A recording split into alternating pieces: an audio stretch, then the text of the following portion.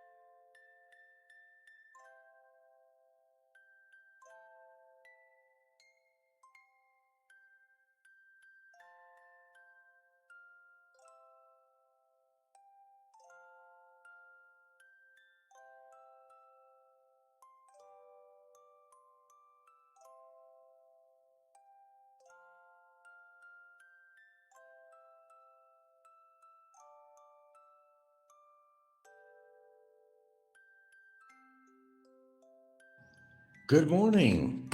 Oh my God, he talks. Oh my God. Oh, sometimes there's just nothing to say. You don't say nothing. Oh, I just took out an album book here and, you know, randomly. Nothing to see, folks. Go back to your homes. Nothing to see. Let's just say I got around. There was no round table with a girl giving me a blowjob in Subic Bay. See, I back up what I talk about on here, and that's just a fraction. Jiminy Cricket. My gosh. Need I go on? Need I go on? Need I go on? I even got a piece of hair, a real hair that she gave me. Look at that. They even give me their hair, for God's sakes. For God's sakes. Anyway. Okay. Yeah, I get around. I did get around.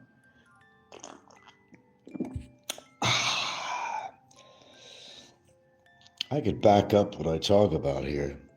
I think that's the whole point of this, really. I could back up what I talk about here.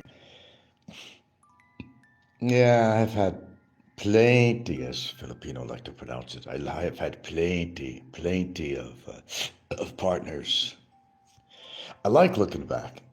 I like looking back. In fact, I was overdue, not just for show on here, but every now and then I like looking back about this time of year, kind of reminiscing about, I look at these pictures and I say, wow, that's a long time ago, man. The changes I've been through, it's amazing. Just amazing, actually. Change.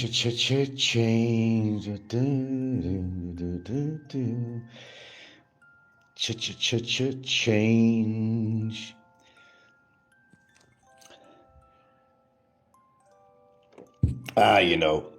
The hairstyles, all that shit.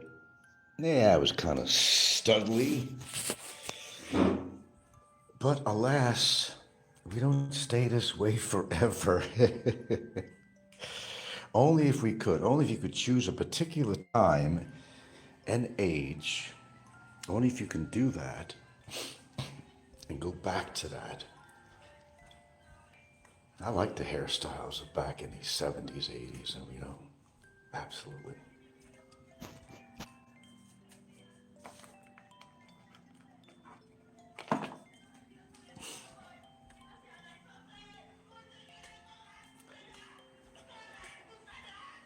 Well, it's just a point being that, I'm just reminiscent for myself, but also showing proof there that, yeah, he got around, he got around, See, I could back up my shit. Well, it wasn't just for your pleasure, it was actually for mine, too. It's about this time of year. I usually take out some photo albums and I look back and I remember what was going on at the time. So people would think, oh, Frank, you never got around anywhere. I ain't never been anywhere either. Well, you've seen pictures there to Hawaii, to Canada, to San Francisco, Hollywood. As far as the United States, I got around pretty well. Even passed through Alabama, believe it or not. Oh, yeah. I wanted out of there real fast. But there you go. We'll give Popeye something to talk about here. Popeye never looked so good in his life. As you can see, we're not doing no crazy vlogging lately. I think New Year's the cutoff day. I think. Start the year fresh.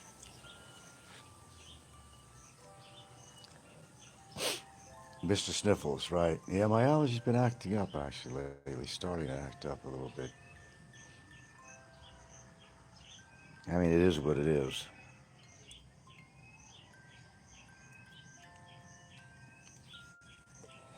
A bit of array of a few cuties here and there. Babaroons. Babaroonies, as that it says. Babaroonies. Well, if you're just tuning in, you just missed a little bit of a photo album book of mine. One of them, anyway. One of them. No, I didn't just get laid at a round table in Subic Bay by some fucking whore that I wound up marrying, you know. I've been around the block a few times. You know what I'm saying, brother and sisters? Been around the block a few times and back. Well, see, the amazing thing is I was only married once. I was only married once. And all that time in between, you know, I was able to do whatever the hell I wanted to do. So I don't regret necessarily my life. No, I don't have too much regrets. Sorry, I began with my ceremonial tea this morning. A lot of silence, but it's a very special moment. My ingrediments, as I call them, ingrediments. A very special brew.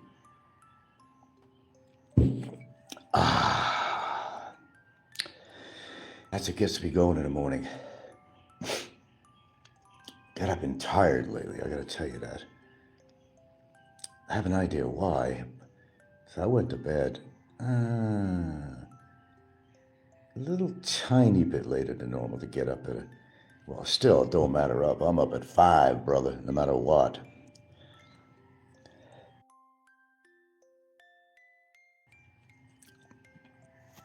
I know there's some people who have really bad prostate problems that get up like 5 times a night. Thank goodness. I'm not having a major problem with that. That I really will lose sleep. I haven't had a whole lot of sleep lately. Last night was better, actually. I feel much better now.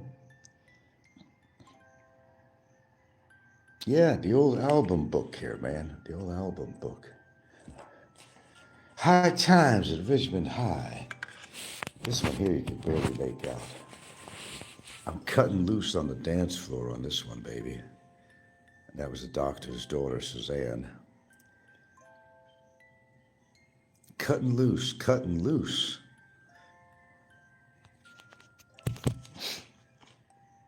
Oh, yeah.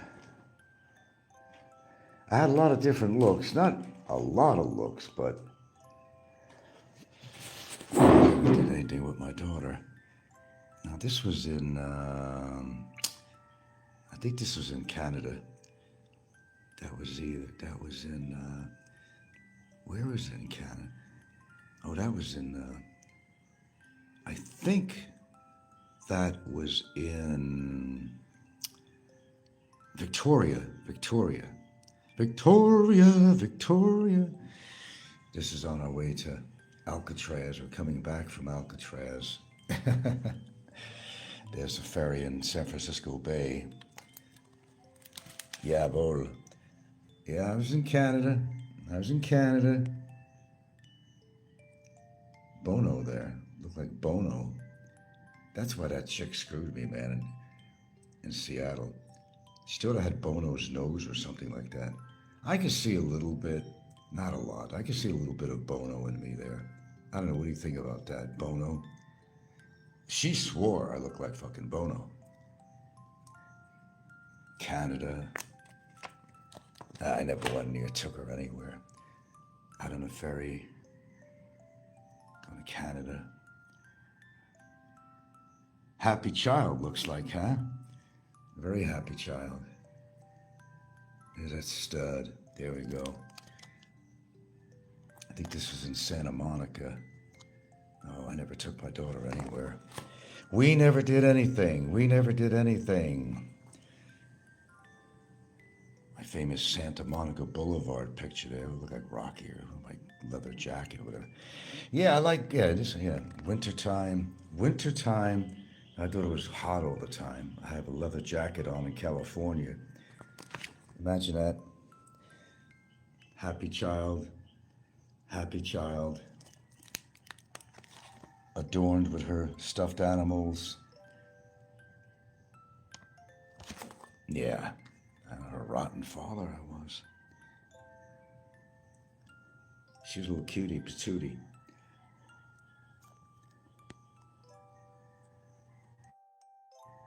And I was a very good parent. Very good parent. I wish I could go back to those days and look that way again. Very, very, very good parent. There's my, to get bullshit about the different cars I had. I know everything I say is a lie. This was the 260Z I had. You can't see it all in there. Nah, you can't really. Pumpkin farms. We had our stuffed animals. It was Easter time. Our dog Misty. And me, of course, snorkeling over in Kona, Hawaii, when I used to just visit there. I never did nothing. I never seen nothing. Give you some material here, Popeye. Do with it what you must. Oh, yeah. The many different looks of yours truly through the years. Gee, sometimes I do wish I can go back. Look at that young face, my hair. That was Brandy. By the way, she had a husband. He was in jail.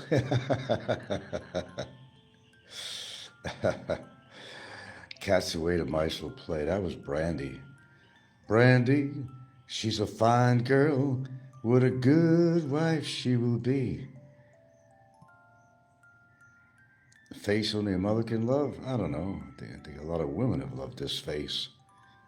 Of course, we're not running my finger against my chest, and we wouldn't do anything like that. Or one more, Brandy. What have I got? Another one. Okay, yeah, another angle. This is some ditzy chick in Seattle. The many faces, and places. You know how that works. Okay, we're going to shut this book. Well, that's what's so wonderful about a camera. I had any interest in photography at all because, the one thing great about photographs is that they capture a moment in time that could never, never be replaced. Yeah, a moment frozen in time, folks. That's where I got my interest in photography. You're never going to replace these moments again. That's what makes it so unique. And why am I interested in photography at all? It's a time capsule is what it is. Photographs are time capsules. Now, what my girlfriend's going to do with all these freaking pictures, I don't know. When my time comes, she could burn them, whatever she wants to do, really. I don't think she'd do that, though, but I don't know. She'd have any reason to want to look at him with me, a bunch of other girlfriends. But it's the way it is. The way it is. That was my past. It wasn't hers. So generally, she's not going to take too much interest in that. And yeah, the first picture here of... Oh yeah, this is her first bicycle. Boy, I never took care of my daughter, let me tell you. This was for Christmas. She got her first bicycle. First bicycle. Did everything a parent should be doing, basically. Just holding my newborn, basically, in my arms. You see that onyx silver ring on my finger? God damn it, man. I lost that here in Santa Fe one time, along with another ring. God damn it, it pissed me off. The many faces of yours truly. Yeah, I do like looking back. She looks like a happy girl to me. Yeah, that's my daughter. She looks like a happy child to me. Popes. And there's Frankie from the beginning, man. See, Frankie? That's me as a bye-bye. Me as a bye-bye. Yeah, leave me alone. I like that shirt. Seattle at work. My goodness, such a lousy fucking parent. My first place I lived in Seattle. I was up on the top floor here. And all the baby-roonies used to walk across the street here past the AM, PM. This is my Mata Hoopel look. My Mata Hoopel. Mata Hoopel. There's a Norwegian gal. I never did nothing. I never did nothing. Out in the mountain. My goodness. My goodness. Yeah, that's me. Axe in my hand. That should be on a fucking cover of a fucking rock and roll album or something, huh? Look at that. That's at my brother's place in Indiana, in case you're wondering. My first apartment all I had in there was pillow furniture in the living room. Had this pillow furniture. And see this here, man? I always loved that. Very popular in Seattle. Burl wood, there's a cut of wood and you shellac it and you put it on a root base from a tree. That was pretty cool. I lost that because I went back for 4 months to New York and had this lady take care of the shit for me, but I called her up and she says she sold the fucking thing. She sold the fucking thing. Well, I didn't think you were coming back. I said, fuck, man. That was all right because that pillow furniture was kind of, I thought it was kind of dated. Really. The Burl table, though, I mean, that's something I would have liked to have kept.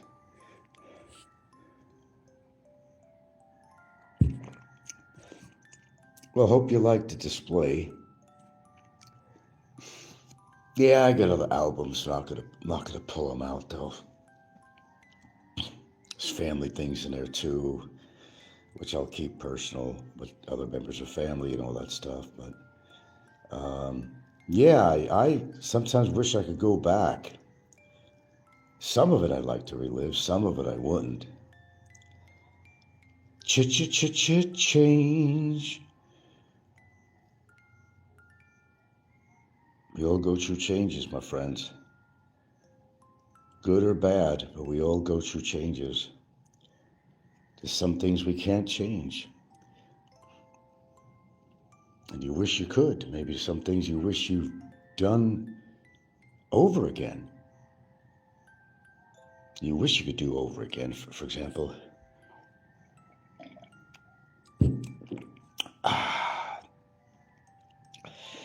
Come on, boys. Get the chitter chat going. We're going to set a date for New Year's here. Okay. I'm not making any resolutions, but I might make one for YouTube, so we're going to see what happens. We will see, said the blind man as he navigated across the busy highway. Change. Don't get any songs in my head. Okay, oximeter. What do I got on here? I always test my heart rate in the morning. Let's see.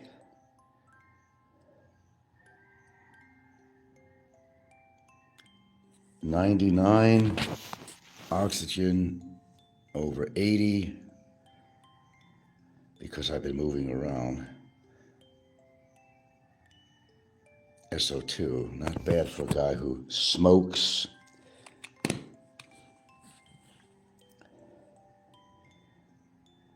I only present the facts. That's it on my show. I have no time to present a bunch of bullshit on my show here.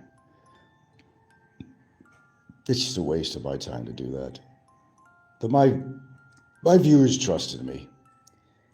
If I say something, they know I mean it.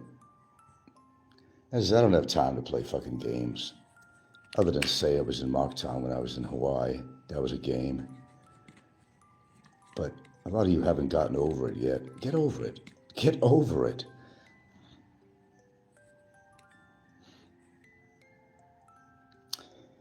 I've had some great moments, bad moments in my life. I had some embarrassing moments. I've done stupid things sometimes. Potentially good relationships. It was like I told you. It's like a Seinfeld show. My life was about something, but it was about nothing, but was about something, as well as my show.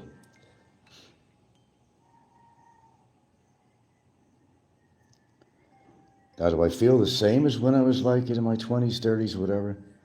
Not exactly. But not, really bad. Not really bad. As I said, keep the blood moving. That's what you need to do. If I had to say anything at all, cut out everything else. Keep the freaking blood moving. And that's a good start. It'd be an excellent start. Come on, dialogue, people. Otherwise, I'm doing one of Popeye's monologues. God forbid. Yeah.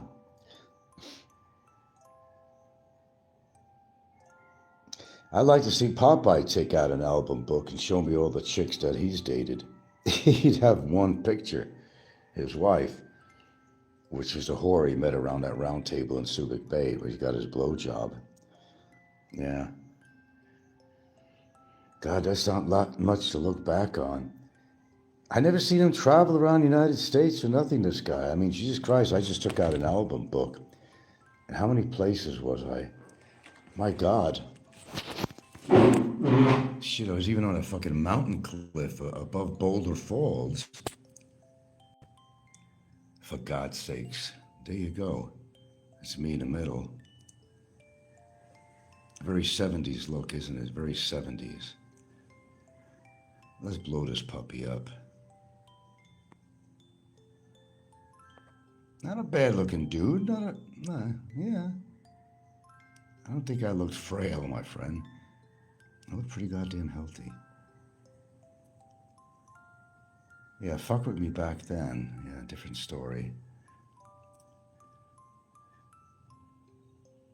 Yeah, we climbed up. See the highway down there, right? This is pretty high up. Now to get up here, it's near Boulder Falls. Right on the falls was right there.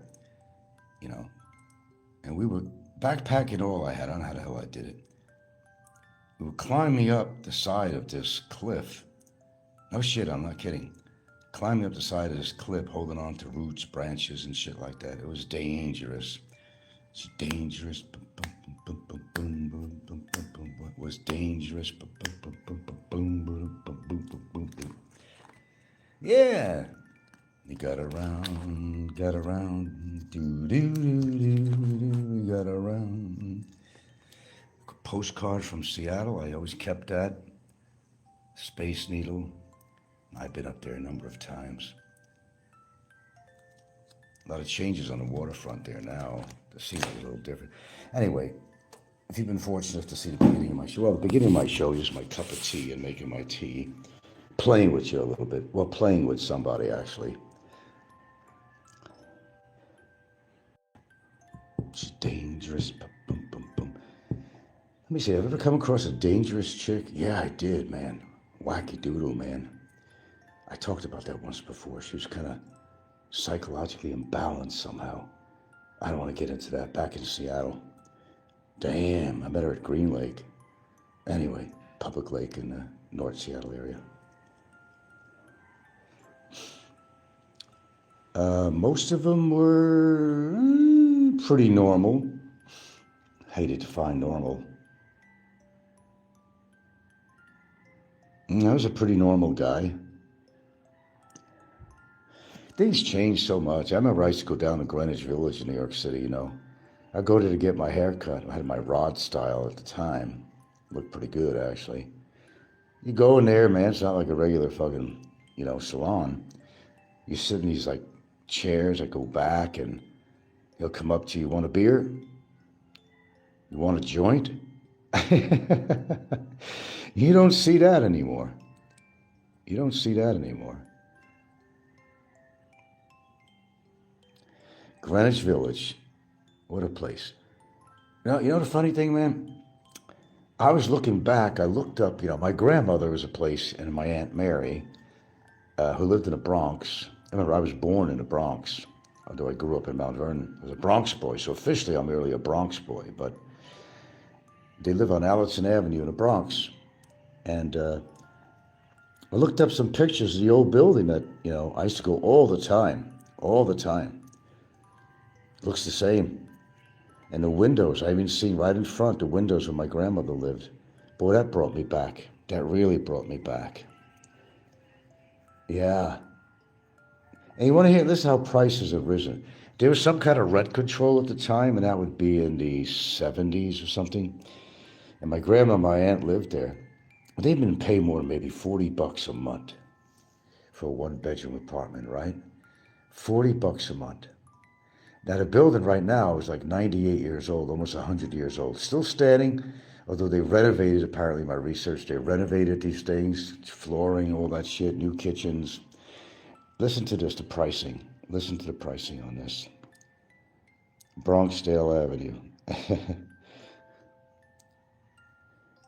And my grandmother paid about $40 a month. Now, modern day, they're paying $2,500 to over $3,000 a month for that same place, although it's been renovated, yes. She paid $40 a month. Yeah, and you know what these units will sell for? Listen to this. Anywhere from $850,000 to over $1 million for these apartments. I wish I could show you a picture on here, but I can't. Can you believe that shit?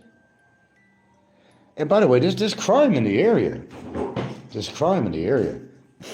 But it don't matter. People take that chance because, you see, a lot of these people who live in the Bronx, which is part of New York City, but one of the boroughs, but they'll go work downtown like Manhattan or something, so they'll commute.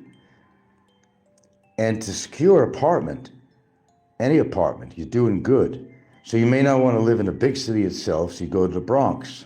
The Bronx, remember, the Bronx. Right?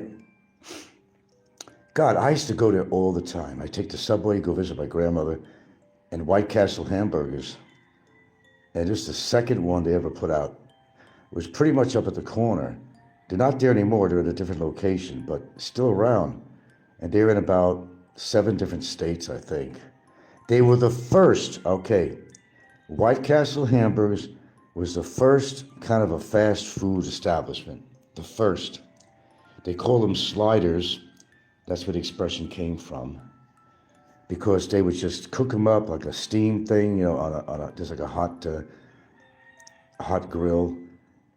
And they wrap them up and they slide them over to the counter, you know, and they put them in a bag. They were selling, now listen to this, these little tiny, if you're familiar with White Castle hamburgers, tiny little things, right? They also call them sliders because they slid in your mouth, and there's not much there, and you ate them like right away. You slide in your mouth, down your belly. They were selling for about 5 to 10 cents a piece back in those days, and that would be in the 70s. Now, they're like $1.50 or something, or $1.25 for one of these tiny little sliders. I still call them hamburgers. I'm not used to that name, sliders. The name also pretty much was invented, I think, with White Castle, where the name sliders came from, if you didn't know that. Oh yeah, my grandmother used to give me a couple of bucks or $1.50. I'd go there and I'd get a bag of these suckers, these bad boys. Because she knew I liked them. They liked them too. They lived in this old building, first floor.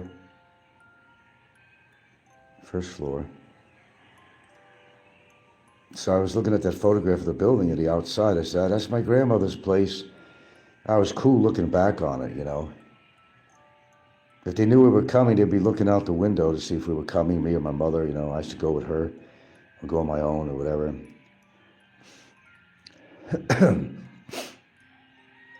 A very modest apartment. I do remember, my memory is so good for short stuff, I suck.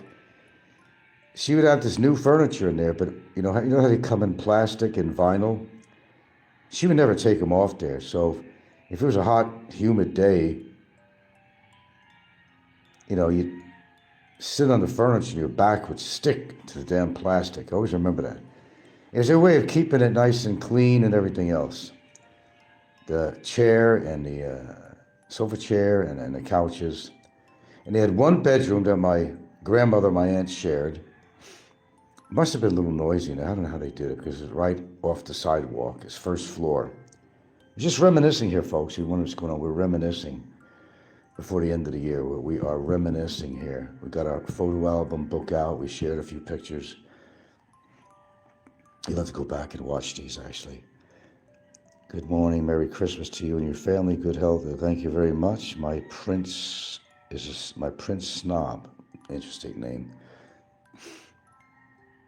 We can't go back. That's the whole thing. And I think if you're living in your past, then you're missing the present and you're violating your future, really. I think you could always look back on when you grew up, who you dated, blah, blah, blah, family pictures, this and that, moments frozen in time, but you can never replace them. Never. It's not replaceable.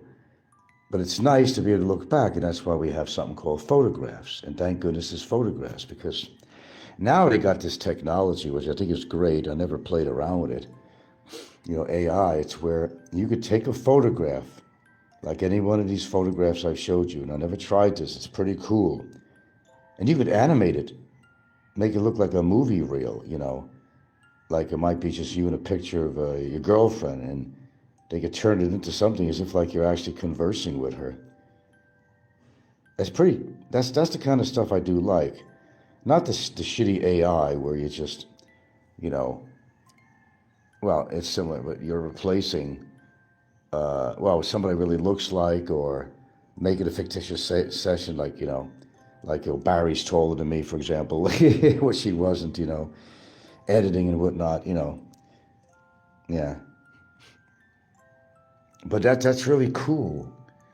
And he showed it to a lot of old people, the memories of their kids or grandkids or whatever. They practically cry, some of them, because these photographs, they've animated them.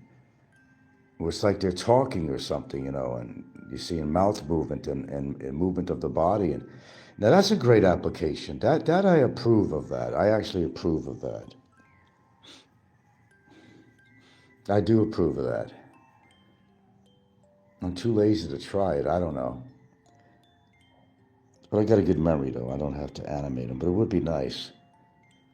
Certain pictures, I think, would really be nice. Yeah. Time.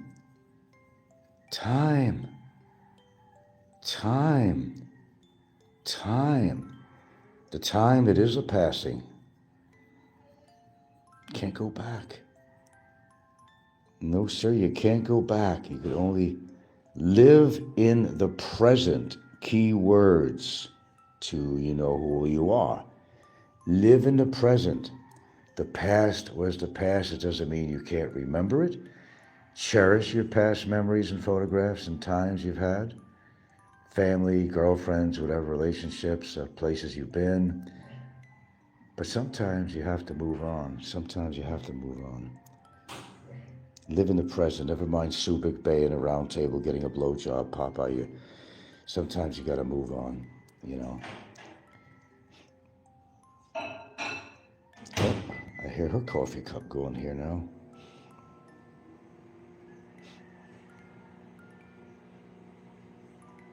She just got up. I've already been up past hour or more.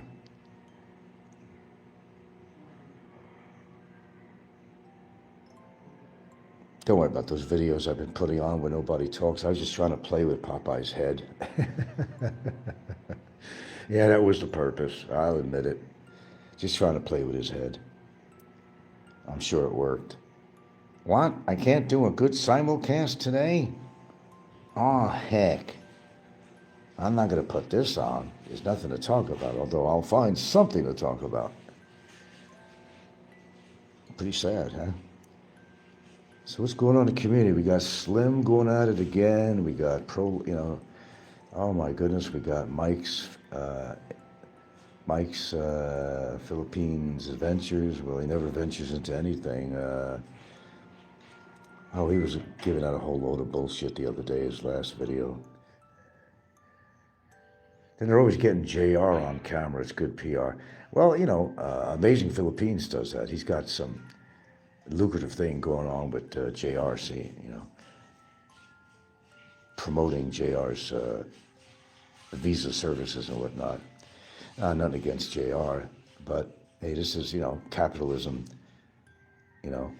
since Amazing Philippines deals with, properties and stuff, most of his show, rentals, good match.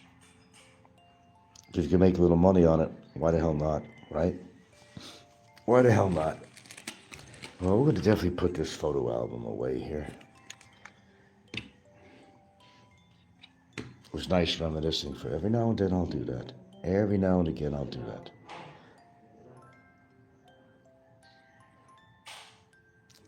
Done what? I got to shave, I know that. Hello, good morning, my dear. Morning, precious. You put this cover on the table last night? I don't remember you doing that. Yeah, nice cover. Don't match the strip here, but... No, I just covered it last because it's What are you doing in here? So, what are you doing? Give Daddy a kiss. What are you doing in here? What are you doing in here? Yeah. I was just going through my album, all these pictures in there. Yeah. Going through my old album here. A little bit of reminiscing. You go outside, so. Outside. Here's a calendar. We're getting close to Christmas. Oh, it could be another day here. We'll put something together to make a dinner. Yeah. And New Year's, well, nothing special going on for New Year's, just another day, it's another year, but, well, you got to look at it in a positive way. It's another year you're alive. That's a positive thing. Here's the thing. You can make changes within, and everybody's got to listen to this. You can make changes within yourself. You can't change anybody else. If someone's going to be a scumbag, they're going to be a scumbag. If they're going to be a psychopath or sociopath, they're going to be as such. You don't need to make resolutions for the new year because most people break them anyway. Just try to be a better person for yourself, not to impress anybody else, You don't need to impress anybody but yourself or anybody, even your loved ones. You need to impress anybody. No, you don't. Just do what's right for yourself. Stand up for your rights. Stand up what you believe in. Concentrate on your life, not somebody else's. You guys are not very talkative this morning, but that's okay. That's why I like to hear myself talk, right? Finish that sucker. So I would say for the new year, you could try to make certain changes and things. Don't be so thin-skinned on here. Don't let people bother you. Shit, I've got elephant skin these years. Not literally, of course, but figuratively speaking.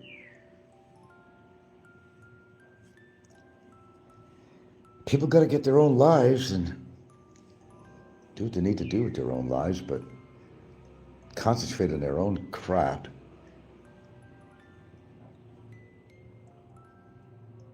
Only got one life, as far as I know. I don't think anybody's ever died, really died, and came back to say this is what happened after a week or something. Oh, there's a lot of scientific study on that, what goes on when you die and all that shit. I was watching something interesting. It was actually Mussolini's regime and how the Italians, well, he was a fascist. Hitler loved him, Mussolini, but it wasn't Hitler that did anything to Mussolini. It was his own people. Became a dictator, but that's the part that Hitler liked about him. So basically, they shot him.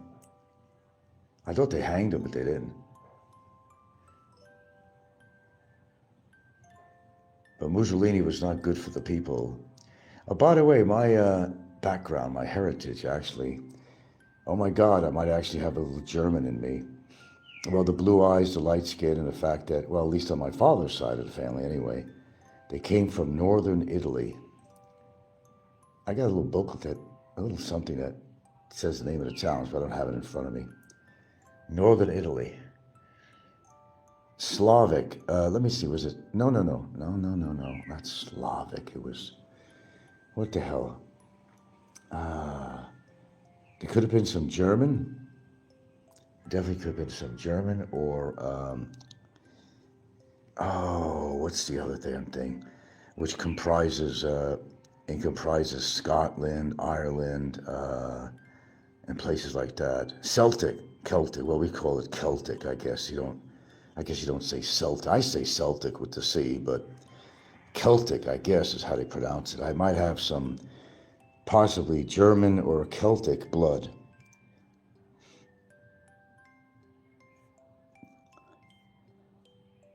Possibly.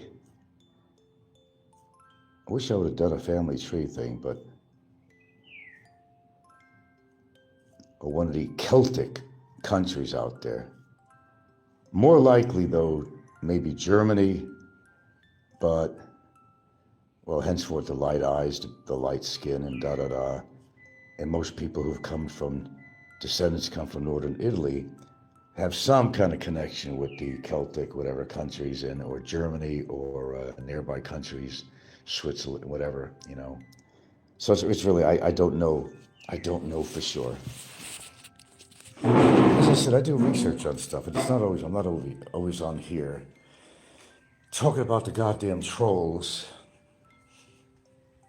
No, I don't all the time. I like to talk about interesting stuff. I'll even share. I don't mind sharing a couple of personal things. That's why I took out my album. I can show you a little about me and how I've changed or not changed through the years. It's kind of fun to look back. I mean, it actually really is. It's kind of fun to look back on this. It kind of brings your mind, back in. Gotta remember those days. I remember being with her, something about her. As I said, I have a good memory for the past. My short-term memory sucks.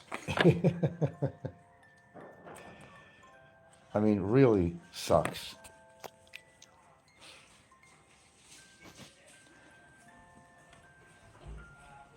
That's good or bad. Maybe you don't want to remember something five fucking minutes ago. Oh, let's see, what's going on here? Good morning, sunshine. We don't have. Apparently there's some systems moving. Oh, we've had rain the past day. We've had rain. Oh, we've had to get some good rain. You can see the clouds. Get this other thing off here. Yeah, we're probably gonna have more rain today. There's like 2 systems coming in or something like that. 2 systems.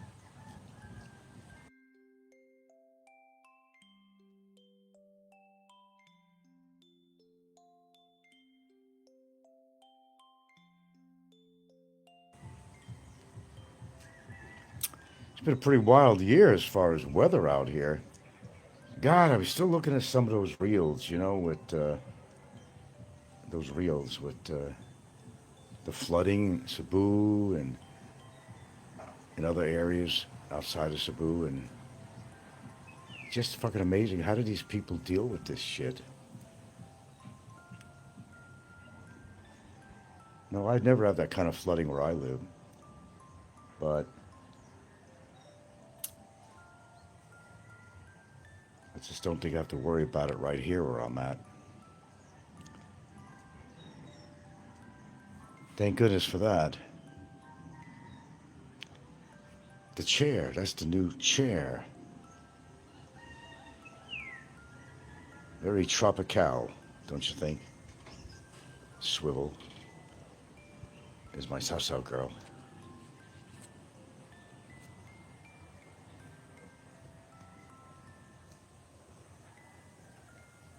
What was my next project? I don't know, I got so many projects here. God, the plants she has around this house, you wouldn't believe it. She got a hold of some Bermuda grass from somebody. She's kind of been planting it in the back there, the side of the house. I call that the back. It was really not the back. Well, you guys not very talkative, but you sure are curious. You see voyeurs out there. Voyeurs and lawyers. There you go.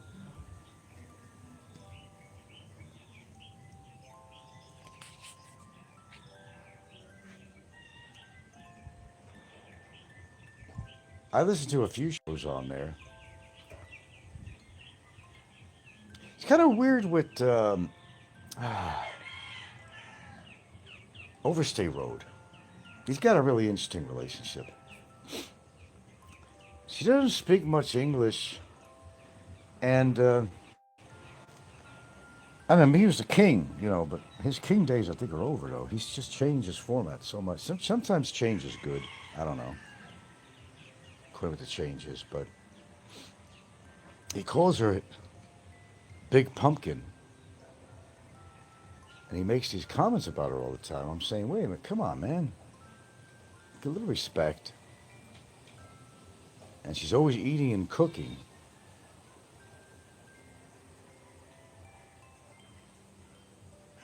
You know, love finds its way, like, you know, water seeps its way. I mean, I think they're different.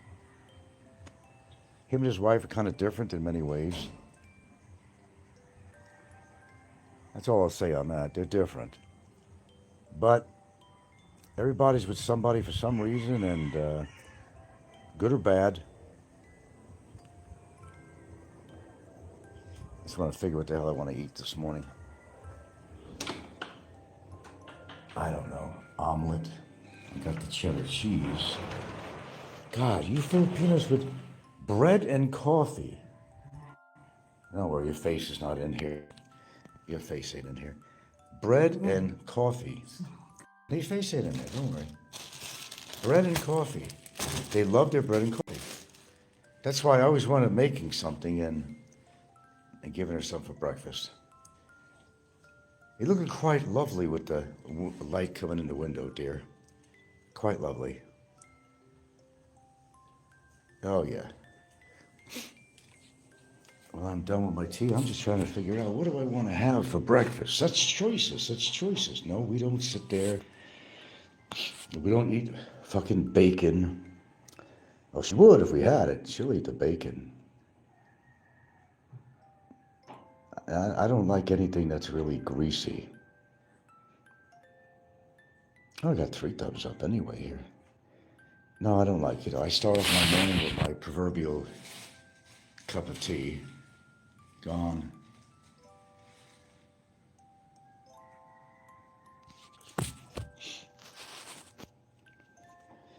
To get energized for the morning. Let's see, what did I have to do today besides hit the one-armed bandit today? I gotta hit the one-armed bandit. Can't tell you too much. Sometimes TMI don't work out real well.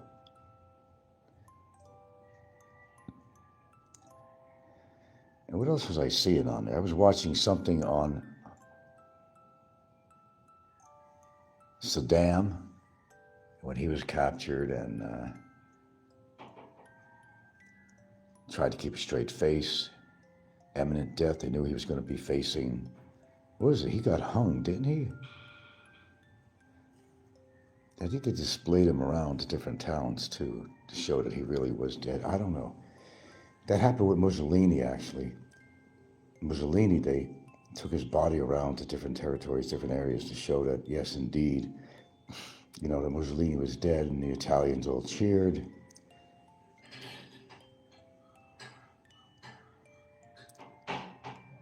Then go back all the way to Nero. They say he fiddled while Rome burned. Well, actually, fiddles weren't around at the time. They played the, what do you call that? The zittar? The name of that damn instrument.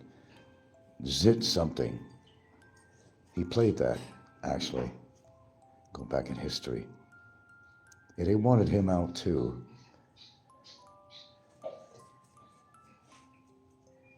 It's nice looking back in history.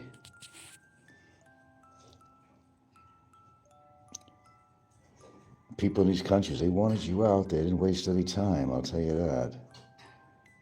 None of the bullshit they have these days. They just took care of business. Bam, right there. Problem was over.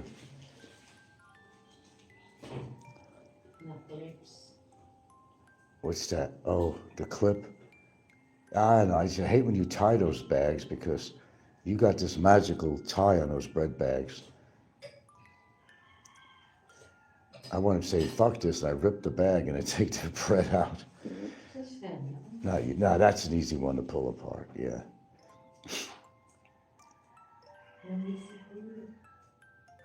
What shall I have this morning? I think I'm out of pancakes. I bought some new oatmeal. Yeah, this one was whole grain rolled oat rather than the one I've been eating. Whole grain rolled oat. Still didn't find my blueberries, though. Well, it's okay. I guess this is a monologue. That's okay. We're good with it this morning. Well, I hope you had fun going through my album book with me. Make sure you record it now. Oh, I'm proud looking back at those pictures. Absolutely. You can probably see what a horrible father I was to my daughter in these pictures. She got everything she wanted, let me tell you, besides love. She had the material things too. She had this, she had that, she had happiness. People change, change. You can't take that away from me, though. That's one thing you can't take away from me. The good times, the memories, they're all mine. You could try to mar my character, but you can't change who I am.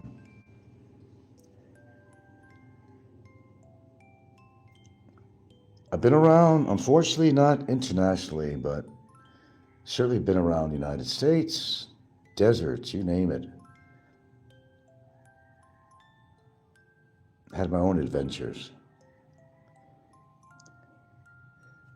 That was really the first time I really spread my wings from New York, because I was not traveled out of New York at all. Lived with my dad, he was divorced. I said, it's time. I was still going to school. It was time off or something. I don't know what it was. I don't remember exact year. And I decided to get one of those crazy passes that Greyhound had, For a whole month, you go wherever the damn bus is. For a whole month. And I kind of zigzagged around, stopped here, stopped there, Some places were really short, some were a little longer, a few days or more in one place. I spent a lot of my time in the Southwest, actually. So that's obviously Colorado, New Mexico, Utah, Arizona.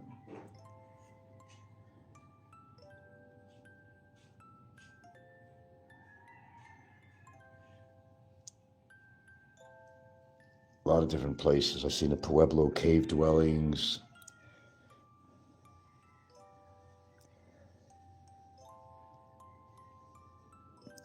Yeah, I've seen a few things.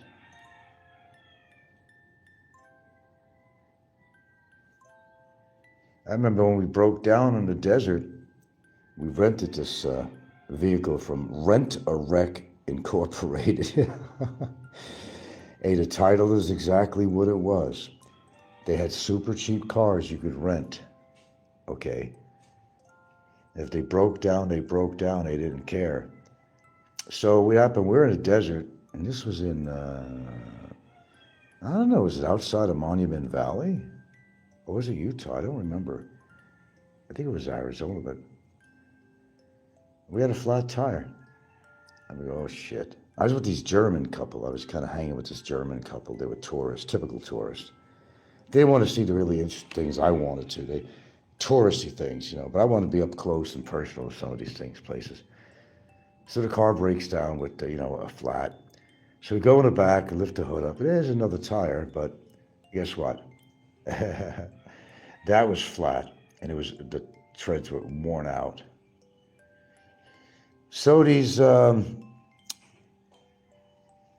Native Americans were coming by with their pickup truck down the road. So we hitched a ride with them. The couple was in the bed of the truck, and I was kind of hanging on the back. Nice breeze from the truck. Beautiful. I mean, no raindrops in the air. The colors you've seen in the desert were so beautiful, like a saturated, postcard.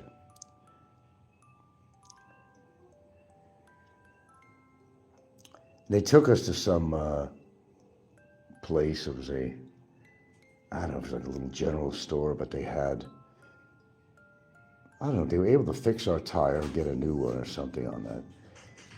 And all they wanted from us was I don't know if it was a wasaba melon. It was something in that area, the Navajo, that they really liked.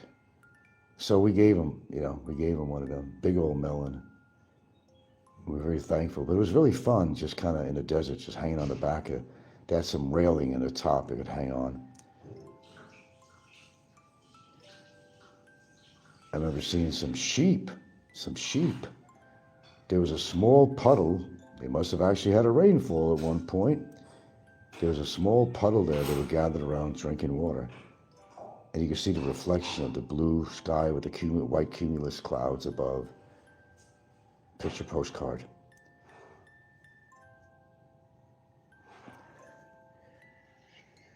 I've seen wild horses running around in the high country of Colorado. That was beautiful. Today's kind of a reminiscing day before we get to the end of the year. It's a reminiscing day. If you just tuned in. The old album book came out.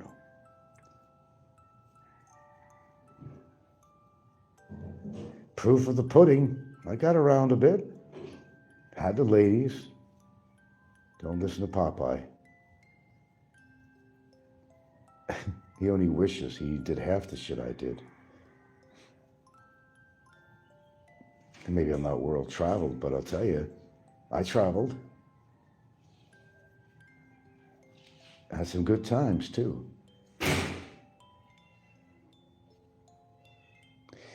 Well, I think that's going to conclude my morning show here. So get your monologue ready, Popeye.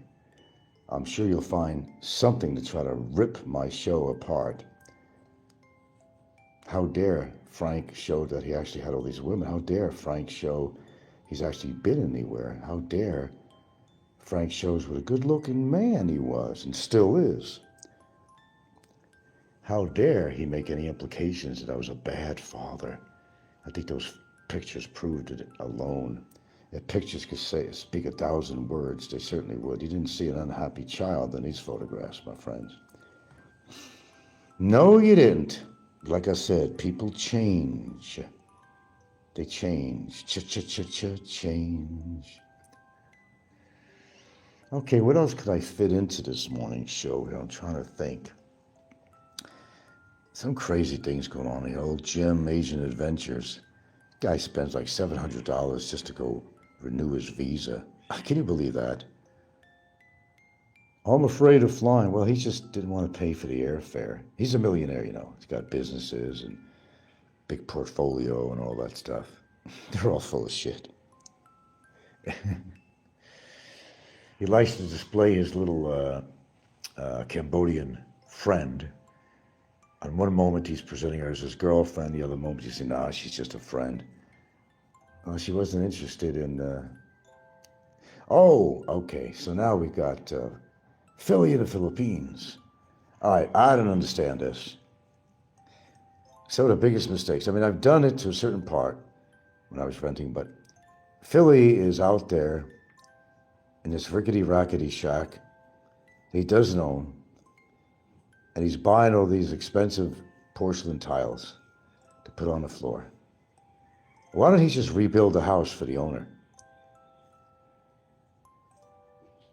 It seems to me that a lot of these people, like Scotty, they're happy being in the red zones, they're happy being in the city.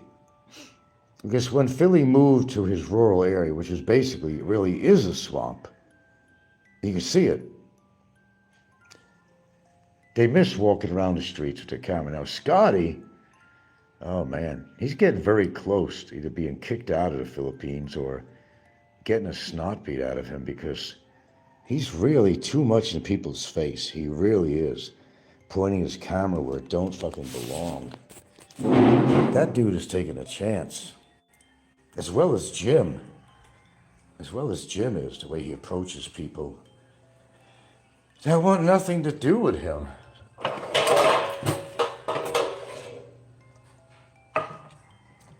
Oh God, do we need some new pots? We need some new, that's the thing.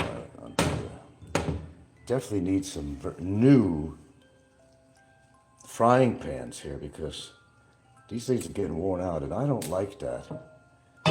If things start, they start shipping off, that's not good. If it's Teflon especially, you don't want to deal with that.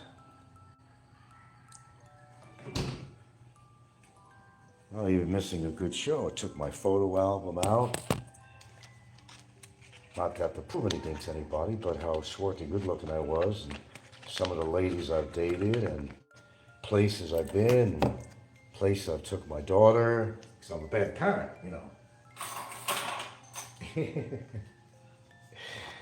Happy face on my child.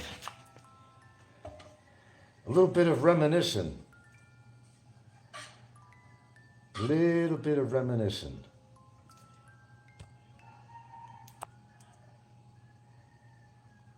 So I don't gather you've seen much of it because this is about the time you come on, Jerry, right? Yeah.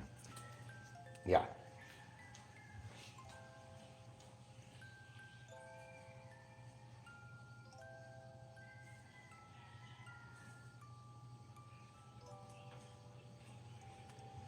Well, let's see. This time I'm going to put 4 eggs in here because my sweetie can't just have bread with her coffee. I mean, come on, man.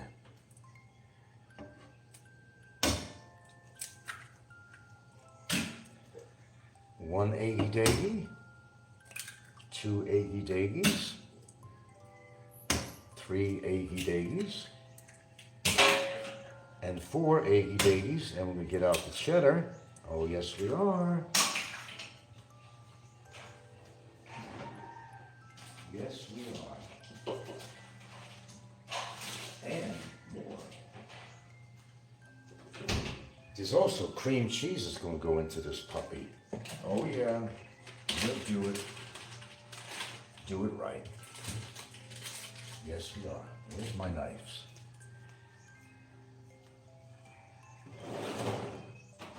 Oh hell. Oh, steak knife as good as any. Okay. Let's see. Oh yeah. Let's get some cheese in there.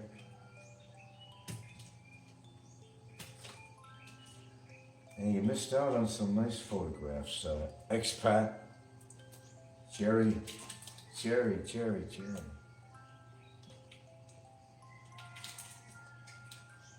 And we're going to throw some cream cheese in this puppy too. Oh yeah. Told you I don't fuck around here. You're going to do it right.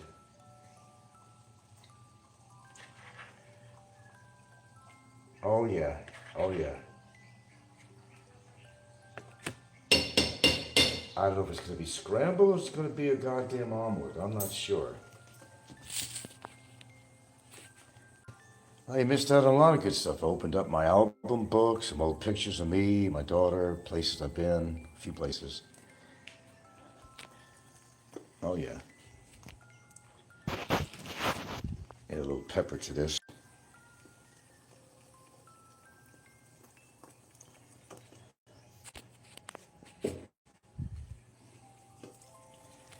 Where is my spatula? Spatula Clark. You ever meet Spatula Clark?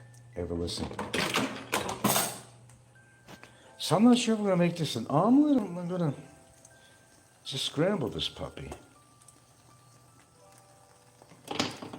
She likes the Philadelphia cream cheese, and we have some Joseph Farms California mild cheddar. We put in this puppy too. If you're gonna do it, you do it. I also have these tortilla, whole grain or whole wheat tortillas, which I like to put in one of these. So only if they could rip off right. You pull this shit out, and sometimes one will stick to the other, and it comes ripped. So let's see if I can get beyond that. Here's one. She didn't wind up eating that, so I'm gonna just make it for myself.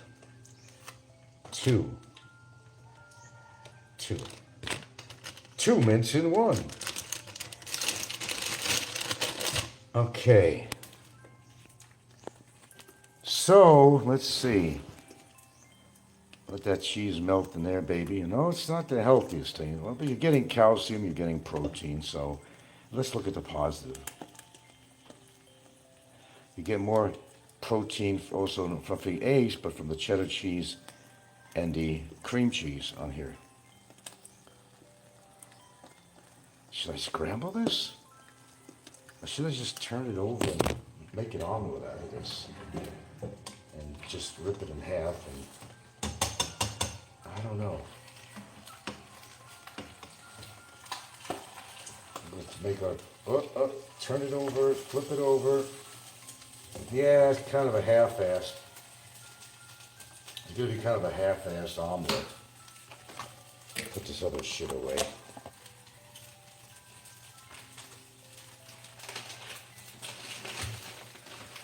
Definitely make sure this cheese is in a Ziploc here.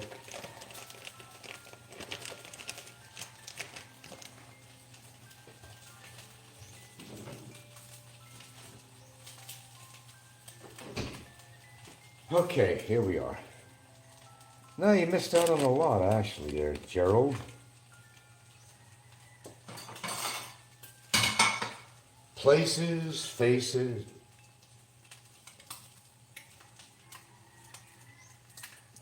Well, I'm putting it in my tortillas, whole wheat tortillas. For me, she don't like that, but we make wraps of this. You can put cucumbers and cream cheese in it, but whatever you want to put in it, you know.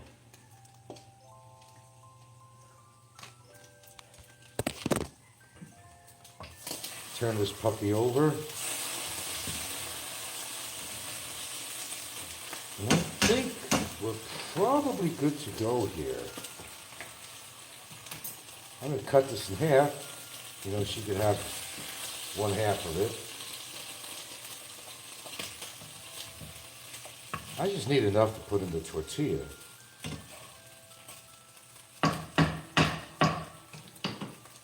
Okay. You know, I want her to eat properly, you know. Never mind this tradition, having bread with your coffee, that just doesn't cut the mustard, you know. Okay.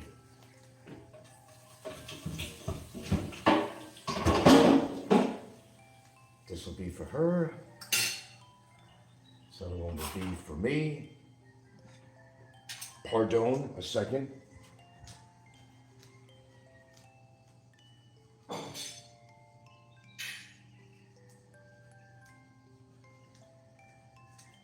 Put the butter away.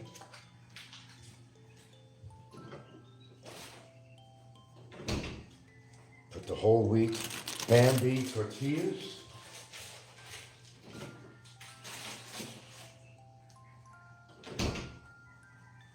good to go. We're good to go. Hey, you just take this. I got 2 of them. This could actually accommodate 2 of them. Now, one thing I didn't do, I should have just put this in a pan, a little bit of butter or something, and just warmed it up. And I'll take this puppy and just throw it in between.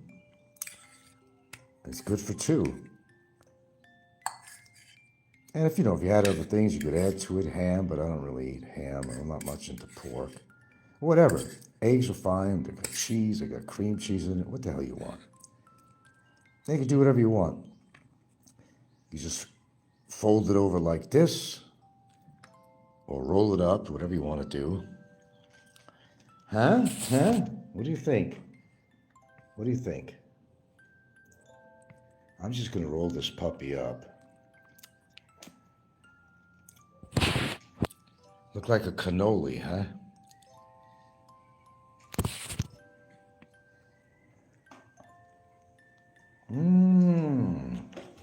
Yummikin.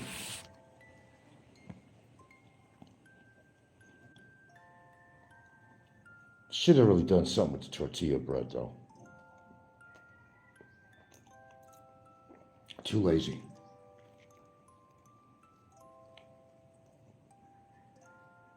Not bad.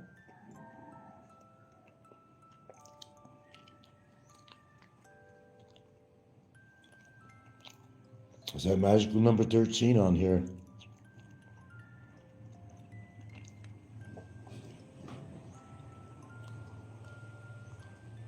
Oh.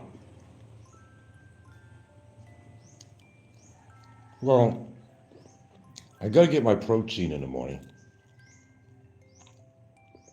I still might make a little bit of oatmeal too on top of this. I don't know.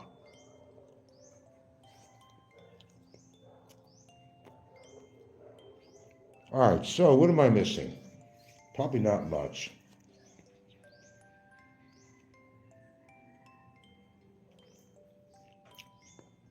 Same old shit, another day.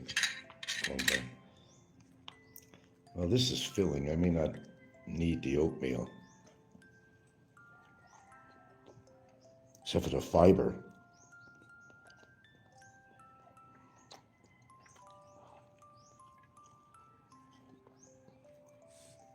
Oh, sorry, Popeye. I've been fucking with your head lately.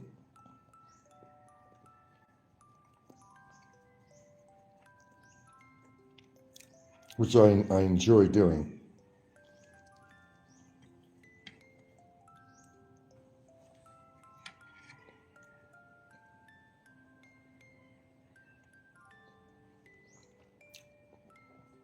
Let me see.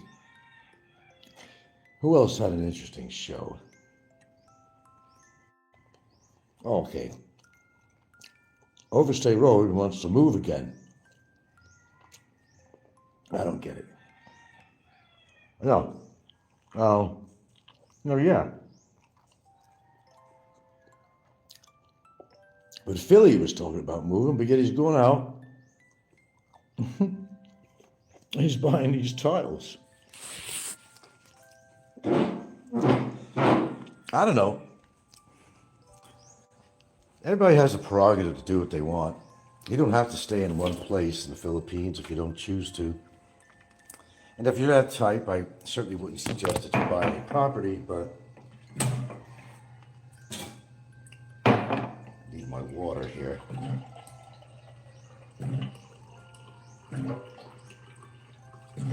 I don't think I've been drinking enough.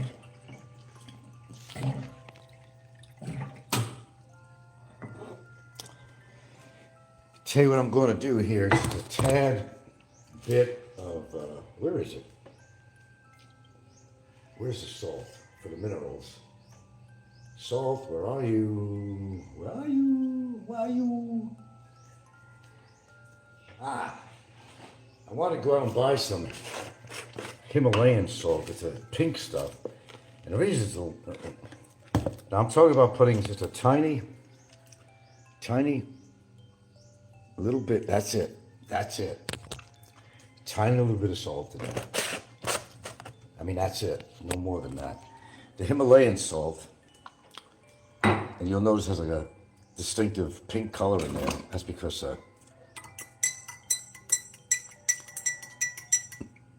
it contains other minerals, which you're not getting it from regular table salt. Did you know, this is kind of interesting actually.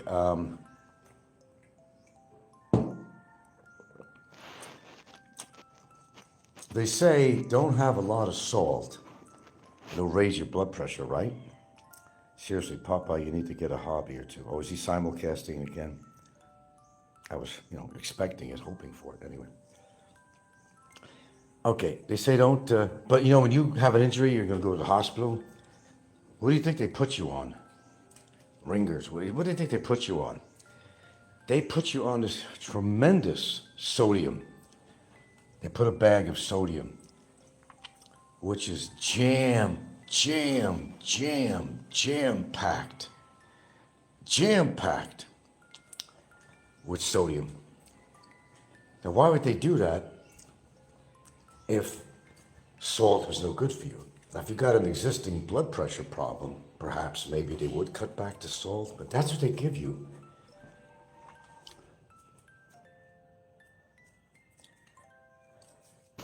Yeah. Well, put them on ringers, whatever. A bag of salt is highly concentrated, like 500 times the amount of any kind of salt that you actually need. But then you get people coming on saying, no, salt is going to raise your blood pressure. Oh, what are those, what do you call them? Yeah, so much for that for salt, right? What is there, a mist, a little misty, looks a little misty, rain in the air, little showers or something here? Seriously, Papa, you need to get a hobby or two. Yeah, I'd probably say so.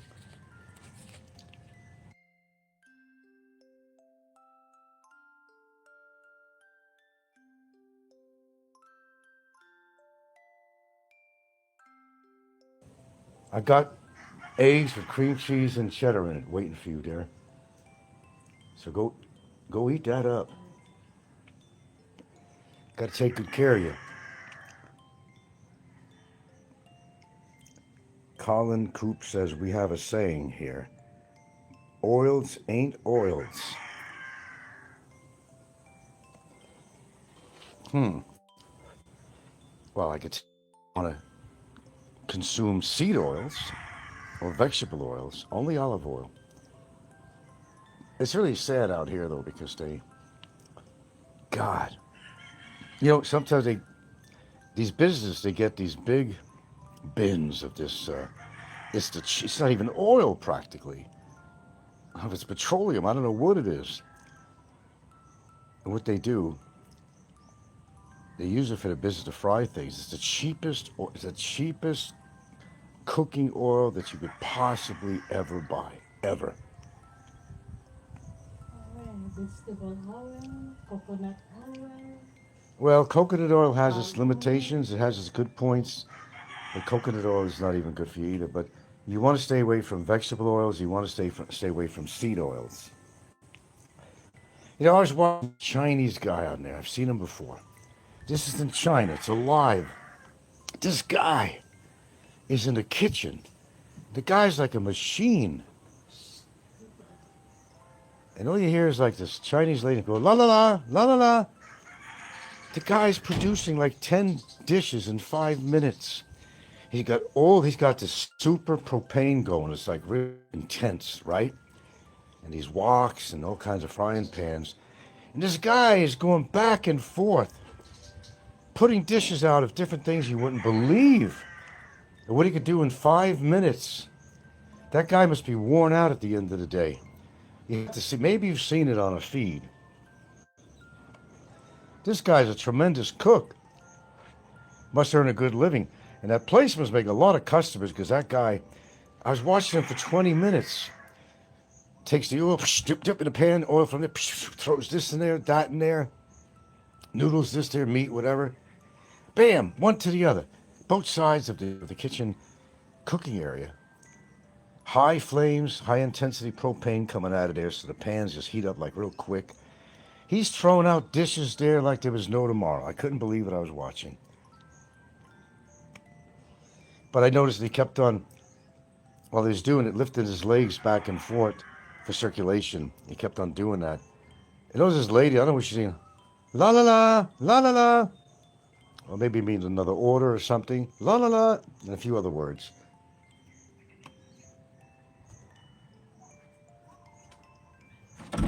Unbelievable talent. Yeah, that guy probably makes good money. Probably makes really good money, I would say. I would venture to say. You got to give it to these Chinese cooks, though. In a busy restaurant, and there's so many people in China, there's not a lack of freaking business for good restaurants at all. I got to have my salted water here.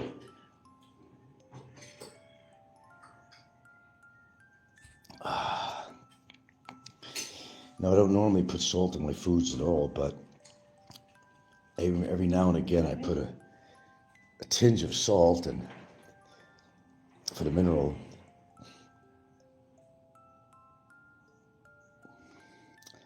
I don't know, maybe Popeye could get a hobby other than me. Maybe he could learn cooking.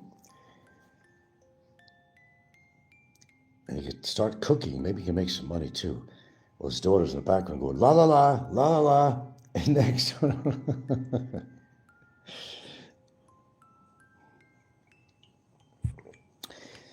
Yeah, like even in my tea, if you follow me this morning, and I show it anyway, of the ingredients, you gotta say it that way, that I put in there. There's a purpose of anything I do, even my YouTube show, there's a purpose. This is a show about nothing, but it's a show about something. It's according to what you get out of it. It could be something to you, it could be nothing.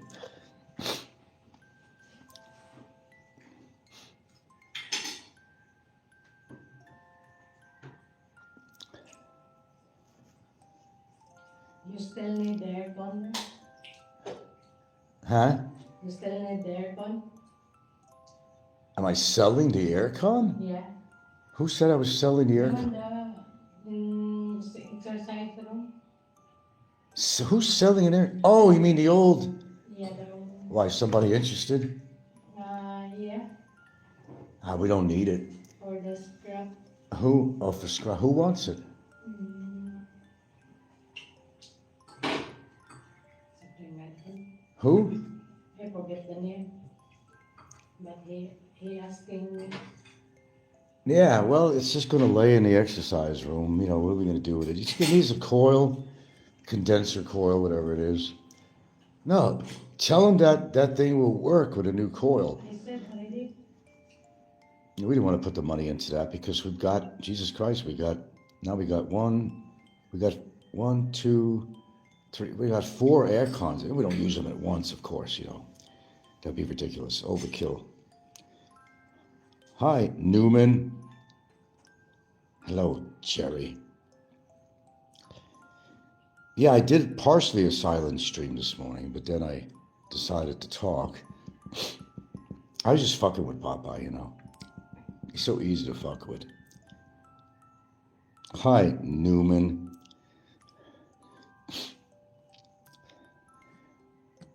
I don't know. How much? He wants it just for parts, or does he want to fix it up to use it? I don't know. The part Well, it needs a cleaning, first of all. It's pretty dirty. right. Yeah. Don't bother, right? Don't even bother. Yeah. Turn it into some pesos rather than laying there, right?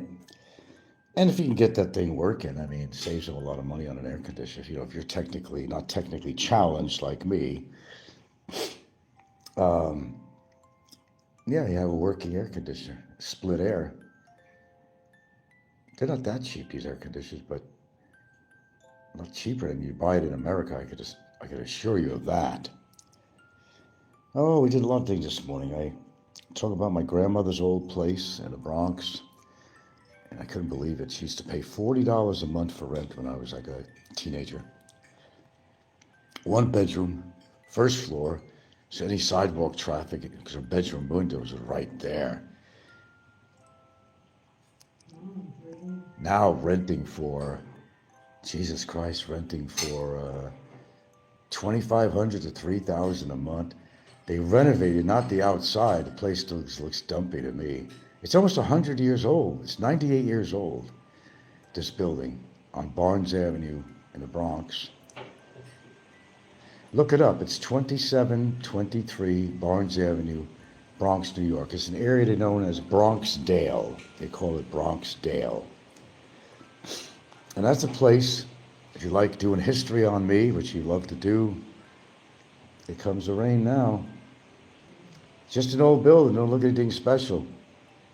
I remember when I used to go over there, my aunt and my grandmother, they were these, I don't know, Vietnamese or Laotian refugees or whatever they were. All these kids. Because my aunt never married and had kids, and that was her children. And her and my grandmother didn't have much money, but they always had treats and stuff they'd buy just for the kids. It was like her kids. They'd come over. And you know the great thing about this? Everything has a great start and a great end too. The great thing about her kindness to them, there were several of the children that still stayed in touch with her. They were all grown up. That's what I mean about kindness. He shows some kindness. And I'm not making this up, yeah. Years later, they're all grown up. They contacted her and they were thanking her for being so kind. They always remembered her. Isn't that something, man? I know a bloke in Kentucky who doesn't pay rent. He's still not paying rent, is he? You know who you're talking about. Yeah, he's just going to gain his weight. He hasn't been on very much, has he? I haven't even checked. He's healing from his knee. And I don't know if that's going to make a difference if he doesn't use it and get an exercise and walk around. I don't know. Maybe he'll get more active, hopefully so, for his own good. Those are grueling operations. I've seen some of it on the internet. Damn. Sometimes the damn surgeons are taking a hammer and chiseling it, at the bone, chipping away something to get to something and to make that replacement, some titanium replacement on a kneecap or the patella. I think it's an artificial patella.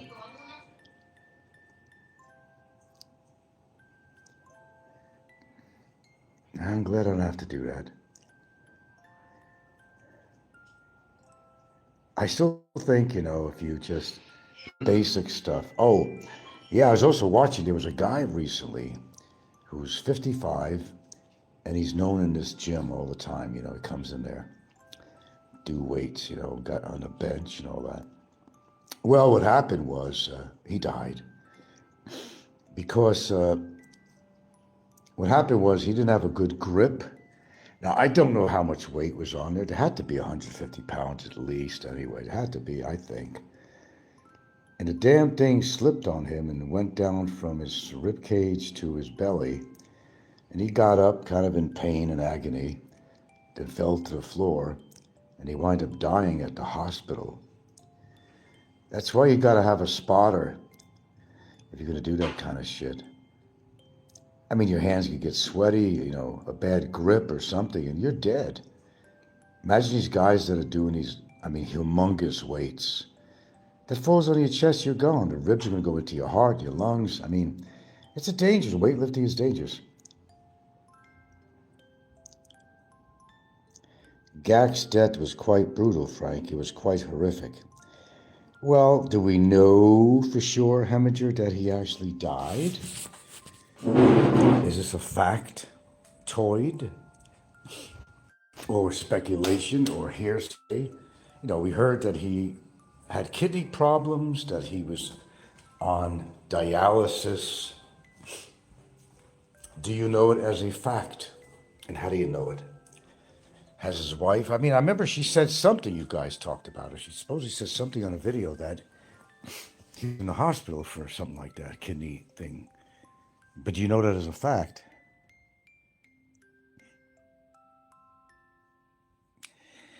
Well, he wasn't really my favorite person, and I don't know, karma, whatever. I don't care what you call it anymore, really. I don't wish death on Gary, but, you know, his own faith and whatever, and his own stupidity. I think his drinking, yes, it also affects your, surprise, surprise, it also affects your kidneys too, folks, not just your liver. Surprise. Hemorrhage says he was in dialysis and morphine for days. Trust me, it was horrific and painful. How do you know? How do you know this stuff, Heminger? Do tell. I got a little bit of time here before I get off. Yeah, that's why I'm kind of keeping track of my kidney situation. I'm due to go in again because I could be prone to UTIs. Because I feel personally, and I'm not even a doctor, but I read. Remember, I had a stent in there, the whole bit in the urethra, and it could have caused what they call strictures in there, which could complicate the biodome in there, and basically could cause an occasional mild infection. And you don't want to let infections go in that area because once your kidney gets infected really bad, you're going to lose a kidney. My kidney did get infected by that actually. Stick around a bit. He died of liver failure, not kidney. No, he said he was. Oh, but he was on dialysis though for his kidneys, but he wound up having liver failure.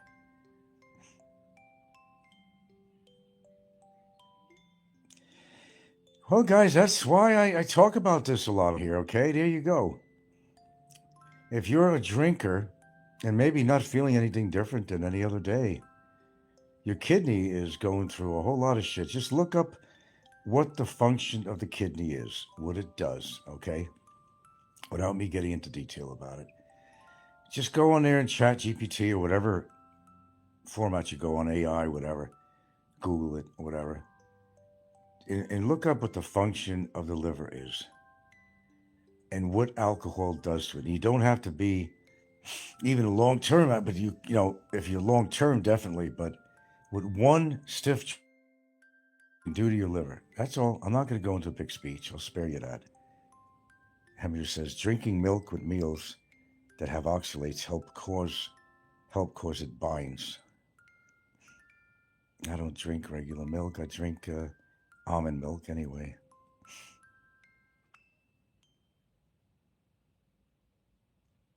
Well, I didn't know that myself, but I'll look it up. No, Frank, they have dialysis for liver. I didn't know that. I just thought it was the case. I don't know everything. I'll tell you what I know, and I'll admit what I don't know. As honest Abe as I am. Honest Abe. Was Abe honest?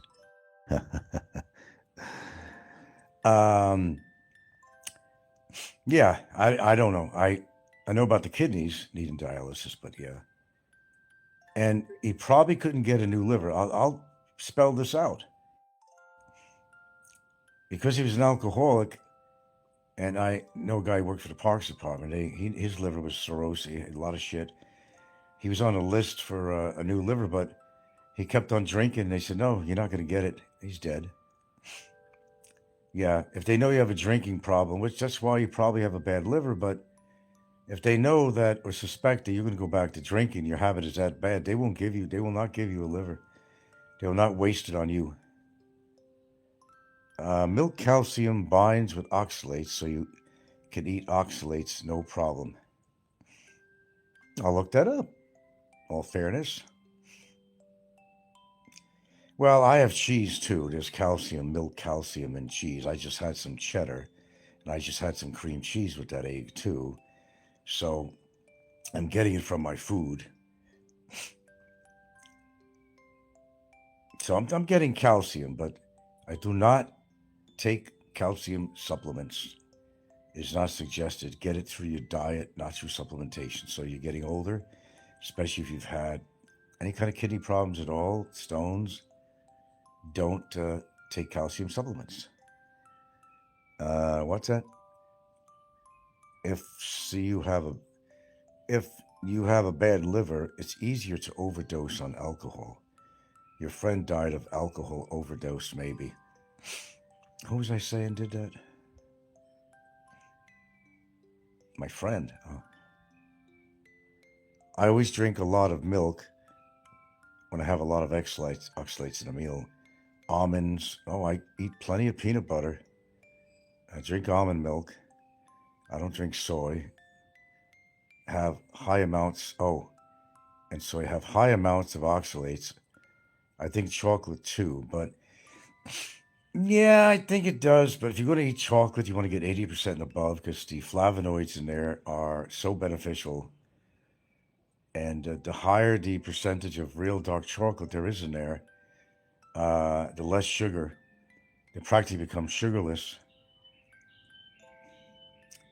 I have a huge amount of milk. I have it when having high oxalate foods. Well, I don't like the cholesterol in milk.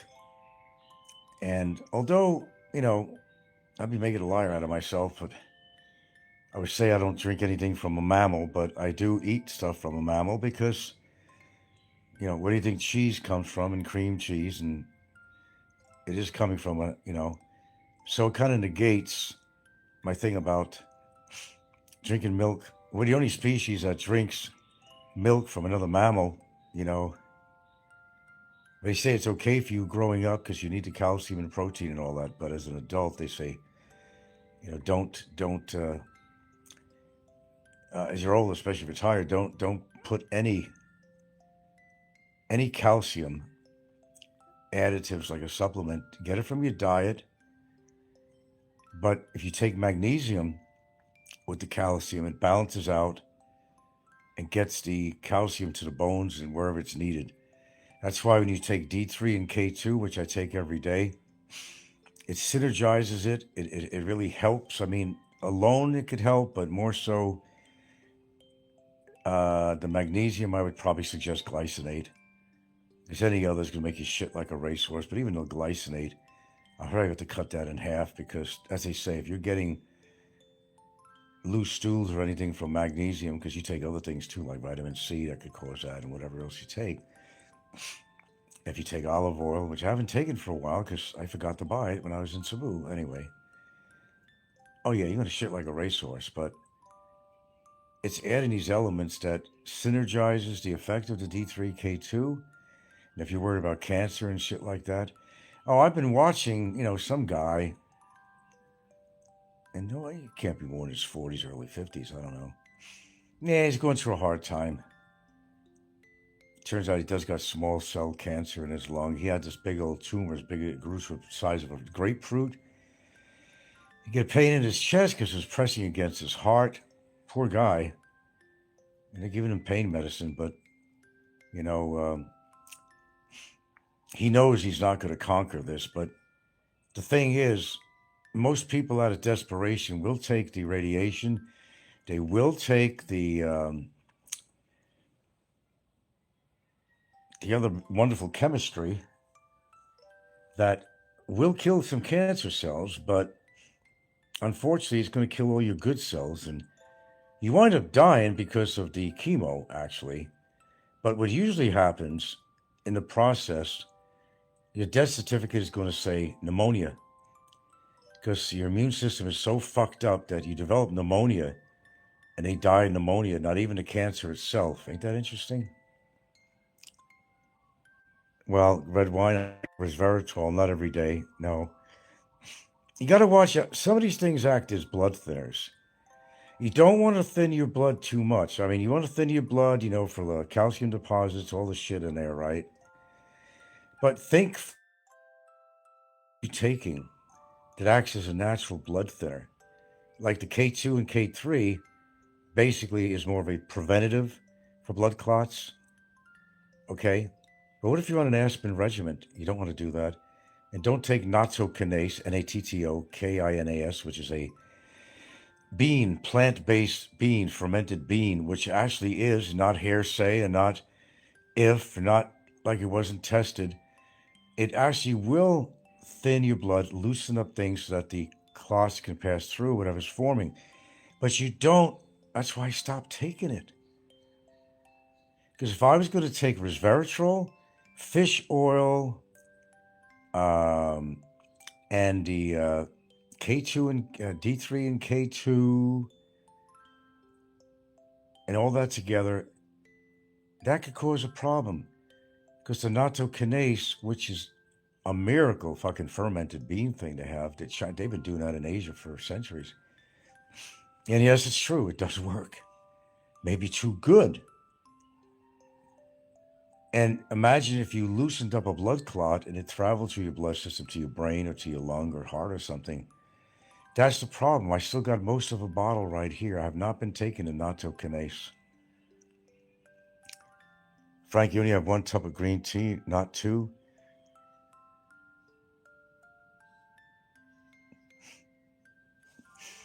No, generally I have it in the morning, but I think I'm actually going to start having it at lunchtime because I want to get more of the green tea into me. And by the way, you can lose weight on green tea if you didn't know, but it's not overnight. You can lose a few pounds in 1 year if you have it, every day.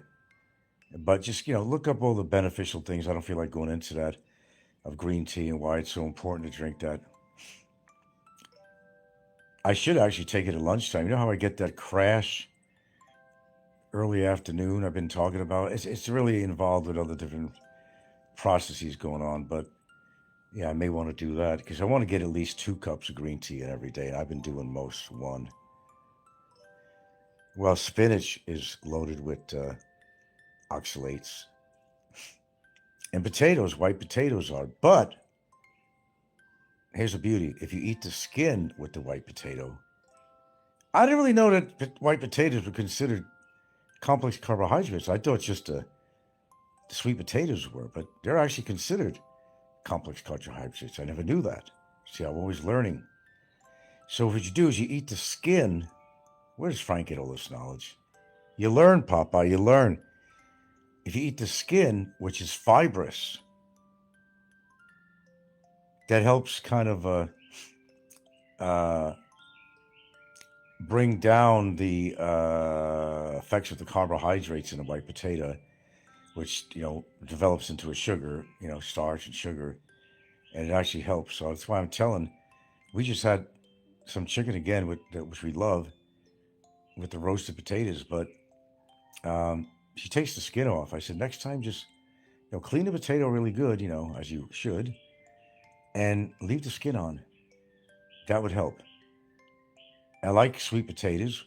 Roasted sweet potatoes are really good. The dogs love it too. It's very healthy for them. I got any more left for them? I'll see.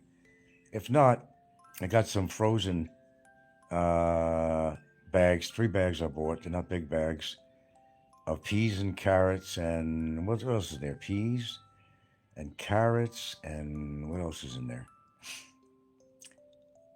And you don't want to give it to the dogs every day, but I want to cook it up, mix it with their food. In fact, before she feeds them, I'm going to go over there and I'll microwave the shit in water just to... Let me do that before I get off this thing here.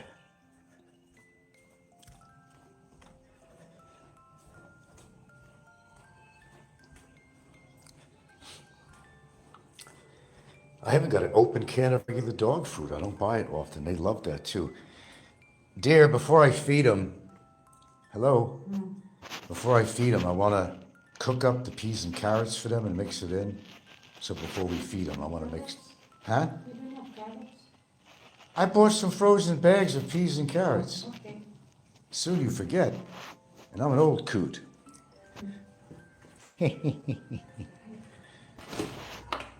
Okay. So what we're going to do, we're going to get one of these puppies out. Oh, God, I might have to break it up a little bit or something here. You cook with the rice?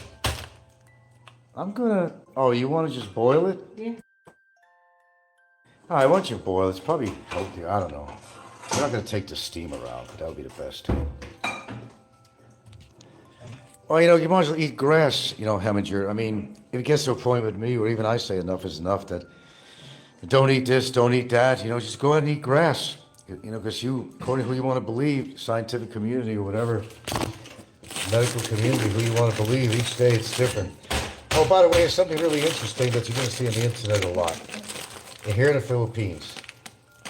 I'll tell you what that is. You're going to see a lot of ads with these so-called doctors, scientists, okay? That's all I need for them. I don't need much. I thought maybe I'll make a little bit for myself.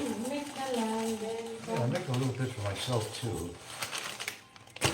Why not? Now, why am I choosing the frozen vegetables over the cans?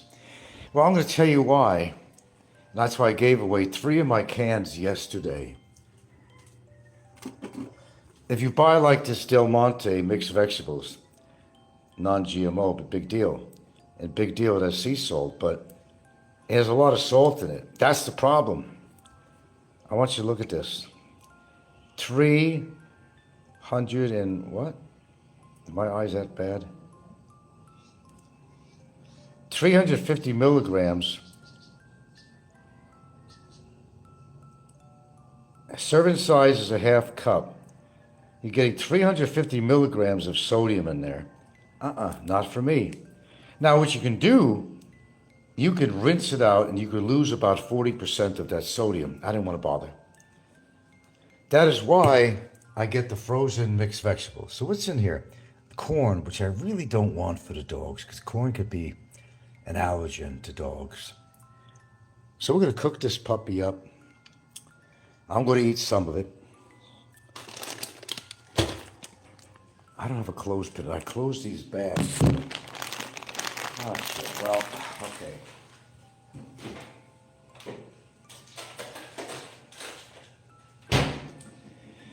I should have had some broccoli this morning. I should have had. But I'll eat the peas and carrots besides the egg and cheese and stuff I had here. Come on, turn this puppy up. So there's a lot of sodium you get in there. A lot of people, you don't read the labels. Canned food is great in emergency. As I said, I can't find a lot of good canned food in the province here. I can't find it. If I went to SNR, there's not that much choices of canned food. Hell, I used to have those yams in a can all the time. I used to eat them. I'm sure it was a lot of salt or something. That's a preservative. That's why canned foods have a long life, if you haven't figured it out, because there's preservatives in there. Preservatives in just about everything, but it's a salt. They had wars over salt, if you go back in history. Salt was a commodity that people fought for because, it helped them preserve their meats, helped them preserve their fish. Oh my God, medieval times. I was reading on that how horrible they lived in medieval times. If you were lucky enough to get meat, by the time it got to you, that thing had fucking worms and shit in it, maggots and stuff. They had no way of refrigerating it. Even the fish. By the time you got the fish, if you lived inland, and you got some fish with some fishmongers, whatever, hold up. It was nasty, and they ate that shit. So, you get this vision of like kings sitting around a big table, everything ornate, like, expression, like living like a king. No, you wouldn't want to be living like these kings. Let me tell you why.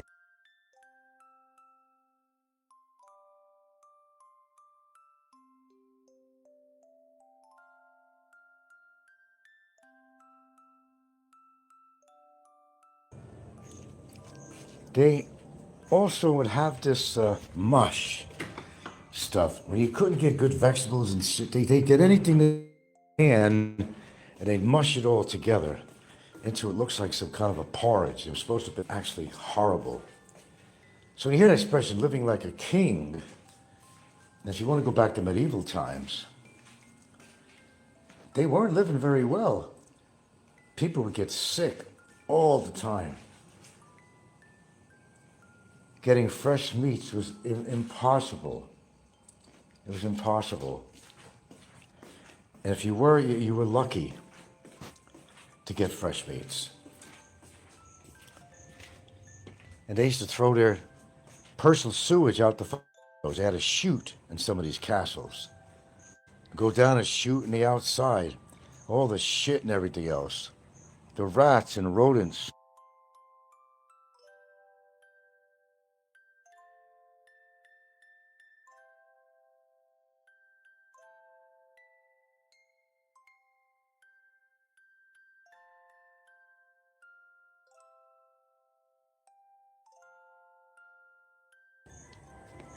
So trust me on that.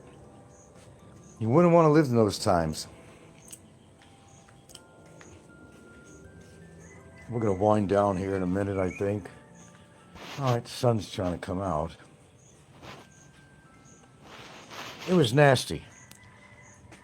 And if the king was eating that shit, can you imagine what all the paupers were eating? This even goes back to the Old West in America, and I covered that once before. Such nasty conditions, most people didn't even bathe for months, if not at all.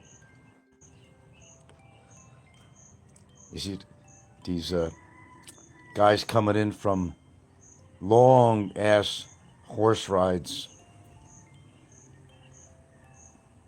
They haven't seen water on their body and for how long, and how they smelled. They were chewing tobacco too, and they smelled, and they were sweaty. It made you wonder how these whores would even touch them. And I have characters on here, I could probably say that.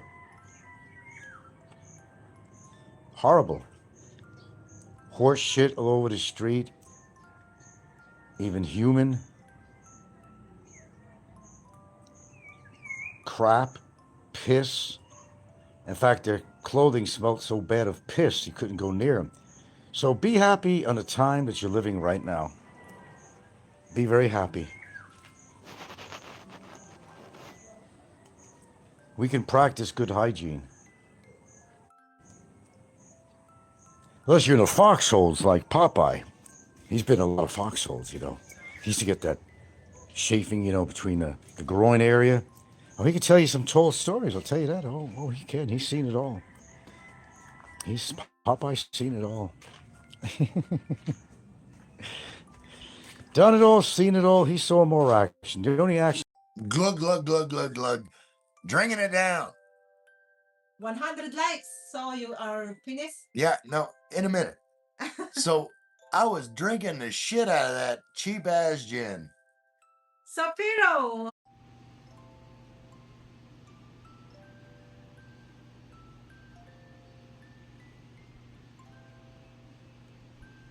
Okay, I'll be with you shortly here. You're probably wondering about the title. Not what you might think. Not what you might think, but pretty close. You know, I want to get in a few things here before we're totally gone from this social media thing in the future. And I seem to have a few people that were communicating with me on here recently when I got into the thing about the kidney stone crap and all that urinary shit. I want to finish off on this, actually. It's worth listening and learning because, look, from a person who had that experience, hate to see somebody, especially if you're a half-decent person, of it happening to you. And let me tell you some of the problems that go along with having such, and you know what I'm talking about, the kidney stone. There's so many things that go along with that, and your urinary system, your bladder, and everything else. And why you should be concerned even after a kidney stone removal. And maybe you don't think you have a kidney stone, but I want to go over this because I'm always learning more information, and it might actually pertain to some of you out there that have had some symptoms that you're a little bit concerned about. Let's start off with a warning sign. If you urinate and you're feeling some flank pain, you know, where your kidneys are, it means that hydrophonesis, I think it's called, where there's a backup of urine being thrown back into your kidneys, which can damage your kidneys, by the way. I want to bring that up first. Okay, let's say that you've had kidney stones in the past, even if it's over a year ago with me. I don't know how long it's been. I'm not good with tracking time. I noticed that. Time goes by so fast and easy. Okay, if you've had a large stone, and let's say the stone was in your urethra, what happens with that?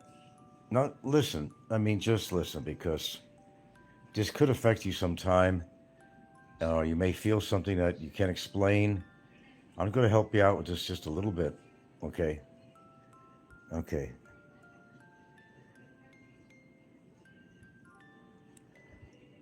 Everything, Cebu Boss Man, if you're going to talk nice on here or what? That could have led to it. possibly because there was a high concentration of vitamin C, absorbic acid. You'd be correct to even mention that. That could have led to an already, say, buildup of oxalates. You'd be correct on that. I'm pretty sure that contributed. I can't say that was the only factor, but okay. You can talk on here if you're not going to be attacking me, okay? Excuse me. Okay, so let's say you got a kidney stone. It's in your urethra. It's all the way up there. It's very invasive first of all, for a urologist to go up there with a scope. It's actually invasive. All right. So you had a stent put in. That's very invasive. It could really, kind of mess up the walls of your urethra. Okay. Now, here's what I'm discovering with me, and I'm learning more and more about this because I don't want to go through this again. I might even possibly have a stricture, which is kind of a scarring. Well, first of all, I was getting concerned, and it's not like I'm giving you all this personal information about me, but it's more of a health information thing where it could be happening to you. If you do drink a lot of tea, that's like a diuretic, make you pee more. Now, if you add certain things in there, like some of the ingredients, as I like to call it, are all potential diuretics, which will make you feel like you have to pee a little bit more. Now, that's one possibility. Because I go through all this stuff because I carry my body around with me, okay, as you all do. And if you're getting symptoms like that, you need to research and find out why. So you got to go through all the options. Okay, let me move on. Okay, in my case, I had a 9mm stone, which is a very good sized stone, way up in the urethra. I've talked about this before, but I'm going to get to why. If you are even if you're having frequent urination, you may, according to age too, you may have a enlarged prostate. Mine's supposed to be pretty normal. I don't know. It wasn't that long ago. It was a 2.1, which is a very good size. But there are other factors. Here's a problem with a kidney stone that goes beyond the kidney stone itself. Okay? What goes beyond a kidney stone is that having a stone in there could actually scar the urethra, and they call it a stricture. Are you going to give those out to the kids? Are you going to give it specifically? Who'd you have in mind? Jerna? Okay. See, we're like getting the kids old clothes here that they don't wear, that are in good shape. And, clothes is very expensive. Even little rain jackets, shirts, things like that are in good shape that kids can't fit into anymore. We don't got many people on at this hour. Yeah, I expected that, but oh well, I'm still going to go on with the show. It's okay. Tea makes you pee. Peeing is a possible indicator of stones. Well, if you have blockage, Cebu Boss Man, in the kidney, okay, there's two things that could happen.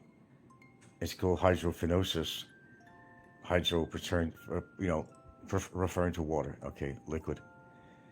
It can back up into your kidneys. It's painful because when I had my kidney stone, Mr. Cebu Boss Man, I dreaded taking a pee afterwards, because, I had the stent in there and everything, and it was making the stone was doing that too, but having a stent, in between before they actually use it light lithotripsy to break up the stone. Let me tell you something. It was painful. Both kidneys, both flanks, hurt like the dickens, because what happened was the urine was backing up into the kidneys, which you don't want. You don't want that. You don't want that. You could damage the kidneys. Yeah. All right, so I had a 9mm stone, back up and all that. Yeah, that caused problems. Even in UTIs, I got them. And I had 2 in the past year, UTIs. Okay, and that's a little concerning, that there might be a stricture causing that. But as long as it's not causing any other problems, I'm okay with it. But that's why I'm going to have another ultrasound probably this week. See if they can find anything on there, because you don't want that to continue. It might mean going in there again. But I'm not saying I have a stricture. I'm saying it's quite possible. Because if it causes more UTIs, you don't want your kidney to get infected and all that stuff. You could die from that shit too. So you go in for more lab tests. I'll have to go for another fucking lab test, a urinalysis. I just got over, what was it, several weeks back it was? I had a small UTI and I had to take antibiotics for 10 days. And we're going to check it again to see if it returned. Because if it returns, it means that the antibiotic was not proper, did not get all the bacteria. Because a lot of times doctors are giving out antibiotics that you think are working, but then it has this rebound effect and it comes back. And you probably need a different, maybe a more broad spectrum one because you don't know what bacteria it is. Yeah. Yeah, it is huge, Cebu Boss, man. Well, I told you, man, I was in pain. Why do you think I talked about it so much on my show? Not because I want to hear myself talk necessarily. It's I don't want. I don't care who you are, like you or not. I wouldn't like to see anybody go through that. It's not pleasant. It really is. I almost fainted, fell to the floor. I mean, that was. You read anything about people talking about their kidney stones that had them really bad. The pain is so bad that I mean, you need morphine right away. Okay, does that give you an idea? Yeah. 9 millimeters is huge. I didn't realize it was that big. Okay, so what I go through right now, which is awfully personal, my peeing habits, but I'm trying to do this research with you. More likely, for what I read, is that diuretics. I take tea every day, and some of the ingredients, in fact, all the ingredients, mostly that I'm putting in there actually, are basically natural diuretics. And that'll make you pee more, and make your bladder more sensitive, and so forth and so on. So I may have to not add certain things to there because green tea alone is a diuretic. Okay, turmeric is a diuretic. Lemon could act like a diuretic. Black pepper could act like a diuretic, even ginger.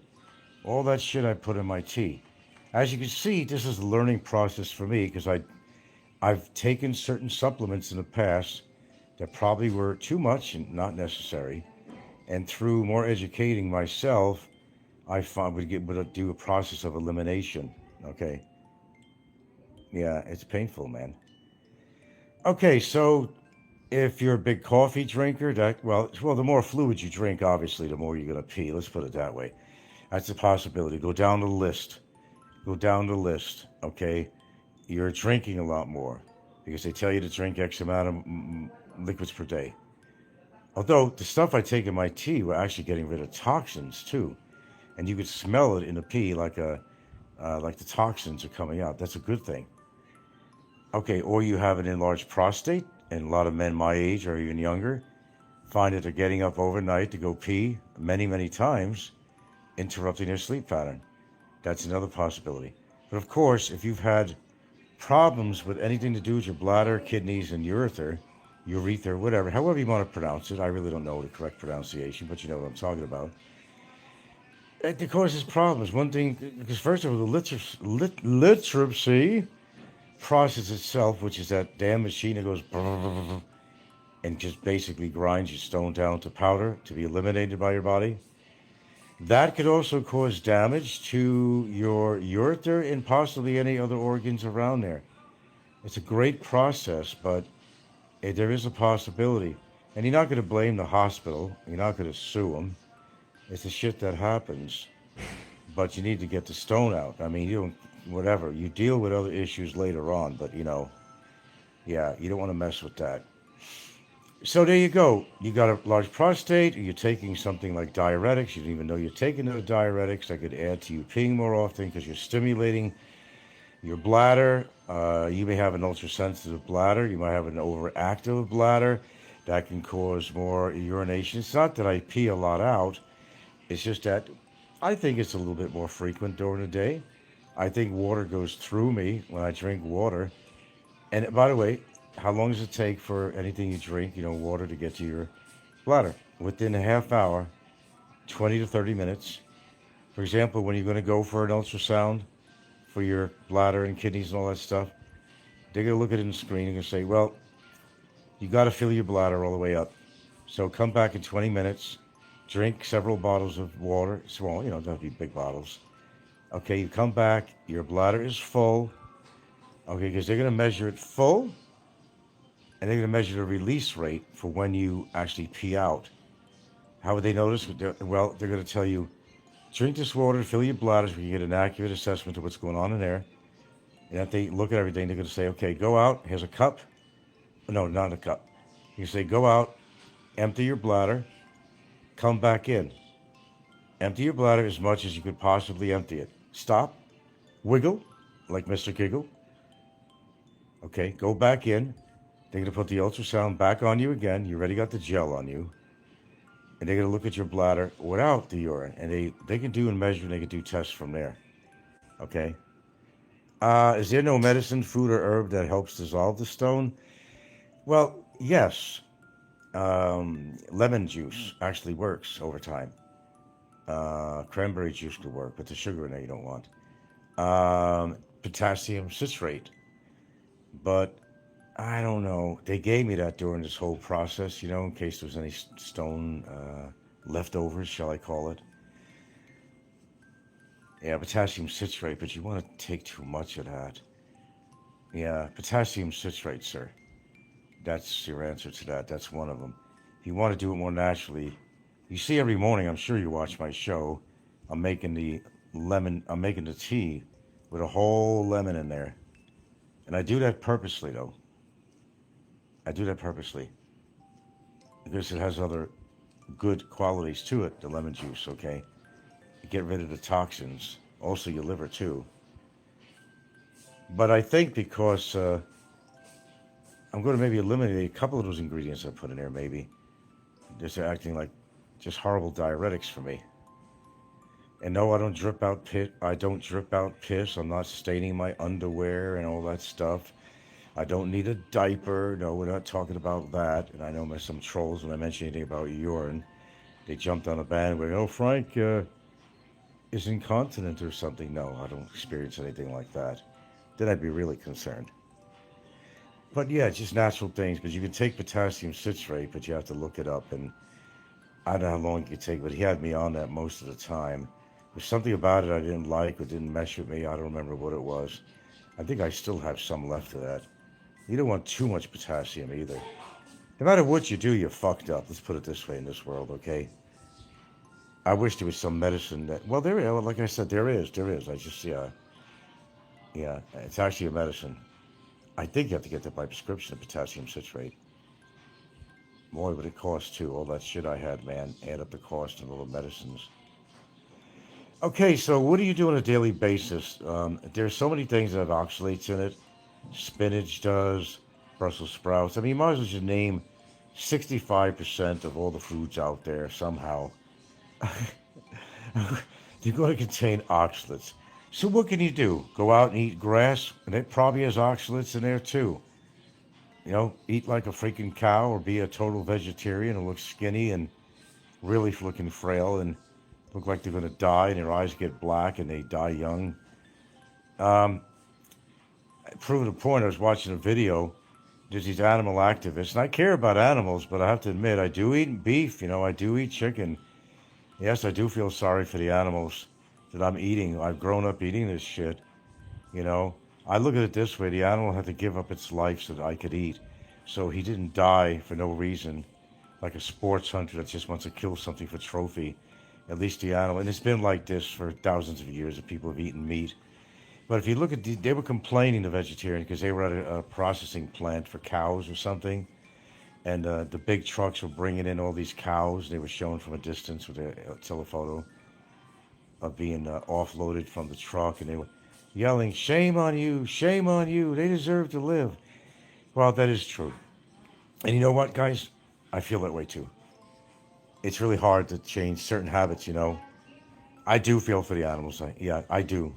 If you think of my life, how many chickens on earth I've eaten, how many cows, how much cattle I've eaten, Yeah, it is. I'm not a pork eater now, but how much pork I've eaten too. I feel the same way as they do, but not enough to, I really feel that we're getting certain amino acids, we're getting certain proteins and certain beneficial things from these meats that our body needs, and a certain type of protein and all that. Yeah, I do feel. I know, I do, Not everybody is your pet Bessie, you know what I mean? So that's why if you have cows, don't get too attached to old Bessie or something, because Bessie's going to be your next steak someday. So it's according how far you want to go with your beliefs on that or your convictions about. I would agree with you. I would agree. Now, what happens to me a lot of times, my oblique muscles are always tight. And every time I get a little tightness around it, I'm thinking, oh God, please tell me they ain't my kidneys, because we're talking about the kidneys today. Please, I hope there's nothing going on with them. That's why, what's today, Saturday or something? No, Monday, I'm going to go back to the lab and get another ultrasound, because I just want to be sure. And you've got to, unfortunately, you're going to have to do this periodically. You're just going to have, when you've had a kidney stone, anything to do with your kidneys, you are going to have to go back and do this periodically. Unfortunately, that's going to be something that you're going to have to do. I'm not dying or anything, but I could die if my kidneys, if something happened, And a lot of people don't even know they got a kidney problem. A lot of them don't even know it. You're writing it off as being some muscle pulling, or you write it off as something in regards to your urinary habits. And, if you feel you have an infection, for example, if you feel, start from fresh, if you feel that you're peeing more often and you don't think it's your prostate or nothing, go and get it. It doesn't cost much, 800 pesos or something, maybe not even. Go get a urinalysis of your pee. You might have too many proteins that showed up in your pee. You might have bacteria. It'll be down on your paper afterwards. It's saying it's cloudy. And as far as bacteria, it'll use the word many, which means you got, they're not counting it, that you have many bacteria in there, okay? Have it checked out, because the one thing you don't want to do is to get a kidney infection.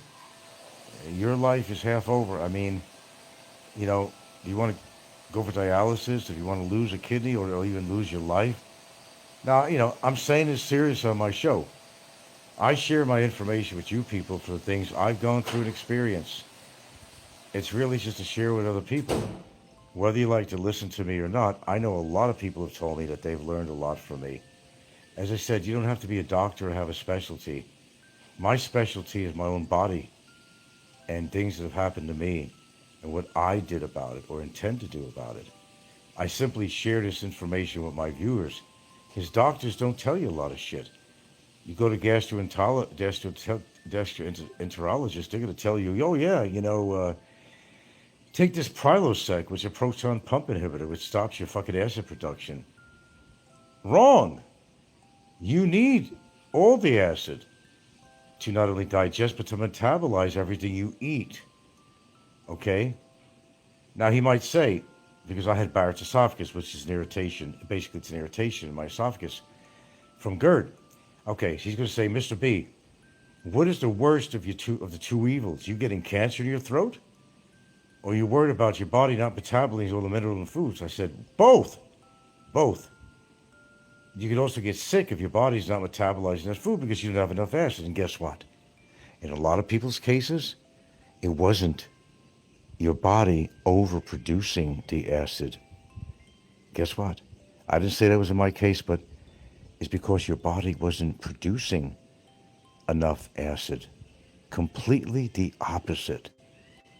And they don't even test your pH for that. They don't even test you. They're just assuming.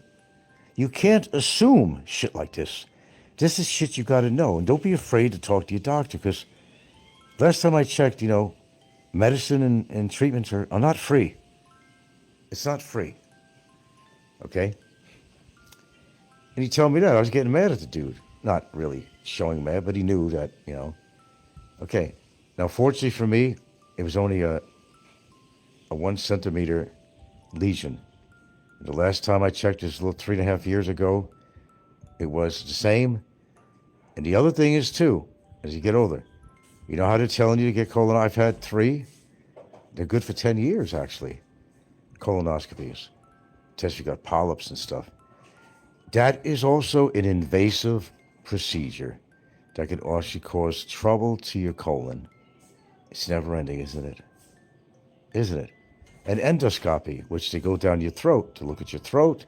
They take it all the way down, check your esophagus and even into your stomach and whatever. That's also invasive. And a lot of people got bleeding, they got infections, all kinds of shit. But I do say that you should, if you haven't had your colon checked, I would suggest that you get at least 1 colonoscopy. And if you're my age, like right now, I'd be more concerned about if you were having some problems or different signs of something, then maybe you do need to go for another colonoscopy. My last one was 3.5 years ago.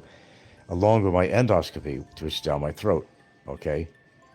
You do that too much, you can actually cause problems. So it's good and healthy, it's a good preventative maintenance to do this stuff, but unfortunately, it could also cause other problems. Okay. Now, you know how, guys, I always talk about drinking on here? It's not an accident why I'm talking about drinking, because I've learned I don't drink. That's why I don't drink, too. A lot of you guys that are just, do you casually drink, but you do it on a regular basis. You go out with the guys, you know, out here in the Philippines or wherever you are, or at home in America, or British, whatever you are, Britain. You know, you got a habit of always, okay, I want to have a few beers. Look at Jim, for example, who's fooling himself. Jim, which is Asian Adventures or Asian Adventures with Jim.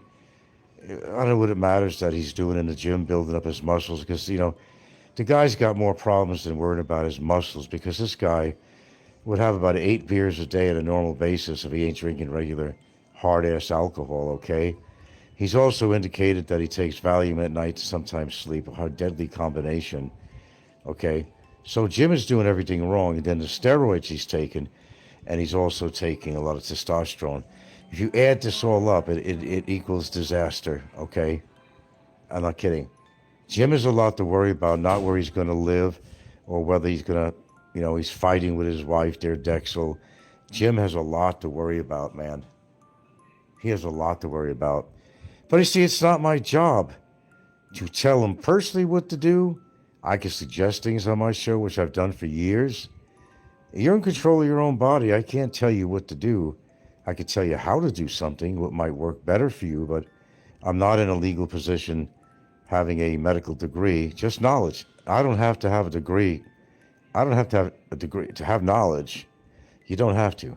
I didn't have to really go to photography school to learn photography, but it was really helpful.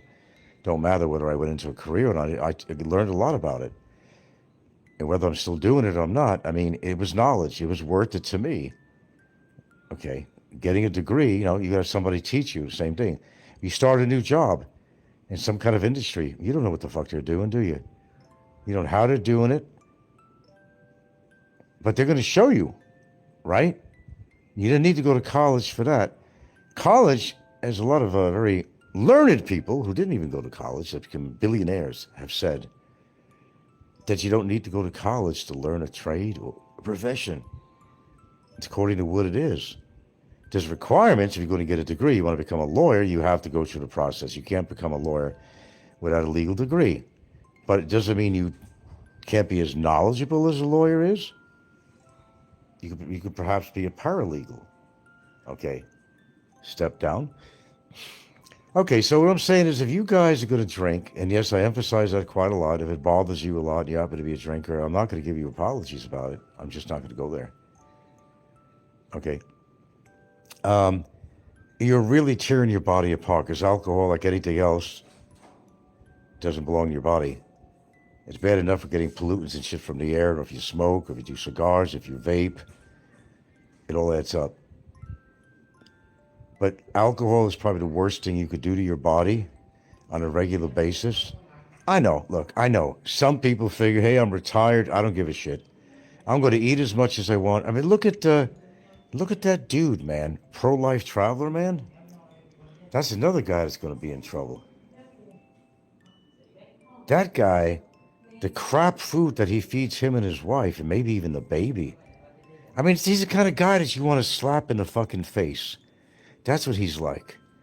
That this guy is so fucking stupid, but yet he's so smart on how he manages his channel and gets viewers to watch his channel. He's making a lot of money. He's smart in that way. He's savvy. But this guy could eat like a full-grown moose. This guy could, but he puts the biggest shit in his body. I haven't seen that guy since he had a show, or knew he had a show, eat anything that I thought was actually healthy. He comes in with this bag of crap, fast food and everything else. I'm surprised he's not sick to his stomach from the roadside food he buys, too. He loves his wife so much, but he's going to feed her that shit. I've seen him recently, as people commented. He ate, how many things in one sitting? Pizza. 3 other meals, not just side dishes. He would leave 3, 4, of the pizza there, like waste of money when somebody could have used it. He had a big meal, then he comes home with her with something he spent 100 pesos on. The dude spent maybe 1,000 pesos on a meal for him. He comes home in a little bag with some piece of shit crap food for his wife. As he said it was worth 100 pesos.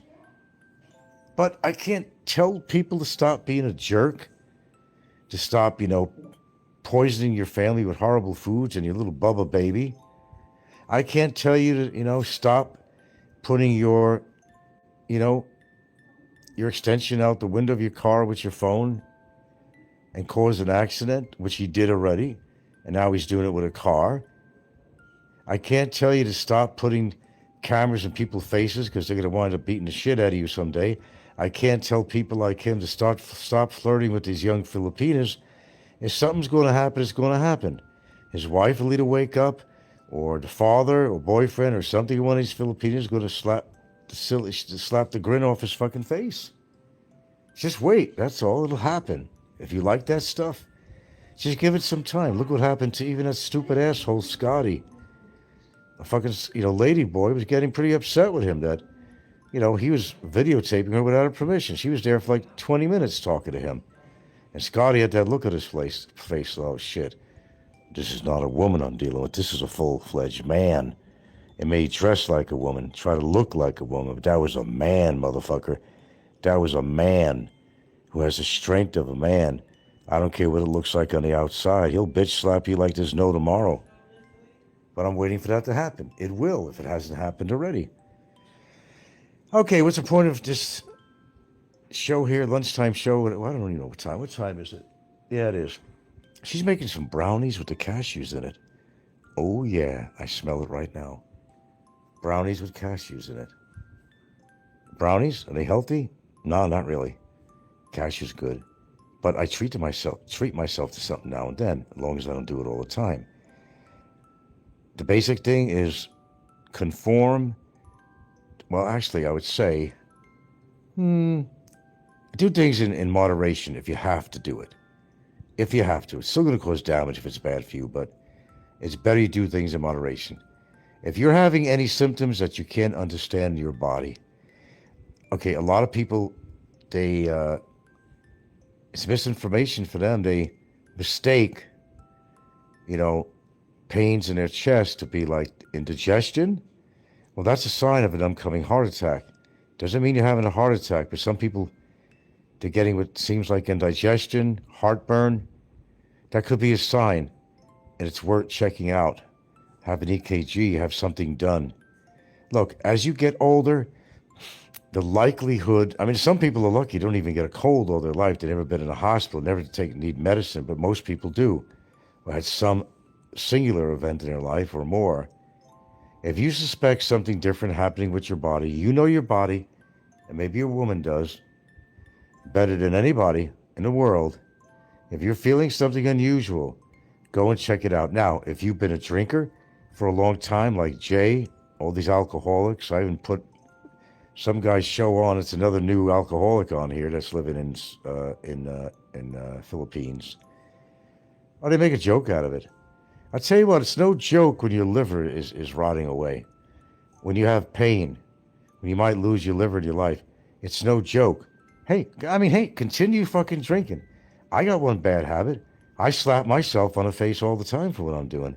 But I say, God, that's bad enough, dude. Please don't ever drink. I don't even want a beer. I don't want double trouble. Okay? But drinking was going to affect you a lot quicker than smoking. I'll tell you that right now. It goes right through your liver where it metabolizes things. It goes through your kidney. It sends your whole metabolic system into a fucking egregious fucking happening. It's like a negative happening. It affects all these organs. So continue drinking, man. I don't got a problem. It's not me. You figure you come to the Philippines to get drunk. Really, you could have done that at home. But at least you'll be closer to better medical care. And if you're my age, you might have Medicare. You get that shit taken care of. Hey, that's up to you, man. I just perform this as a service on here of things I read, learned, maybe some things that have happened to me. You could throw it out the window. You could do whatever you want with it. Okay? I really don't care. I don't get paid on here. I'm not monetized. I don't care. This is just a free service that while I'm a vlogger, while I'm on here, it comes to my mind, I like to talk about certain things. And my show is not about dead air. And a lot of shows, I mean, they have to depend on their co-hosts, on their StreamYards, like Kevin and other people. You know, good morning, IKEA. You're missing too much. So I'm not going to go into. Go with your gut feeling about something with your health. If something seems awfully unusual, let's say you had a breathing problem, or let's say you're getting unusual pains in your chest, you think you're going to write it off as being heartburn. Oh, don't do that, man. Don't do that. Your urine. Now, one thing always concerned me, I get bubbles, foam. Does anybody get bubbles in their urine out there? That does have something to do with your kidney, but has other factors too that can cause that. But that's another sign. You can look for that. I'm definitely going to be going in a few days to have more tests. I don't think I'm having a problem, but I want to make sure that I don't have a problem, like a recurring infection. I don't want to live on antibiotics, but if I have a stricture in there, it might be something I have to address one of these days. Or else I'm just going to be on fucking antibiotics for the rest of my life. And I had a friend that lived on antibiotics, literally. I'm sure his immune system was so goddamn challenged. I don't want to be on that. I hate antibiotics. But, because I do give a shit, for the most part, about myself, I think, I like to have these things checked out. Sure, it costs money, but it doesn't cost much for a fucking urine test. It don't cost that much for a blood test, you know. That's the indicator if something's wrong. They can't tell you everything you have. You go for a blood test, a CBC, complete blood count. Okay, there's going to be indicators, your white cells, okay? Any pus cells in there? Okay, how about your hemoglobin? How about your T cells? How about your creatinine? How about the proteins in there? Any blood found in there? You could learn, well, that was urine. Okay, that was urine. If the blood test actually is no, you're not checking for some of those things. I'm confusing myself with the urinalysis, but the blood test is going to tell you, yeah, it's going to check your T cells. It's going to check all that shit in there, your red blood cells, your white blood cells, all that shit. And if it looks odd or off, it's an indicator of something else. So what they do is they go down the line from there. Okay, well, it's indicating this. There might be indicating some kind of an infection or whatever the test is, whether it's urinalysis or blood test. They might say you're getting blood in there, or I'm seeing too much protein come out in there. That's not usual. Okay, you might have too much creatinine in there. You know, this is all symbolic of something bigger and not too good that you have to check out. So I know a lot of you don't go for these tests, but I could only make a suggestion. If you got the money, you have the capability of doing that. Yeah. Only of dire necessity. I can diagnose a bad airplane, but my body, I leave that to experts. Oh, I'm not diagnosing necessarily my own body. I'm looking at symptoms when something don't seem right. I don't have a lot of those problems, but I know my body is all I'm saying. And yes, you do need diagnostics just like a car does. Fortunately, unlike the human body, you could plug in, a car has a computer, you could plug in there with your computer, and with a program, you can tell you pretty much to a point what's going on and what the problem is. But unfortunately, we're not at that stage yet where we could plug ourselves into something and give us a whole analysis of everything that's going on in our body. I don't think that's going to happen for, 100 years. Yeah, that would be nice. Wouldn't a computer to plug in your body and head to toe, it'll tell you everything you got going on. If you got a blood clot, if you got, whatever. Wouldn't that be super cool? But that's going to put a lot of people out of business, though. That's the problem. It's all economics. It's capitalism. It's economics. There's certain things they can probably do now they're not going to allow you to do because it's going to put certain professions out of business. Don't you understand how that shit works? A lot of people be out of jobs. Look at the computer age now with robotics. Okay, well, how are people going to survive? They're going to say, well, you'll have to get into that industry of robotics. They'll create these robots and all this shit. That's the only way we get past it because it's going to eliminate millions of jobs. It's already doing it right now. And, A lot of people are in that industry. That's exactly what they're doing. Look, right now, you got less checkers in a grocery store. We got, self-checkout. That started with that, self-checkout. I remember they'd have 12 in a big store like Safeway over there in America. You'd have a busy day. I mean, you had up to 10, maybe 10 checkers there, maybe 12. And only maybe 3 of them are being used now. Really?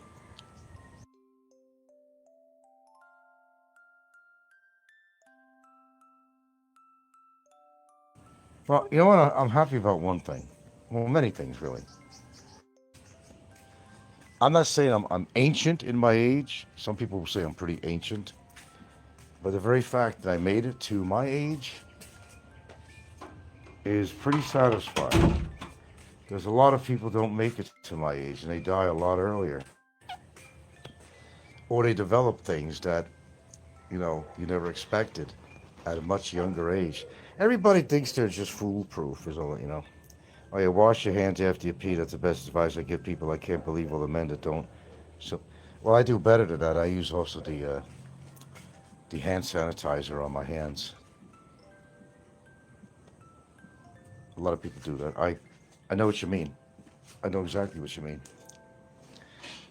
And even your damn toilet seat. How many people actually clean it? Well, if you're going to do number 2, I'd still suggest that. And I keep the same stuff. The hand sanitizer spray bottle. And I spray it and wipe my seat down. I'm being very courteous to my partner. She don't do that for me, but I do that for her. You're a young pup. No, I'm not. I know I'm not, man.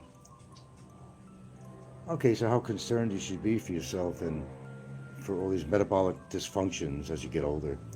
Well, be aware that many exist at your age. A lot of that shit could happen and unexpectedly. A lot of people who have a, what organ was that? There's one organ that you would not know what's going on until it's too late. See, in my memory, I told you, man, my short-term memory sucks. My long-term memory, God, things I can remember. It's just amazing. Happens when you get older. Yeah. But, it breaks down like a car. And you can only do so much, and some of it is related to genetics, but I hate to tell you, although I like to tell you, genetics do play a part. If you have people live a long life on one side of the family, I could only dedicate that to about 25% to be genetics, maybe even 20%, okay? But if you carry good DNA from your family, that's a good start. That's a real good start. And people think having a strong immune system is a winner. Well, you remember, what was it, the Spanish plague, whatever it was, the Spanish one? Now, all the soldiers or allies or whatever, and what was that, the Spanish, yeah, and it killed like millions of people, I believe. Now, the strange thing they found is that the people who had a weak immunity were the ones that survived it. It wasn't the people with the strong immunity, as it turned out. Is that done already? Oh my God. The brownies, they talk about brownies, talk about health, right? Oh my God. Oh my God. Oh my. Ain't they? Yeah. What? Oh, you got fresh ones. Oh, eat the ones you had. Let's cover this back up. I do indulge. I do indulge. I think I'm gonna have to get some almond milk. What's this? Almond? Oh boy, almond milk, Frank. It has some oxalates in it. You don't have to worry about every little fucking thing. Then you couldn't even live. You gotta live a little bit. Now, it doesn't mean I'm encouraging everybody to drink and smoke and all that shit. That's not what I'm saying at all. I'm saying that, do things in moderation if you can't actually get away from some of the things that might be part of your causative problems. Oh my, oh my. So we got fresh cashews. Like, these are Oh, let me take a bite of this. Should have mixed them in too. Mm-hmm. Wash it down a little bit of almond milk. Oh, the back scratcher. I think that they are. Oh my, oh my. Mm.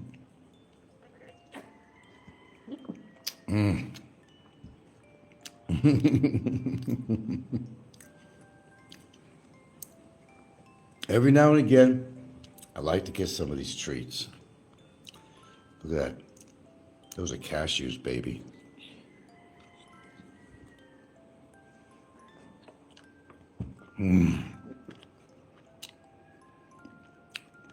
Oh my. I don't like having too much of this around. Yes, there is sugar in here. There absolutely is sugar in here.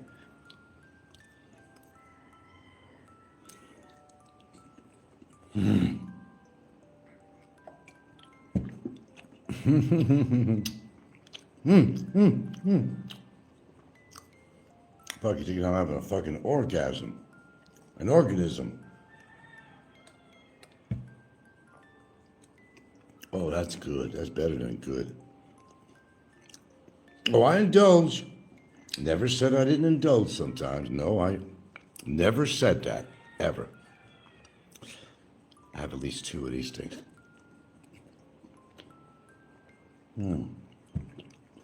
My God, is that going to be my lunch? Because I'm going to be full after this.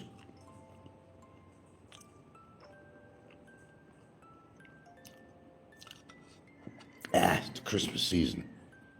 Or as Jim, Jim, Asian Adventures say, hey, I'm on vacation. I'll drink as much as I want. Now he's got a year's visa for Cambodia now.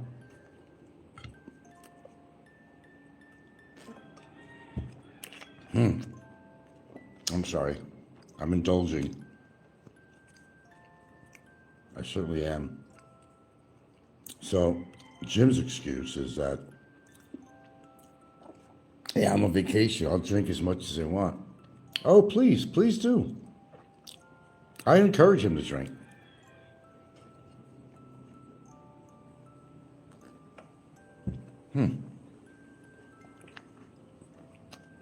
3 thumbs up?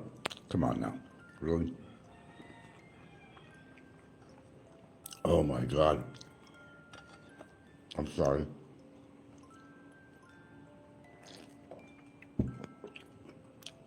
We'll save this other one for later. I got plenty here though. Oh my God. Okay. I'll enjoy that one this afternoon. Am I making you guys hungry? It's not bad, this stuff. It's only 2 grams of fat, no saturated fat, no trans fat, no cholesterol. Sodium is 70 grams, so let's see. Got 5 servings per container. And you got sodium, 70 milligrams. Okay, not too bad. Carbohydrates, 0. Dietary fiber, very little, a gram. No sugars in this, but certainly is in a brownie. Added sugars, no. Protein, 2 grams, you're getting protein out of this. And you're getting vitamin E, 7 milligrams. Oh, 8.7 milligrams. Oh God. All right, I'm gonna get the other one. I can't help it. Oh, sorry. Have to eat the 3 brownies. Can't sit in front of me with the almond milk. It just can't happen.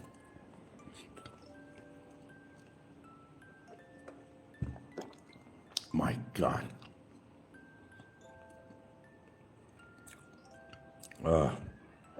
This might as well finish it off.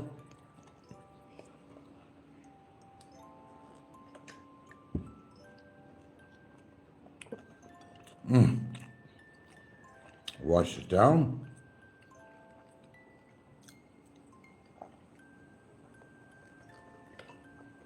Okay, we're done. Oh my God, Magnum. Put this milk away.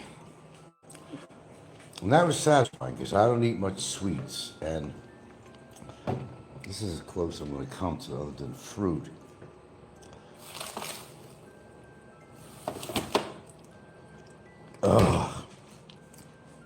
You think I was having an organism or something, huh? Frankology. No, you're going to learn my speech. Popeye would get off on that. An orgasm, let's call it an organism. I'm having an organism. I got to add the right ingredients. I'll say ingrediments. That's Frank talk, frankly speaking. I got my famous 13 in here, man. It's a magical number. These are the regulars that always come here. The trolls, of course. They'll listen. Everything I say. Hey, girls. It's just how. Blood on the floor again from the other one. Oh, wait. Wash your face dirty. What's that? Is that soil? Maybe. Did she have her fucking head up Ginger's ass or something? Bleeding out? What the hell do I know? Right? Well, Ginger's on her period. You know how dogs smell each other's asses. We'll have to rag that off. What the hell was her face doing in something anyway? Mud?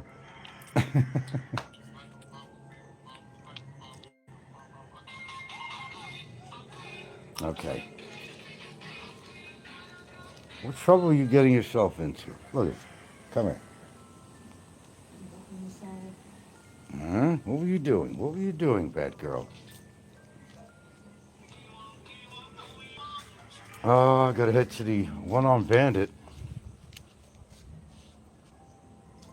See if I need anything downtown. I feel some raindrops.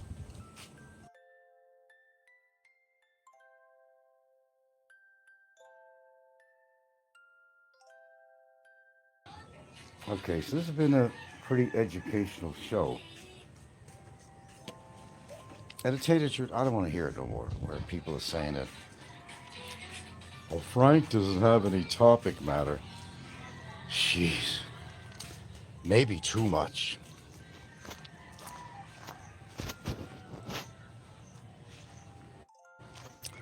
And the beauty of this thing is I don't get nothing out of this except, you know, I don't get anything out of this. Again, I'm not monetized. I do this because I want to.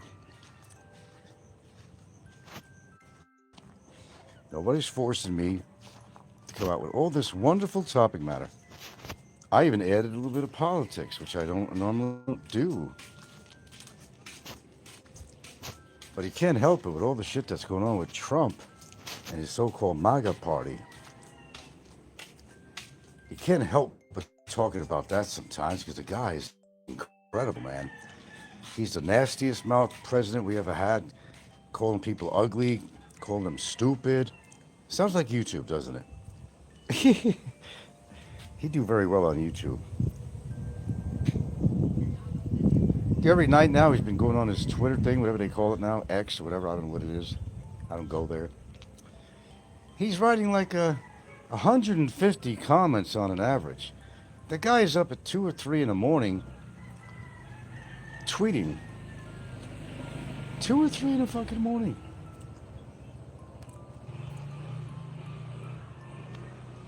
Okay, but I start seeing the numbers go down here. It's probably time to get off here. Anyway, look, man, in all seriousness, I hope you learned something. And once I'm fully gone off here on fucking YouTube, you can at least look back and think of me kindly and say, well, Frank did know a lot about a lot of things. May not be an expert on certain things, but I sure know a lot about this and that. Why? You could do it too. You know, it's called reading, okay? The internet is a wealth of information. You got AI now. I mean, you can look up any fucking thing. It's up to you whether you want to spend the time to do that other than watching a bunch of goofy shows with goofy people.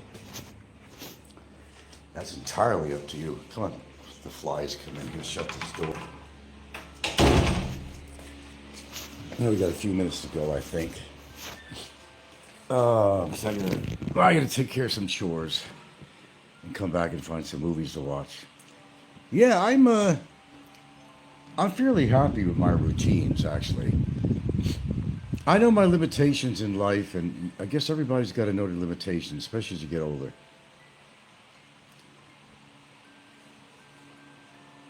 And if you decide to, well, you want to bulk up for whatever reason.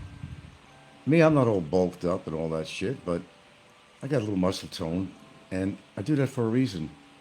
So I have to say, oh, gee, you got a little bicep action happening there. Better work on your triceps now, Frank. True. But I do it because it affects me. It's not the look situation like Jim is trying to do, which makes no sense at all because I don't think he's healthy. And the steroids he takes and all that, has he not learned? He's been doing steroids for 10 years, 20 years, excuse me. You don't think that has an effect on you after a while? Why do you think The Rock is obviously off steroids? Because it's not because he had to lose weight and muscle for a role in a movie. I'm sorry, but nobody's going to want to lose all that work they did on their body to be in a movie. I mean, money is a lot to these people. The guy has more money than sand on a beach. But they're not going to tell you everything that's going on. They don't want to get out in public. Just like the president. Remember, you don't go for MRIs. It's very cause specific. I always have fun with that word. Specific. You don't go for an MRI in a certain part of your body unless there's been some symptoms. Asymptomatic. You go because you're having a problem somewhere. And it's been suggested that you get a CT scan to get it checked out. You don't go just, that's not part of a, let's call it a preventive maintenance type of routine. If you have to get a CT scan, which has a lot of radiation, by the way, I've had my share, that's kind of scary. You're doing it for a reason. It's not part of a preventive maintenance situation necessarily for the average Joe. Okay. He's got problems mentally and physically, but you know how cocky, how arrogant the guy is.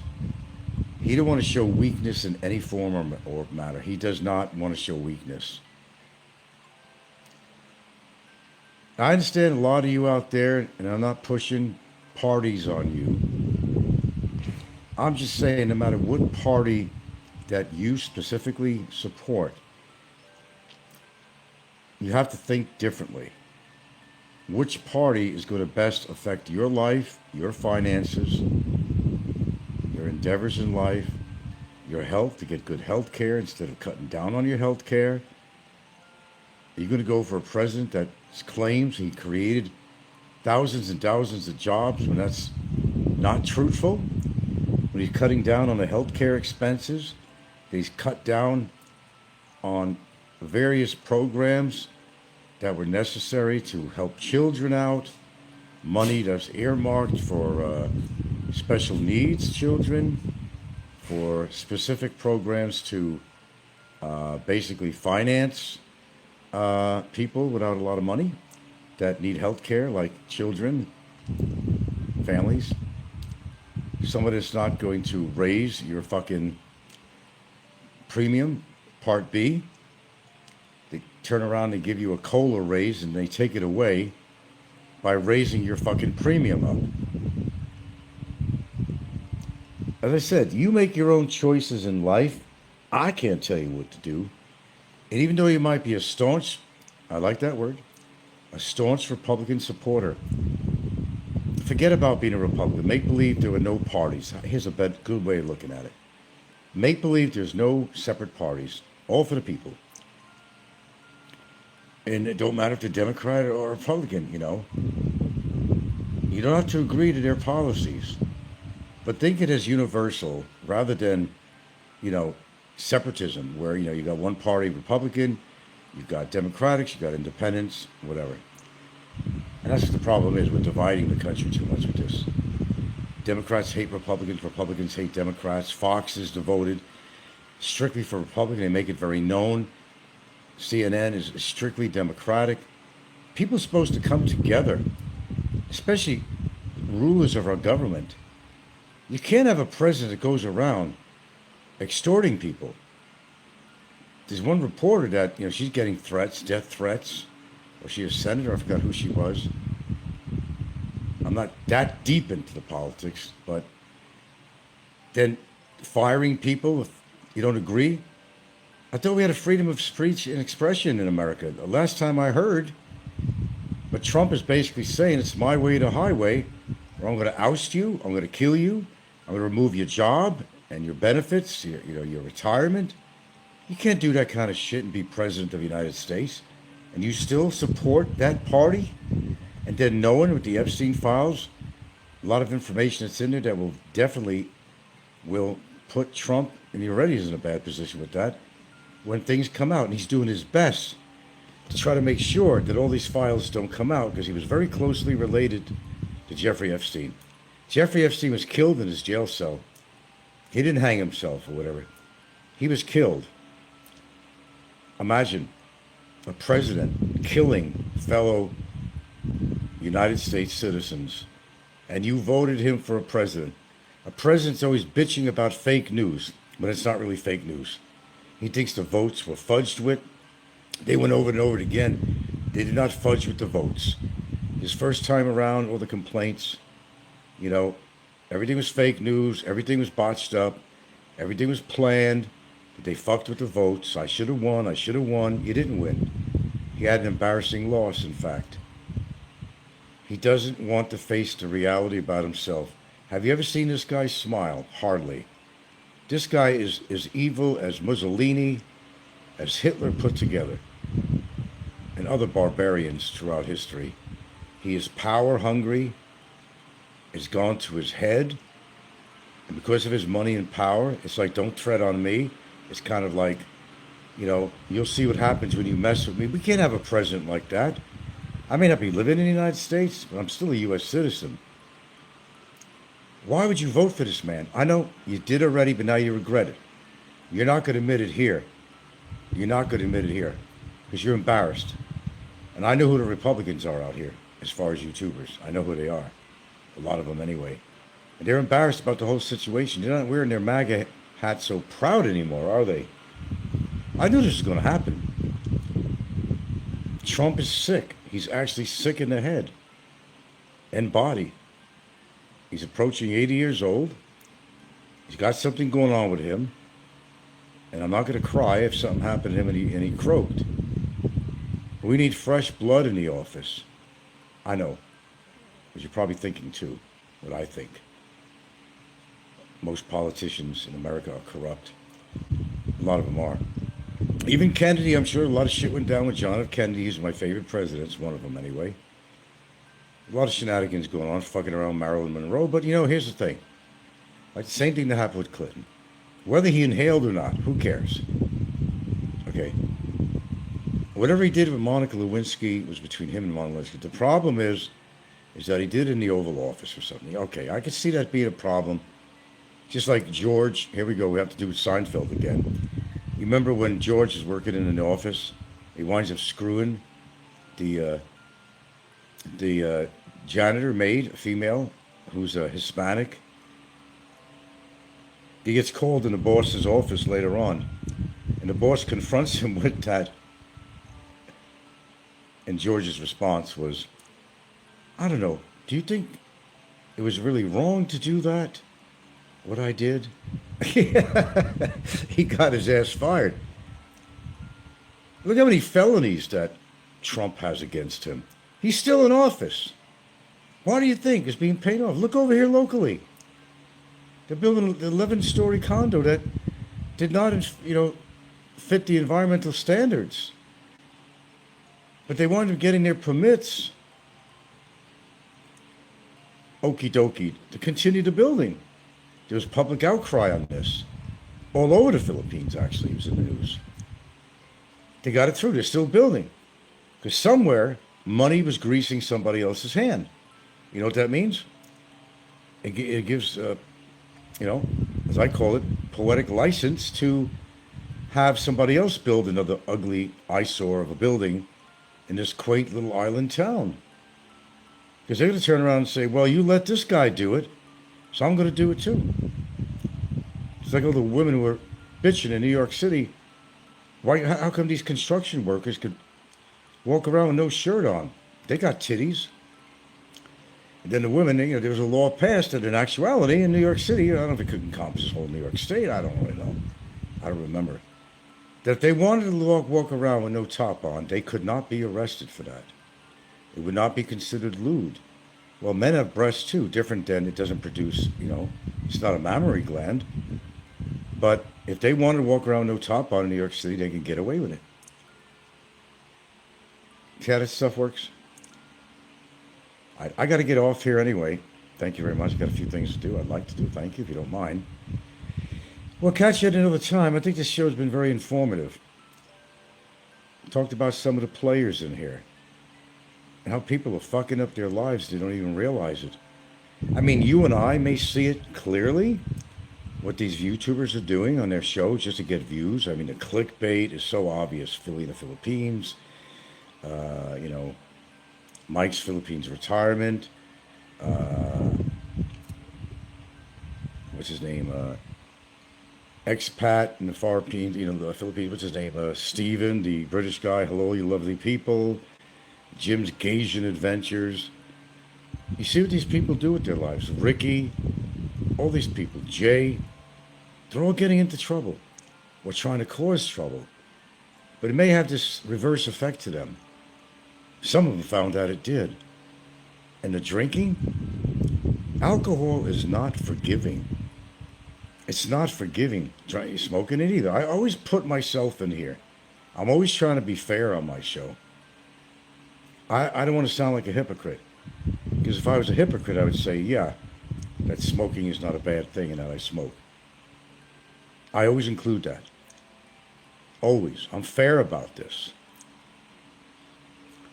But right now I'm talking about the drinking. And during this show I was mentioning it many times. You are fooling yourselves to think that even one drink, what one drink shocks your fucking liver and body? It goes into shock. Your body is acclimated to pollutants, even like cigarette smoke to a point, because the environment is full of these pollutants, and some of them are the same chemicals you'll find in cigarette smoke. But alcohol, you're not going to get it from the atmosphere, the environment. You're going to get it from that drink, your beers, your combination of beers and hard alcohol. So if you're a drinker out there, you better have your liver enzymes checked. You better see what's going on, because if you really care to live your life, I mean, you moved out of your country, say to come here to the Philippines, right? Am I correct? Right? You want to go chase ass, because that's exactly what you're doing. You want to get your ass beat too in the process, because you get into places you shouldn't be. And I do mean into places, if you know what I'm talking about. Younger women. Stuff like that, that you don't think about. Get them pregnant. Oh, no big deal. You got this belt made of leather or vinyl. You get out your little trusty Swiss Army knife and you put a little notch in there. I tagged one this week. I got 2 of them this week. But did you get any gift back from that? Like gonorrhea, crabs, any other sexually transmitted diseases? Remember, that's the gift that keeps on giving, my friends. Because you want notches on your belt. Why, you couldn't get it in your country? Well, actually, I did get to a point in Hawaii that it was very limited. I must admit that. I had women in Hawaii, but nothing like Seattle. Fuck, I even took out an album book this morning. If you saw my show this morning, I think it's on now. I don't think I took it off. The beginning of it is just a bunch of bullshit. Playing with Popeye's head in case he was doing a simulcast. It chased him away because he had nothing at that point. He figured, I'm not going to record this because all Frank's doing is showing us a cup of tea. So it kind of scared him off a little bit. I did that for Popeye's purpose, just to piss him off. I can play at these games too, my friends. Yeah. All right, to sum it up, how do I sum this up? I talked about so much shit on my show today. Not shit, actually, good stuff. politics to YouTubers, drinking, their habits, why they come to this place. Things that so many idiots do on here that's killing themselves, are going to get hurt by somebody or killed by somebody for things they do to other people. You know, their lifestyle coming out here, what they expected. Then they get into trouble all the time because, you know, views are more important, subs are more important. You can't, I told you, you can't fuck with the algorithms with these people. They'll have a fucking hissy fit, you know. Don't fuck with my algorithms. Fuck with my woman, fuck with this, fuck with that, but don't fuck with my algorithms. God forbid. God forbid. You know why? These people depend on that money. They're not telling you the whole truth and nothing but the truth. They're not going to swear in a stack of Bibles. They probably wouldn't anyway, even if they're highly religious. They're all fucking hypocrites. They're doing things they shouldn't be doing out here. To other people, to other YouTubers, to themselves. It all comes out in the wash, my friends. And they all float. Well, good afternoon. I'm guessing that's what it is. Yeah, it is 3 something. 3 something already? Can't be. Well, I guess it is. Why was I think it's about like 1:30 or something. Wow. Well, I don't expect a big crowd here at this time, but I'm just going to go on with this, and it really has to do with the how much rainfall the Philippines has had over this past year, especially past 6 months, and it's phenomenal, as Jim says. Phenomenal, phenomenal. I was looking at some feeds on there. It was Cologne area, downtown Cebu, all flooded, many areas. Balamban, if you're familiar with Balamban, I've been there. That's all flooded. And that's just a couple of places. And more rain to come, my understanding, more depressions. In the Philippines area of responsibility, of course. More to come. How much can Filipinos endure when you think about it? They're really hardy people with the shit that they put up with. The weather systems out here is brutal. Whether it's droughts and hot heat, dry, or whether it's, you know, monsoons and all kinds of storms. I'm very,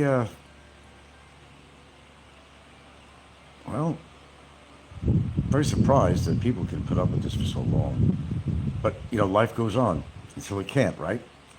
They deal with these storms, they deal with the rain. But the bad thing about all this rain is there's a lot of disease spreading with this rain, and there's more areas to develop mosquitoes, get dengue and what have you. And don't forget the water is polluted from the sewers. If you want, if there's any sewers, you know, kids play in it, people ride their bikes in it, some people swim in it. I know, as an outsider, you'd probably say, oh, the kids are just having fun or whatever. Oh, no, man. No. They just don't know any better. And that's why a lot of people and kids, you know, they come up with all kinds of skin rashes, skin infections, and some very dangerous from that water. You know, it's not a play pool. Not in the streets of Cebu and Manila and so forth. It's not a play pool. That's a swill, is what it is. Even here, downtown area where I live, I mean, there are areas that are flooded.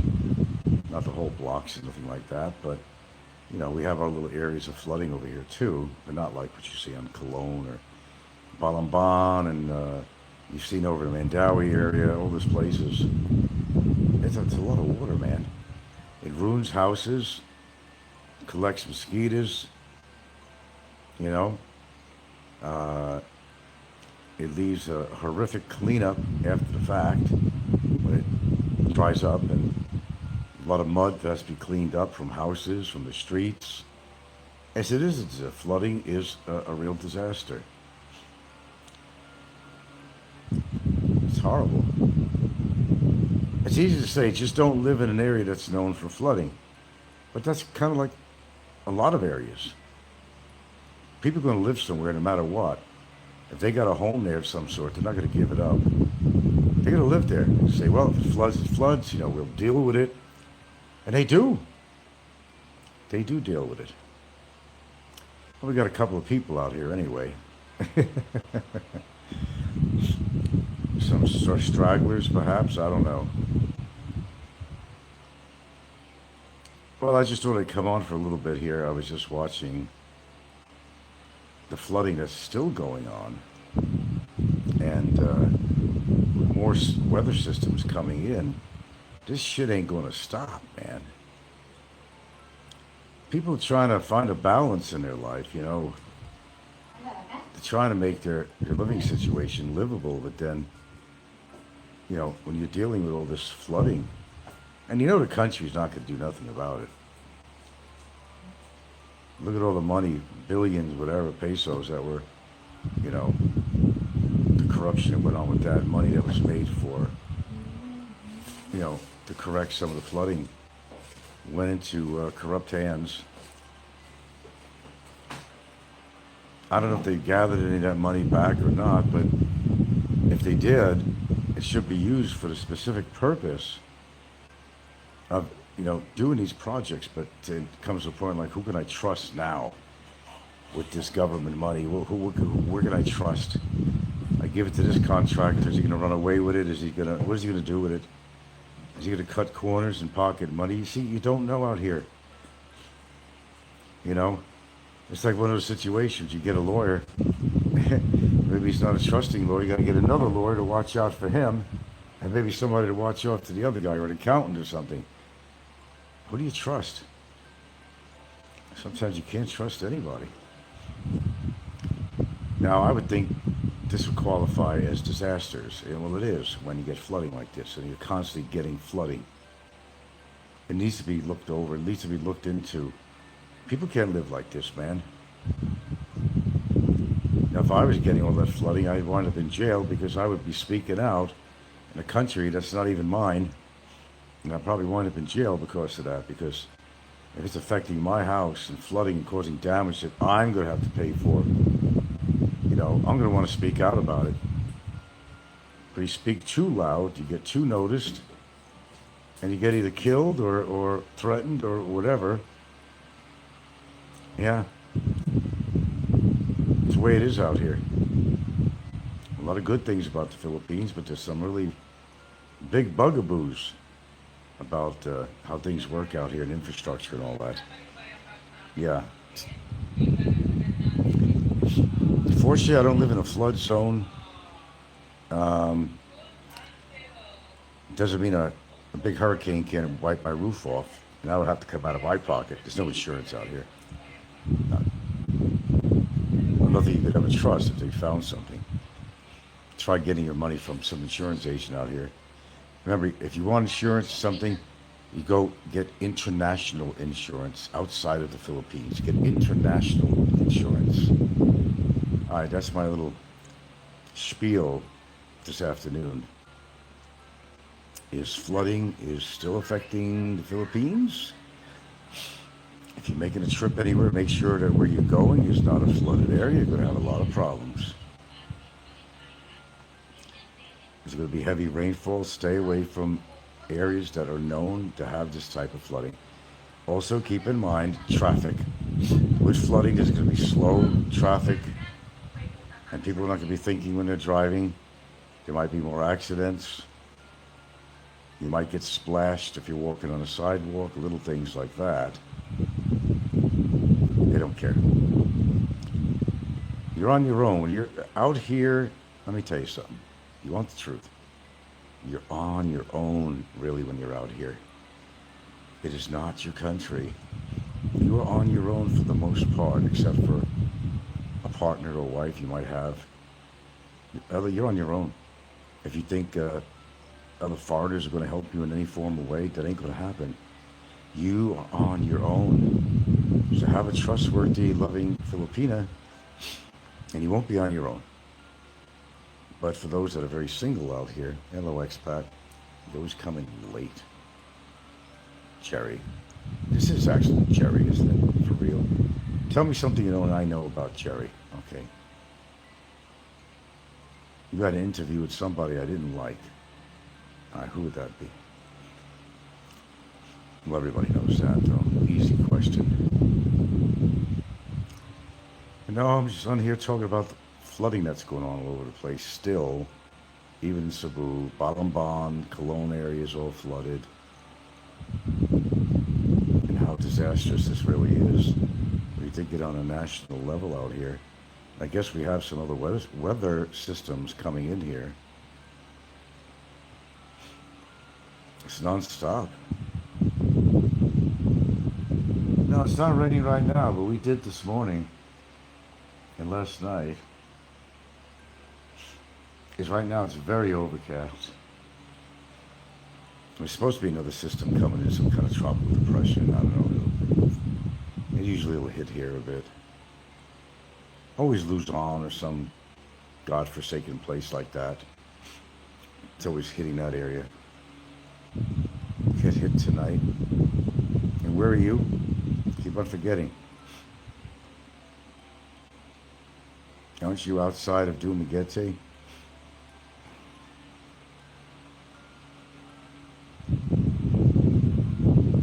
Duma, yeah, I thought so. How do you stay in that place, man? God, too many fucking foreigners. I wouldn't be comfortable there at all. Dumaguete. It got quite a reputation now because of YouTube, I'll tell you that. Oh, I haven't been listening to Paul for a while. Who's he trying to save now? Paul's always trying to save somebody. I think he needs to save himself. I don't think he's the healthiest guy, actually. You don't see many? Maybe you're on the outskirts or something, I don't know. Oh, you're up toward Mountainside, aren't you there in Duma? You're kind of outside of the town in, what do you call the name of that area?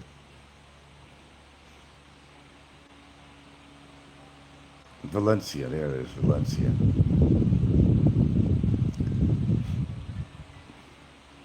Oh, it must be nice because a lot of people want to go there. I like the name Valencia. It has a nice, Spanish or Italian name. Valencia. I'm sure the name has some Hispanic meaning to it. Valencia. Sounds nice. A little cooler where you are, huh? Just a little bit cooler. Well, I don't know how far mountainside you are, but how big any mountainous areas are around there. But get up a little higher, it's always cooler. But I still wouldn't want to move the Baguio. Land prices are skyrocketing here. I imagine so. That's why I told Gilda, to hold on to this house. If you ever wanted to sell it in the future, I said, nah, just keep the damn place because,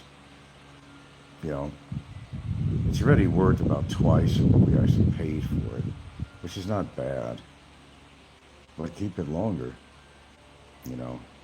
Especially if they fixed a road out here or something, that would make a difference. But I'm not going to put out my own money to fix the road. I shouldn't have to do that. Because there's a little depression beginning in the front. So we threw some rocks in there, just depression from, water and stuff. And just to prevent it from expanding or getting deeper, The Norco bill is less than 1,500 pesos, that's all. Ours average about 8. If we're lucky, we got down to 7 or 6 once, but we've had as high as over 9. Well, it's on right now. I got my air conditioner on right now. I've got it on 25. A lot of people say, why bother to use the air conditioner? You're only going to do 25 or 26 on there, but they don't understand. That cools the room down. I mean, I'm not setting it where it's going to be 60 degrees Fahrenheit in the house. That actually might be cold for me. But all you need is about 26. Gets the humidity out, for one. And if the outside temperature outside the house is higher, then yes, you're going to get a feeling of it being a lot cooler. Your road is small. Is that a barangay road in front of your house? Yeah, pretty much. I mean, yeah. That's right, you were down here, weren't you? You were down here, weren't you? Yes, you were. That's right. We have you on our CCTV. You were actually.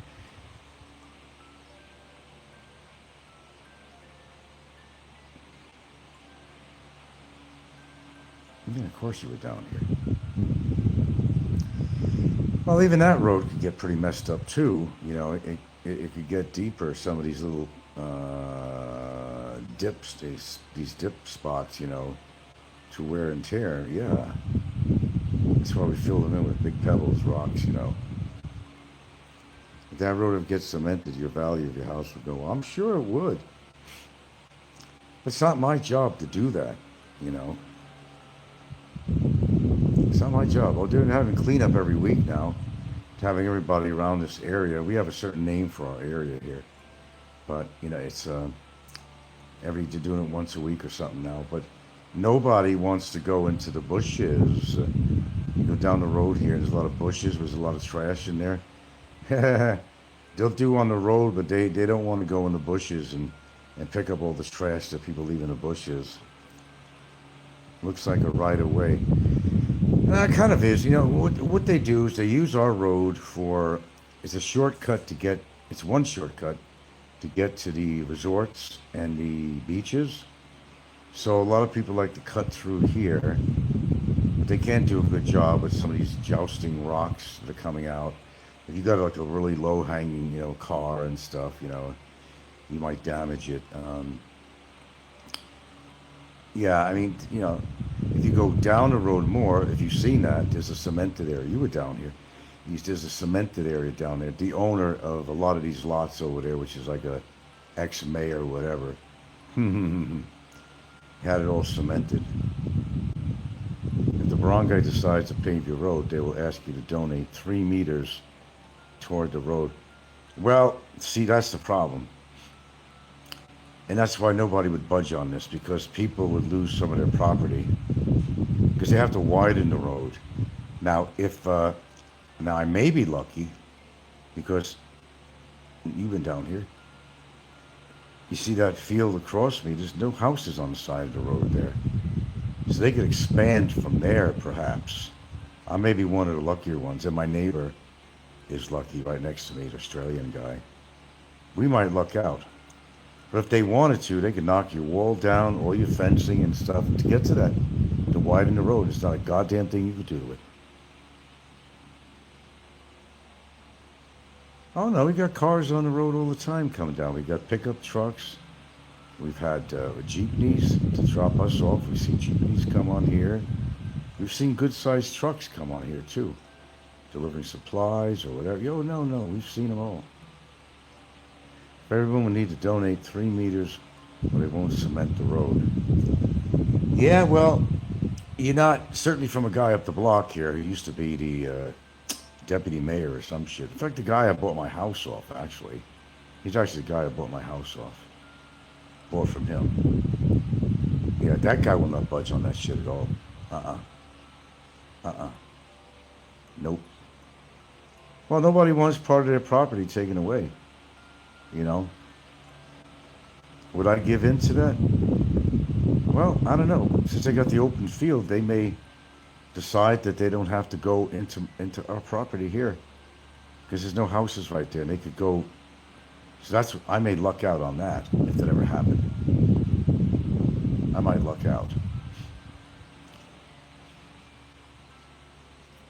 The rest of the people won't be very happy. Because, oh no, I think they would have to rebuild your wall.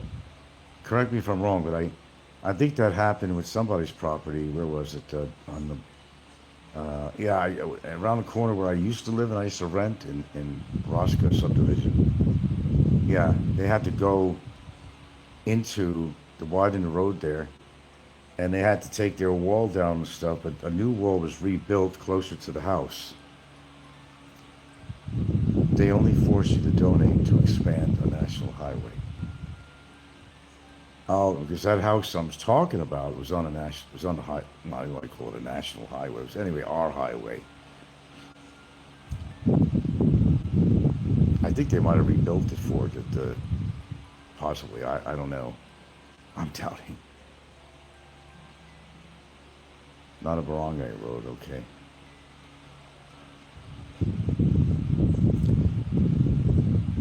Well, I hope that doesn't happen here. I don't want to lose 3 meters. No, that would be killer. No, no, no, no.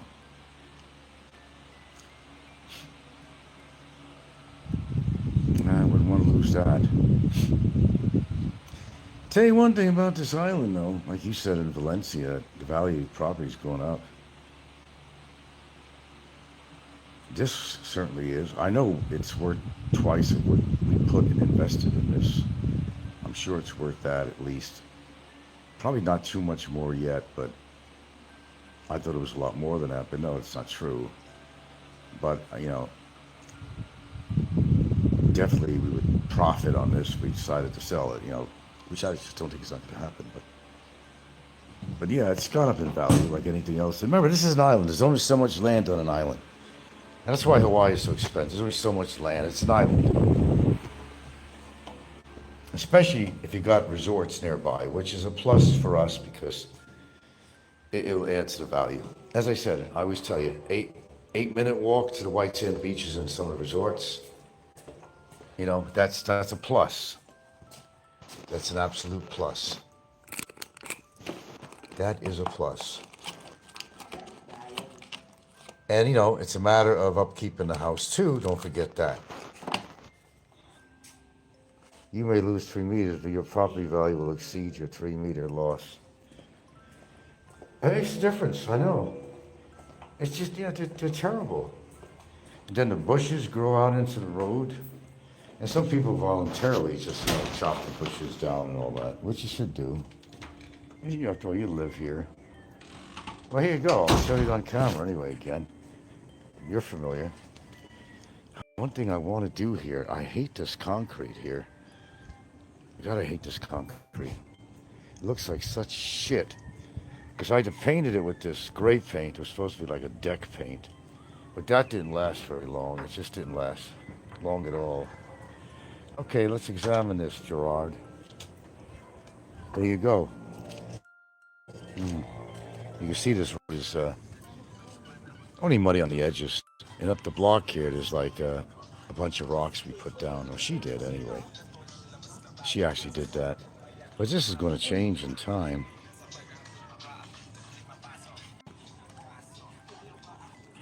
Now you see here, you got this big field. If they could just take it from there and go out this way, then that would be great. You can see indentations in here from cars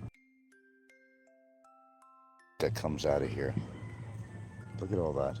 Of course, I can't walk down there to show you because I'll be out of signal. But look at all this expanse. They could build a condo complex here right across the street from me. I don't know what that's going to do to value. But look at all these. Look.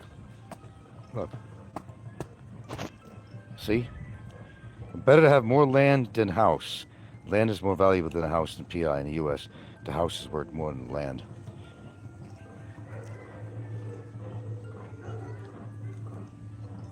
I can go past this for a while because the antenna's over here.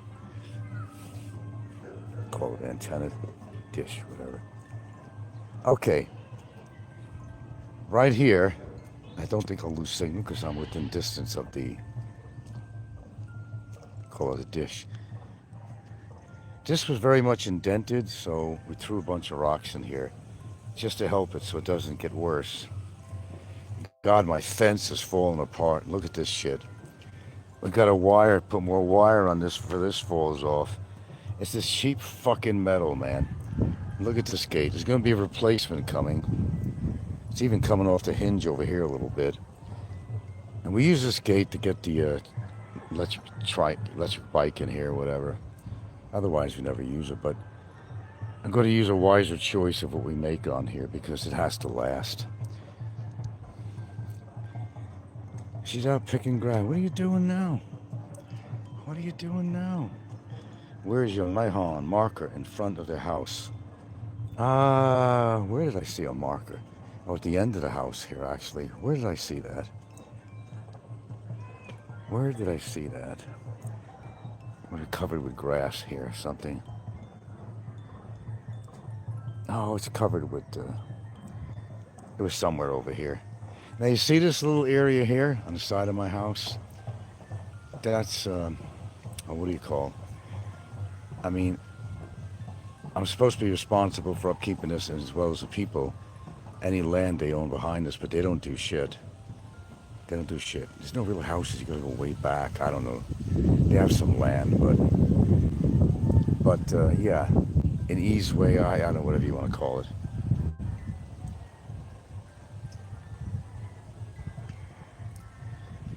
I forgot what his freaking marker was. You got so many weeds over here on the side. A good sized lot though for what it is. But this is all the crap up here. Yeah. That's what we're doing here. Look, see? Hold on.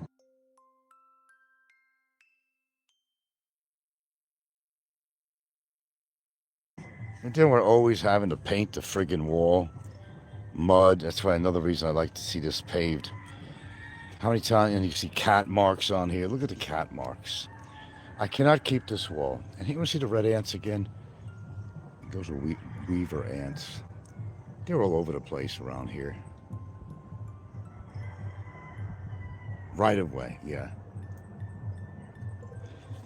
Because it's a white wall too, everything shows up. So I'm always having to retouch this wall. But you're right. If this was a paved road, you make the house look a lot nicer too. And then the other problem, you see all these weeds growing, and it gets bad. You can see over here where Gilda is. On the side here, it's all coming out again. And we'll sit there, she does work, she'll do like work for that, or she'll have somebody come over and help. And all this shit grows on here too. It's a non-win situation. All this metal that you're seeing has to be replaced. All this metal, all this railing. Every bit of it. We got our own projects here. But it's, hey, just part, I don't care where you are, it's part of owning a house. Well, it's the Philippines or whatever the hell you are. Look at the big rock jutting out of here. It's crazy. Down there's the worst part. Go down there. But I like about this area, there's really no houses down this block here. There's really nothing there. And those are all mango trees you see in the background. See, those are all mango trees. In fact, guess what? We got a lemon tree right down over here. All the time I'm buying lemons. And you got all this lot, and I guess the ownership has been finally established or still in court or something on this, all this. I don't know how many hectares this is, but it's a nice chunk of land.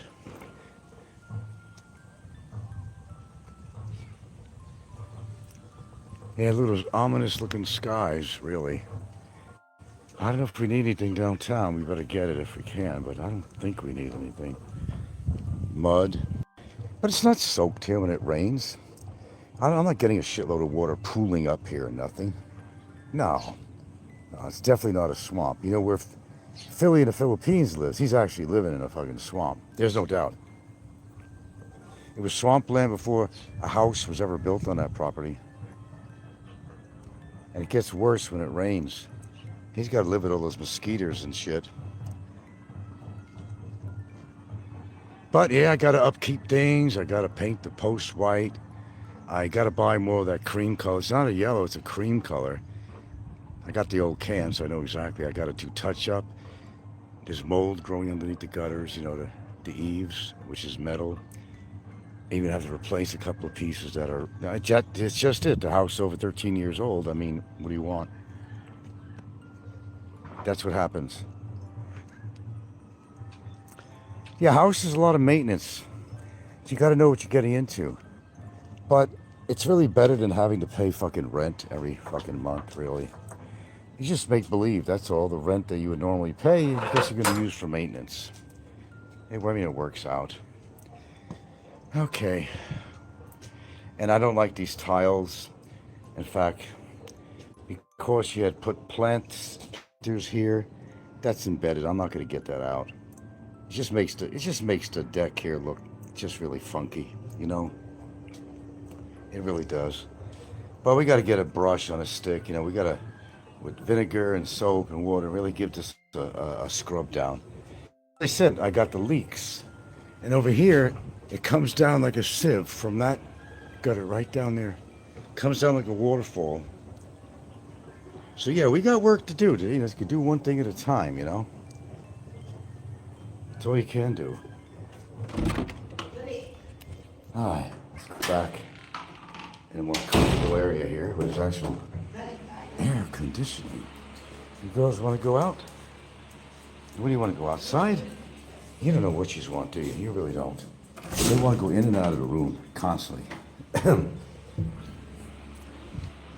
to keep an eye on the female. Well, they're both females. One of them is in heat. Tell you, dogs could do it right through a gate. Let me tell you, if they wanted to do it, dogs would do it right through a goddamn gate. Don't need any more puppies around here. Let me tell you that. Hell no. I haven't even watched TV all damn day. People think that I'm sitting around all day watching TV. This TV has not been on once today. It's not been on once. Just about the time of day that I do turn it on.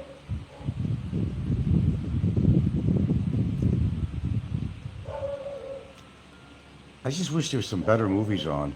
Seems like all the good movies are pay-for movies, you know. We never really researched anything on these really big premiere type, you know. And, you know, we got this thing for free. It's called Blast. Did you ever hear of Blast? And sometimes they got good movies on there.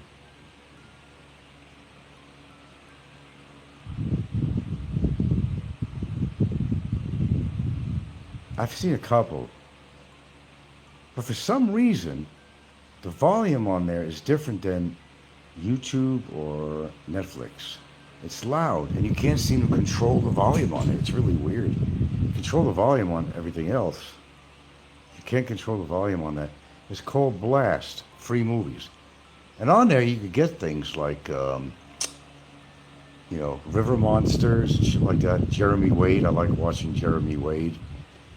A lot of his stuff, and I'd say that's how I really fall asleep.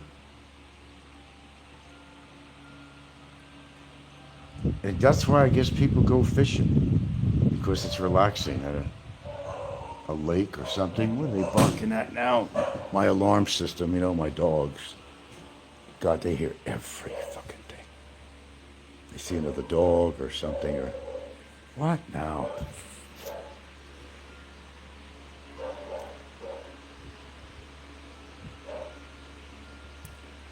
Very, very cloudy, oh yeah, I see gray. There could be some rain coming down.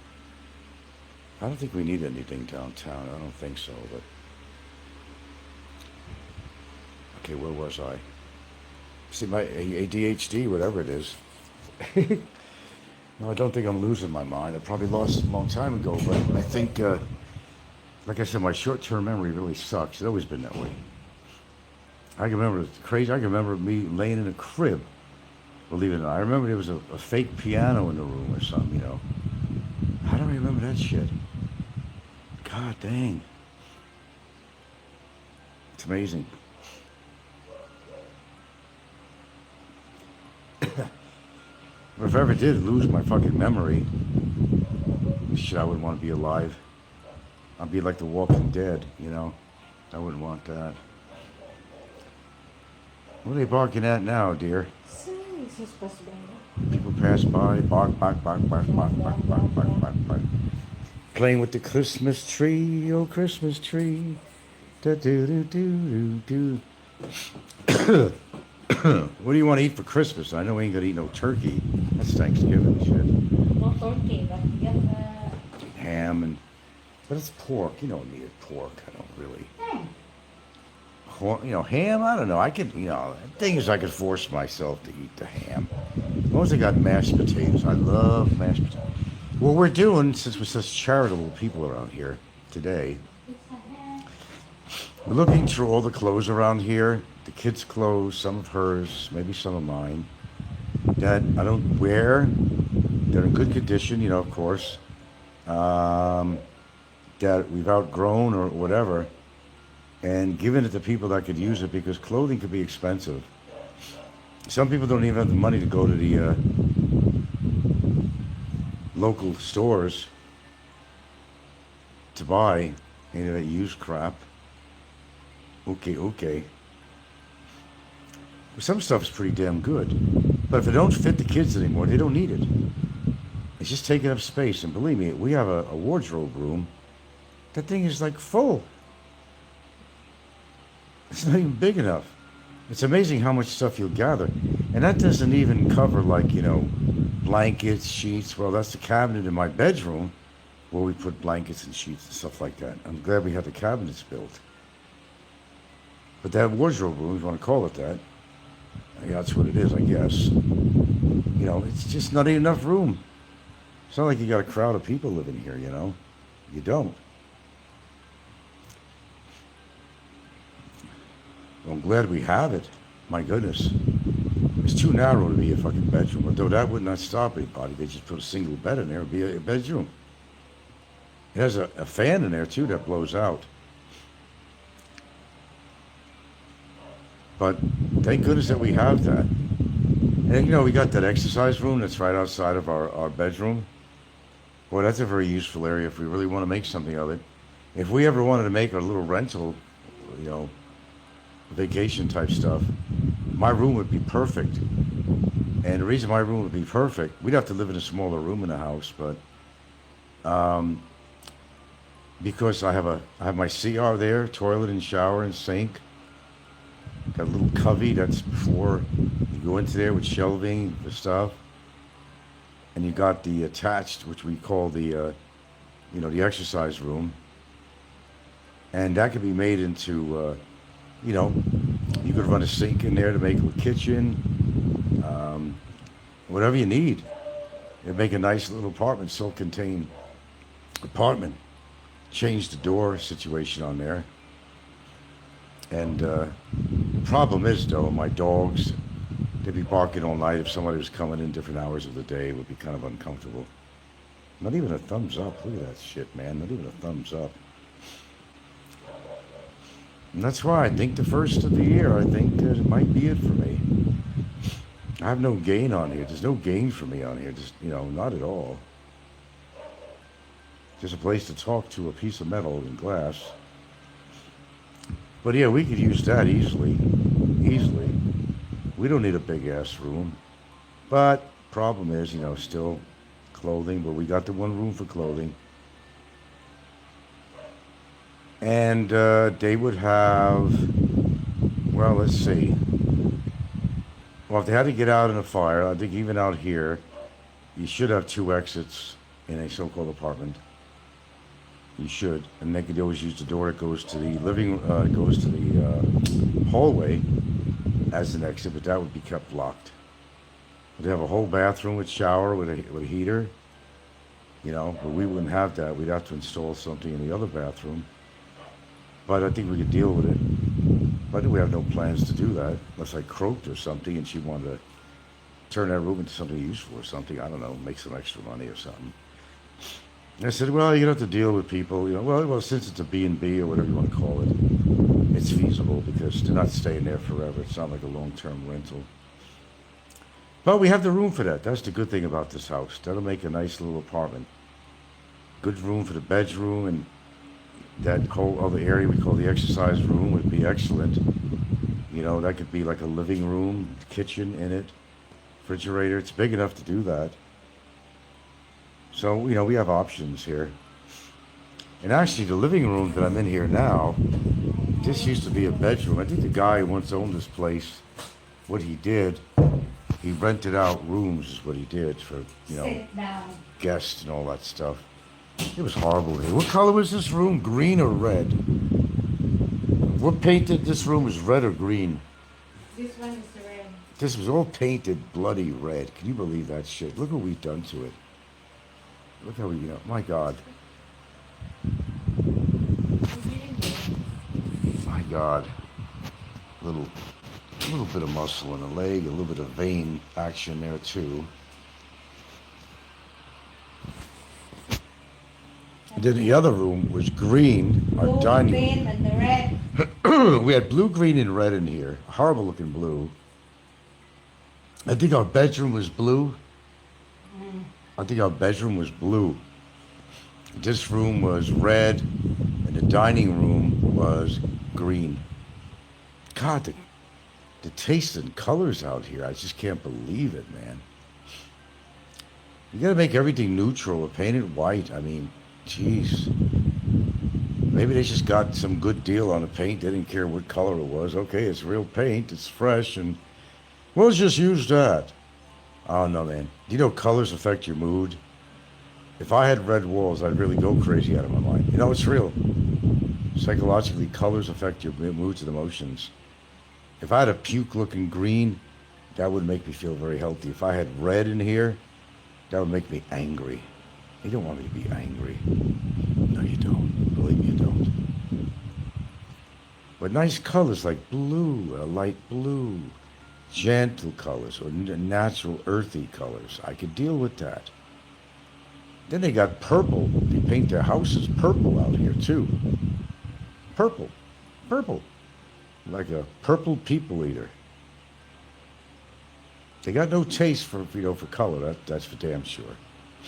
I think it's wherever they can get the paint for cheap, and no matter what color it is, they'll use it. No, I cannot live unless there's neutral colors, cool colors. I'm more of there's cool and warm colors, as they call them, in the spectrum. I'm more toward the cooler colors, not the warmer colors. As far as the outside, being a cream, it's a relaxing color. It's not a solid yellow. I have a can of yellow, and I can show you the difference. Believe me, it's yucky. The cream color is nice. It's more neutral compared to, I could paint it blue, whatever I want to do. Even considering the future, changing the roof before anything happens with that. It used to be red, but through storms and sunlight and shit, the roof is more orange than red. In some areas, it's even a different color. Yeah. It's not, the roof itself ain't leaking. Some of the gutter areas in the corners are leaking, but that could be remedied with some sealant. But it's not perfect. It's not perfect. I mean, there's nothing really radical that needs to be done. Well, I don't know. It's not even radical for the gutters, really. But as long as that shit ain't going inside the roof, I mean, that's what I care about. The good thing about houses out here, majority of it is, it's all cement block, You're not going to get termites in cement. It's just not going to happen. You get termites outside in old tree trunks, all kinds of different shit, but you're not going to get it in concrete. Oh, nice breeze from the fan, because we run the air conditioner and the fan. Because the fan blows that cool air around, you can feel the effect of the air conditioner. It feels really good. Yeah, I think I'm more energetic today than I was yesterday. My gosh, yesterday I was like a truck hit me or something. I was beginning to wonder if there was something wrong with me.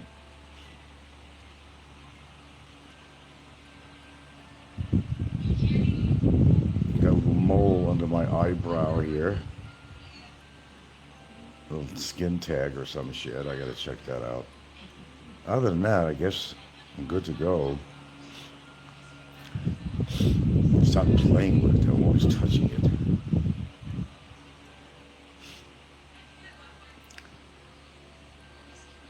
Okay, what else is going on? I haven't been listening to a lot of shows today. Just stuff that I look up. I follow the news, what's going on with the president in America, all that shit, and some other things. There's some really dreary ones that are depressing. This big slew of people that are in the hospital with cancer, and I don't want to see that really. I go see this one guy. He's got this grapefruit-sized thing on his lung, pushing against his heart, which causes pain. And then he had broken ribs for some reason, I don't know. I think the cancer could have went to his ribs. He's hoping that ain't the case. Didn't metastasize. Then it might be all over. Then there might be nothing they could do about the big tumor that's hitting against, This one girl was very young. She was crying, saying, "They're talking about putting me into hospice." Shit, at that young age, man, that is horrible. You're just beginning your life, your dreams, your plans, marriage, career, in the low 20s. Imagine if you got cancer at that age. That's why I say, man, if you've reached a pretty ripe age, congratulate yourself that you've been able to do that. It doesn't matter if I were to go today, I would go. I wouldn't know anything if I'm dead, but I had any way of knowing it, I'd be able to say that I made it this far. which, if you think about how many ways you can die, like that TV series that used to be on 1001 Ways to Die, which I thought was interesting. Anything from microbial, viral, accidents, murder, you name it, certain health conditions. The fact that you could reach your 50s, 60s, and 70s is sometimes amazing in itself, because there was one time that people only lived maybe to their 40s. It was very rare that people lived beyond 40, 45. Very few at one time. With good medicine and everything now, people are living longer, but they're not taking advantage of it. There's a lot of people that are not taking care of themselves in certain ways. They're not. You gotta appreciate that. Which means more time with your loved ones, if you have any loved ones. Most of my family is died off. I think I'm the last person to carry my name, because my cousin Anthony's been dead for 10 years now. He's about a year older than me, I think. We never hung around or nothing but my father's side. My father's parents are obviously dead. My father's gone. My mother's gone. My brother died now. It's been, Jesus Christ, what has it been, a year and a half? Jeez, I'm telling you, man, it's scary. God damn. I don't talk to my daughter and I don't talk to my sister, so they're as good as dead. So there you go.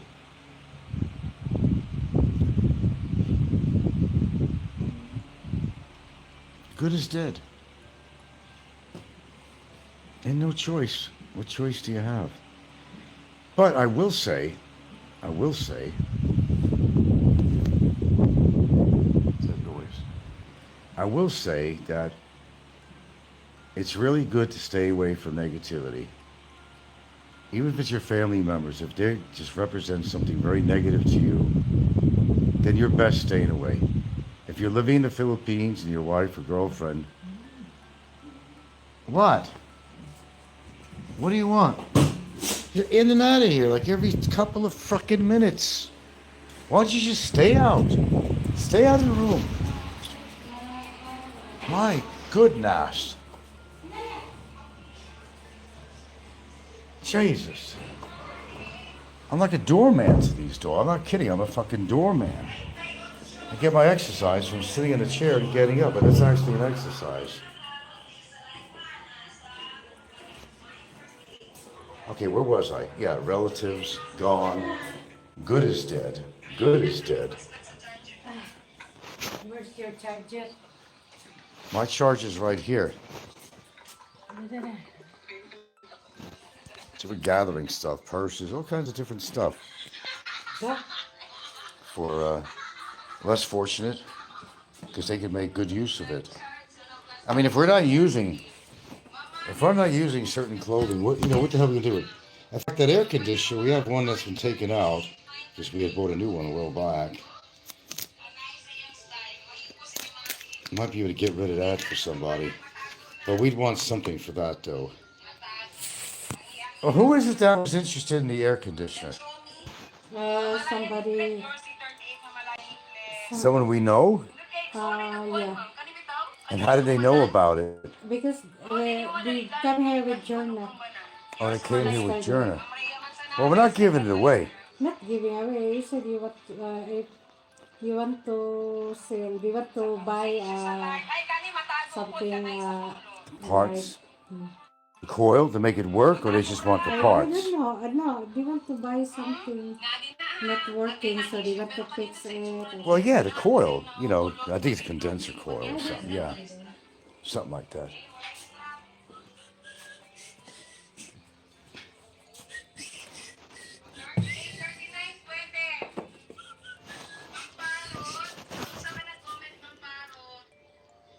Yeah, baby. It's over at the, what do you call park, the animal park.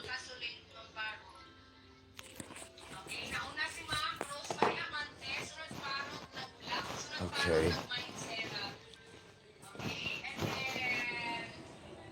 Your dogs are going to stay right where you are. If I go back in the room, you girls are not coming back in there. No, you're not. No, I'm sorry.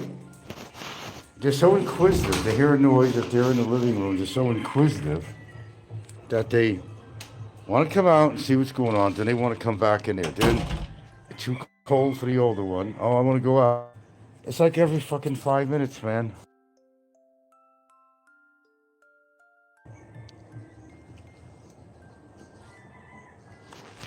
Yeah, you can see it's very cloudy out there, very overcast. We're gonna have more rain. But it costs quite a bit of money if we had to put everything in once. I said all this concrete would have to be tiled with outdoor type of.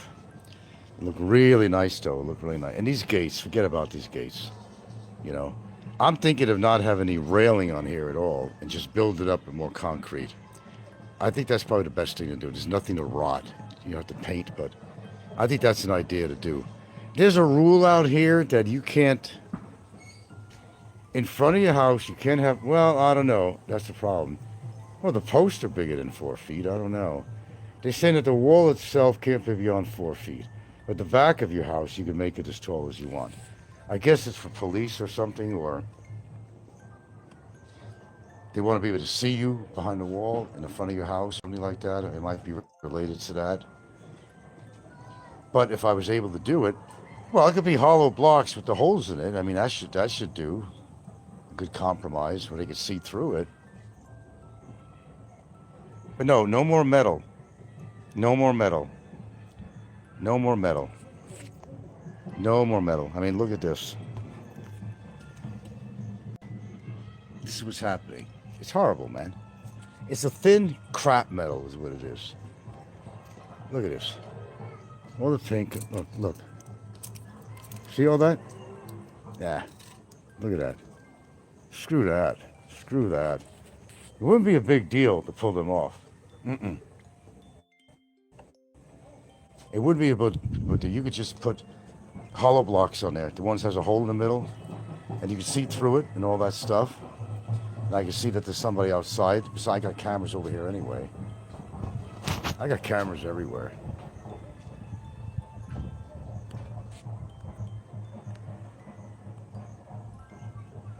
I got cameras everywhere.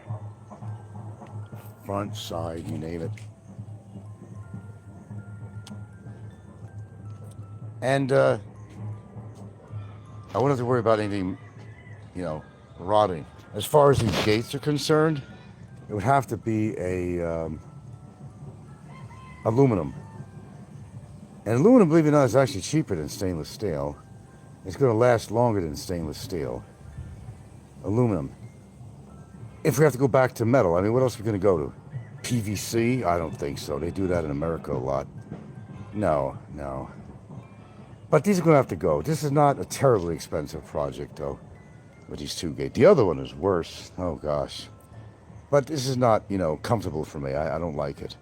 I like certain aesthetics of the house, you know. Your entryway is important, I think. I think so. I want to get some lions put out there, but I'd like to get these stone statues of, look like lab dogs, you know, that pour out or something.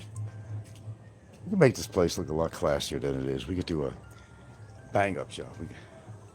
It's a nice place, though. It's not bad. It's not bad at all. I've actually, you see the sheen on here. Glad I did that. Everything's concrete, even inside. The sills, everything is concrete. All the molding is concrete. It's not wood. It's concrete. And concrete exudes this white substance, which is all the calcium and all these mineral deposits that come out. Because you understand that concrete is porous. Now, even this yard back here, we could utilize this. Now, this is the room I talked to you about, which is the exercise room. We got a door that goes into here. Okay. Big windows. Almost sealing the ground. Not the ground, but pretty close. And we got enough room back here to put another little house or some kind of, you know, they got that cool shit you see out there now, man. These compartmental housing stuff, you know. They look like trailer things, but they're more modular homes you can get for pretty cheap. Oh, they're amazing. we'd probably have to, we could feed it right into the septic right over here. There's a septic right there. But is it going to overflow the septic? Which reminds me, we got to clean that out. But I got some decent room here to build. And if we wanted for privacy, right here, of course, it's going to give the doors less yard space, but oh well, we could build a wall right here, right from here, which, how would that work? No. Their entrance is going to be here if we ever did anything like that. So we'd have a wall like right here, separating for privacy between this part of the house and this. So it'd be a contained area. The same thing in the back. There would be, follow me please. There'd be a wall in the bedroom windows over here. Right, we see this little trellis right next, that's the septic right there. Be a wall right there. So that's all private area. Dogs have enough places to take their shit and piss and all that. That wouldn't be a problem.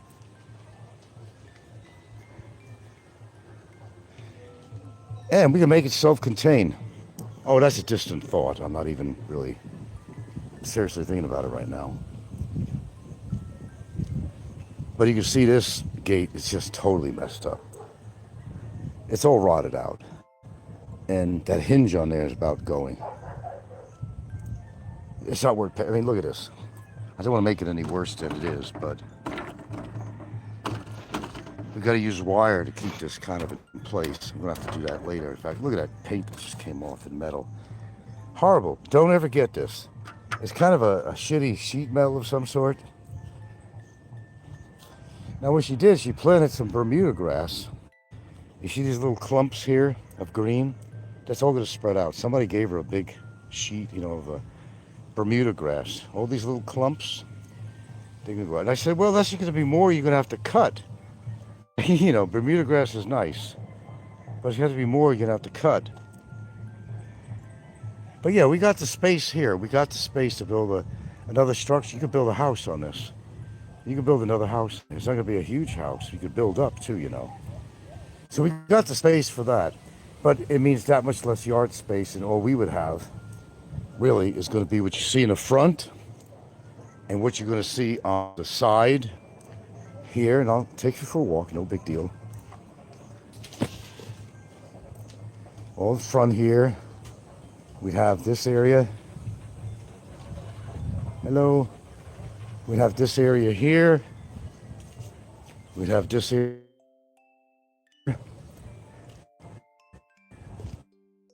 Around here. I'm going to probably... Okay, here we go. The idea. So we're okay on that. But this is ugly. I just admit it. I admit this is ugly. Fugly ugly. See, this is a truck. You're talking about a Jerry. There's no trucks that fit on here. This is trucks that come down here. But if they want to turn around, they just go on the field here, what they're doing now. Or maybe they have a delivery to go to the other road. A lot of people cut through that field because there's an opening somewhere to get them to some other road over here. Hello. Is this somebody we know? No. She has a lot of friends that I don't know. Sometimes I don't even recognize some people. Huh? Where is the bigger bee? Who are you looking for? The bee? Oh.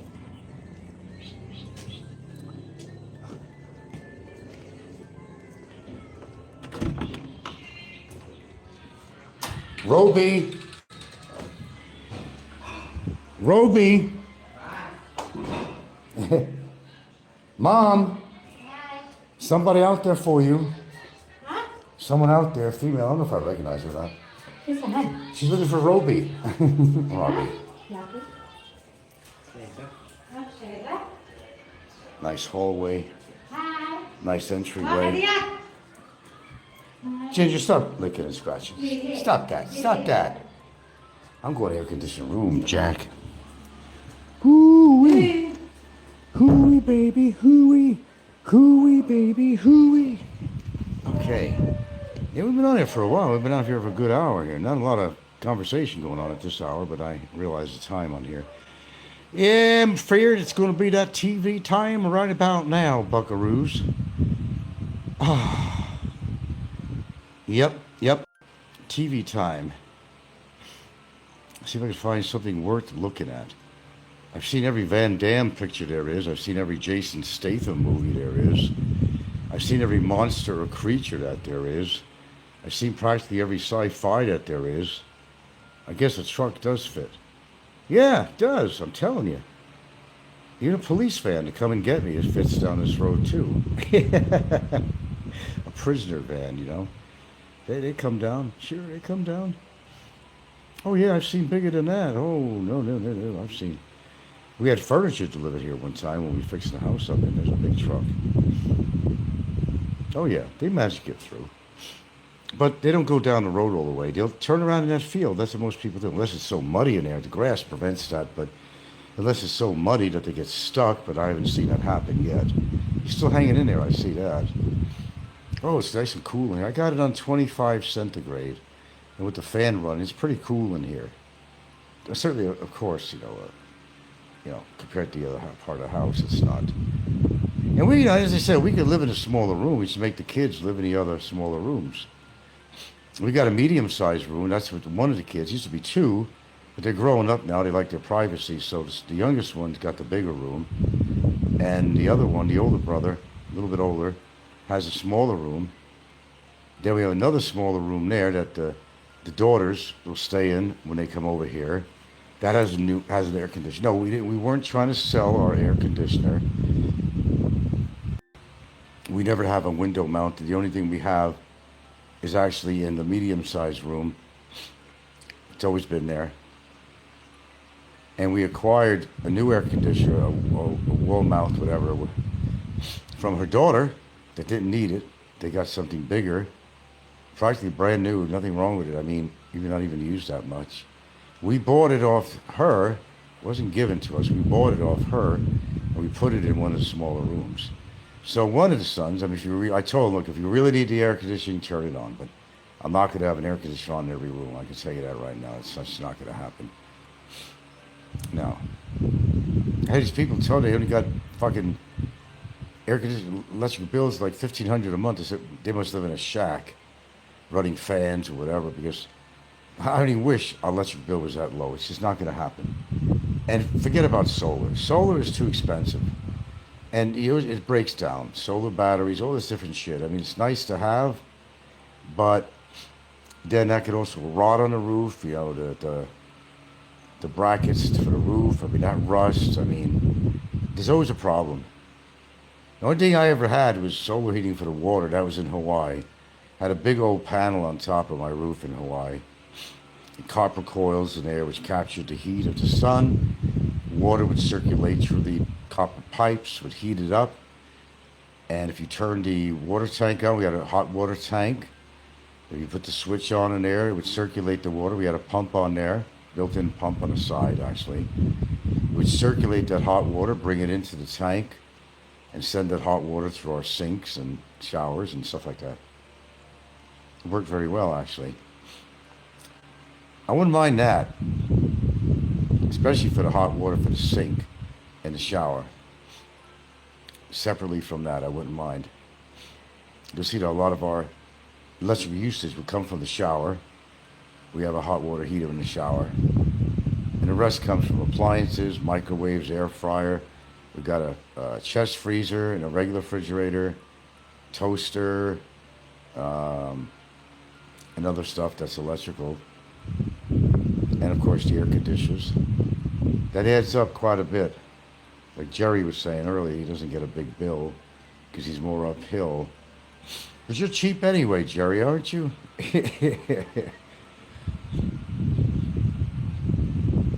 No, I like the size of the house. I don't feel claustrophobic, Excuse me. It's a decent sized house. I could walk around and exercise in here and do my walks right in the house. From room to the long hallway and back and forth to the kitchen, to the dining room, the living room, back out again in the foyer. Excuse me.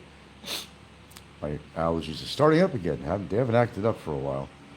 To the hallway, back into my bedroom, into the exercise room. I got plenty of room if I just want to walk around here, if I don't want to use the treadmill. We're pretty much self-contained in here, pretty much. We've got pretty much what we need in here for entertainment, whatever.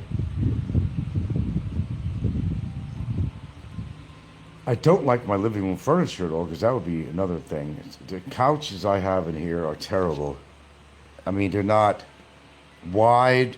You could lay down with your honey and cuddle up. When I lived in Hawaii, I had a couch like that. It had a bigger backing on it, which came above your neck, comfortable.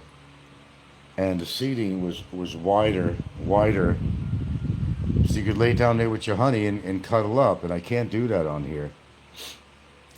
Unless I lost a lot of weight, even that would be hard. We tried it before. It's not really comfortable. Sometimes she'll come and lay in this chair with me on the side.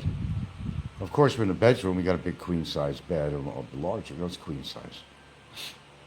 Anyway, I've been kind of on here for a while. I guess it's probably around TV time right now. I don't think I have to go downtown. I don't have any other chores I could think of today. Nothing I'm willing to start anyway. But there's always chores, and I like the way Popeye laughs, or other people like fucking creeps, Mick Fisher and people like that. The fact that I actually help out in the house. What the hell is wrong with that? What is wrong with helping your girlfriend out? Or your wife? So, in other words, did you get together with some Filipinas because she could be your fucking maid? Is she your partner, your lover, or your friend, or is she a fucking maid? Lola, what is she? She's neither one of these fucking things. She's my lover, my partner, my friend, my confidant. Fuck yeah, I'm going to help out.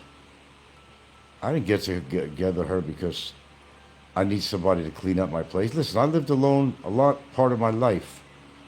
The best part of my life, I lived alone. And I'm used to cleaning up after myself. I'm used to scrubbing a tub or shower. I'm used to cooking. I'm used to cleaning dishes. I'm used to sweeping and mopping. I'm used to doing laundry. I did that all on my own for more years than I can remember. And I don't mind doing it now to help out. It also keeps me busy, keeps my blood flowing. How important that is. And she shouldn't have to do all that. It's going to wear her out. I don't want her to get worn out like that, Some of these cheapskates wouldn't even buy a fucking washer for their woman. Fucking even Overstay Road. I don't think he's ever bought a washer. She's scrubbing things by hand. He's got money from his show. I don't understand why he can't buy a washer. And there's a number of others too on there. They don't buy any washers. They get enjoyment out of washing them, bending down with their back and scrubbing the clothes by hand. There's no reason to do that. They're very reasonable. They sell those things. They're pretty much plastic. We had one for 7 years. It still works. It looks like shit, but it still works. It's not expensive. Maybe 12,000 pesos. You got the washer and you got the spinner on it. It does a great job. It doesn't look very good now, but it still works. I don't want to. She will get on her hands and knees and do it. If she does curtains or big things like that, she'll have to do it in a big old basin. And she'll have to scrub that by hand. There's certain things you have to scrub by hand. There's no choice on it. Other than that, all the other wash goes in the washing machine. Well, you guys don't talk at all, do you? I know who's listening, that's why. It don't matter. I got to get off anyway, man. All right, well, enjoy the rest of your day, wherever you might live. Let me continue mine. I feel like watching some movies. See, I got that freedom of choice to do what the hell I want. I don't have to work. If you want to call that work around the house, I think that's a standard issue. At least it is with me. I help out my partner. You lazy-ass bastards, some of you out there don't even... All you care about is sitting down with a drink or a fucking beer, watching your fucking sports or whatever you do to pass your time, hang in a bar. I'm not neither one of the above. I'm unique in that way, as far as... She's not a tool to me. She's an addition to my life. Not a tool. She's not my maid. She is in part my caretaker, as I am her caretaker. As I get older, she probably will be my actual caretaker, but she's still a caretaker right now for me.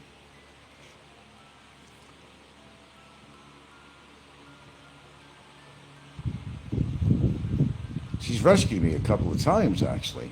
Sort of, kind of. I won't get into it. Nothing serious. She's done a lot of good for me. I do a lot of good for her. That's the way it should be. If you're not doing that for you, woman, you're going to be like Jay, who impregnates people, or Brevis, who gets women pregnant and runs away. What did I hear? Is that why he went to Vietnam or something? Did he leave this one, the mother of his child? Fucking idiots. Creeps, man. Fucking creeps. And then, of course, Jay has 1 or 2 children from a Filipina out here. He don't pay support. He don't help. All he wants to do is hang around in a seedy fucking bar, drinking his fucking Aussie Aborigine asshole off. Chasing fucking pussy. That's all he does. That's all they do with their life is chase fucking pussy and drink and eat themselves to oblivion. Well, God bless you. Keep up the good work. Especially the drinking and eating. The sooner you'll be fucking gone from this earth. That's what I say.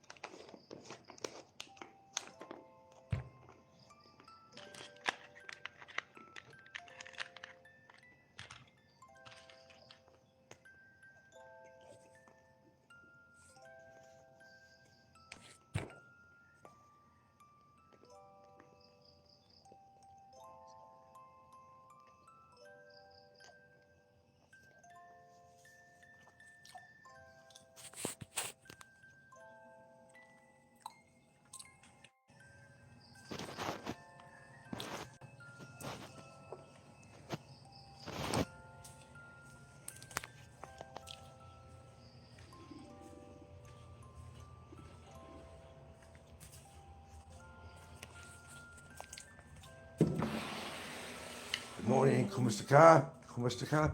Ah, Kumusta? okay lang. Okay, lang.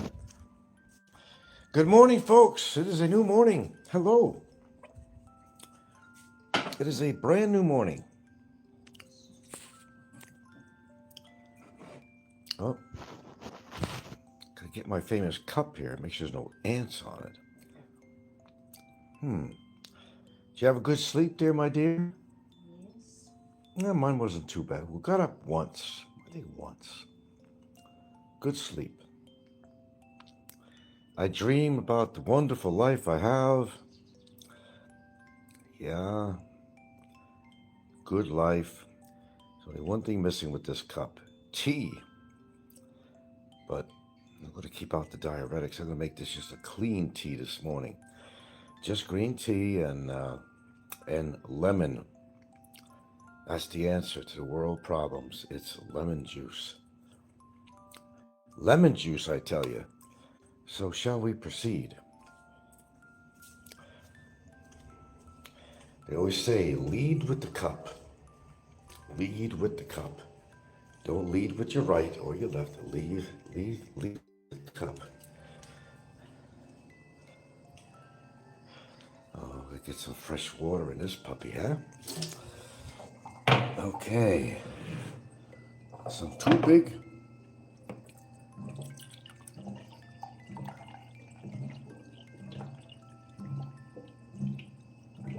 Let me show you how to do it here.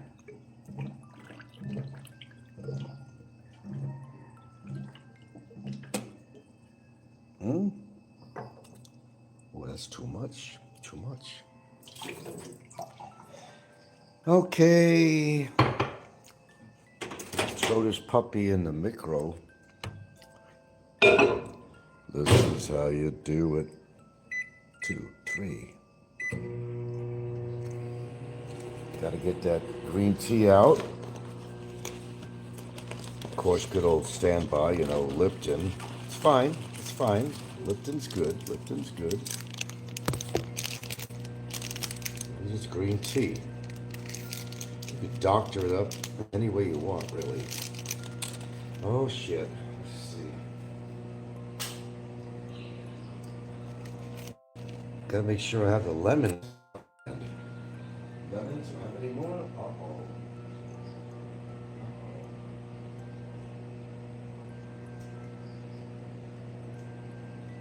Pretty low on my lemons here.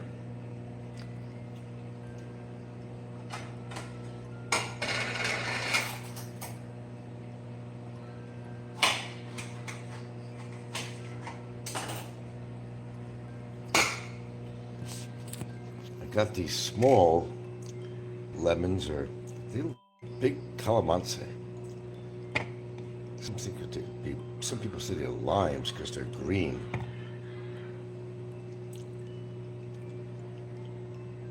Is that enough, though? Well, it's going to be enough. I'm going to make a simple tea this morning. Nothing dramatic. I got to get Popeye some material, though, here. It's going to go fucking crazy. Just waiting for the water to heat up, and we shall begin to begin. Lonely little lemons. You say lime, because they're green.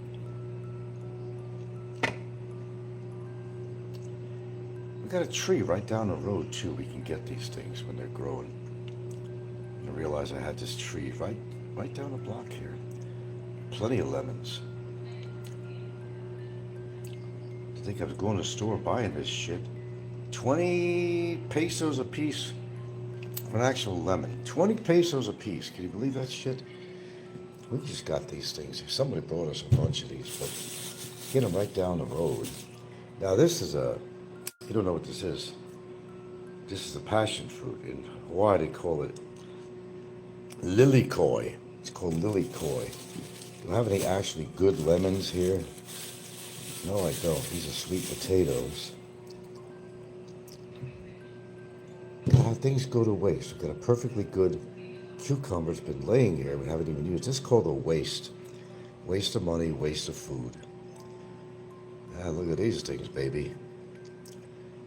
This for lonely women. And maybe lonely men. Oh, these aren't looking in too good shape. That has to be thrown out. Oh my goodness. They gotta keep up on this stuff here. They really do. But they don't.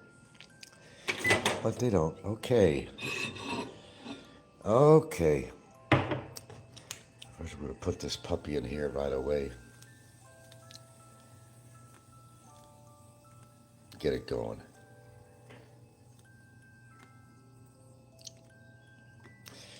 Okay. Let's squeeze one off here first. Don't get too excited, Popeye. It's not what I meant. Oh. Oh, shit. One more. I have a device for this. I don't use it. I'm just too lazy to take it out.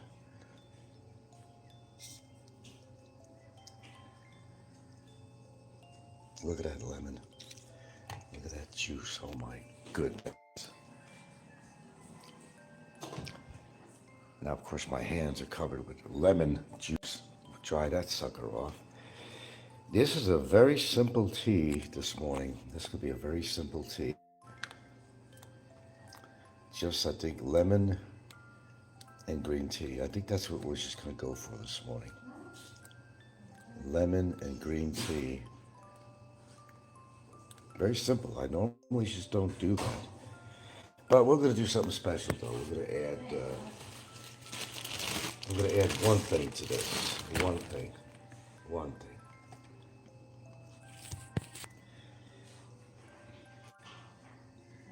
Allergies acting up. Maybe have a little bit of, well, that's enough, not a little bit of honey.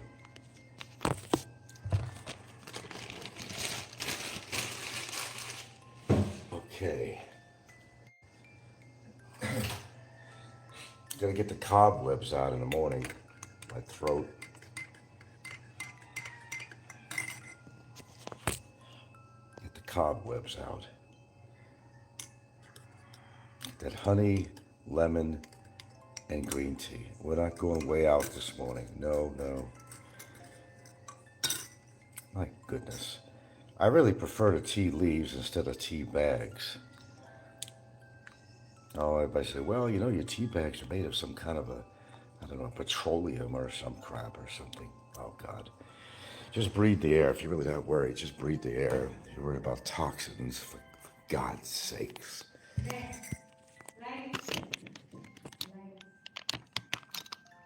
Why? You want the lights on? Oh, the lights. Which lights? They're off.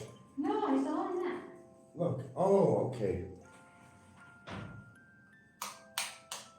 I had the switches the other way. Okay, here we go. It isn't right in the morning unless that tea is right in front of me. That's how we start our day. Too hot to drink, of course, you know that.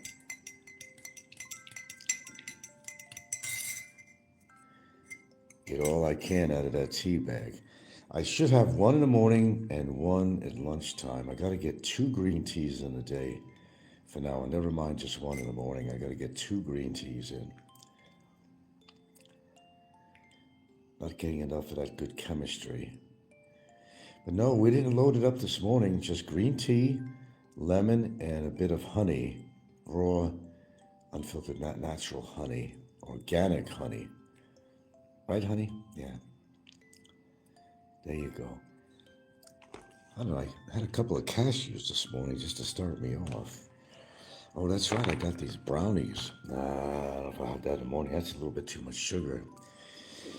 You know me, I don't want to have too much sugar, and I don't drink alcohol. Alcohol. Even the name itself disgusts me. Alcohol. I don't know. You poor people that are dependent on that stuff. Worse than cigarettes in many ways. Worse. But don't get me going on that this morning. It's too early for that. Okay. Well, we got a brand new morning. Another day. I'm alive. I've woken up to greet a brand new day. What is the topic for this morning? No, it's a free-for-all this morning. A free-for-all. It's a free-for-all. Anything goes this morning. I actually don't have any topic matter. Sorry, Pops. Your guess is as good as mine. I usually have a lot to talk about, but I mean, I can make some shit up if you want, but. And I don't feel like talking about Trump and politics either. Not today. We'll talk about him more when, his demise comes. What if he remembers that song?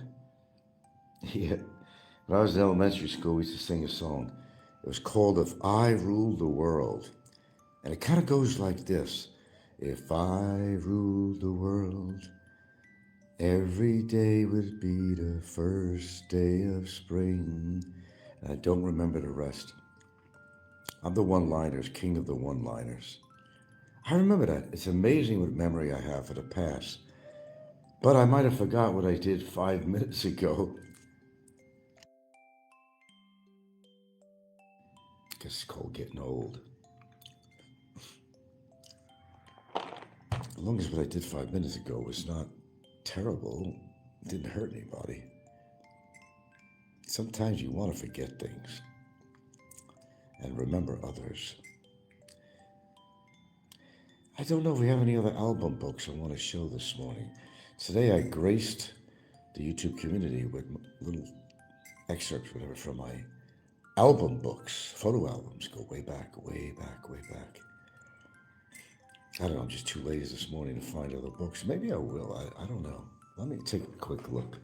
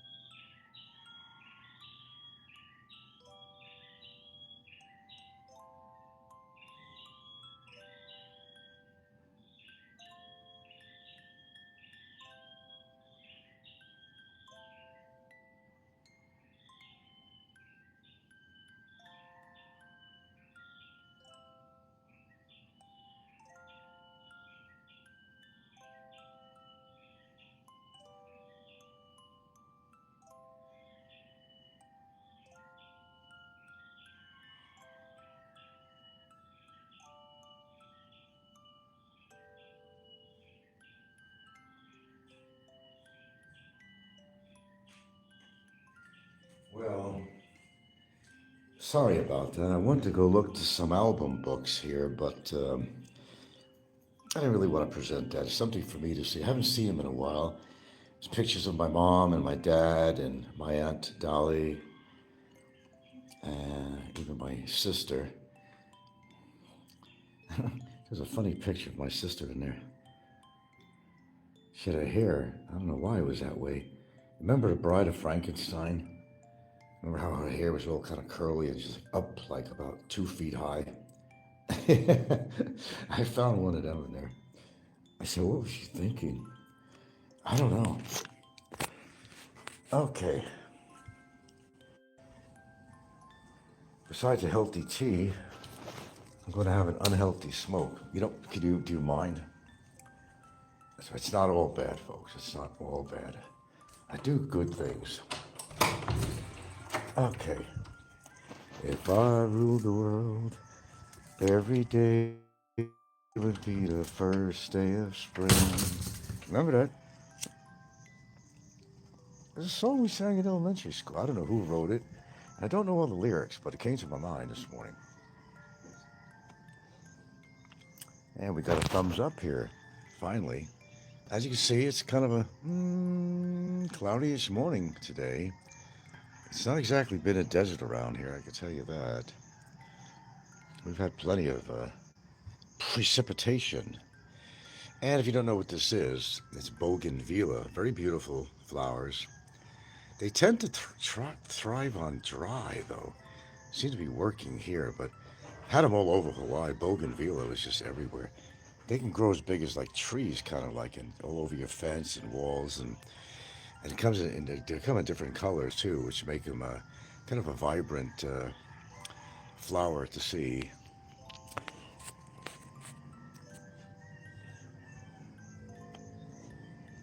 Oh, she's up and ready, my gal. She's already doing work. My God, my God.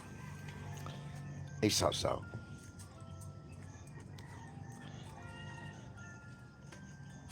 You're already working this morning. My goodness.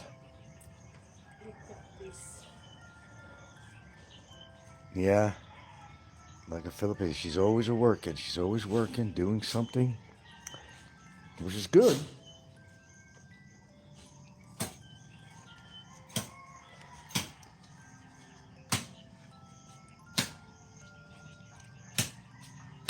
I don't know how you do this shit this early. I don't understand it. I don't understand it. Chopping away, trimming some bushes.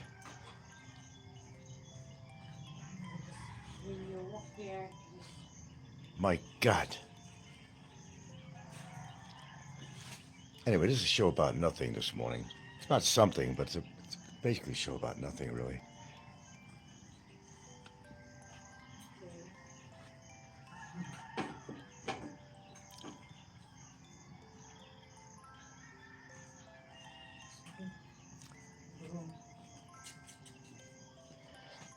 clean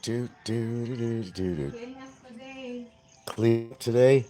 Oh, for the community? Oh, one of those days. Uh-oh. Yeah, but they won't go in the bushes, though. Funny. We got community cleanup today. Today would be the day. But the one thing they don't go, down there, way down there, the road, there's all these bushes, right? All the trash people dumped in there. But they won't touch that. Though. They'll go on the side of the road, but they won't touch what's in the bushes, though.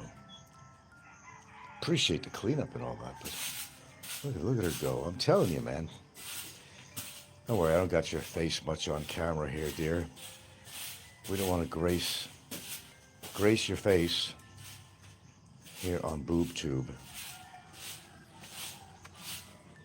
Hello, sweetie. Hello, good morning, sweetie. Oh. Do. That's my girl. One of them. You love your daddy? You love your daddy? You love your daddy, don't you love your daddy? Of course you do. Okay, no lick.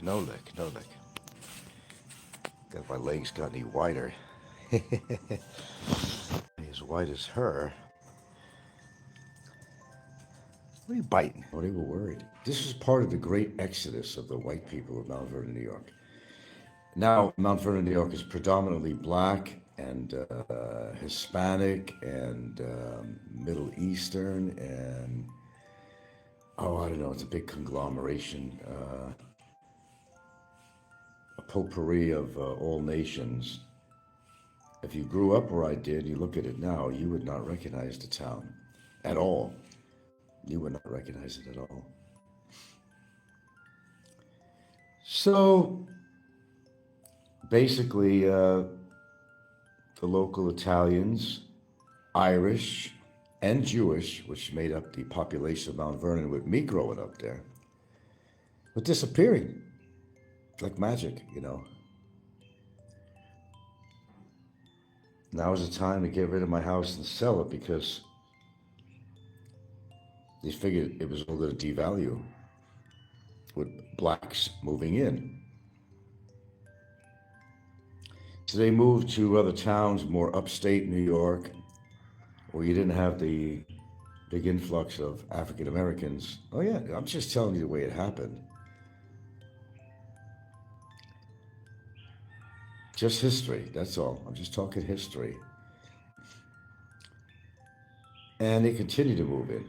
I noticed the difference myself. I was started off, I was actually in junior high. And as far as, you know, segregation, well, they were busing them over from the south side to the north side where I lived. Then we noticed there was more blacks in my junior high. Then, especially my high school, more blacks came in. And, you know, it was a good high school, you know, never seemed to have a lot of problems. But when they kind of integrated, you know, the blacks in the school, money he has or how to create a harem, what was his books all about? Supposedly he said there was a lot of technical books. I don't know, maybe the man has some talent after all. I don't know. He said he's going to be, eventually he's going to be on Netflix. Okay. We'll wait and see on that one. Oh, maybe he will. Who knows? Some YouTubers might surprise you. Even he might surprise you. Do I ever think he went to Stanford? No. Maybe he went on a campus or something. You're right. I don't think he went to Stanford. I think with the family money, he could have gone to Stanford. You know, but did he actually? I'm probably doubting it. You're not going to get any truth with this guy. No. Stanford. Be a good school. But, you know, everybody kind of exaggerates their life a bit, and some more than others. I like that Alabama. I love the name. Ah, there's Expat Forever. Good morning, Gerard. Fazio something. Don't be any. Oh, watch. He's an all-star offensive lineman at Stanford. I don't know. Did he claim he was that too? I don't know. He's big enough to be a linebacker, perhaps. Who knows? What do I know? I just vlog. Maybe there's things I don't know, but a lot of shit is, you know, ego, Stanford graduate. Yeah, I'm kind of highly doubting he was. He thinks he's the Prince of Bel Air.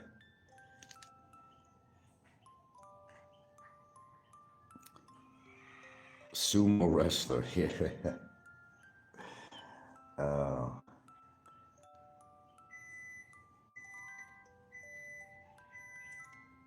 What am I hearing?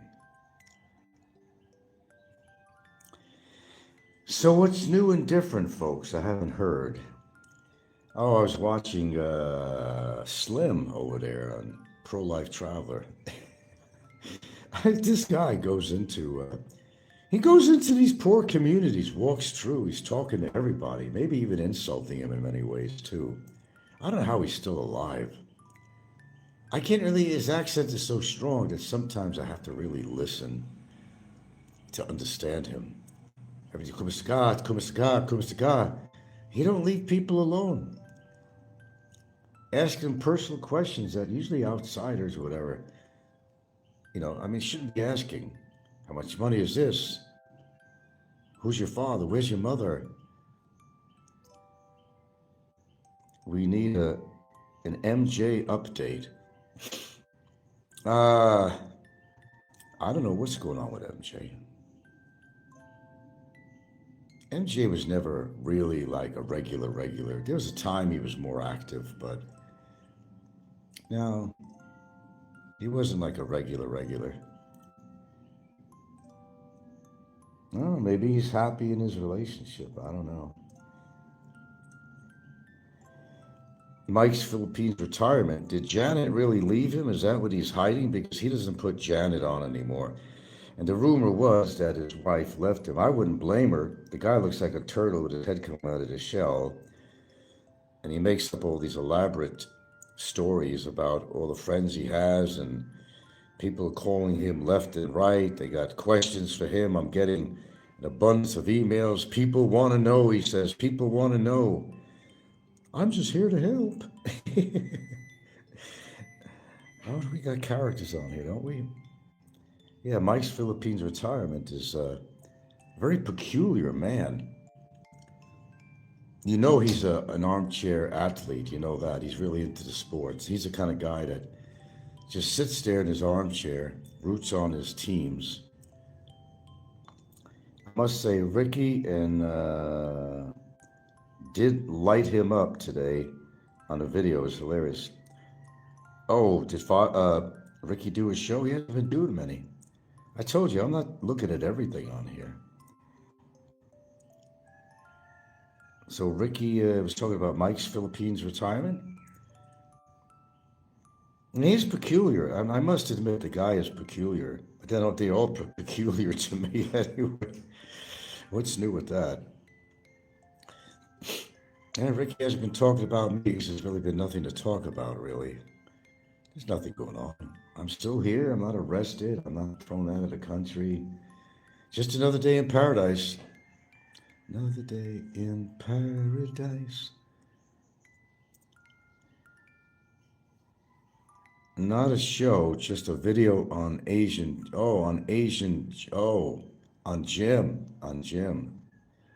Oh, okay. I couldn't believe what he did, Jim. He paid $600 or $700 with the assistance of basically these were fixers, disguised as a travel agency, of course.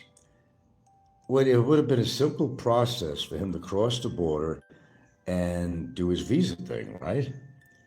He paid $600 to $700 just to do his visa run? What a screwball. What a fucking screwball this guy is.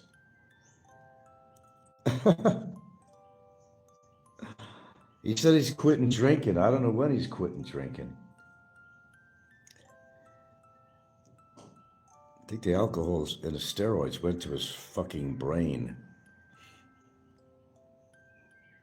But they're fun to watch, though. You know the old saying, hard or handicap, they're fun to watch. Oh, I never made up that saying. There was an old roommate of mine, Lloyd. Lloyd. My God, Lloyd. What a drunkard he was. Here we go, drunkards again. Speaking of drunkards, we got this new guy. Ray in the Philippines. Irish guy. American Irish, you know. He's got a wife or whatever. You know, average looking. Always wears like, a sports cap like all these people are that are losing their hair. Just shave it off then, you know what I mean? Don't have to hide your, Mike's Philippines retirement. When do you ever see him without his cap on? Because he's losing his hair. But the question is, what came first, the chicken or the egg? Now think about this for a minute. Was it the wearing of the hat that caused the loss of hair? Because, maybe your hair follicles are not getting enough oxygen. You always got that hat on. It's always been my theory. I've never heard anybody in my life, I'm the only one, They never brought that up in my life. I never heard of anybody relating the wearing of a sports cap, baseball cap, whatever you want to call them, to get bald, because it seems that most people, so the question is, are they wearing that cap to hide their balding head? Or did they get bald because they were wearing that cap? It's a good question. It's a legitimate question. I've never heard anybody talk about that than me. I'm the only one that's ever brought that up. Even in my life outside of YouTube. The only one that's ever brought that up. That's why I rarely wear a hat. Sometimes if it's real hot and real sunny, I'll wear a hat. But I have no problem growing hair. In fact, I just got a haircut not so long ago. The top of my, it's not on camera, right? My top of my head, it gets so much hair on there. It grows so quickly that even he can't believe. He goes, it must be the vitamins, he said. Always telling me, it must be the vitamins, Because he said, your hair. I don't, if I'm, the age I'm at now, if I'm not bald by now, I just don't think I'm going to be bald in my lifetime unless I had chemotherapy or some shit like that, or radiation therapy. That would be an entirely different story, of course. I can see that happening. A lot of people get that, but but maybe if they took these fucking caps off, why hide your hair? Why hide it? Why hide it? If you're going, it's a stylish thing, to be bald. I always thought that people with no hair, they look like a fucking walking penis. Don't they? They look like a walking penis. And the reason you see guys with a beard or a mustache that are bald, they got to have some contrast. They're trying to preserve their. I've seen, let me tell you, I know you've seen it too. I have seen guys that were going completely bald, but they had hair in the back of their head, and they let it grow long. They would put it, get this, in a ponytail. It's a way of saying, I used to have hair, but God damn it, I'm going to preserve what I got. And what is the purpose of having that ponytail if the rest of your head is bald? Now, Jerry, I think you're going bald too because you wear a cap. What's your story? We don't leave anybody out here, Jerry. Sorry. You're not getting away with this one. No. Well, bald used to be I think there's a change in it. More people are going to get hair weaving done. It was a fad. It's a fad like everything else. They want to look like The Rock, or they want to look like, how fad and cattleish people are. That's just my belief. It doesn't have to be yours.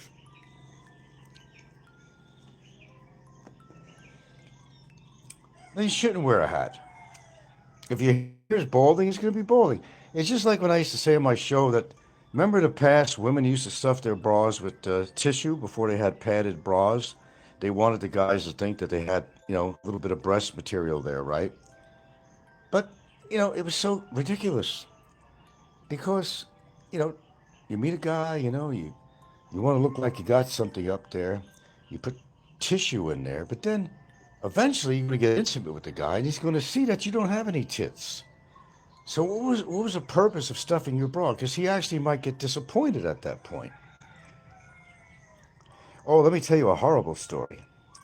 Horrible story. No, go out in all your glory, Jerry. If you're losing your hair, you're losing your fucking hair. There's nothing you could do about it unless you want to get some hair weaved in your scalp, but I heard that's an excruciating process. Let me tell you a story about people who will not be very honest. A guy met this woman. Let me get the story. She's in Oklahoma, and she used to communicate over the internet with this guy. Okay, it's not about balding. Okay, losing hair is aging. It's normal.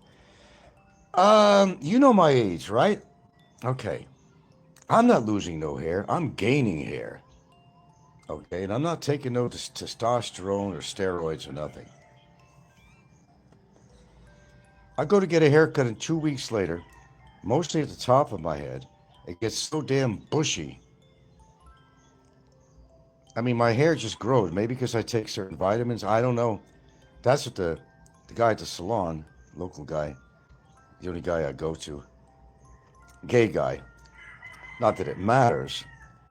Like, there's nothing wrong with being gay, Seinfeld said. He knows us for years. All right, let me tell you of a different story. I'm great with my storytelling. So here's a good one for you. How would you feel about this? That's going to be the question. I'm going to tell you a story. And how would you react in this situation? Okay, here's the scenario. Here's the background. You got a guy that was living in Oklahoma, I think. He was communicating with a girl in another state that was like either one state over. I don't know where. Whether she was in Texas or I'm not sure. All right, so this guy, listen to this. This is a horror story when you think about it. This is where, dishonesty comes in. Major. And what would you do in this situation? How pissed off would you be? You ready for this story? Okay. All right, storytelling time. Ask Heminger on this topic. He has a hairstylist. Okay. All right, so this guy has been communicating with this girl. This is his time now. He's devoted. And, for a matter of years, actually. How many? It's a long time ago. I can't remember every detail of it. But it kind of goes like this. No clickbait. We'll get to it right now. He's been communicating with her for a long, long time, right? Okay, so let me get a sip of my tea. I'll get to it. Don't anticipate. Anticipation. Okay.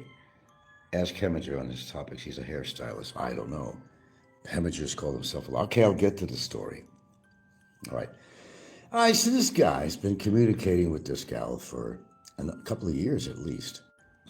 Didn't have the opportunity to go and meet, but they communicated, shared pictures and all that stuff, right? Well, he was being honest, but she wasn't. But here's where the story gets the meat and potatoes of the story. Finally, this guy developed an emotion for her, feelings, never even better. That happens all the time on dating sites and stuff, and you've been communicating with somebody for a long time. And you're picturing this person a certain way, and the reason you are because they gave you pictures. In this situation, what happened was she gave him pictures, and it was a rather shapely woman, attractive, and he had all reason to believe, man, yeah, she's nice, she's attractive, and after a while, emotions build up, and he figures this is the woman for him. Well, he was ready to finally go and meet her. Listen to this story, folks. He's ready to finally go and meet her.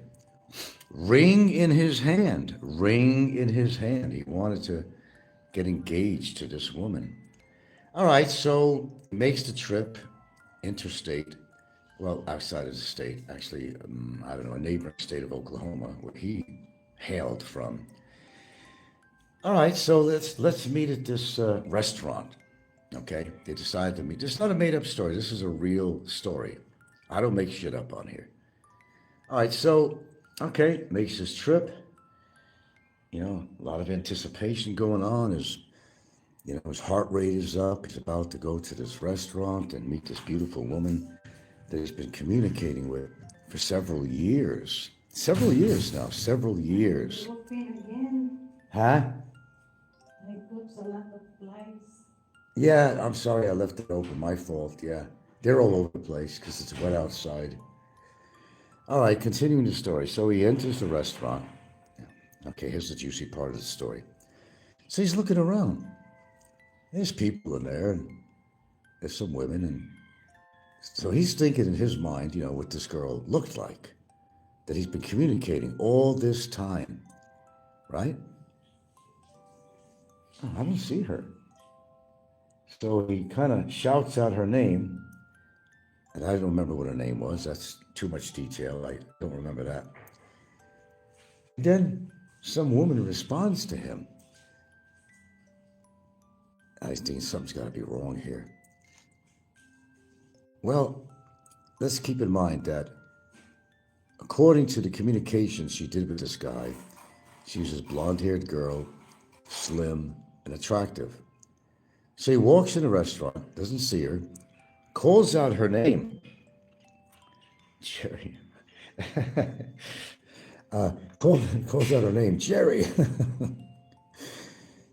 And some woman responds. He's saying, well, what the fuck? That's not her. But it was her. Was it this blondish, slim, attractive woman that he's been communicating for several years? No. This woman had curly hair. She was very overweight. She wasn't very attractive. Guy had a ring in his pocket, for God's sakes. Yeah, that's what happened. She lied to him. And this is not, something that doesn't happen.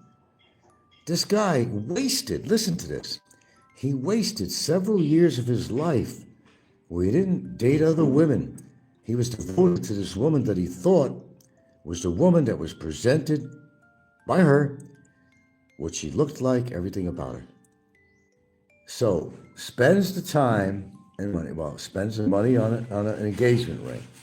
This was going to be it, The woman I waited for several years. Ring in pocket, and finds out that he's been lied to, that she wasn't attractive and she wasn't slim. What would be your reaction? Of course, he was upset. He was disappointed because he was lied to. Now, here's what she figured, and this is what Filipinas do. I know for a fact.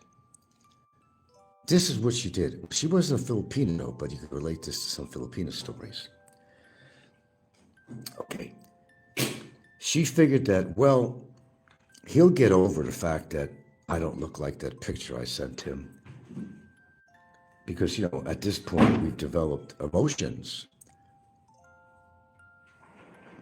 And he's going to see, it's like a Shallow Hal movie. Shallow Hal, remember Shallow Hal? What all he saw in Shallow Hal, though, after a while, was that she was beautiful inside. People seen this woman and she was fat, and she'd make a tsunami if she jumped in, and they did in that movie. It was funny. Create a tsunami if she jumped in a pool. But women, and including Filipinas, and we'll get to that too. Don't go away. More to come, Mordecai. So she figured that he would not be upset. What are you looking at? Oh, she figured that, well, he's not going to mind what I really look like, because when we've been communicating for a couple of years, and he's going to see me for my personality. At this point, he's developed feelings for me. So is he going to take a chance at the casino and, take a chance, you know what I mean? Roll the dice and see what happens with that. Well, she lied. And he wasted several years of his life on a woman who lied. She did not look anything what she depicted herself to be through false photographs. What would be your reaction? How pissed off would you be? Or would you say, oh, well, she is very nice, it's according to your level of desperation, I guess. That happens over there. Some of the people that these YouTubers got together with, desperation, pure desperation. This is my lovely wife, they like to refer to. Okay, how does it relate to Filipinos now, though? Well, okay, here's how this story goes. A lot of times, if you were like in an LDR relationship with a Filipino, you're from the States or wherever you might be from, don't matter, you're just not living in the Philippines and you're looking for a lovely lady. Okay. Something similar kind of happens with that. Okay. And they too don't present themselves as who they really are, Okay, where am I going with this? Okay, my ADHD is kicking in here. Okay, here's situations. You spend a lot of time talking to some Filipina, and you finally meet them. And maybe they did share a picture, a real picture, maybe they did. But then, you know, you meet up with them, and well, here's the thing: it's the same thing that's happening. The emotional bonding happens. Emotional bonding, because you've been communicating for a long time. Follow me so far? Okay, don't follow me too closely. I might take offense to that. I might react. So something happens in a relationship, and then, the Filipina has decided that, she wants you. She wants you. And, as I said, something happened in a relationship. She wants you. She decided. And you talk about maybe breaking up or something like that, and she just goes wild on you. Becomes almost traumatized, first of all, to think that she also has spent that time communicating with you. Then you met and something happened, something didn't work out, you want to go your own way. But they've already built up emotion. And so have you, actually, at that point. So something didn't work out, and they do some crazy shit, because they decided they want you, and nobody else is going to have you. They can get violent, even dangerous. It didn't work out, right? And they still wanted to keep you. No woman is going to have him. I decided that I want this man. And they will do some very, very crazy, unusual stuff. But you see, you got to keep it real. If you're going to be LDR, you got to know more than what they're telling you, because they're not telling you everything. Just like that one gal, this is quite possible what happened in the background. The one gal, I had a ring, after, while I was there, I had a ring ready. Well, I did that shit. You get together with them and say, oh, yeah, they're great. Brownies? Huh? Brownies. Oh, you're going to take out a brownie. Uh-oh, that means I'm probably going to have Or coffee. For coffee. Well, I might as well have one too. Whatever. There goes the sugar thing. All right, so where was I before I rudely interrupted myself? They'll build up an emotion for you, and sometimes they'll go whack job on you if you don't want to be with them. You decide to. After all, they wasted a couple of their years too, or however long it's been, And things just go radically wrong.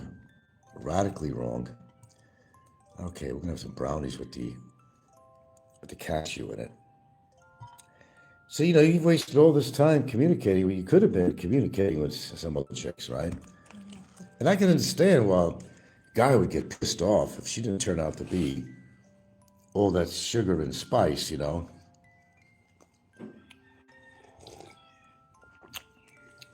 I mean, you devoted all this time. Sure, you'd be pissed off. In my case, what happened to me, I met this woman, and, oh yeah, cuter than a button. I don't know why buttons are cute, but I'm just using an age-old expression. But right away wants me to meet the family. Uh-oh. Which I did.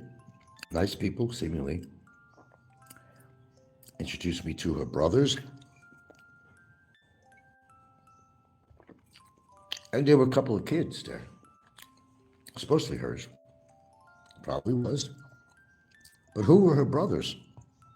How do I know that one of them wasn't actually her husband? I wouldn't know.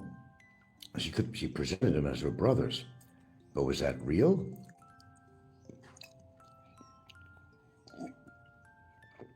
Was one of them actually her husband? Never really found out.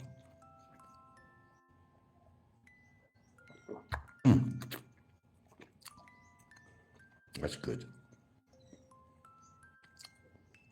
So what I'm saying is that You got to dig a little bit deeper. If you're having a long distance relationship type of thing building up over months,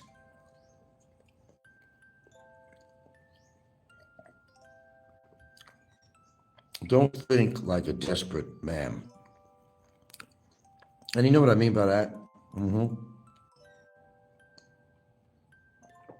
You're getting older. Time is running out on the clock. And you don't want to be alone the rest of your life.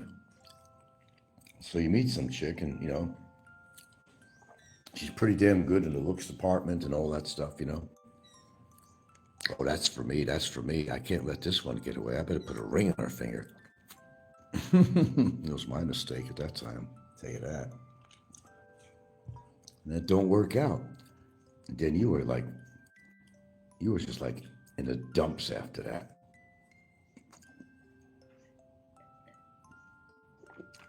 That whatever reason you devoted time, energy, talking to this woman on the internet.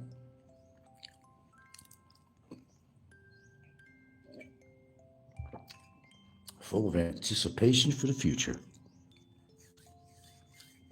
And for whatever reason, it don't work out. There you are, you're stymied. You're like, what the fuck? I just spent how many months and months and months talking to this person. And something goes down.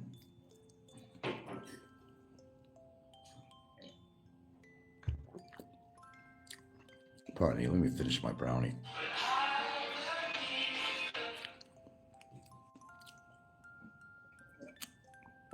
But in that case, I want to get back to that, the guy from Oklahoma.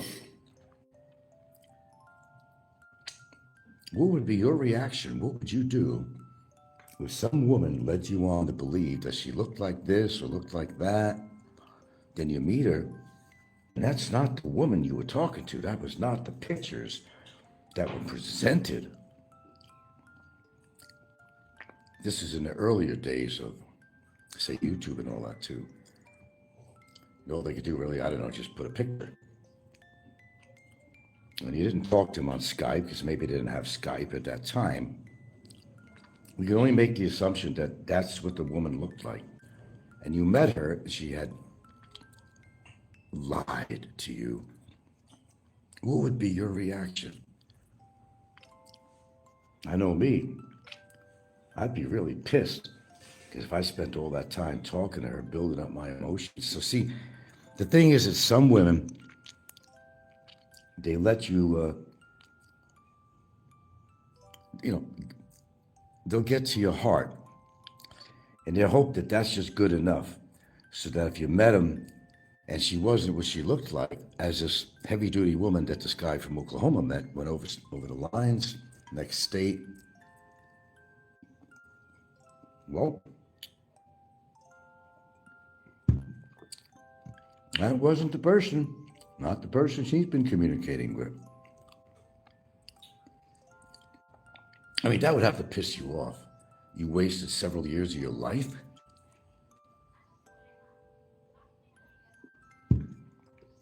Devoting yourself to this one woman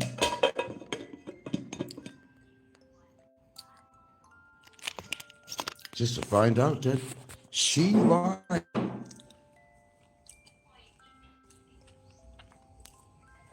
I don't know. I think I'd make a spectacle of myself.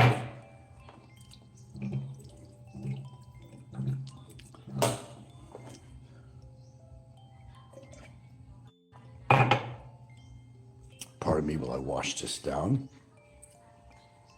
Don't lie. Present yourself as what you really look like.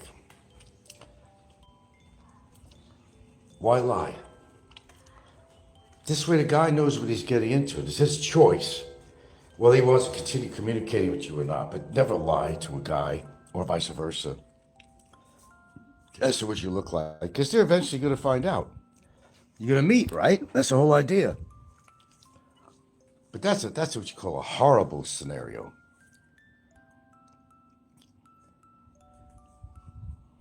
Why people just can't be honest? Why? But nobody's honest on here. Let's be honest. Nobody's honest on here. They're all bullshitting you one way or the other. How much money they have, their life's supposed to be so great. But is it really? Or is it one big put on? It's a put on. Everything is a put on. And that'll only affect you in a bad way. Because people are going to see what you're all about. A woman spends time with you. Come on, you want to come in? In or out? You're going to meet eventually. Don't lie about yourself. You're going to meet eventually. But you know what's really sad, though?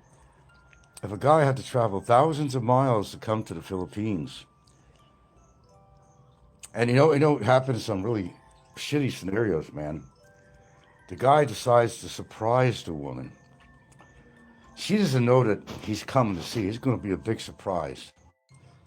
And that music is going to be playing in the background. 1,000 miles. You know, the tempo builds up. 1,000 years. Do do do do do do do do. Like you see on all these videos of meeting at the airport, and they put that music in the background. I forgot who sung that, but and you got the music build up and everything. So you meet the woman, right? It's not all, you know, cherry on a pie, because they lied. But it's your time that you spent. A waste of your time. You could have been with somebody else. So, my advice on this, get to know everything you need to know about the woman before you're going to travel 15, 10,000 miles, 8,000 miles, go on a plane. Don't surprise them, although that worked out well for some men too, though.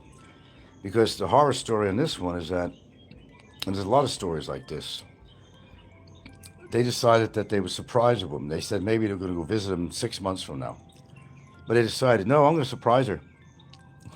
Sure did. Surprise yourself, too.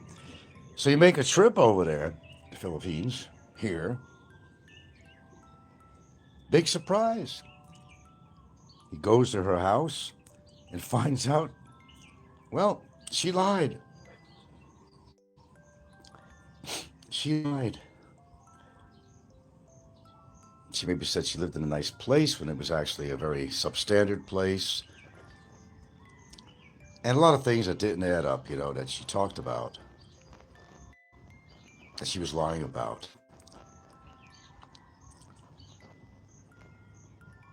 You know, perhaps she was married, had children, she didn't tell her that.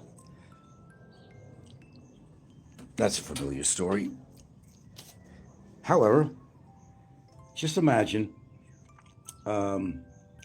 this guy flies all the way over there to surprise her.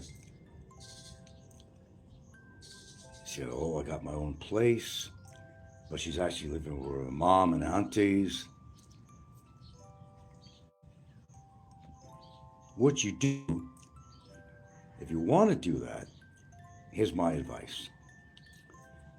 I would go talk to the neighbors before you present yourself in front of her. Go and talk to the neighbors. They love to gossip about each other. Okay? And ask her some questions about the woman. Hey, you know, is she married? Does she have kids? What is she like? You know, and they'll be willing to tell you because there's a lot of jealousy goes on amongst Filipinos. If they got something to say, they're going to say it. Friends and neighbors, talk to them and see what she's really all about. Is she really the nice person you think she is? That's one way to find out. You got to be coy. You know, sometimes you have to play detective.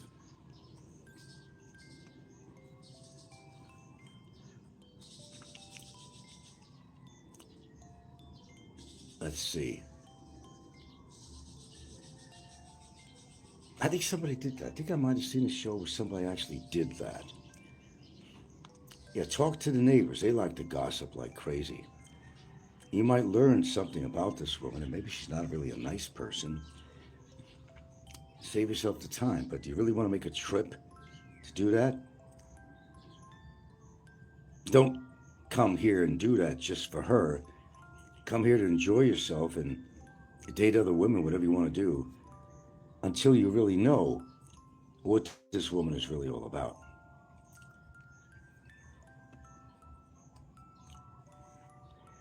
My situation has some similarities, but it turned out very well, fortunately for me. But it doesn't work out very well for everybody else. And by the way, there's plenty of Filipinos out there that are actually married. But as you know, in the Philippines, there is no divorce. But does that mean the woman's life has to stop because she can't afford to get an annulment? How long it takes and how much money's involved with that? A lot of them prefer, status quo. Go into status quo. But you can't expect a Filipina to stop her life, stop her love life because of that. Their life still goes on. And there are plenty of Filipinos that are married out there. Plenty. They may not be telling you at the time. They want to wait till the time is right. And when is the time right? I'll tell you when the time is right. When they have built up this emotional bond with the guy. They figure that, well, he won't take it too hard. Because, the guy's like in love with me. He'll see beyond that. Well, some people do, and some people don't see beyond that.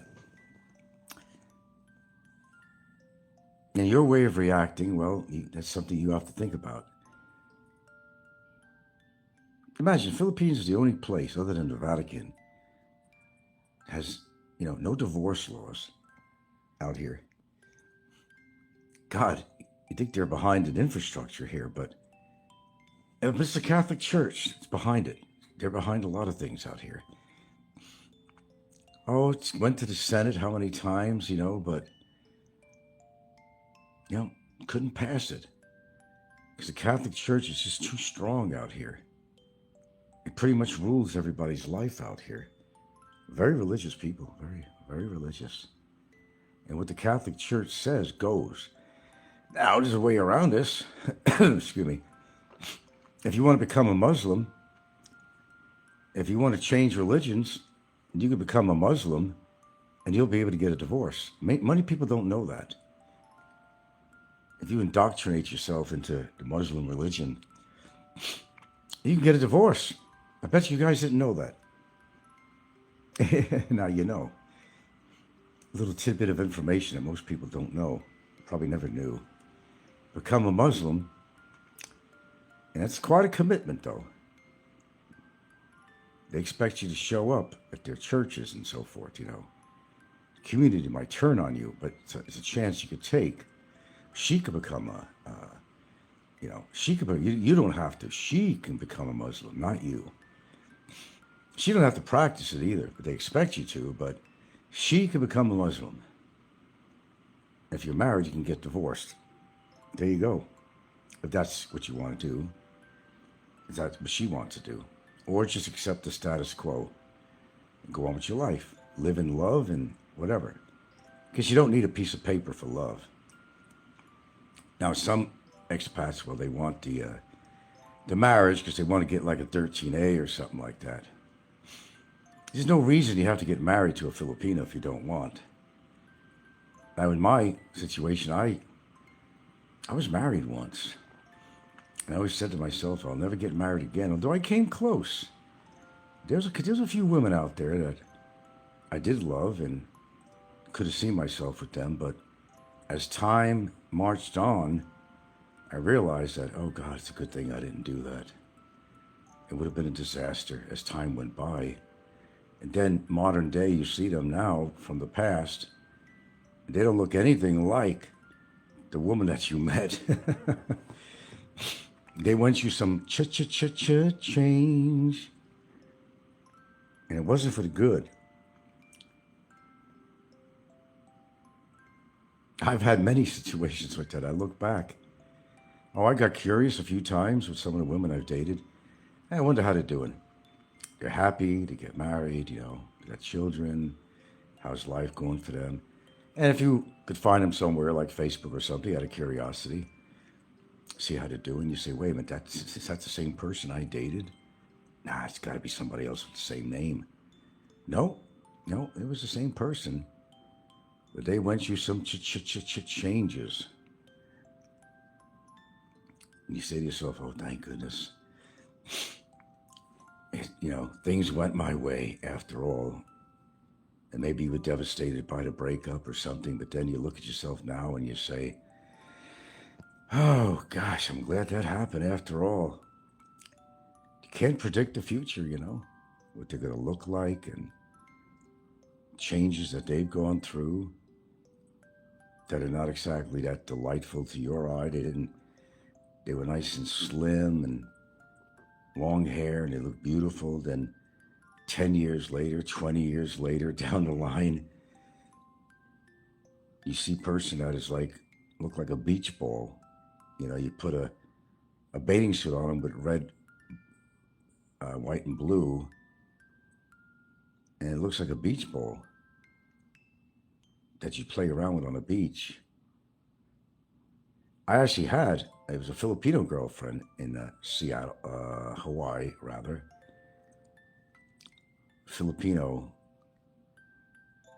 that through the years that I've seen her while I was still living in Hawaii, we were broken up for a while. And I ran into, she was working at a local store. I don't know why, she had all this money in a bank, but taken from the property of guys that she's divorced and got half the proceeds. She was sitting out there vaping, taking a break on her job. And I'm like, I was in the car with my brother. So I stopped at this one little popular store off the highway. Sat down and talked to her for a while. Jesus Christ, she was like a beach ball. I almost felt like kicking her. It wasn't the same person I was dating. No, it wasn't. She just let herself go. And the pictures I have, the most up-to-date pictures I've had of her, no longer had kind of longish hair. Her hair was all curly. All curly hair. Why does it happen to get older? The hair is all curly. Short and curly. And they're built like a fucking beach ball. You dodged a bullet, pal, is what you did. You dodged a bullet when you got out of that relationship. So things work out for the best sometimes, is what I'm trying to say. The moral of the story. Sometimes things turn out for the best. You think that person was right for you. But would you have stayed with that woman if you had a good relationship? If you had a crystal ball and you could see the future, what she was going to look like? See, a lot of women, they try to keep themselves looking really nice while they're in a relationship with you. Until, they're pretty much settled in with you because she's been with you for a while. In her case, it was about almost 3 years. But would you still want to be with that woman knowing that in a matter of 5 years or so, that she was going to look like that?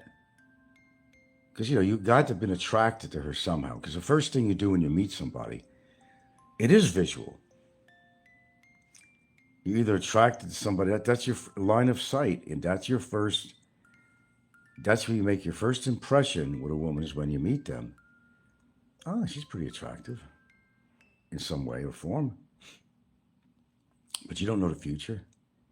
But if you knew the future, let's say you were really hot and heavy with this woman, if you could look into the future somehow, would you still want to be with her? Now you might say, well, gee, come on, don't be shallow. Well, here's the thing. You were attracted to this woman for the fact that, well, you found her attractive in some way, right? Body, face, whatever, maybe the whole package. Something about her. But if you knew she was going to turn out to what they look like modern day, if you had some magical way of knowing this, would you have stayed with that woman? That's a good question. A lot of women let themselves fall apart. Once they get the hook and line in you, they got you, to reel you in. They got your emotions.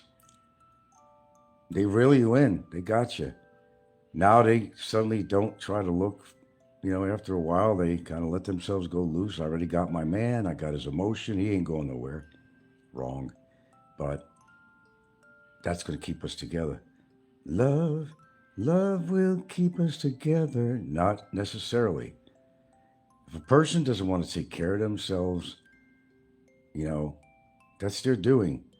But you stand a chance of your partner saying, I'm out.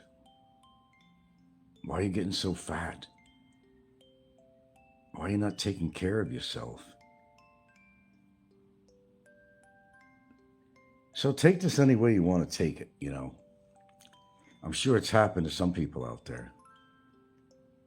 Old Father Time took over them after a while, and well, they weren't that vivacious, attractive, shapely woman that you first met. You might not even become sexually attracted to them anymore. So many horror stories out there. Some I can relate to, some I can't. But it happens to so many foreigners, actually, that go to meet these women after all this time of communicating. Think about it. All these years you're communicating with them. And you have basically developed a very deep, deep interest. Your emotions are going pitter-patter. Your heart's going pitter-patter. You fly all the way over to meet her and you get disappointed for one reason or another. Her family situation, whatever it might be.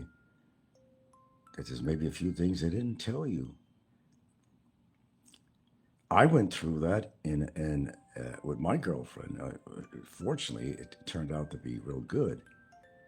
What I would not have seen as an asset to a woman I met that didn't tell me right away about having a lot of children turned out to be good because they became my family, basically. It all goes back to what I was just saying on my show. Okay. They don't always want to tell you right away. This is atypical with Filipinos, by the way. You have to live here to know this.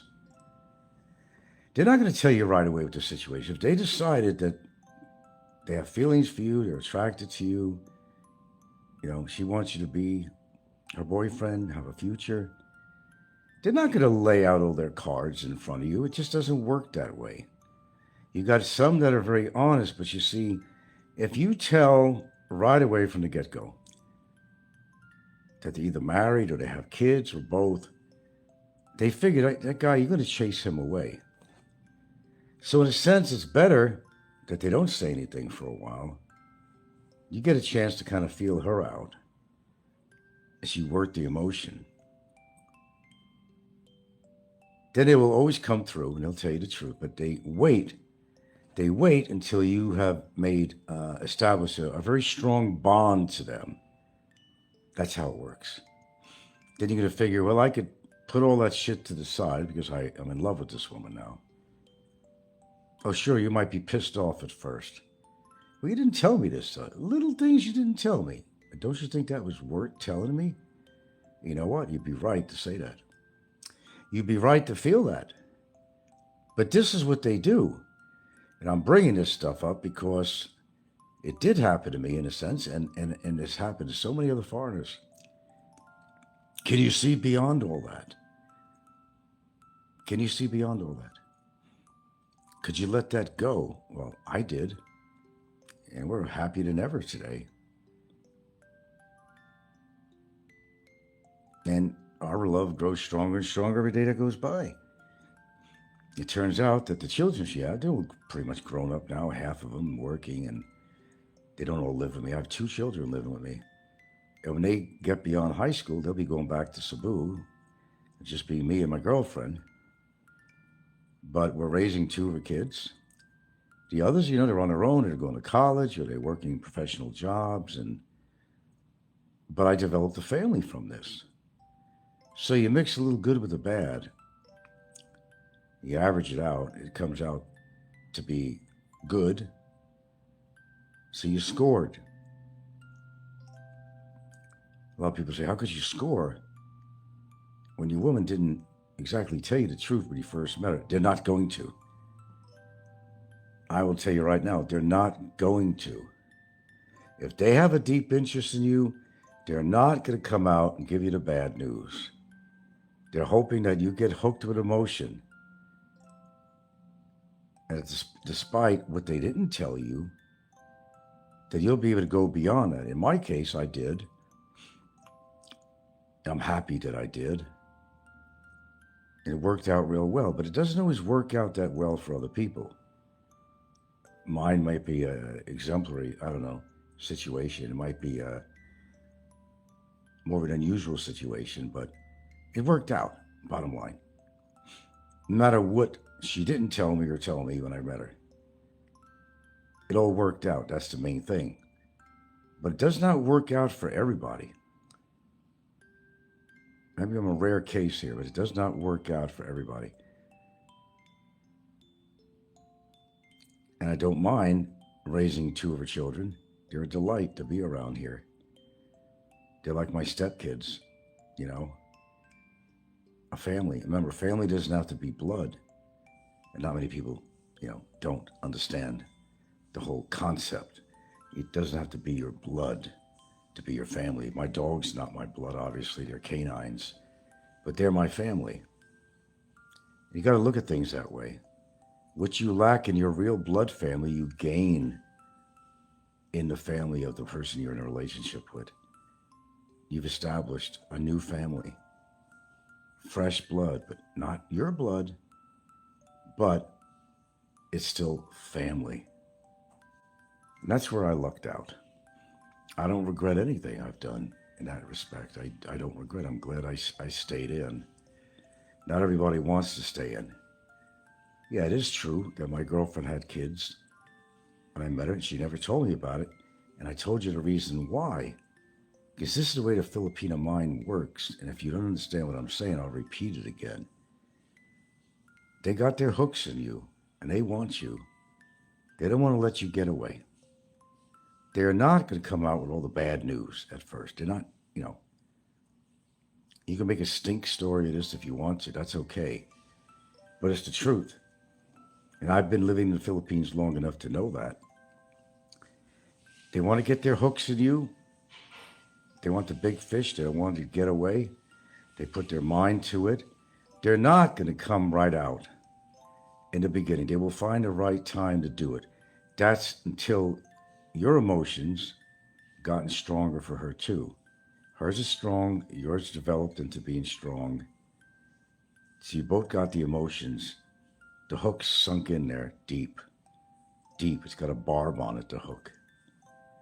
She'll wait for that moment to tell you. And they're afraid. They're afraid. Because here's the deal. If you meet a Filipina, and so many have, that don't know the real story behind them, okay, she figures this. If I tell him right away what my family situation is, he's not going to want to date me. This is factual, and I've been through it. It's how I know. I also know others in that situation too. They're not going to throw this load of trash on you right away. Remember, emotional bonding has to take place. Because most guys would run away if they meet a woman who has numerous children, which is common in this culture. Shit, you'll meet women that are very young out here. They already got a couple of kids. By the time they're in their 30s, they may have a lot of kids. But it's getting that hook in, deep in that meat with a barbed hook on it, And that's what they'll do. Expat, I'm back. Okay, we have a scheduled brownout today. Started up the generator. And there's supposed to be a couple of storms coming in or something. I don't know. There's always a storm coming in. Well, I don't know if you've been keeping up with this. You had a brownout. I'm just talking about how the women get their hooks in you. You don't know anything about them. They might have children, like in my situation, they're going to wait till the appropriate time to tell you because they already developed feelings for you. They don't want you to go away. They have emotions for you. They fall in love with you and all that stuff. And they're not going to tell you everything. They eventually do. And at that point, you might be in shock or something, but you have to decide how deep your feelings are for this woman. Can I forgive her for not telling me certain vital information? Yeah. Diving got canceled today. Visibility is poor. Pardon me. So you're in decent health to go diving and all that stuff, you know? I was watching on Jeremy Wade. It's an old show of his. And, River Monster guy. I'll tell you the one thing in the ocean that you really should fear is the rockfish. Have you seen any rockfish, Jerry? Yeah. Well, that's good. My girlfriend does have kids, obviously. You know the rest of the story. We're still together. It worked out for us. It's all that matters. Talk all you want. She did this. She was in this position, has kids, all that. Did it work out? It worked out. End of story. But they're not going to tell you the truth when you first meet them. It's just not going to happen. If they're really into you and they want to keep you in their life, they're not going to tell you all this. They're not going to lay all this heavy shit on you when they first meet you. It doesn't work that way. Not here. You're in good health. Got 250 dives under my belt. Now, and I seen this thing on Jeremy. I can't believe he actually picked this rockfish up, but he knew what he was doing. And the rockfish is the most venomous thing in the ocean, really, besides things like a scorpion fish and so forth. That fucking rockfish, it looks exactly like that. If you look at its face, it's very ominous looking. They have all these little kind of projectiles on it. They're like surgical needles. So when you step on it's your weight that does it. When you step on a rockfish, you have no idea. It looked like a rock to you. That's why they call it a rockfish, Jerry. Well, they call it a rockfish or stonefish. They refer to both, really. But what happens is it's your weight alone that projects these little protrusions out of the stonefish. And it acts like a hypodermic needle. And they did this in slow motion. Jeremy Wade was showing in slow motion what happens. You put pressure on the stonefish, and you can see all this venom, lots of venom, coming out from numerous, call it ventricles, or whatever you want to call them. And it is painful. Some people have died from it. Extremely painful. It feels like your blood vessels in your body are all on fire. That's what I heard. It's even worse than the box jellyfish. That's why, and he showed a slipper that normally people would wear slippers. And those fucking needles, man, they went all the way through the rubber on these slippers. All the way through. You have to be careful. They blend into the coral. Yeah. Actually, these days you don't even catch me in the ocean. A lot of reasons. I mean, it's just, they're polluted. I don't care how, beautiful the waters look. They're just fucking polluted. You've seen them? You were able to identify them as being such? I mean, they blend in so well. Oh, man. There's a few things in Filipino waters you got to worry about. The coral, snake, whatever. But they don't bother you, though. These snakes are not going to come up to you and bite you. I know a lot about marine life, but, I don't talk about it a lot on here. But there's not many predators right here in the Philippine Sea. In the deeper waters, you might have a variety of shark that passes through here. You'll have some tigers coming through, you have different species. And of course, like Malapascua, you're going to have the thresher sharks, but they're not of any danger to anybody, but they got this really unique tail that allows them to quickly turn around like lightning speed. Like that. It's amazing. Have you seen them? Oh yeah, the lionfish. I don't know. I'm kind of out to lunch with that one between the lionfish and the stonefish. Really, the lionfish is bad, but uh, you think they're dead in less than ah. I don't know. That's debatable. I know a little about both of them.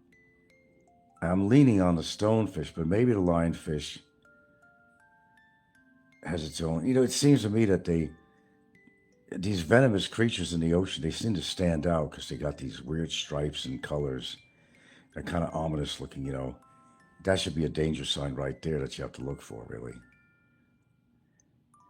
Expats is the only fish that will attack you is the Triton triggerfish. I put up a video a couple of years ago of one lunging. The triggerfish?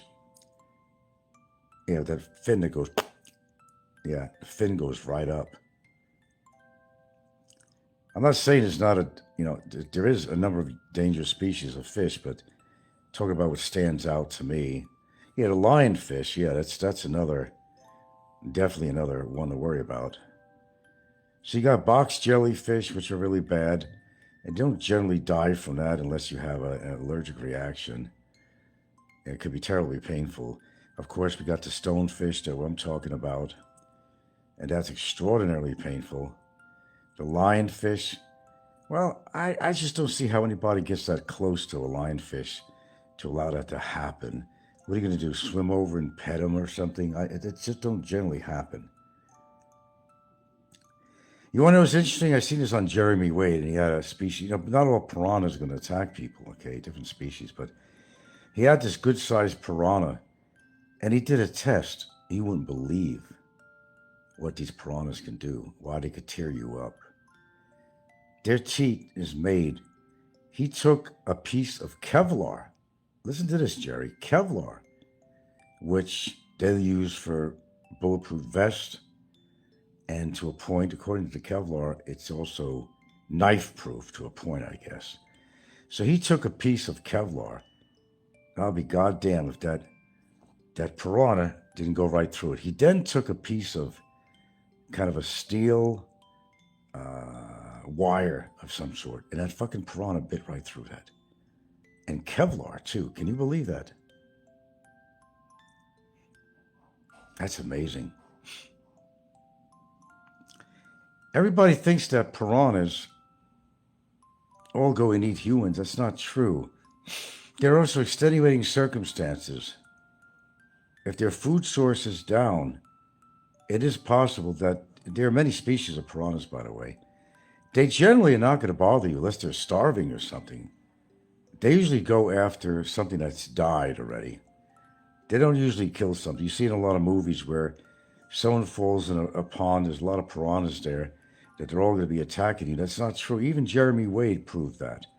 There are certain species of piranha that are more worrisome than others, that you possibly could get attacked, but it usually takes something, drew blood or something, or it was a period or season that they were really hungry. But generally, piranhas don't bother you. They will go after a dead carcass in the water, like a cow or something that died, it's in the water or something, They'll take advantage of it. They don't purposely go after people. But I think there is a species of piranha that might actually really attack you. And there's so many species of piranha. Was that today's gossip is Chicken Gate. Frank's house, December 20th. Chicken Gate. So what are we going to be giving out free chicken? Would it be roasted? Would it be roasted chicken or just, live chickens or... Yeah, Brevis is behind a lot of shit. You remember what I said about Brevis? He was rejected by me and mine. And he doesn't like rejection. He hates rejection. That's why he's such a bastard. He doesn't take rejection. That's why even with Jerry, he came over your place, started talking shit about me when he went to interview you. Because I got nothing against Frank, but then he changed his tune. You heard it. He was at your house.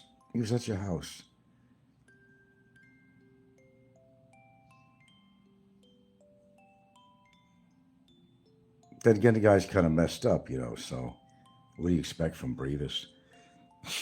He doesn't like rejection, bottom line. And a lot of people don't like rejection, but he's worse. Barry didn't like rejection either, and that's why he turned on me. Never mind all the stories he told. He was just trying to be friends and came over. And no, it was deeper than that. I don't want to even get into that. No. Oh, you were at the coffee shop. He sure was talking shit about me, but then sort of toward the beginning, he'd say, oh, I like Frank. I like Frank. But then he got into his little banter there, and he wasn't exactly saying wonderful things about me. But then again, you gave into that too, Jerry. You know you did.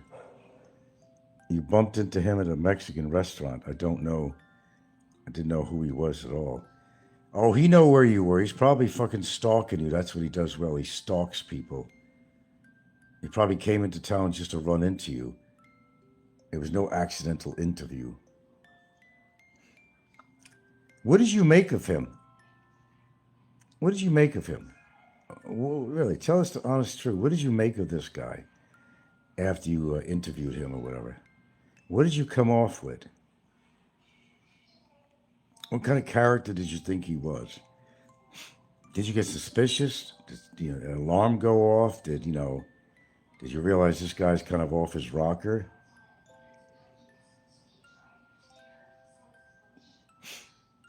And who paid for the coffee? You? What's the newest on him? Did he leave his girlfriend with the kid? Why did he go into Vietnam without her? Because, or Thailand. I think it was Thailand. Why did he leave her in Cebu and he went to Thailand? Cavorting around the bars in Thailand. What was that all about? Brevis is funny, really? Not a bad guy. He's just hanging out in the Philippines. I don't know how you could say that, Jerry. You know all the shit he's done, Ricegate, all this other crap, and how he talks shit about me and other people, how he treats women. How could you say he's a nice guy? That's kind of a broad statement. Get it? Broad? That's kind of a broad statement, or a blanket statement. Probably need to do a visa run. Yeah, more than likely. Not a bad guy. Do you know the shit this guy has done to me and other people? To say that he's not a bad guy? You know what he's done. And I don't take him to be funny at all, the things he's done. Well, yeah, it's easy for you to say you had no issues with him. I mean, you interviewed the guy. And you're afraid to get on his bad side because you're going to become a target. Isn't that what it really is? It really was. You don't want to become a target. Because he will stalk you. And you don't want to be on his bad side, is what it is.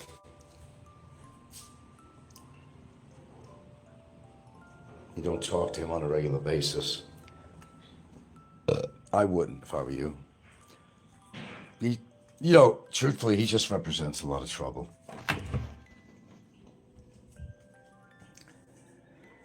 Could you guys hold on for, I'll stay on a little bit longer, but can you guys hold on for a few minutes? I got to hit the CR. All right.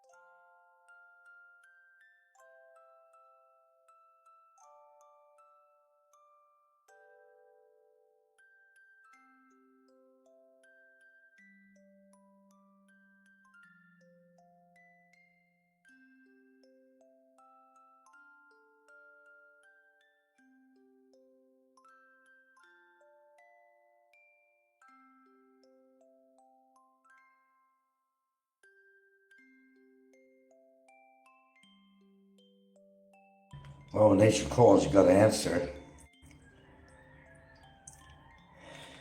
Well, the question is, why would they announce it on Discord?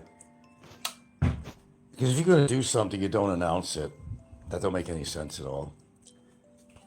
Not the element of surprise. Why announce it publicly?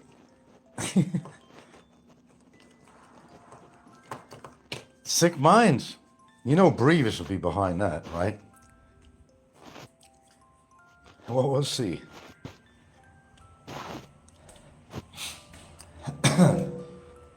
We'll let all the administrators on various local Facebook groups know this.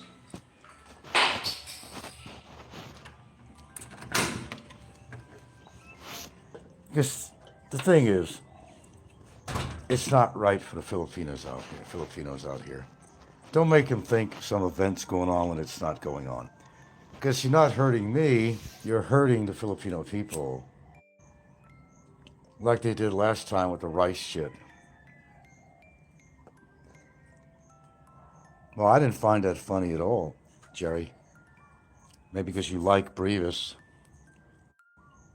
I didn't find that funny, and neither did the people who came here expecting something. And they traveled, some of them, long distances to come here. You know Filipinos. Something free, it has to do with food, they're going to be there. But if anything, he hurt these people. He didn't hurt me or Gilda. He hurt these people, not me. And that's not funny. I mean, you're cold enough to do something like that, you know. Think of who you're actually hurting. What are you going to do, oust me out of the community for something like that? It didn't work that way. Everybody knew what happened, how it happened, why it happened, and that was it. No recall thing. They understand what trolls are on social media. Luckily.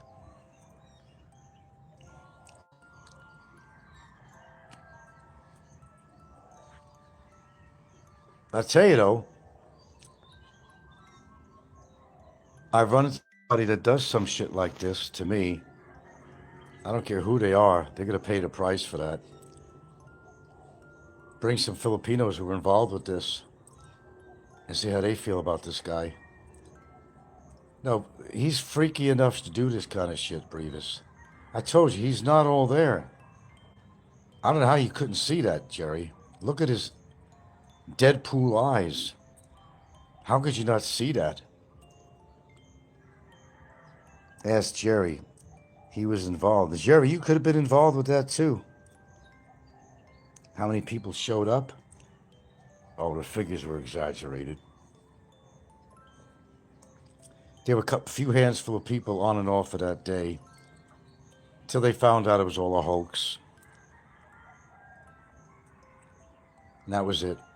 No repercussions from that. People weren't pissed enough. They understood why it happened or how it happened. That was it.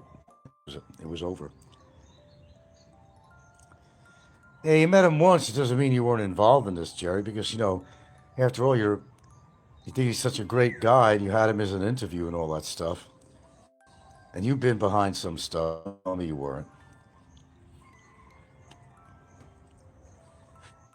He's your buddy. He's your buddy.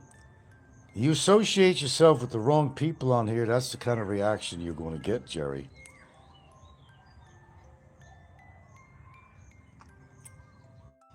Yeah, okay. And Big E doesn't have a harem. All right.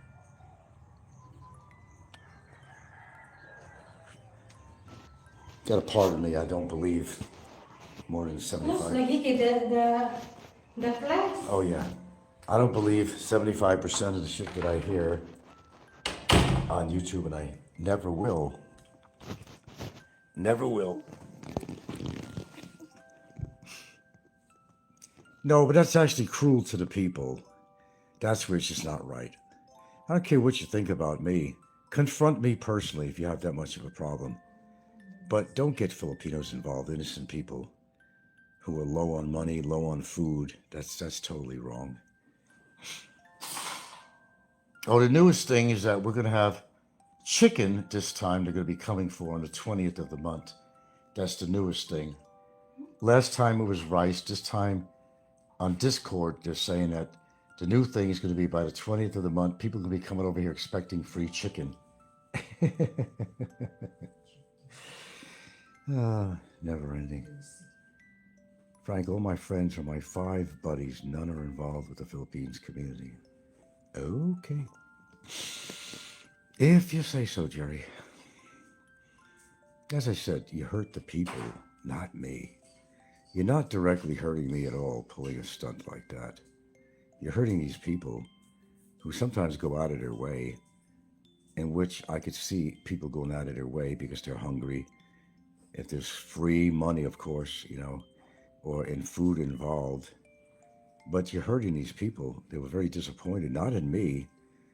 As they found out that this was not my doing, they were cool with it. They understand about social media trolls. They're very highly oriented with the internet and social media. They know what transpires. Not your style. Well, I don't know what your style is, Jerry. I know that you've been in the past very adverse with me anyway.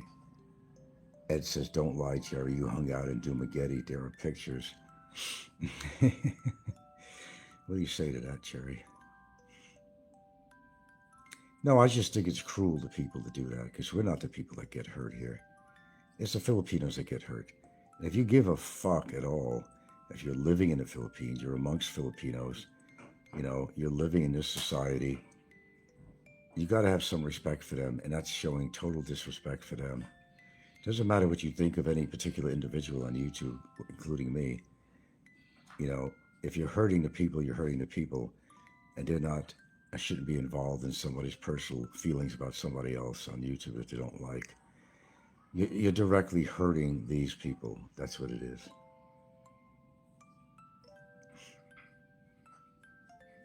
That's wrong.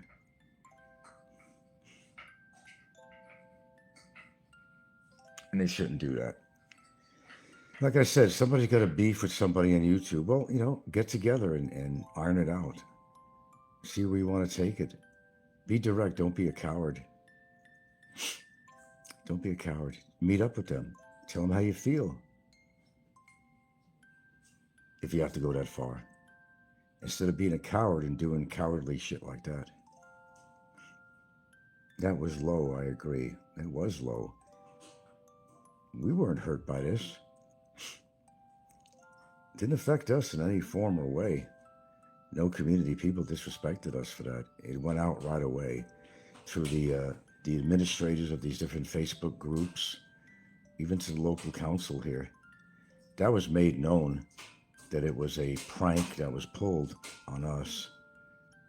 Made no enemies from this. Nothing bad came out of it. Nothing ever will. Because the community, a lot of them know who we are and wouldn't do anything like that. Although there's some people that don't know us and they'll buy the story and sort of get disappointed that after traveling perhaps another local island in the Bantayan area to get free rice and money, get disappointed from the whole thing. That's not hurting me. It's hurting them who had to spend the time, transportation, or money just to come here. That's as wrong as it gets, man. No, it didn't affect me. We laughed about it, actually. But at the same time, we felt bad for these people that did show up. No, it wasn't a big crowd type thing. There were numerous people, yes, at different times they came by. But they were told immediately that, no, this was a social media hoax from somebody, and they understood. And they were very kind about it. Nobody was pissed off at us. There wasn't any kind of a bad emotion going on. Expat versus Franca. If I would have known, I would have come over for the free rice and money. Nah, but things that bad, Jerry. I hope not. Jerry, if I might ask you, what is your, I don't think your retirement age, right? What is your source of money? I don't know. You seem to travel out of country and stuff like that. I mean, what is your source of money? You want some kind of you have a pension of some sort? No, it's not funny. You're 68, Jerry, are you? All right, so you're getting your Social Security. Is that basically your income? And you seem to do well with that. Is your wife working or something? Or, I don't know, you seem to be able to travel to some different countries, right? I think I remember I seen you going for some travels. Paris, France, or somewhere, I don't know. Block that clown, Jerry. It's not funny to the poor people. No, it's not funny to the poor people. You're on Social Security. And you're able to go travel to different countries with your wife and all that on Social Security income? And you must be making a lot. And you got a gig going on the side or something, but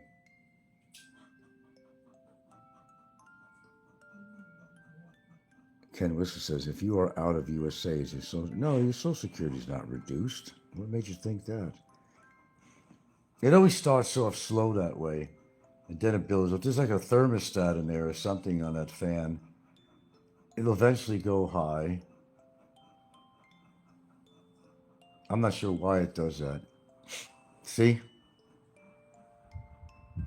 Then it'll pick up. It's the potentiometer. It's the knob on there. No, that one is low, man. It'll go slow, then it'll build up. Another thing to repair.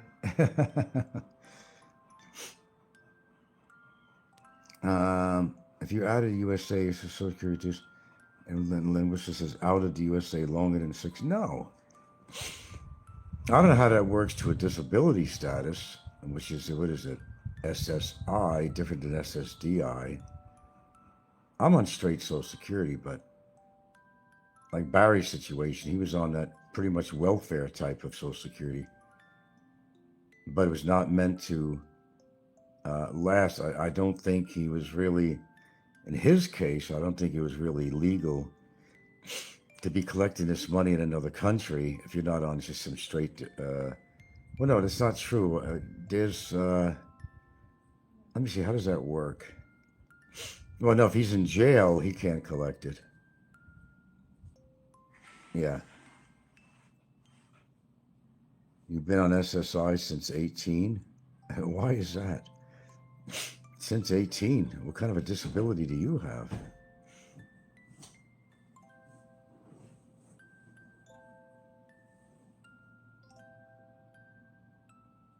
Lovely Phil Am. Since 18. Your ADHD runs wild. There seems to be a lot of that out there. That's the new thing. What is it? Chemicals, preservatives? What is it doing to people? I think a lot of us, including me, have a certain amount of attention deficit disorders. You'll know, because one of the things people do a lot, they go from one topic to another. I tend to do that. I think a lot of us, and I listen to YouTubers out there, and there's definitely a lot of them that have that.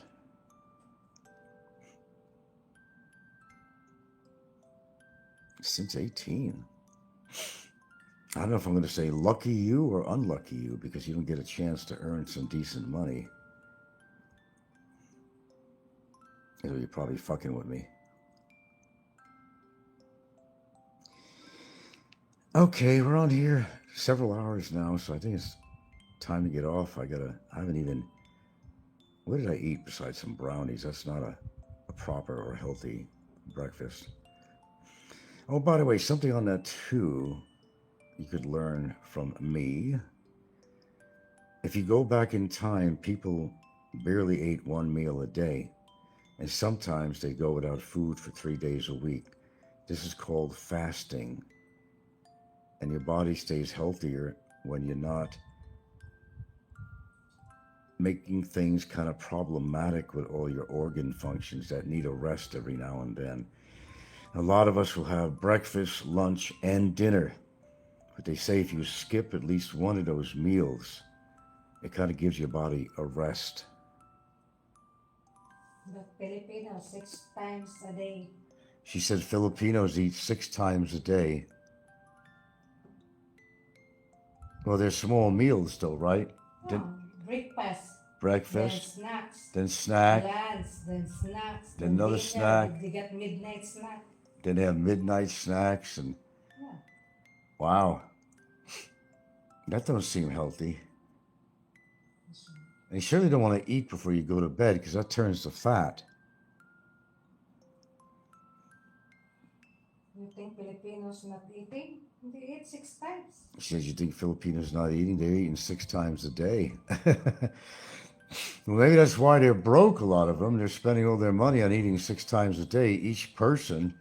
That's got to take a toll on their budget. They don't care about money. They care about food. She said they don't care about money, they care about the food.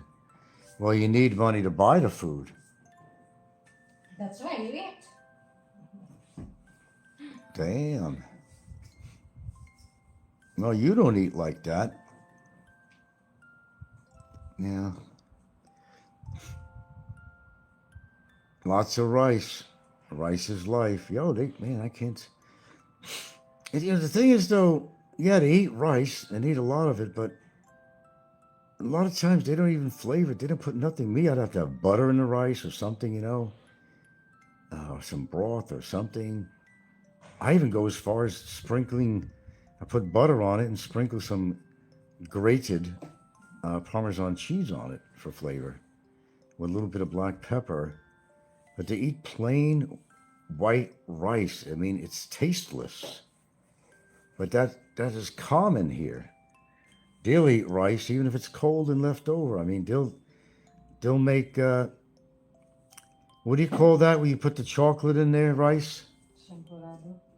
Champorado. They make champorado out of rice, and they take like a chocolate powder, and they mix it in with the rice. Now the rice already has all that starch. It's turning Also, because we need milk, powdered milk, and powdered condensed- milk. and condensed. Okay, so you got powdered milk. Okay, rice, powdered milk, And chocolate, condensed. and condensed milk. You mean? Yeah. That's how you make champorado? Mm. Yeah, she makes that frequently here, actually. I've seen her, yeah. Rice with soya sauce. Well, I call it soy. I used to do that. I used to put, not since I lived here, but I used to put, something about soy sauce, that's too much, it's not good for you, but I used to do that. I used to put, but you can't put a lot in there. It's too strong, But yeah, they also, it's just not plain rice. I've seen them right here in the family putting soy sauce on the rice. Absolutely. But a lot of times they're fine with just plain white rice. I mean, they have no problem with that. We put soy sauce, but not only the soy sauce. We got a lot of. Not just soy sauce. Not only the soy And what other things they put on their rice? They could put a hot sauce in there if they want. They like spicy stuff. Rice with soya is very good. That's just loaded with MSG and it's loaded with salt. That's why I don't Not too touch much, soy sauce. No, soy sauce has a lot of sodium in it. but not too much. Taste it to me. I could taste it. I used to eat soy sauce. You think when you eat in restaurants, they don't have soy sauce? They don't have Oh yeah, restaurant. I know restaurants. They Yeah, carry they do soy have, sauce, of course. Yeah. Ajinomoto? That's just not me. I'm not big in soy sauce, But it's hard for me. If I would eat rice, let's say I had some chicken, and what I'll do is I'll break up the They chicken. put, in the restaurant, they put the soy sauce because if they didn't put soy sauce, your food is so dry. Dry. Yeah, she says like in a restaurant you get soy sauce because if you eat the rice in a restaurant, it's so dry. What I would do is I would take some of the chicken broth, from a roasted chicken, and I'd mix it into the rice. Or I'd take chicken itself, which is pretty common for me to do if I had to eat rice and there was no roasted potatoes, because me with the roasted potatoes, oh God, I could eat all of them. That's the problem. I would take the drippings, which is probably not the healthiest thing to do, and flavor the rice with that. And that was a different story because I'd mix rice and I'd mix the chicken in with the rice. Jerry says, hey, Frank, gotta go. Good show later. All right, Jerry. Behave now, man. Behave. Don't listen to fucking Brevis Butthead. Thanks for showing up on my show. We'll give it about 2 more minutes and we're going to have to go here. I haven't even eaten a formal breakfast yet. I could do without it. But I always at least have my oatmeal or something. I don't feel like cooking up any eggs or nothing. I'm too lazy. I don't want to dirty a pot, a pan. Which reminds us, lovely Gilda, we're going to have to invest in some good frying pans. That stuff ain't working no more. It's starting to get scratched off the surface, and that's not good. Then again, you can't be using a fork on these things to stir things up either, because that's what's going to scratch the surface of these pans. Yeah, it's one thing you have to have good around the house. Have some good quality pans. Not this stuff that looks like it's made of tin. They're so light. Shit, I used to have a cast iron one back in, well, I had it even in Hawaii. Those things are meant to last a lifetime, but you got to treat them all the time. I think when you buy a brand new cast iron, you got to season it. And sometimes I think you put oil on it and you heat it up under high heat. Now, correct me if I'm wrong, but that's what I always thought. And after you've cooked with the cast iron, that you actually have to go and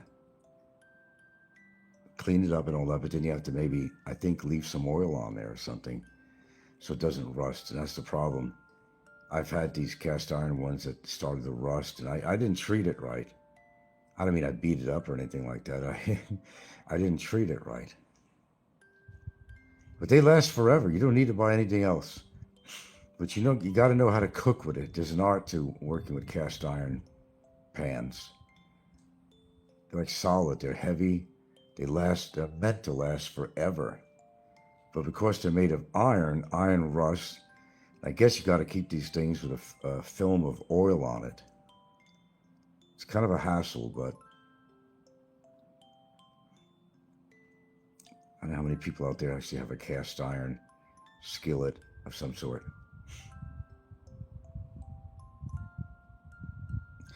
Hey, you know what you need to give away, Gilda? Since we're giving away some clothes. You know that electric grill that we have? That we don't use it? That the neighbor I bought from the neighbor. It's down below. You plug it in. It's got the glass top. It's electric fryer.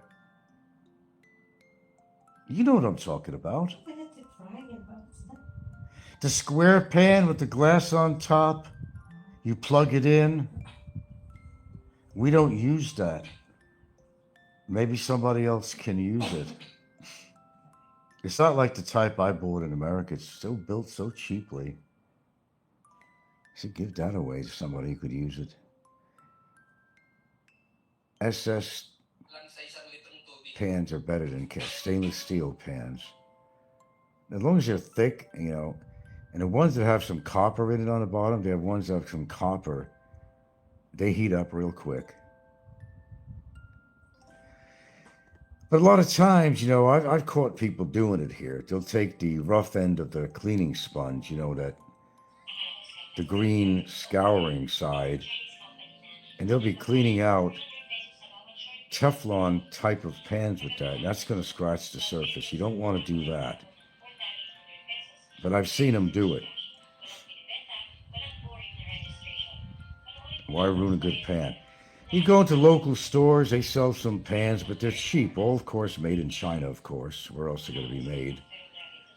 But you have to go to the mall, and you got to be willing to spend the money if you really want some quality cookware. It's got to be thick, you know, not something that's so light it feels like tin and doesn't last you a matter of months, not even. And they have different coatings, though. You want to try to stay away from the ones that have the Teflon, because Teflon is actually cancerous.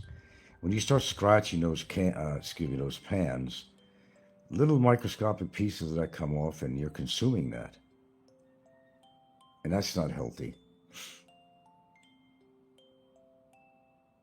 But you were saying at my age I shouldn't give a shit, but I actually do give a shit about that.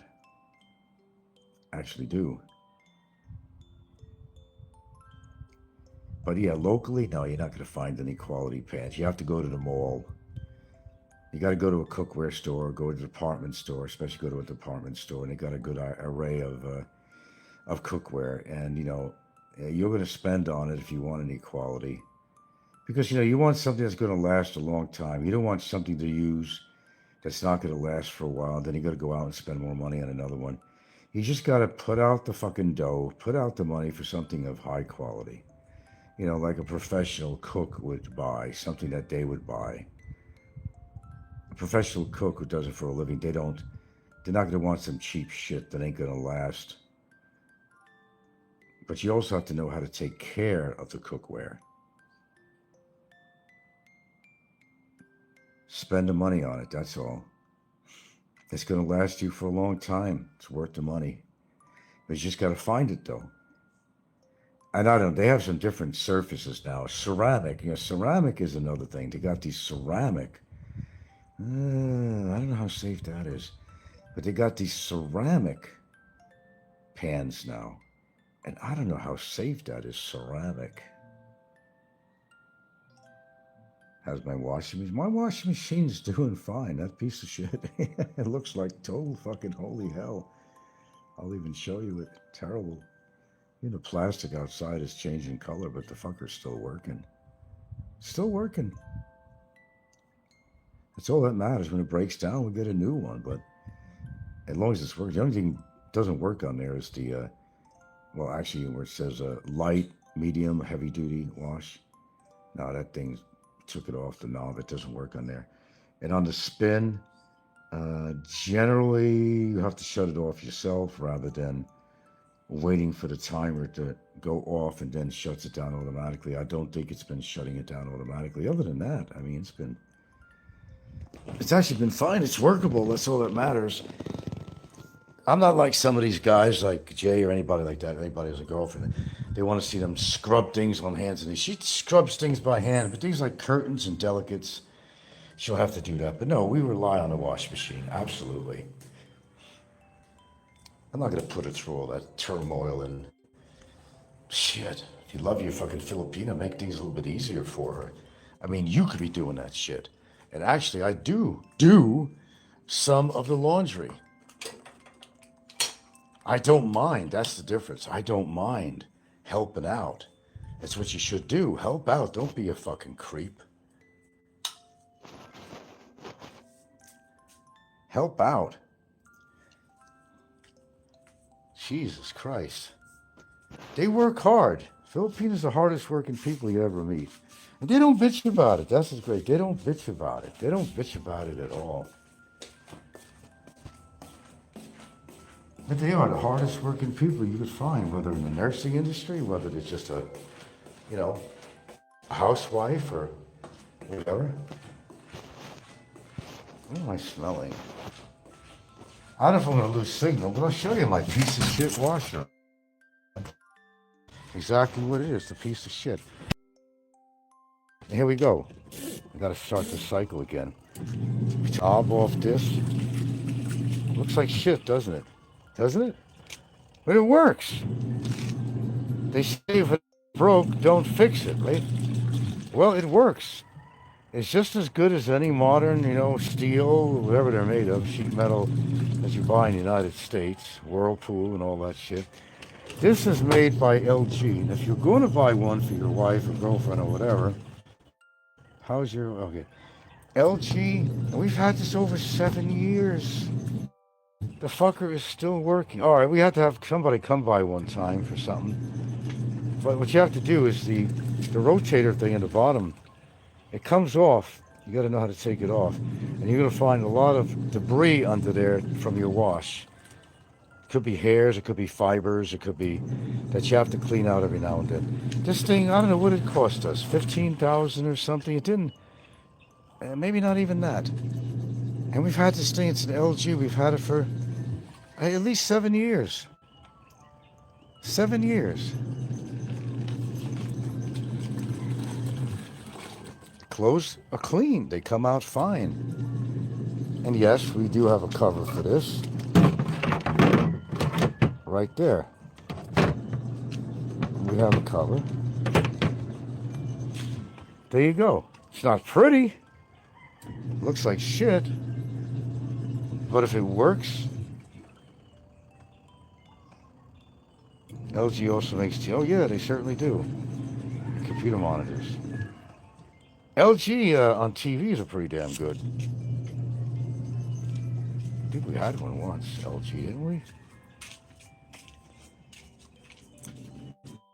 Cats, don't look at me. I got nothing for you today. I didn't even eat this morning. Sorry, but I didn't even eat. You got one over here that's pregnant, as pregnant as you could possibly be. So her babies are going to be my new patrons of my restaurant here, which they see it as. Kitty, kitty, kitty. Kitty, pretty kitty. Hey there. Not afraid of me. Because I feed them. Like they say, you don't bite the hand that feeds you. Pretty little kitty. You got a big belly there. You got a big belly. Yes, you do. My goodness. My goodness. Look at that cat. See that belly? Definitely pregnant. Ain't no doubt about that. Kitty, kitty, kitty.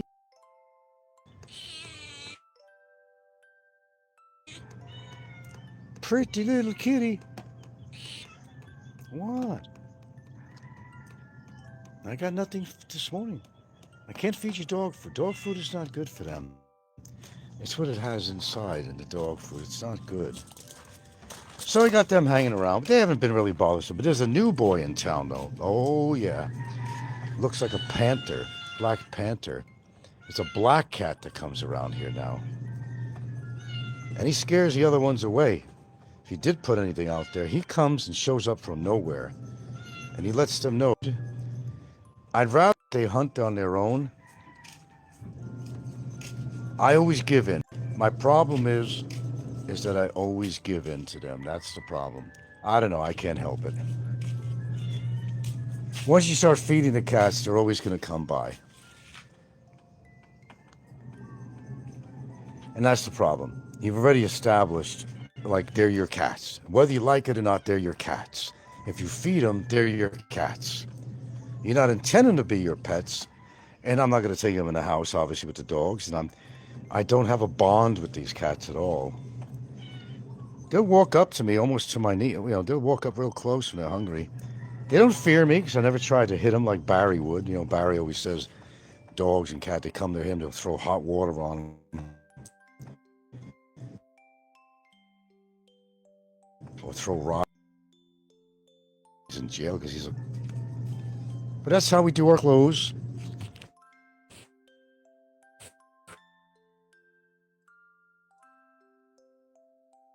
So yeah, we're gathering some stuff here that we do not use. Therefore, some other children or people can use it. You know, shirts that we don't wear. Children's shirts or pants or whatever it might be. If we don't need it, pass it along. And let them benefit from it. That's what we do here. Because that's the kind of people we are. Now, I got some leftover sweet potatoes I might heat up. That's a good breakfast. I don't know, maybe a combination of breakfast for me. I'm just thinking, I'm just standing here thinking, what do I want to eat? I don't feel like making. Let me ask, did she feed the dogs yet? Because, did you feed the dogs yet? Not yet? Okay, I'll have to whip up something, and maybe I'll heat up one of these yams and mix it in with their dog food. It's very good for them, but you don't want to give them it every day, no. But they love these sweet potatoes. Absolutely do. So I'm going to heat this up. And then what I'll do is I got these beef packets I put in there too. And I mix it up and they love it. And pedigree's not the best dog food. It's the best you're going to get locally out here. No, I'm not big. I'm not big on pedigree. It's got too many fillers in it. It's got corn and shit like that. It's not good for the dogs, especially dogs that have allergies. Clean out this pan too. I wouldn't suggest it. But if you want to buy quality dog food without all the fillers and preservatives and all this crap, wheat and all that shit that should be in there, well, you're going to pay through your nose. You could order some really good hypoallergenic type of stuff that doesn't contain all the crap in there. You can do that, but that's going to really add to your budget. Some people just feed their dogs human food, which is great to do. You make extra. You know, just don't put any garlic in there. Just don't put any onions or anything in there that could harm a dog. Yeah, don't do that. Hold on.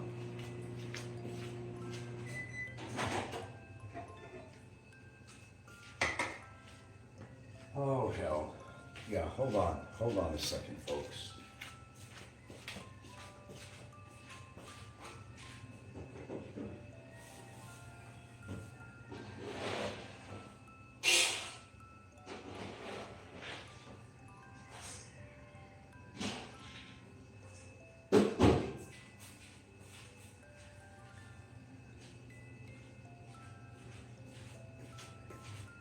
Now what we're going to do, and it gets expensive too to do this, we put in their kibble, we put pedigree, beef flavor, understand, with gravy.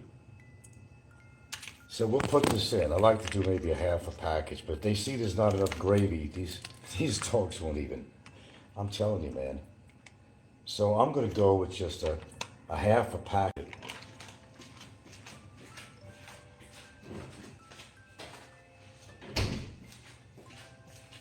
Then, this pan is hot. Then I'm going to take the sweet potato here. Still a little bit too warm. Leave the skin on because there's a lot of fiber and stuff in the skin. And I'm going to mash this thing up. So, we're going to mash this thing up. This is good stuff, but I'm going to have one of these too with my breakfast. A lot of fiber, and it's got beta carotene in there too, the yellow color.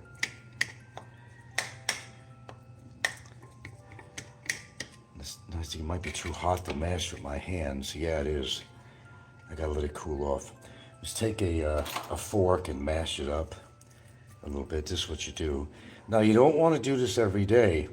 Past couple of days we've given them it, but because we've been making these sweet potatoes, but you know, mash them up good. Then what you want to do is put it in a bowl.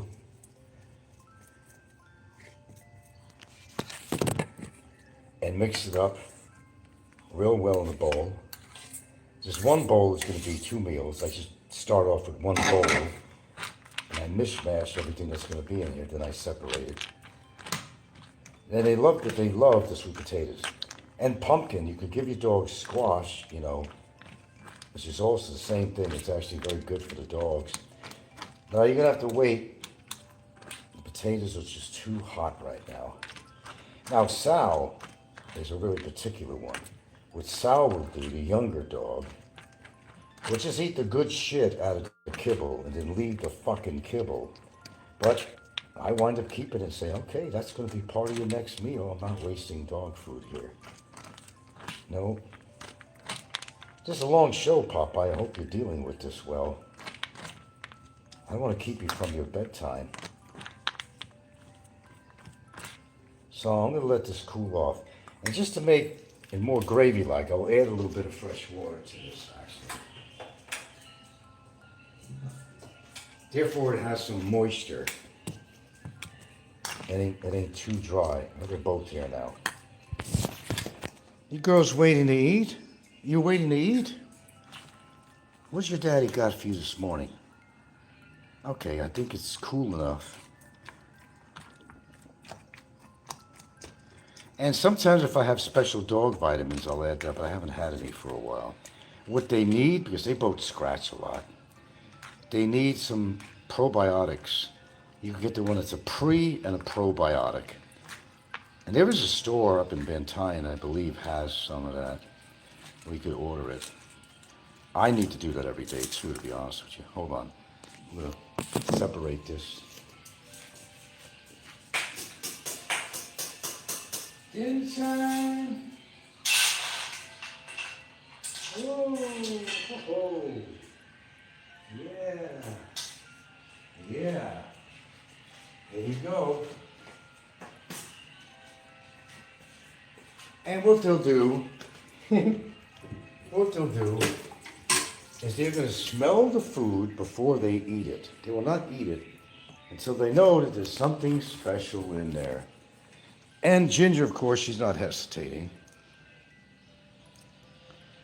Because she's got the beef gravy in there, and she senses that there's some sweet potatoes in there. Now Sal will stand here.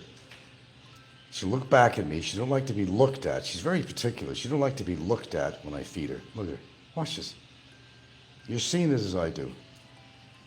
Why are you looking at me, Daddy? Now she'll explore her food and she'll say, what can I separate from the kibble? Very particular. Very particular. Okay, I've been on this thing quite a long time. I might try to make some oatmeal this morning. If I really wanted to frost any strawberries, I don't know. Should have thought about that earlier. I want to get some fruit in there too. So I'm going to go here. We've had a pretty long session here. Jesus Christ, 2 hours and 43 minutes? Are you fucking kidding me? Time goes by when you're having fun, huh? Okay, we're expecting rain today. Popeye, it's time for your monologue. I noticed the past 2 days you haven't put anything on. Oh, maybe you had time to create a skit or something by now. God, Popeye, I really hope that you kind of get your act together. I really do, for your sake. I know I'm exciting. I got a voice that you love. I know you're kind of attracted to me in many ways. But don't waste your time with that. You're not hurting my feelings when you put a little skit on about me. Trust me, you're not. I've been dealing with you a long time. You're not aggravating me. You're not hurting my feelings. Because people know who you are. They know what you're made of. They just take you for granted. Oh, this Popeye doing another thing on Frank again. It's become infrastructure. Wow. The ports all messed up. Hagnaya. I mean, totally messed up.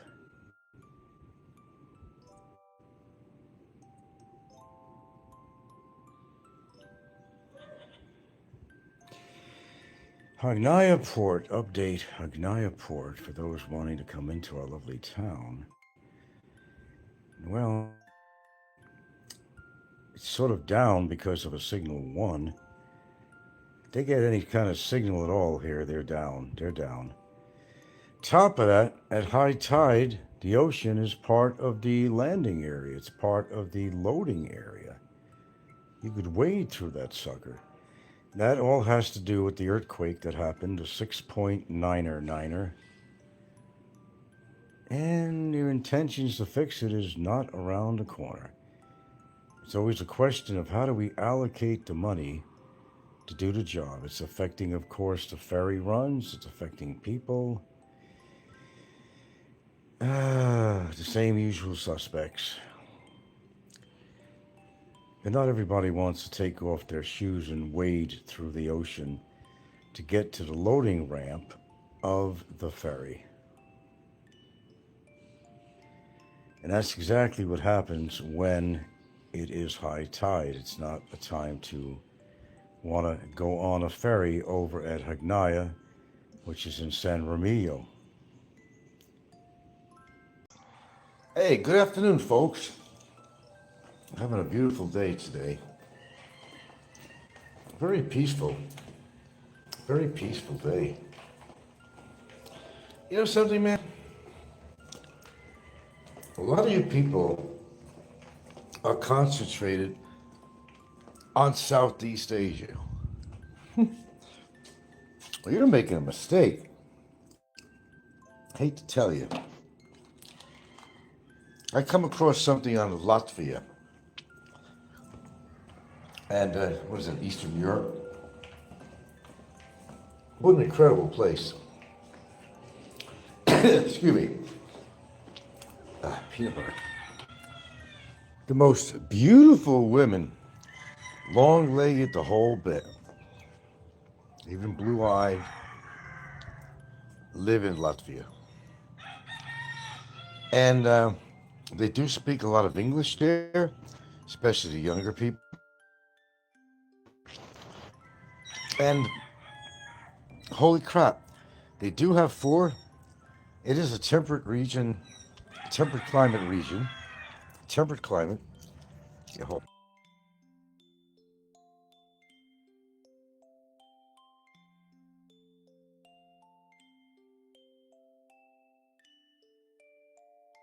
I'll be right with you.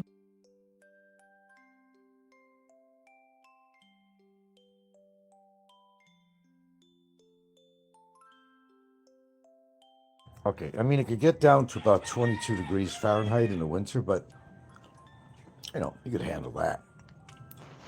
It's not like you're in the middle of Siberia. But as an alternative, a lot of people are getting carried away with this Philippines thing or Southeast Asia. You got to see the lovely women. They don't mind your age. I mean, they'd rather have somebody their age they can grow old with, yes. But if you're an older gentleman and you treat them with respect, and you make enough money to survive, and you could rent, if you want a really nice apartment, you can actually spend anywhere from $525 to $850 a month, but it doesn't have to be that high. That's in a real popular high-end area, but you wouldn't be paying that much, okay? Let's say you make $1,500 a month, $1,800 a month. That's very, very livable for you. A woman will definitely go to you with that money, considering that they make a hell of a lot less as an average salary. According to what industry you're in, of course, too, but Jesus Christ, I almost wish I had the talent to show you on a side screen or something what I looked at. Came across this on a feed somewhere, and I'm thinking, I mean, you know, Philippines is nice, but if you were to start all over again, after seeing this, you would not probably choose the Philippines. You don't know what you're missing. And they have beef, they eat pork, they make a lot of really good type of meals they have there too. Really good meals. And if you're one of these people that are into shit food, well, you look around, you'll find a McDonald's if that's what you really want.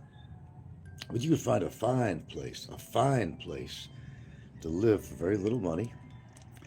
It's a little higher living expenses than the Philippines, though. But, you know, electricity is up there too, like the Philippines. Their average temperature during the summer is a very comfortable temperature, about 65 degrees. Anybody could handle that.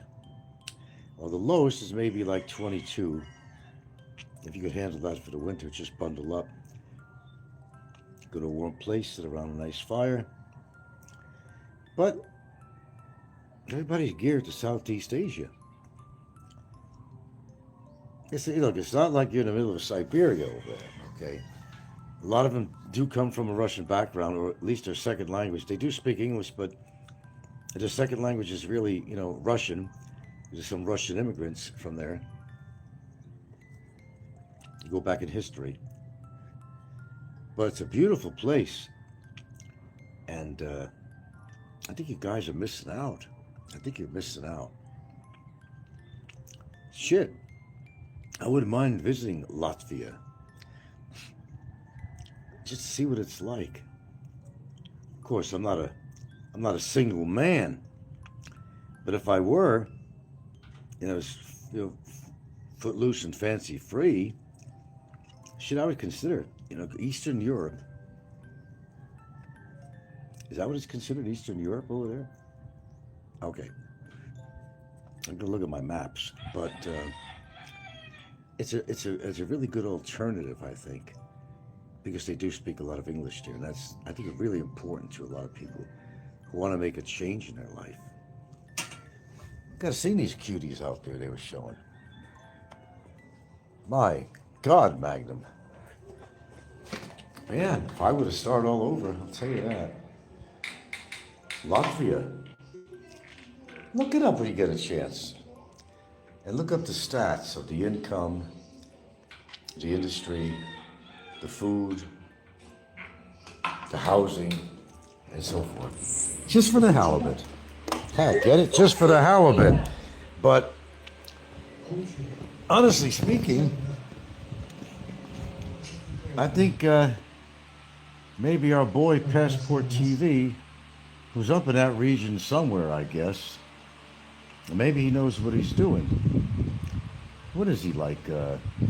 Some godforsaken place like Bulgaria or something like that. I wouldn't go there. But reminds me of Latka on Taxi. Latvia. Bet you never thought about that, have you? I certainly never did in the past. Yeah.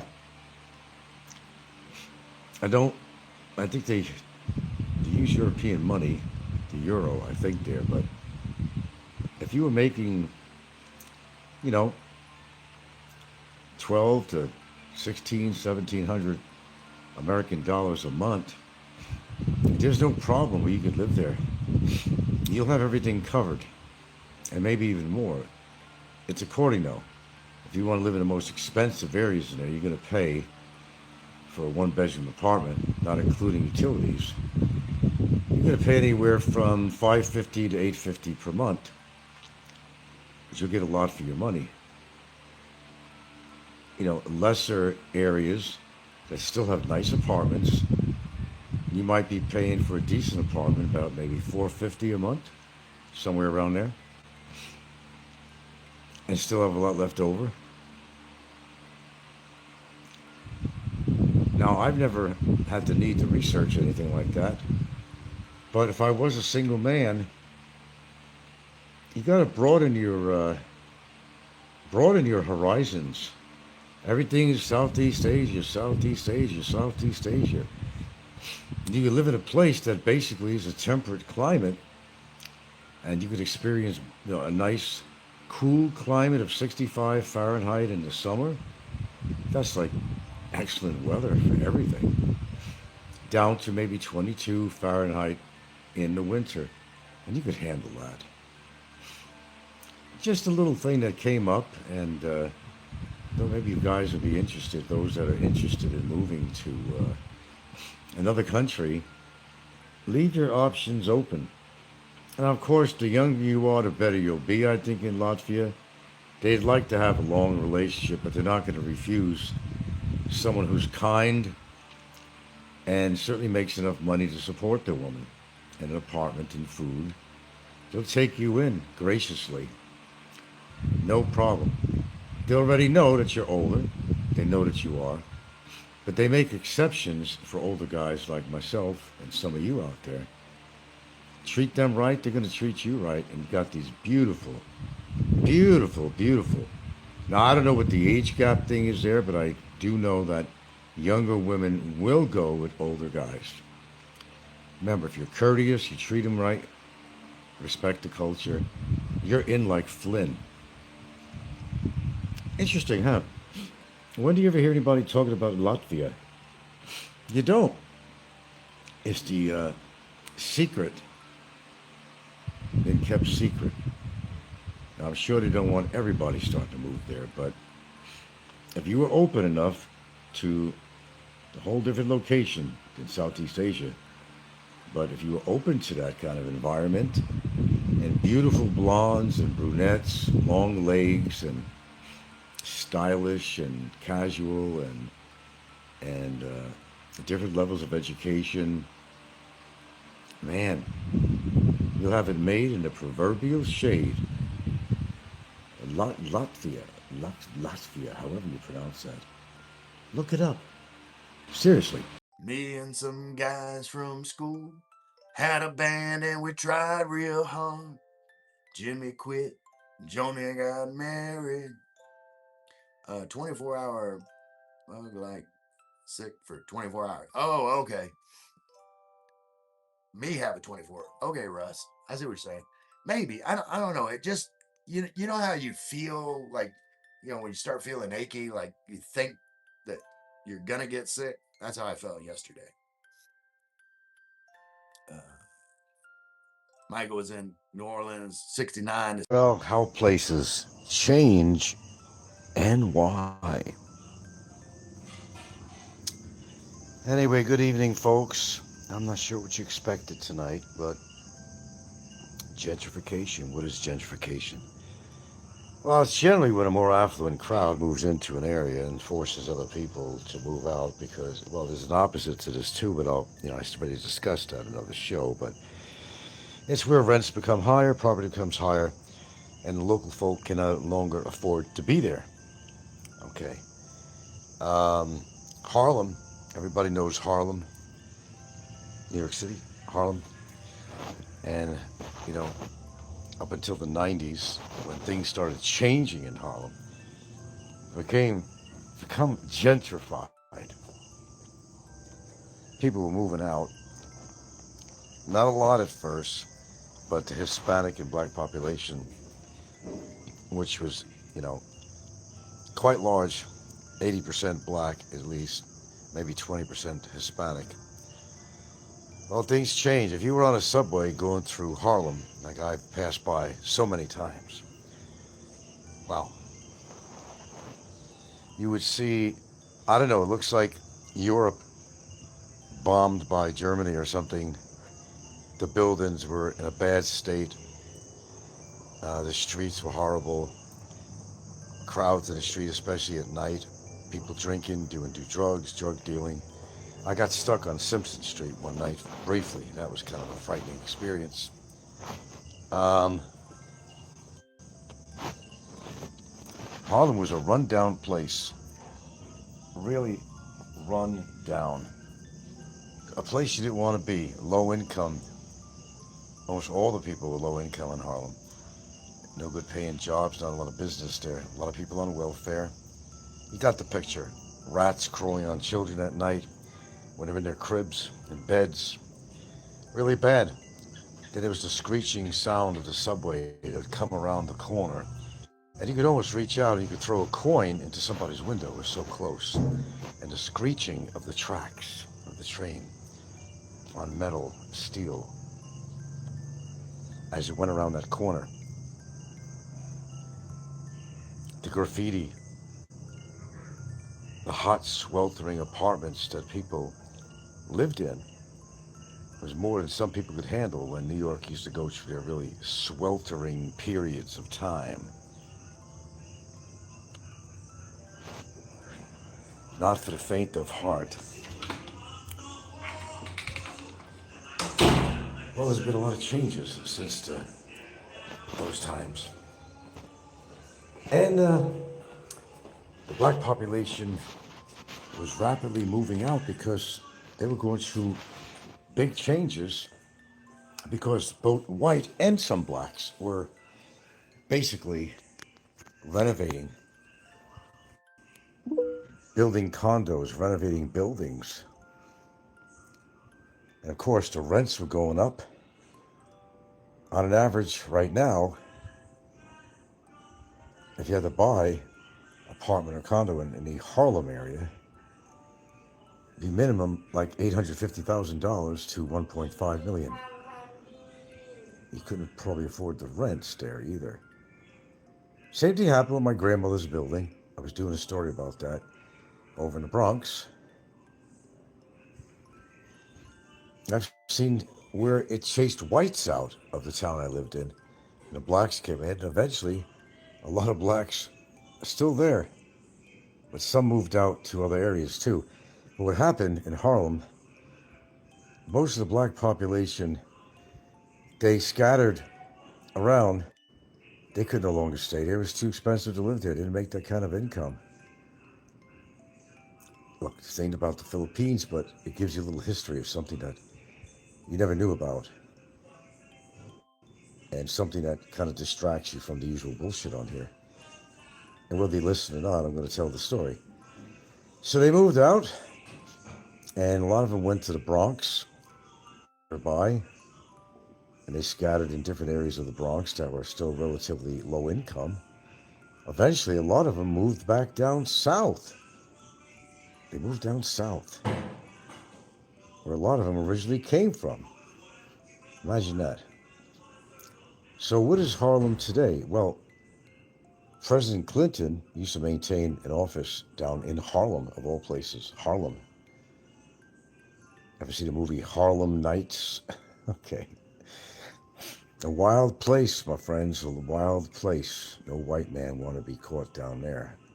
I'll tell you that, because you'd be like a beacon in the night for thieves and people that didn't like white people. It was terrible.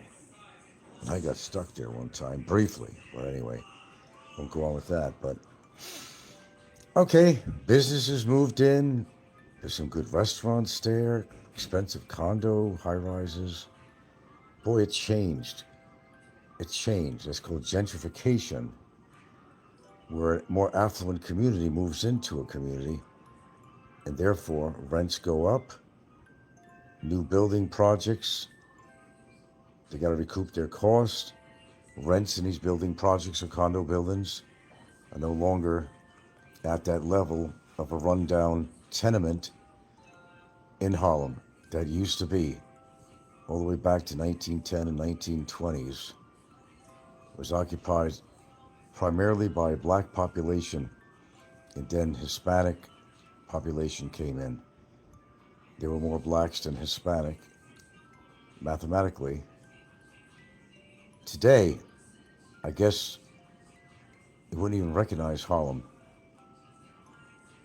If I were to take a subway train by that area, I'd probably be looking saying, this is Harlem? What the fuck? Seriously. Neighborhoods change. My neighborhood when I grew up in Mount Vernon, New York, I mean, it radically changed. If I went there today, I would not even recognize the place. I'd say, what happened to this place? What happened? This has happened to a lot of neighborhoods where, well, progress, they call it progress, I don't know, where you're being chased out of a neighborhood that used to be affordable, and it wasn't a pleasant place to be. Most of the buildings were in a state of disrepair.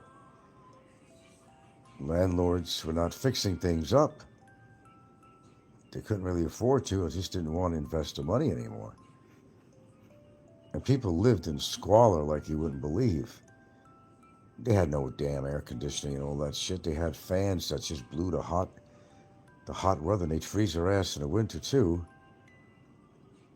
But I remember coming around the bend in one part of Harlem, the train's coming around the bend, and I swear to God, you could throw a coin in their window. It was that close. The screeching sounds of the subway. People practically hanging out the windows. It was so hot. And how many deaths occurred during the hot summers of New York when they have a heat wave. They were dropping like flies. McFlea and McFly. So, as well as we go through our own personal changes, neighborhoods and communities also go through changes too. Now, I can incorporate a little bit of this into the Philippines, and I could say that the Philippines is a little different than America. Well, not a lot different, but in the sense of you could have a Filipino millionaire living in a beautiful house, and right next door to him could be some little shanty. Cuba. a little tin shack house, and you would think that, like in America, which would not build a house in a shitty neighborhood because it would bring their real estate values down. But that doesn't matter in the Philippines. Land is expensive in big cities. And rich people will build, and even you'll see in the landscape of Cebu, for example, if you look out from a condo building, you look out over the city, you're going to see a lot of tin roofs, rotting with rust. You might see next to that a brand new spanking condo building or skyscraper, because land is valuable. They're not thinking of the dumpy houses around there because they don't think that way in the Philippines. That's not the way real estate works in the Philippines. Land is land and it's expensive. You build, we can get the land. Now, the funny thing is, in the Philippines, it doesn't make your real estate that you built there cheaper. I mean, where you're not getting some kind of appreciation on the value of your condo building. You still will, unlike in America. Don't matter what's next door. I'll tell you one thing that I find really sad about in Cebu is the, what do you call towers? What do you call the towers? All lit up at night? Not anymore, though. The Regency Towers. When I first started coming to the Philippines around 2016, it was sort of kind of a fancy building. Had some really nice units in there that were very well maintained. But then, over time, it deteriorated. You always know the place, it's lit up at night. Now they can't even afford the electricity. You can always see the Regency Towers all lit up in different colors at night. We went and stayed there about 2 years ago when we went to visit Cebu for old time's sake. And the building was just looking so run down. The outside was terrible. It did not have an attractive entryway. And the building that was connected to it, broken out windows. I don't know what that place was part of the towers. Really run down. It was dirty in the front there. I don't think they were putting the lights on at night.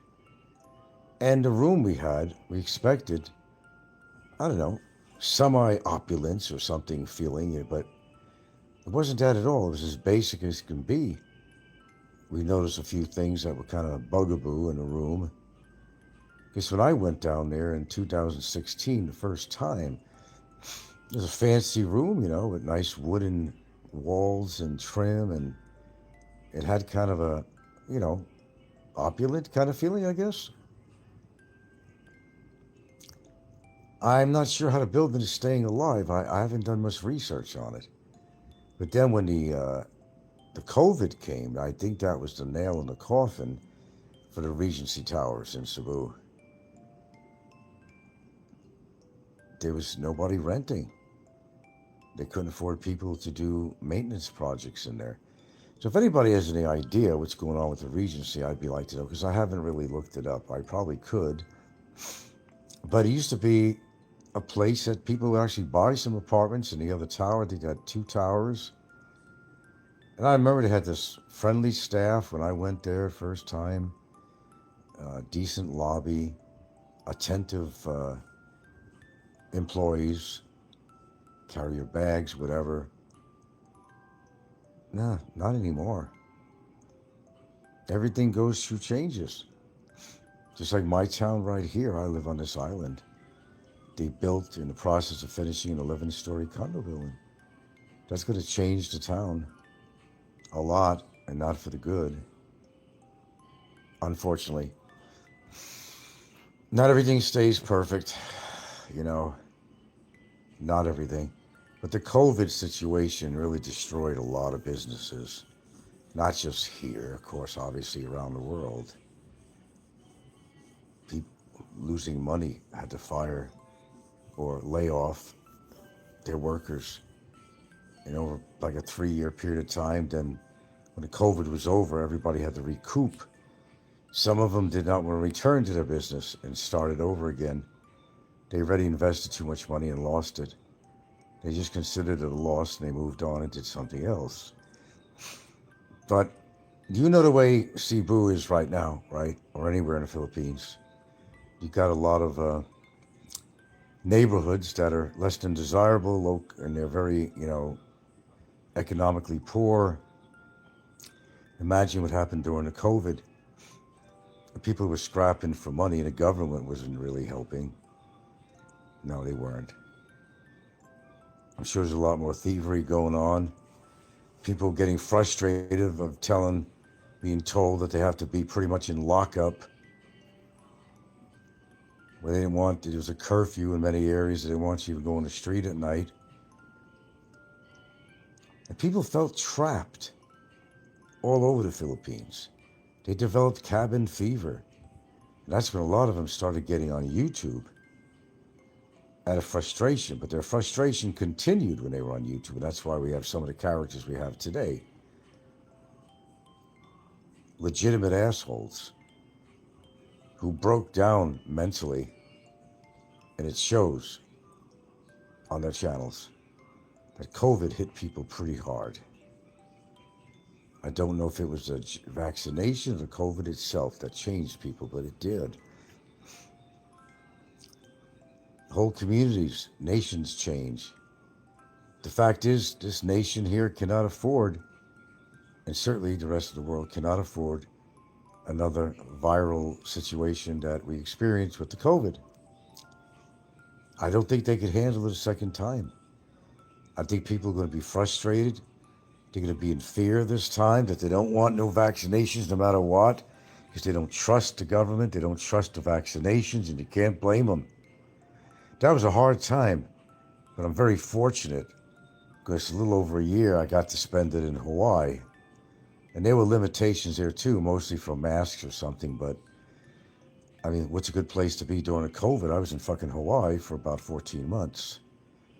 If I have to be in a place, I mean, why not Hawaii? And I was. So that helped. I mean, I was not able to come back to Philippines, but if I was going to be anywhere, it's not really suck ass to have to be stuck in a beautiful place like Hawaii.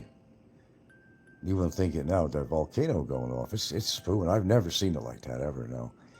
I've never been, for all the years I lived out there, I never seen a fountain like that or anything. It's incredible the display that's going on. And the reason why the lava is not inundating communities is because it's still in the caldera. It's still in the caldera. But it could break away at any time and move into communities like happened, how many years ago was that? Even the town I lived in was under watch. And the town of Pahoa, which is the closest to that volcano, the supermarket, a big one there, had to close down. They even took the electric poles, I'm not kidding you, in fear that the lava would invade the town. They actually built, at great expense and time, I don't know how they did it so fast, cement around the poles going about 25% up the pole. It was all netted in with steel and rebar in preparation for, the possibility that the lava was going to go through town. Pahoa town is an old town, it's broken down buildings, reminds you of the Old West, actually. The sidewalks in front of their stores are made of wooden planks, actually. Well, you have to be there. All the hippies come there because Janis Joplin made a trip there back in the 60s or something. Oh, gee, Janis Joplin. That got him to come there. Quasi hippies would come in to move into Pahoa town. Cheapest place to live in the area. Wannabe modern day hippies moved there. Naturalists, spiritual healers. That was the best one. I'd go to these little markets on the weekends that they had throughout the Pahoa area. There's always going to be some hippie chick there or some guy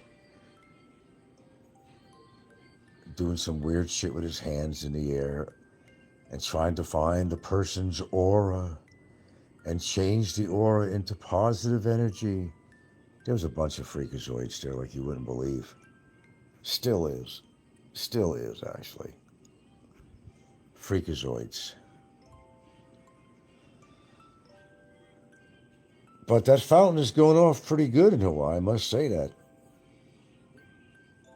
But the air quality, well, it started to blow down to Na'alehu, which is at the very, I like Na'alehu, only because of the donut shops. Really, no, there's a different feeling about Na'alehu on the southern tip of the island, the very southernest tip of the island, before you go around to the west side into Kona. And they got the most southernmost bake shop in the whole United States. I used to go there to get my cream-filled donuts. Well, we call them there malasadas, which is a Spanish influence. Malasadas. They would have some kind of a fruit in it. Could be passion fruit. Could have been custard. Pineapple, of course. Guava. And they had all kinds of fillings. It was really good, too. A lot of sugar, but, give in now and then. And I used to love to go down. They also had like a restaurant that you could eat, too. A lot of visitors. They made a lot of money, that place. They still do. Na'alehu is a very sleepy little community. There's farmland around there. There's nothing much there, really.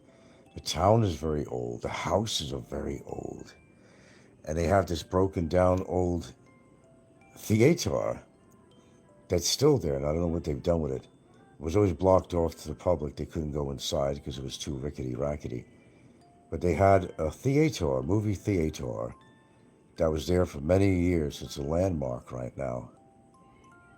And me and my brother would pass that by and look at it and kind of imagine back when it was actually having some movie shows in there, which was the only really activity in that town, really. There's nothing in that town. Sure, you got some gas stations. People come on the side of the street also selling all kinds of wares for the passing through tourists that come through the area. A couple of restaurants, other restaurants. But it was a nice place to come through. It was a nice ride from where we lived. So we were bored or something. Let's go take a ride to Na'alehu. It's a really enjoyable ride. You can see the mountains in the background. Big sprawling pastures. Ocean on one side, part of the way. And really a nice place to go, to just take a drive. That's what we used to do. Excuse me. But I enjoyed that. Even though we went up there, didn't particularly go there just for the donuts, the pastries. But we always stopped there. I look forward to that. I bring a box of that home. But it was a ride. Then we stop over places along the way, points of interest, historical interest perhaps, old broken down barns and houses and things like that. It was really interesting. Yeah, I miss Hawaii to a certain point. I must say that I do. There's certain aspects of Hawaii that I do miss. It's been pretty messed up these days, though. Certainly since I left, it's been really messed up. Near my town, there's been a lot of fires going on. They don't know if it's arson. Believe it or not, a big fucking banyan tree squashed 2 people nearby downtown near Hilo Bay.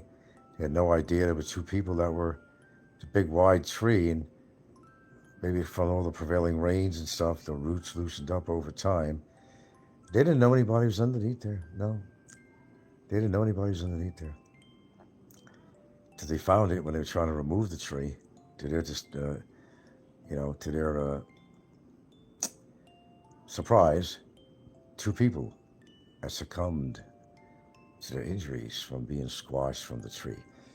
There was probably like a big opening or gap in the tree. They used to sit under for shade, picnic there. Then the bridge, this little bridge that goes to Coconut Island. It's just a tiny little island. Just a little, I used to go there too. Didn't like to bring the dogs in there, but I'd bring my dog for a walk there too. I'd like to lean over the bridge. We call it the singing bridge because, they're made out of metal. When the wind hits it, it'll make a noise. I used to look down into shallow water, see if I could see any fish or anything. It was interesting. Well, some excavator decided to go across that little bridge to Little Coconut Island. The damn thing collapsed. I'm not even sure they've even fixed that yet.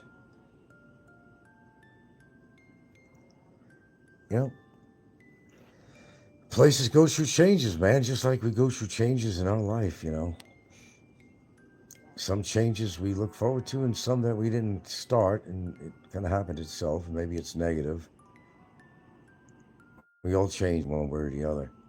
Our community is not the same that we grew up in. It's sad, especially where I come from was, kind of a bedroom community of New York City, basically. Different county, it was in Westchester County, but there's some well-known people that actually came from my town.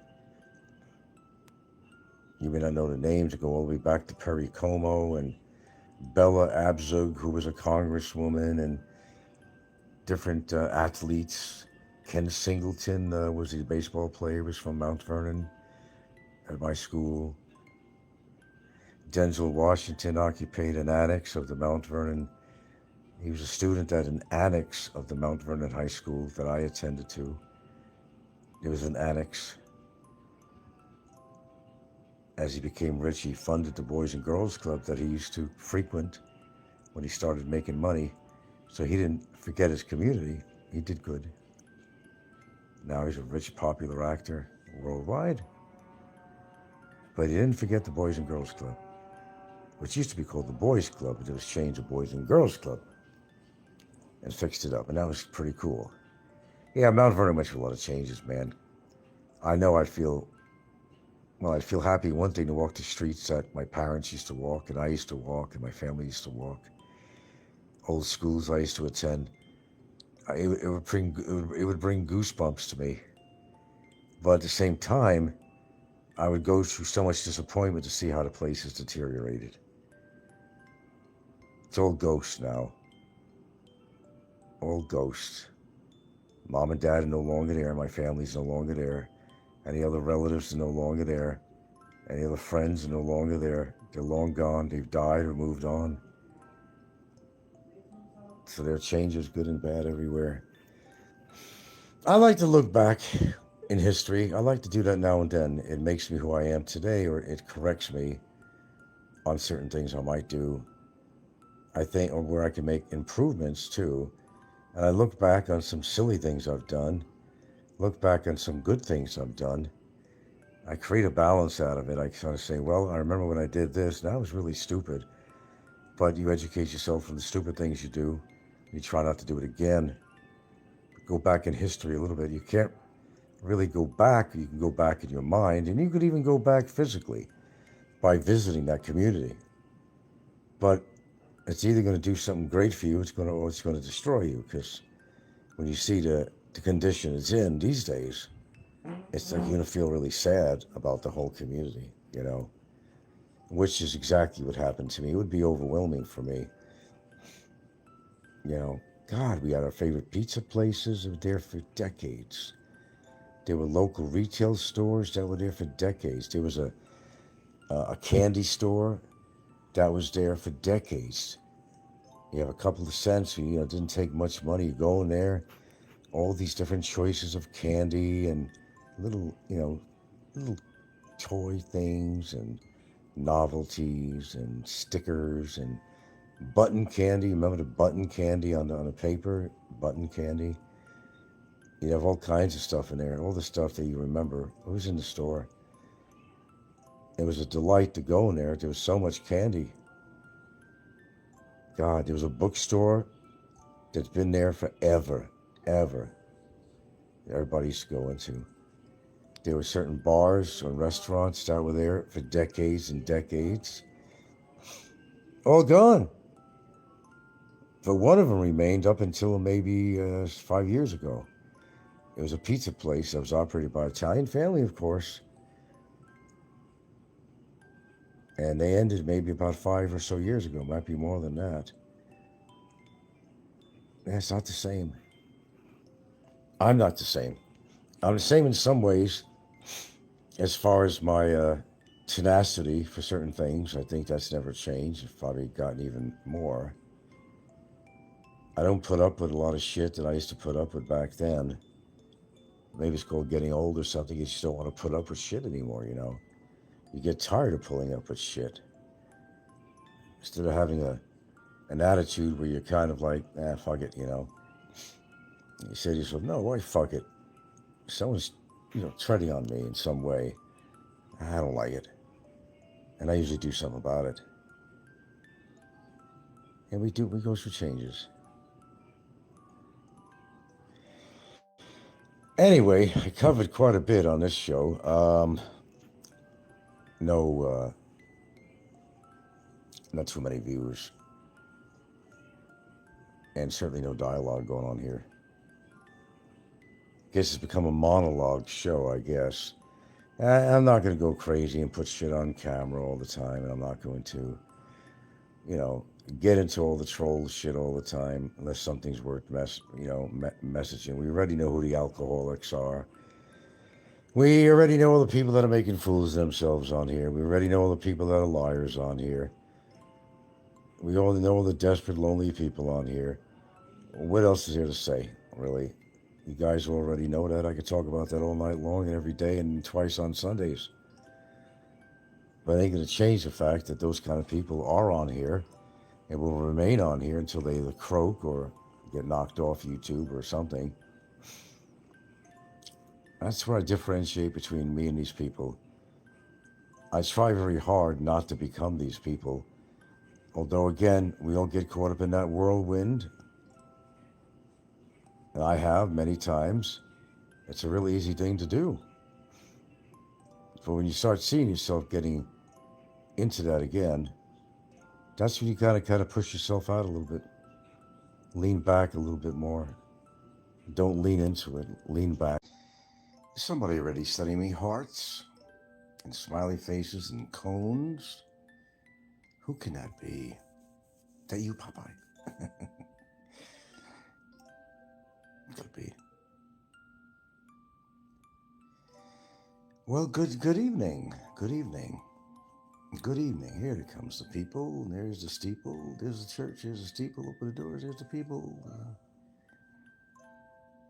Welcome to my world. Hearts are coming. Look at the hearts coming. Oh my God. My God. Frank Battaglia uses Jane Fonda weights. That was some of the comments on Popeye's channel the other day or something. Well, I'll tell you what, you could do a lot with 20-pound dumbbells and resistance exercise. I'm not trying to be a big, bulky dude. I'm just trying to build up a little bit of muscle strength. That's all, because I'm getting older, which everybody should do. If you want to use your arms, be able to lift things, open up bottles, things like that. And, the legs, balance, strength to pull yourself up. Little things like that. I don't need steroids for shit like that. Oh, I'll show you my little bicep, except I'm not building up the triceps, so it doesn't look very impressive, but without the triceps. But a little while, we'll show you one of my... It's something. It's not nothing, but it's like Seinfeld show. It's a show about nothing, but it's about something, okay? Yeah. Oh, I'm so tired today. I actually did fall asleep for a little bit in the chair, and I don't usually do that. Well, I had an antihistamine, too, today that probably contributed to it. Antihistamines, I could do it. Even Lotridine? It's not supposed to be a drowsy type thing. I think the boy needs to get some morning naps, I think, coming to that point. Oh, there's so many things I was going to talk about, but I just don't have the energy to do it. I'm laying in bed a little early tonight. Doesn't mean I'm going to sleep, and I generally don't go to bed this early. I may go back to my bedroom about 9ish normally, and I'll look at things on YouTube or research things or stuff like that. And after a while, then I just, plop out and hope that I get a decent night's sleep. Christmas season. Christmas season. I was reviewing some of the recent flooding that was going on in Cebu and whatnot. I couldn't believe it. Yeah, nothing they're going to do about it. You have to get, if you live in a flood-prone area, that's you go to this Viking sun. Yeah, it could. Yeah, it could. Well, I did one earlier today. Not at night. Everything causes something there, Viking son. Everything causes something. There's not many over-the-counter stuff or even prescription things that don't cause a side effect. That's unfortunate. Another thing is an observation. I got this feed. I don't know, these people who have cancer, and they're getting all this chemo and radiation and shit. And I'm thinking, damn, that's what's killing all your good cells. Besides, you're bad. And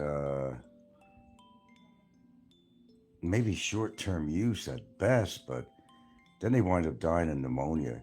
Why is this popping up in my mind? Because I was getting all these feeds. These people have cancer, what they're going through, and all that crap, and it's not something that you want to really look at. But you get brave enough to look at it.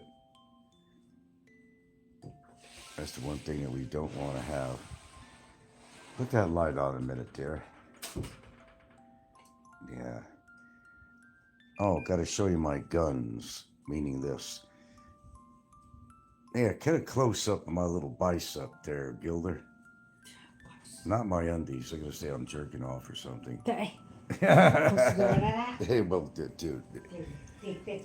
No, like I said, I'm not building up no big muscles here, but I got something from my age.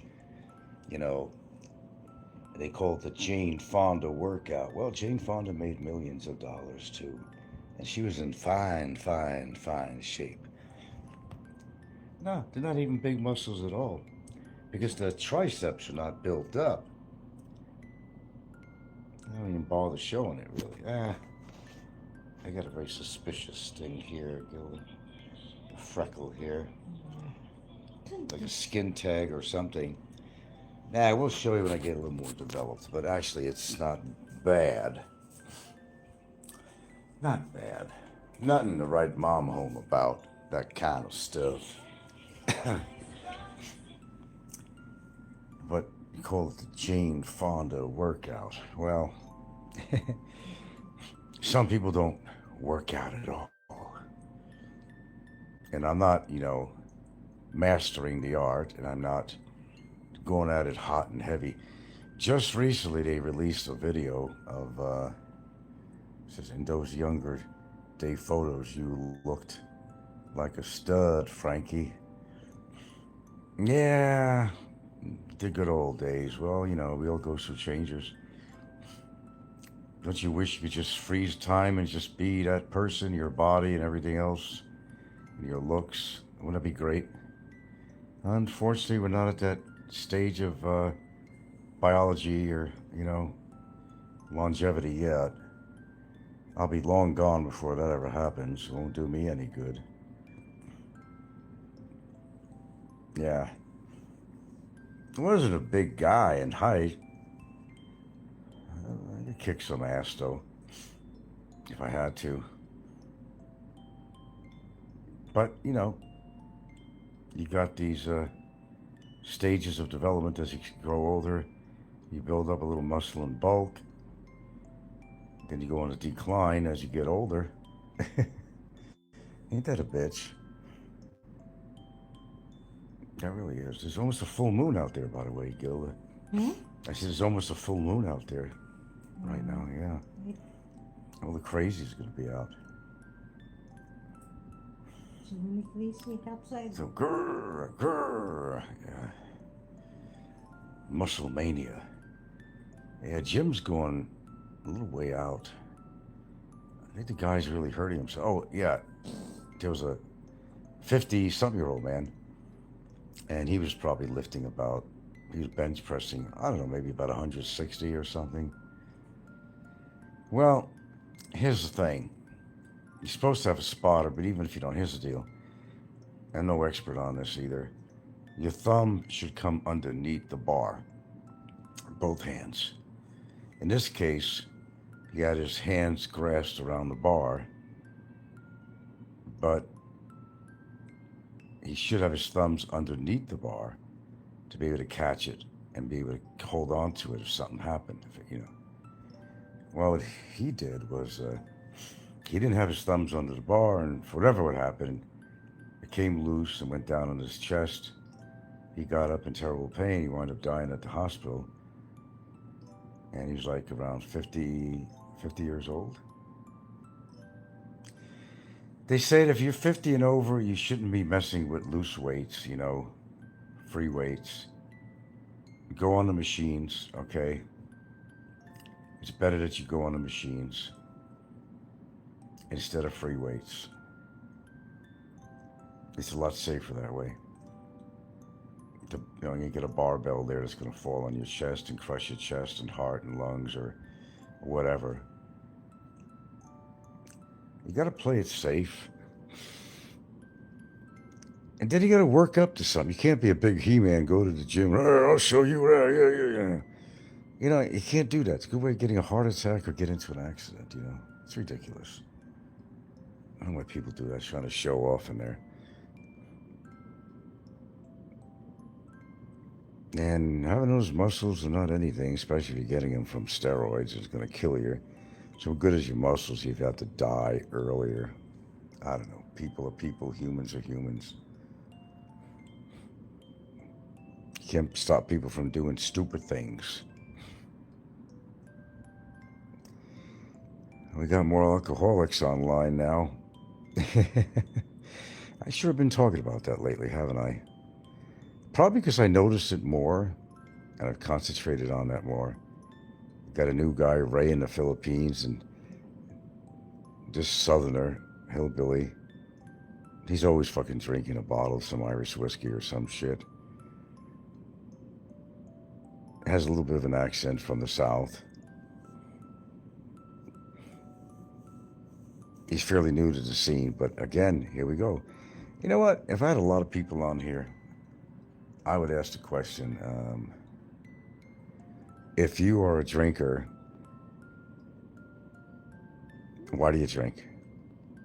To get an honest answer.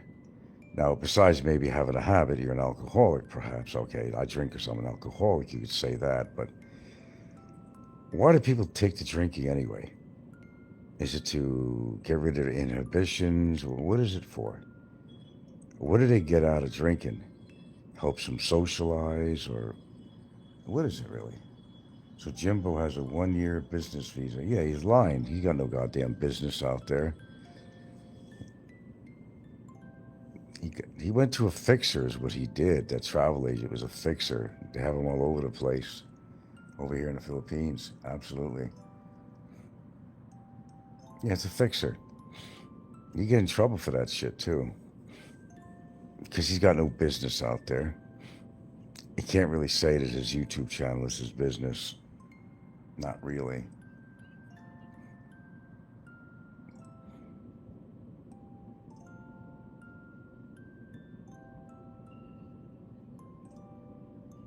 The boy's gonna get himself in trouble.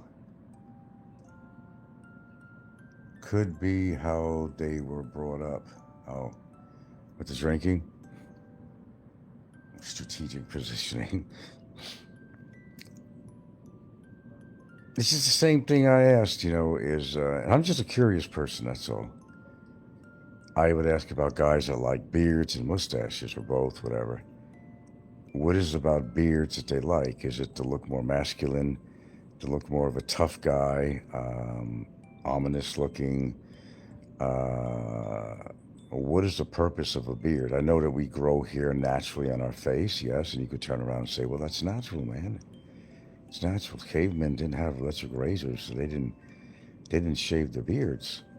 Oh, they used a sharp stone. That's what they did. If it got too long, they knew better than that.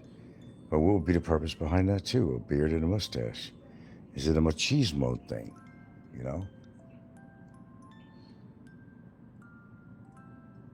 Oh, alcohol meaning to cope with trauma. Well, you see, the problem with that is that alcohol is a depressant. It just makes things worse. You know? You feel good by your drinking, but then, you know, you're just going to get depressed.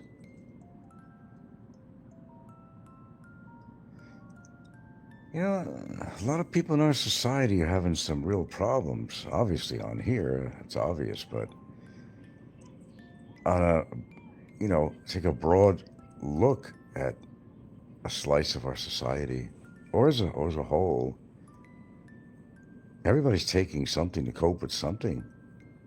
We all are. I'm taking something myself. You know that. I'm not afraid to hide it. It's more biological or whatever. But everybody's taking something for something, or to cope with something, or whatever. What's this? Grievous could be a...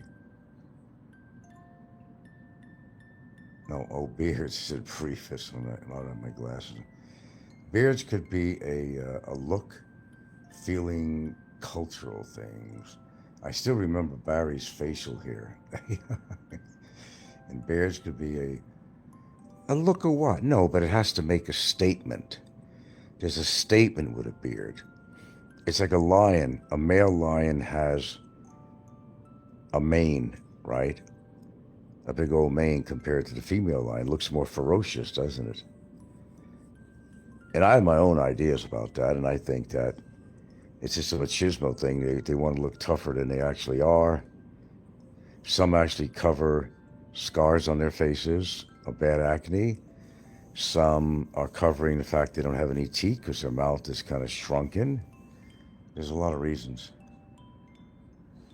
A lot of reasons. I wish I could find my good glasses, but I'm not going to go look for them.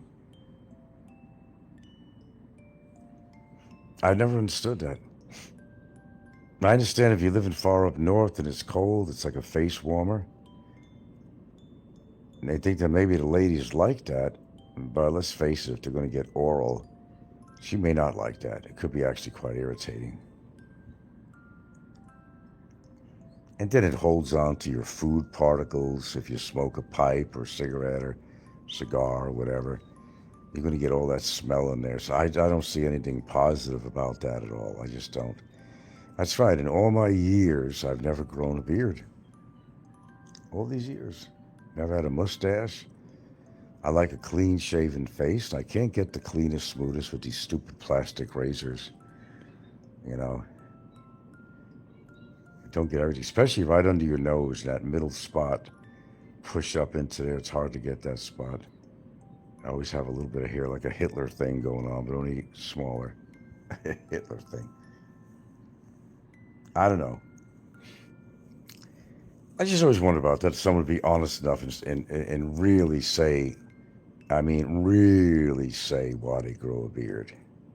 Really, really say that they look tougher or whatever. They're not going to tell you that, you know. And then you got the guys, especially with the bald heads, they all grow beards. Because they lost all their hair on their head. They didn't want to look like a cue ball. They didn't want to look like a cue ball. So, you know, they have to have a mustache or a beard to show that, hey, I still have hair. It's not on my head, but I have it on my face.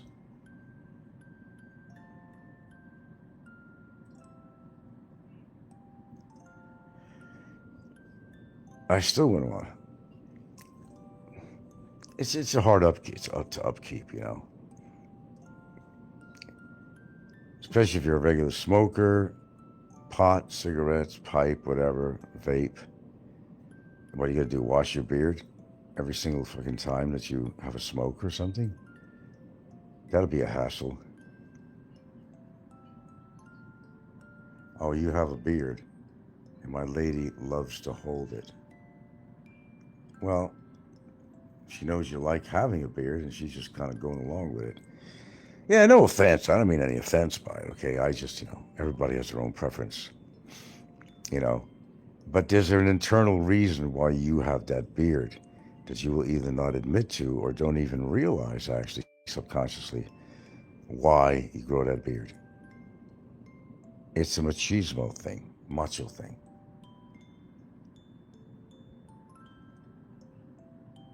It's just not very hygienic, is what I feel, I don't think you spend all your day washing your face every time you eat, or if you smoke, or if you drink, or whatever, or just the pollutants that get in your beard and food particles and all that stuff.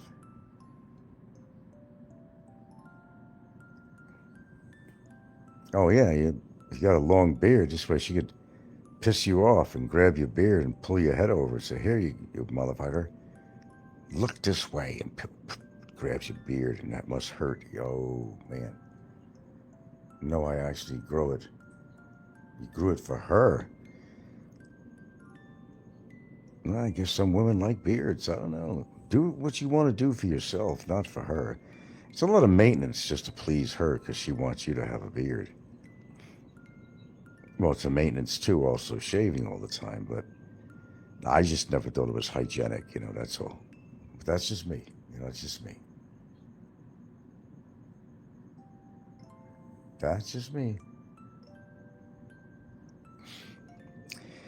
So, what's going on in the news and everywhere else? What's happening, people? What's happening? It's the same shit I'm watching there all the time. Gets a little bit old. I gotta grab something here.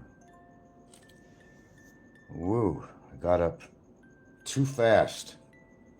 And my blood pressure just dropped.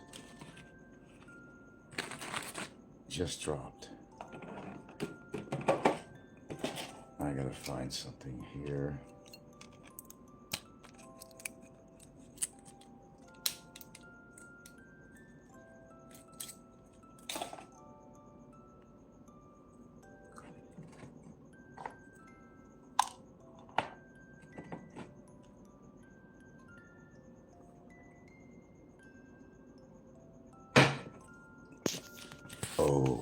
Okay. No, I haven't been impressed much with what I'm hearing on the news. It just seems this world is getting more volatile all the time. Not much good news going on. A lot of people are really pissed off about the tariff thing. He's going to keep the tariff thing going. He thinks, well, we'll pay down the debt in the United States. But he boasts about all this money coming in. Well, then he's hinting around about giving the American people, a little piece of the pie, like $2,000. And people thinking, okay, come on, man. Do it if you're going to do it. To say Christmas is coming, Christmas is coming. A lot of families out there in America that they're having a hard time all over the place. And $2,000 could help pay their rent or food, gifts for the kids, at least the kids for the kids, They don't fucking care no more. Everybody's out for themselves. And I want to apologize to my viewers. I know a lot of times I sound very pessimistic about what's going on in the world, but it's just a fact. I'm sorry, but it is just a fact. I'm telling you what I see. Kind of like my show, really. I'm telling you what I see, what I hear. Nothing more or less than that. And what I see and hear hasn't been really good. So my apologies up front for I'm just honest about the things that I share with my viewers on my show. And you can label me anything you want to label. I've been labeled it before. That's not a problem. But I just kind of want you guys to know where I'm actually coming from because I've been around this earth for a pretty long time, really, when you think about it. Have my last. Oh, you got the scratcher.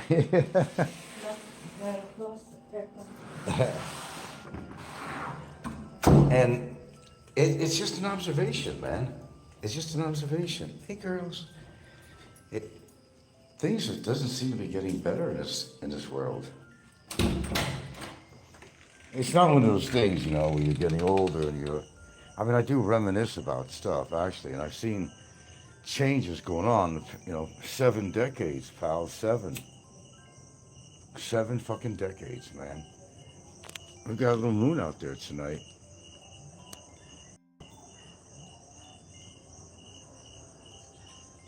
Moon over my hammy. Moon River, farther than a mile.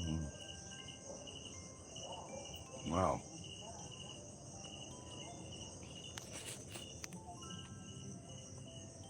They can eventually make phones where the pixels could be like 1,000 fucking whatever. You gotta go out, girls. Come out.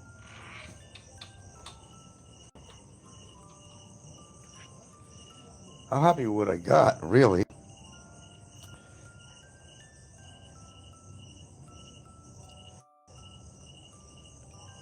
People are spending all this money on these iPhones, the new one that comes out, they gotta have it, they gotta have it. I want the holidays to be over.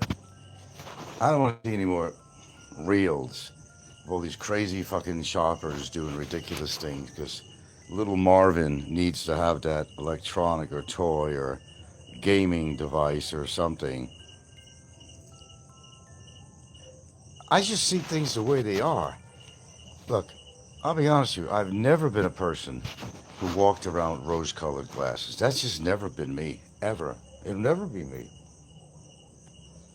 You know how Johnny Cash always wore black. Always wore black. That was his thing. And he had his reasons for that, you know.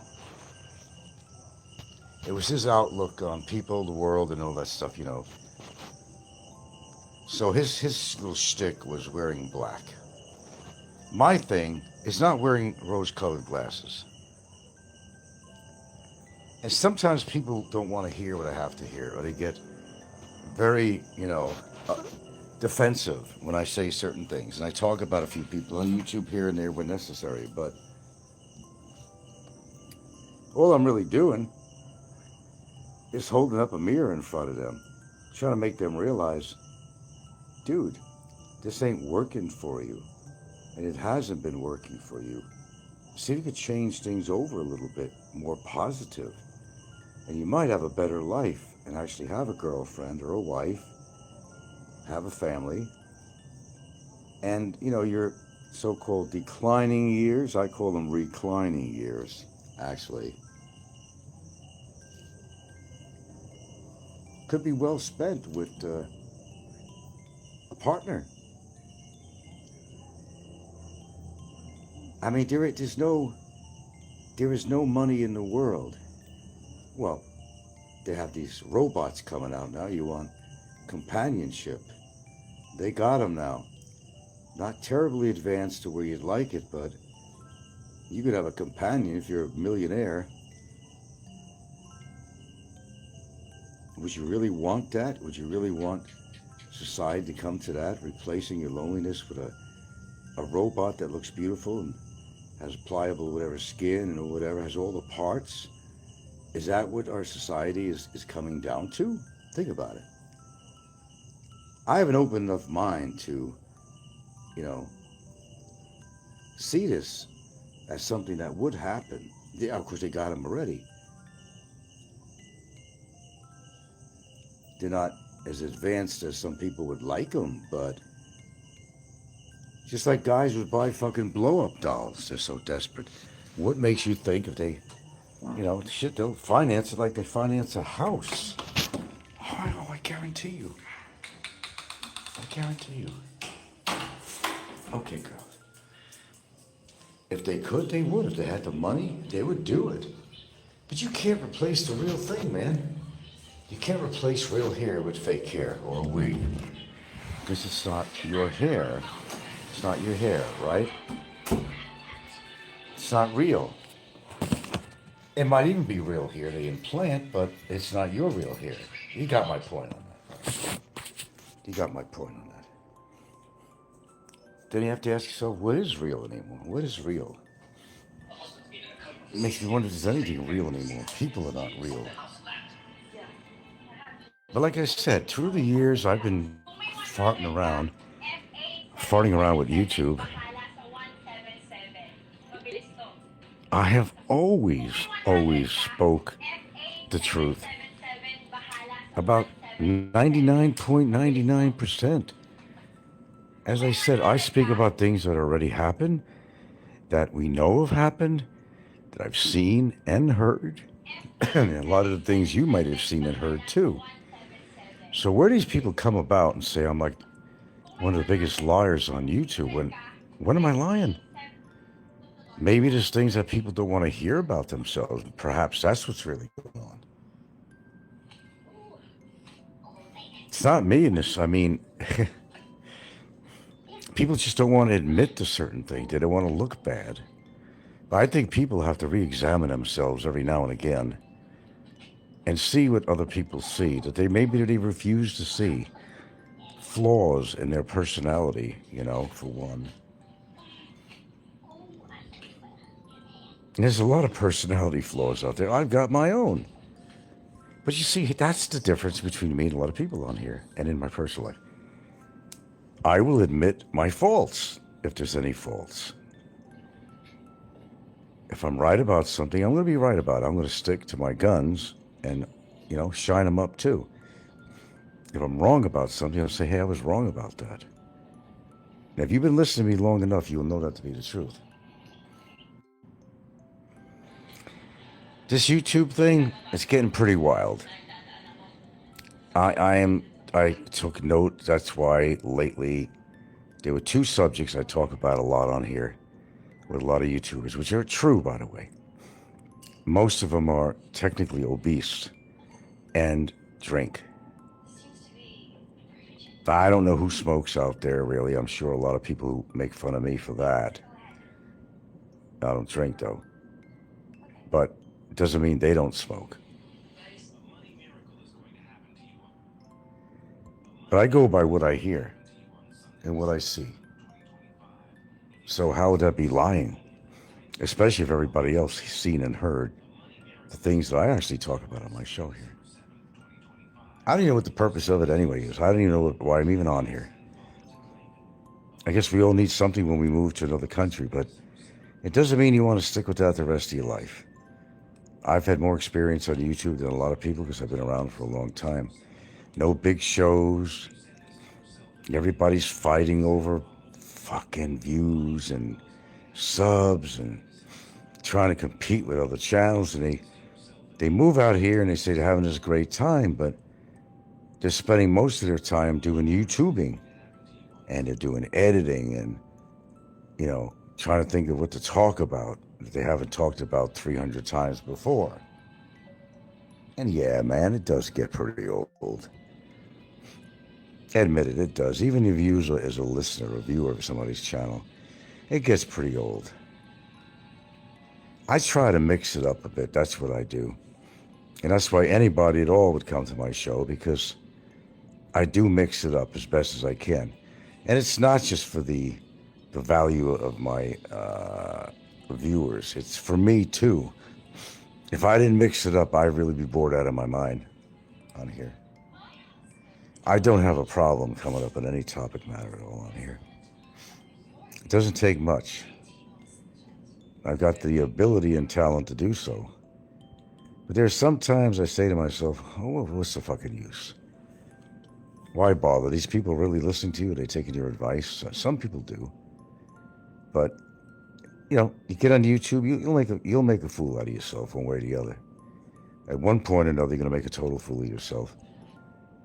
To make and believe that the people that are watching you are not trolls, and they all are. And I know that. Most people are trolls on here. I got what you call a captive audience. I got smiley faces on here. Do you ever ask yourself, what is your purpose for coming on listening to all this shit? Even my shit, whatever. As you come on YouTube, for what? Do you ever really question yourself? What's causing you to have to spend your valuable time, knowing life is so short, coming on YouTube and listen to all these, most of them are bullshit YouTubers who will lie into their teeth if they have any? What does it do for you? Does it pass your time? Are you lonely? Is that it? Are you actually living in this country here and you really need an outlet and you need to talk to other English-speaking people that know your slang of your language, or people who could share common interest? I mean, everybody has a reason for coming on here. Drama, yeah, she says drama. They all want drama. You can't live your life with total drama, you know. Oh, she trims it for you, okay. You can't come on here for total drama. You probably think I'm always looking for drama. That's not true. Because the truth is, most of anything I see on the internet has nothing to do with Philippines material, the genre. And it has nothing to do with the particular popular channels that we find on here. A lot of stuff has nothing to do with this genre. I'm always researching something on here. That's why I'm so damn smart.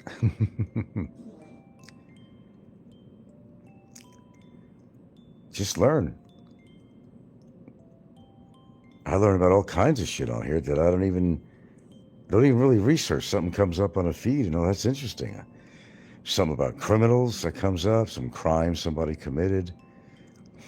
It could be some reels where they're towing in a car that's coming out of a lake that's been there for years. Somebody's been reported missing. They finally found the car and whatever the remains are in the car. I mean, I see stuff like that come up all the time.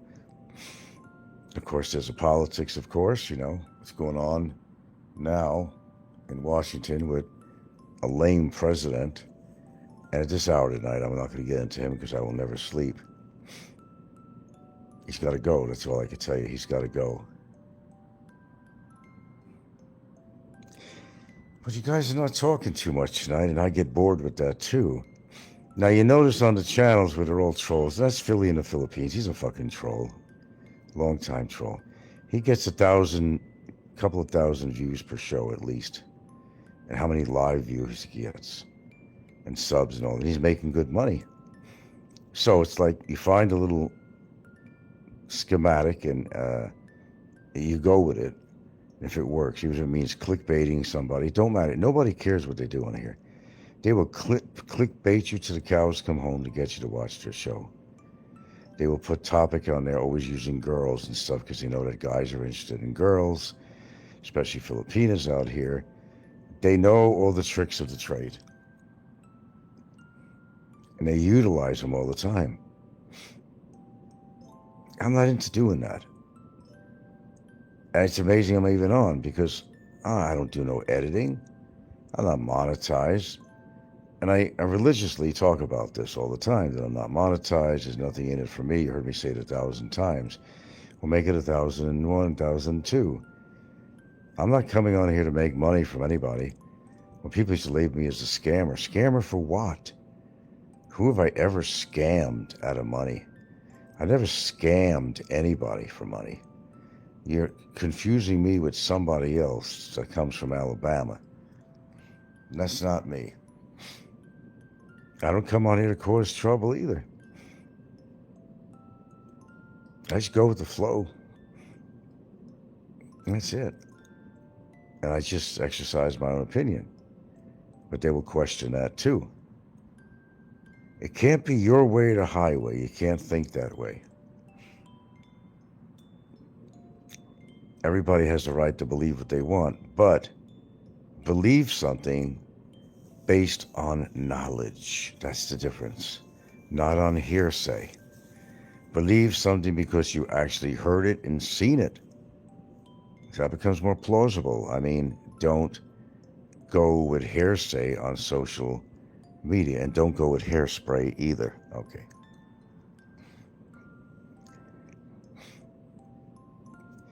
Anyway, not too much to elaborate on tonight. I'm going to get off here in a minute. Just wanted to kill some time before I hit the sheets to wake up yet to another beautiful morning. Keep things simple. Keep your life simple. Don't make it complicated. You don't know how long you have, and I don't care what age you're at. You could be considerably younger than me. You could even be older than me. But the point being, whatever years you got left, and nobody really knows that unless you came down with a terminal disease and you got a pretty good idea when you're going to go. But until that happens, you don't have any idea, and you never will. The future hasn't come yet. Tomorrow is the future. Can you wake up to a new day and feel healthy? Can you walk? Can you talk? Can you use your arms and hands? You're doing pretty damn good. Can you look out the window or go out the door and see a sunrise? You're doing pretty damn good. Think of all these terminally ill people in bed. They could be the wealthiest people in the world, and they would trade off all their money, every drop of it, every property, if they could cure that terminal illness that they have. Think about it. So would you. Material things are nice, but that's not going to save your life from a terminal illness. But people don't think that way until something happens to them. I'll give you an example before I go here. You know, a lot of these famous people, you know, that come down with a bad illness. Well, they never supported a certain organization before, whether it's multiple sclerosis or whatever it might be, Alzheimer's, you name it, a form of cancer. Oh, well, they wind up getting one of these diseases, and all of a sudden, they want to support. Well, they didn't support it before. It's a selfish act, is what they're doing. They're hoping that people contribute enough, maybe while they're still alive, they're going to find a cure. It's not from the heart. It's unfortunate. People are not real all the time. Some people mean it. Some people mean it. But a lot of them don't. All of a sudden, because they got a disease, okay, I'm going to let loose of my money.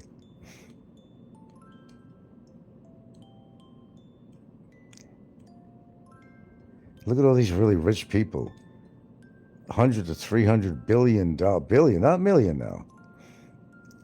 What did they say the math on that was? They can get of every person in the United States $1 million with that kind of money.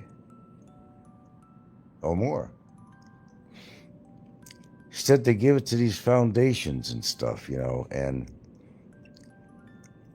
put the money where it belongs in people's hands. So don't get me wrong. If you find a good institute, a really good hospital that helps children like St. Jude's, that doesn't charge anybody any money, that's worthwhile. Or you could help somebody personally. Give them money. Or you could, you know, you're getting old, you don't need all that money, your family's already rich. Well, you could spread your wealth. Now, all these people said they were doing it. Bill Gates and all these people. They said they're going to get rid of most of their wealth. And they've been given money, as I understand, but I haven't heard or seen where it's helping anybody, and I don't know exactly where they're giving the money to. But realistically, if these billionaires got together, really, get a couple of these billionaire guys together to agree on giving 25% of their wealth, could put a big lump of cash in every single person's pocket in America. And we're talking about the kind of money that might be able to pay off mortgages, pay off some health care bills, or get some health care that you need, that you're not covered for. directly to people in that way. Like it's like a stimulus check. To help people directly, it doesn't go through a foundation. But they won't do that. They want to make sure it's some kind of a tax write-off. They're not always kind. Sometimes they have to spend money. Sometimes they have to be charitable because they can write it off on their taxes, and everybody's, cheering him on, say what a great man he is. Well, maybe they did do it because they really did care. You could look at it that way too, and I'm sure there's some people who have. But really, it's a tax write-off, and it's to make them look good, and but then that money doesn't always get to where it's supposed to go. Who do you trust with that kind of money? That doesn't fall into somebody else's pocket. You just can't trust anybody anymore. So it has to be a more direct way to get the money to the people. Wouldn't you think? Okay, well, you guys are not even talking, so I'm doing a monologue here. It's boring the shit out of me, and I got to go to sleep anyway soon. Since you're not talking, that's just going to be until I get off this thing. If I don't see a lot of dialogue on here, I'm not going to continue. I'll just hit the off button. You want to sit there and just listen to my voice. Maybe you like my voice. I don't know what it is. I've heard some people say that. But it also gets boring for me. I got 14 in the house. It's not thousands of people listening, but I got 14 out there. And very rarely does anybody even make a statement on here. It bores me to hell. It bores me to hell. Sure, you want me to be like Popeye and all these other people and come on here and slam people and call them pedophiles and threaten their lives and all that shit and create all the drama in the world. I'm sorry, but I'm not into that. And I know that's the kind of stuff that you people listen to. That's the only reason why anybody listens to any of these channels. It's the only reason why they have so many subs and viewers, because they try to be controversial. I'm not trying to be controversial. Ed Savino, we always coming in late because I'm going to be getting off. Oh, I'm just politely scolding the audience at the moment, saying I'm getting bored without this dialogue shit. And my channel doesn't have a lot of subs and viewers because I'm not in-your-face drama type stuff that you're going to find in other shows, which is quite purposeful. That's why they get all these people in there, and there's lots of dialogue, and there's viewers and subs and all that shit. My channel ain't been designed that way. It's not designed that way. Sure, I don't have a lot of views. I got only 17 people listening, and barely 200 viewers because I restarted my show. That's why my subs are down. Because I got, whatever. So I got off, and then I went back on. But I don't want to be everybody's mouth, I don't want to be doing monologues. So maybe for the time being that I'm on here, maybe I should just do uploads, which doesn't require a dialogue. Travel repeat says, because of you, I've watched Ray in the Philippines. He seems like an honest guy that simply drinks. Well, let me tell you how honest he was. He's the one that said, I usually just have maybe a couple of beers now and then. Okay, how honest is that? I'll start off with that. Okay. He's looking to make extra money. He doesn't make much money on his Social Security. That's why he's on YouTube. That's why everybody goes on here. But I'm not a drinker. I don't want to look at somebody drinking on their show, push their drinking, and I just have this thing against alcoholics. Discord says your subs were bought on my last channel. Oh, look, I don't give a rat's fucking ass what Discord says. Discord says a whole lot of shit. Doesn't mean it's real. 99.99.1%, whatever, is all bullshit that's ever been talked about me on YouTube. If you haven't figured it out by now, then you haven't been a long-term listener, or you're just very naive or very gullible.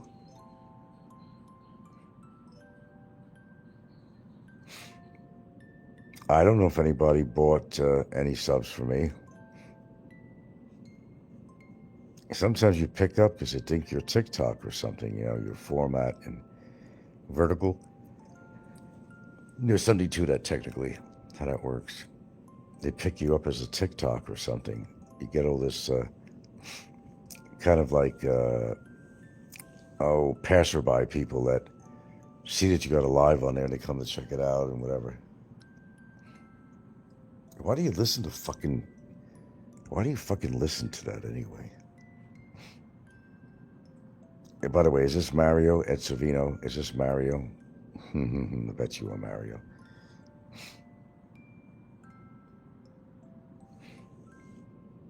I got to get off here anyway. But, for the time being that I'm on YouTube, I will cut my shows short if there's no dialogue. Because I like to be kept interested too. I like to be, I like to have recourse. Pardon me, to the things I talk about on here. Sharing of opinions, feedback, all that shit. So it gets boring for me. Okay. Some people, it's not hard to predict their future.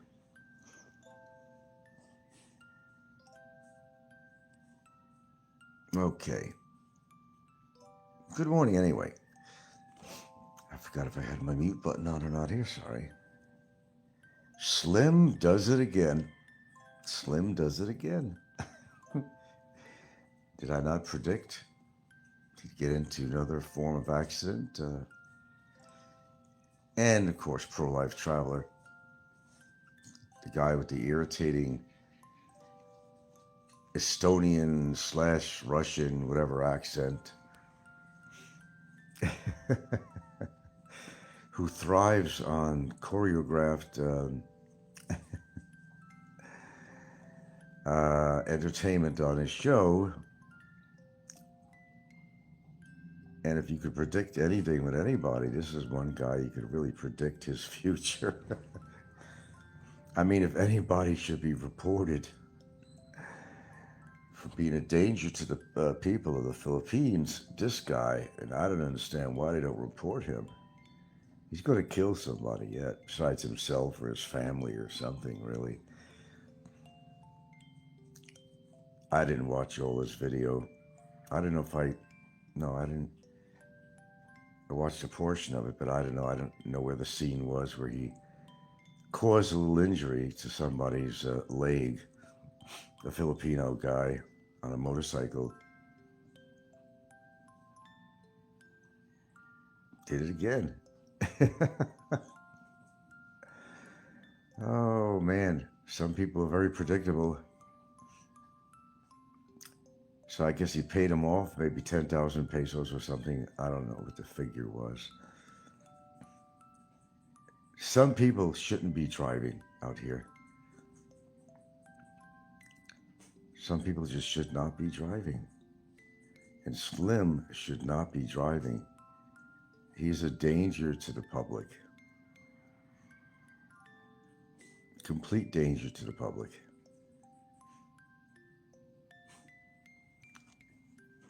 He'll laugh it off or whatever.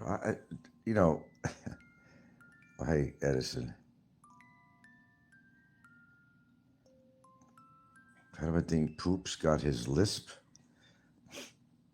I don't know, from sucking too much dick or something. I don't know. Or stroke or something. I don't know. Who the hell knows? Who cares? He wants me to talk about him. I don't feel like talking about Poops. Today we're just talking about Slim.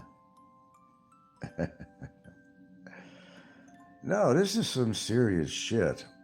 Why I'm even talking about this? I'm not looking for topic matter here, He creates it for me. You can't be driving around like that with a selfie stick. I mean, this guy, I've had people on here that I find extremely irritating. I find there's been a lot of people on here I find extremely irritating, but this Slim guy, I mean, he tops the list among, and that's saying a lot for me, believe me, that's saying a lot. This guy tops the list. His accent, demeanor, everything about this guy. His wife is going to, besides all the gift giving he gives her, she's going to break down one day and say, fuck this shit. You know, you need to be taking care of me and the baby. And taking care doesn't mean just, you know, provide money or something from his show and buy her gifts and so forth. But one day they may be in the car with him while he's got this fucking selfie stick out the window and he's going to get into another accident. And this is worth talking about. I know I'm giving him publicity, free publicity, but it's not that I have that many people on my show listening anyway to give him too much publicity. But this has really gotten to be talking about, has to be talked about.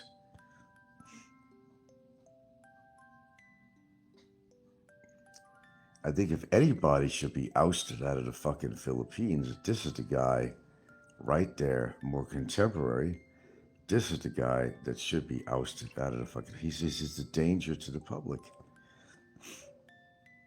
And how he kind of uses Filipinas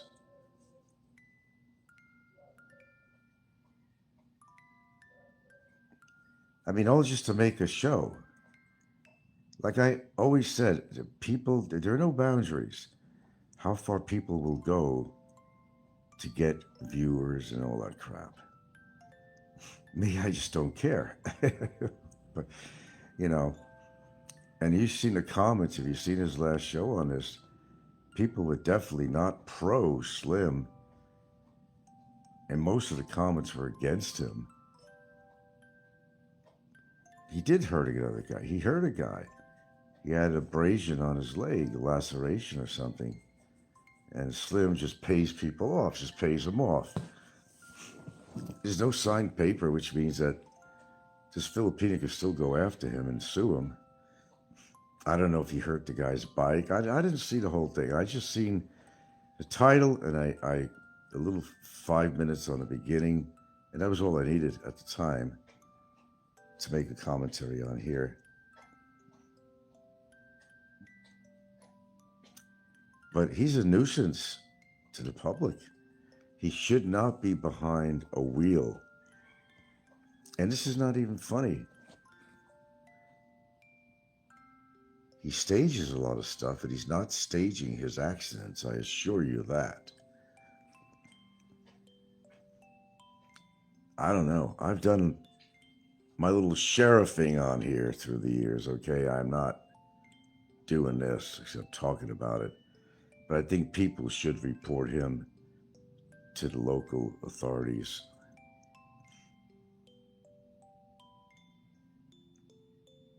Where's he living? Darwin or something? Or, you know, he's in the Dumaguete area, right?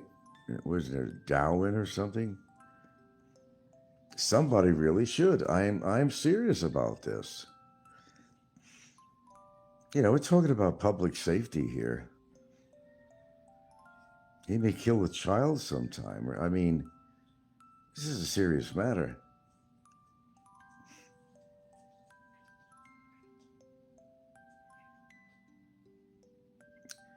Yeah, I'll see the rest of his video later or skim through it anyway.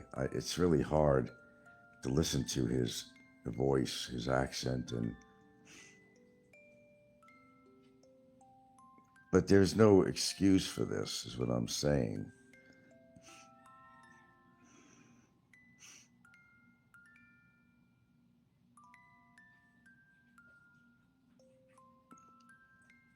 Just like I won't go back on the road. I think I'm just too old to go fucking back on the road. You know.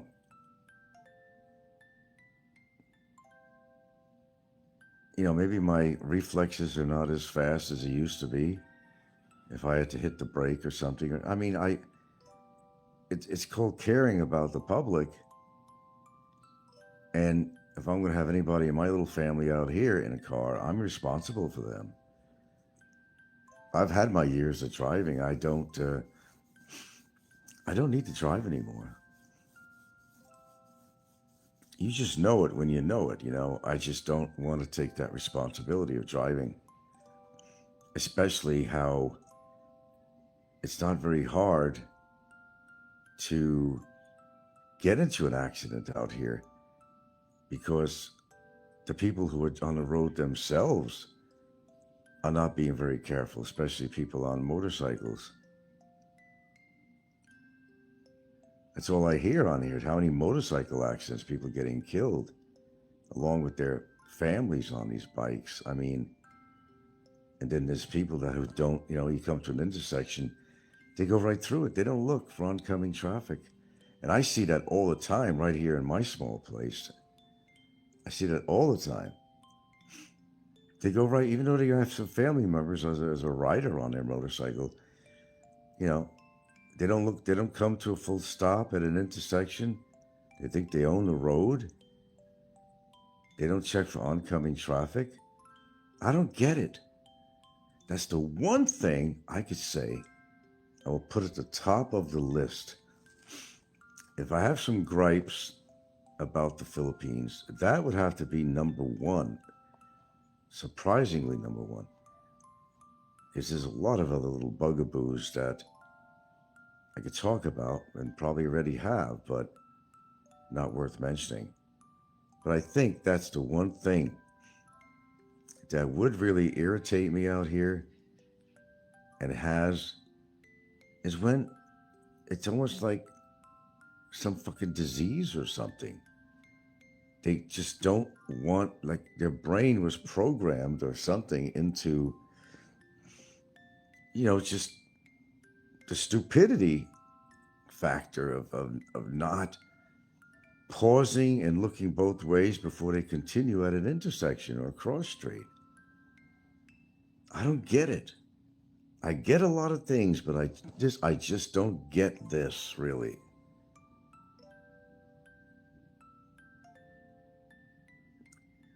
Try. I'm not going on the road for any shit.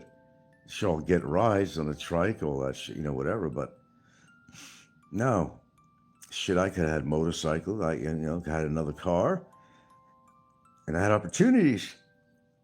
I just didn't want to do it.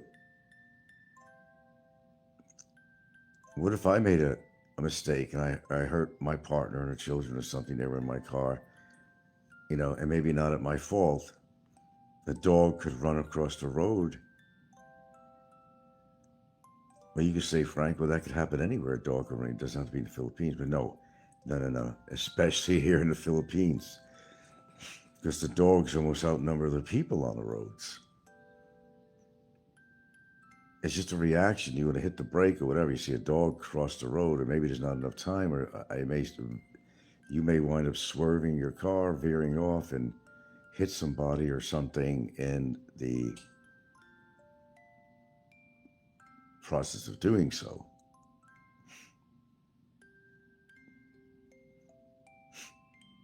Now, I know Slim wants to gain the viewers and subs and make a lot of money on his show, which he already is. I think certain things he needs to stop. And it's a form of harassment, what he's doing with the public too, and these young girls. It is. Then the parents of these, who is this guy? Who is this foreigner? What does he want from you? And he's married. He shouldn't be hanging around with these young Filipinos anyway. I know people want to build their shows up, and I know people do incredible things to try to build their shows up, but, you know, enough is enough, man, you know, at the risk of public safety.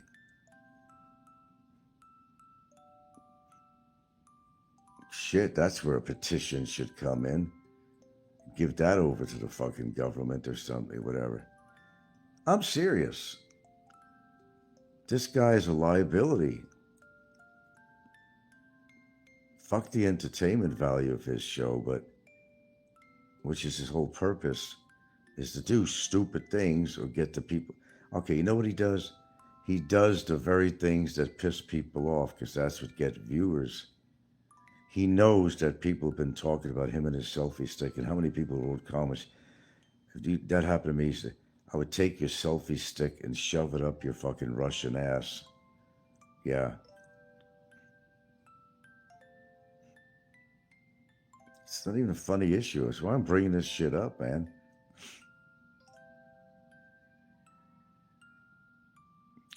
And it almost seems too choreographed, certain things. I mean, he comes home with something, right away, wife runs over and hugs him and gives him a kiss. It almost seems like it's so choreographed. And she's always happy and laughing. And that's because, well, he comes in with a gift all the time. And look what he feeds his family. Then he's out on the road. All he wants is fried eggs. Reminds you of, remember Divine, the movie with Divine? Eggs, eggs, eggs. Where's my eggs? The guy loves fried eggs.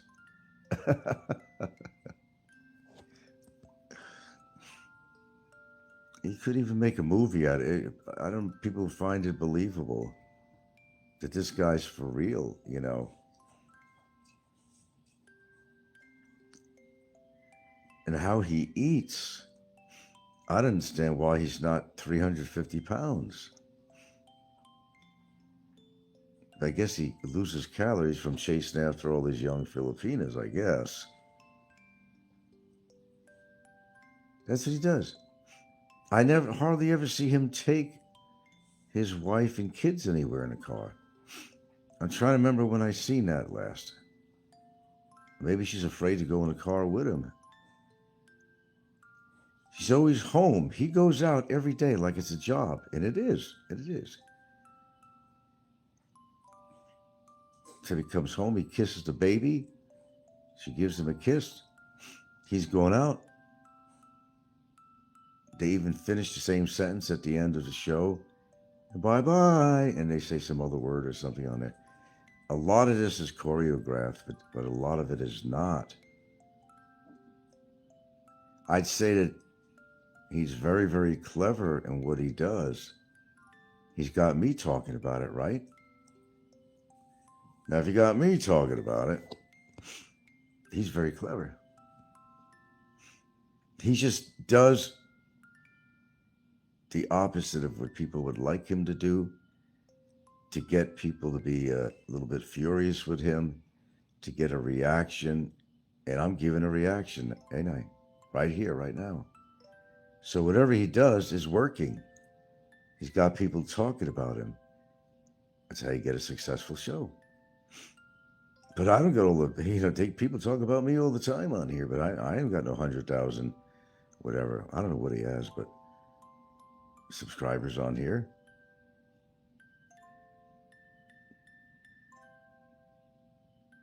I get barely people in here to make even fucking comment on here.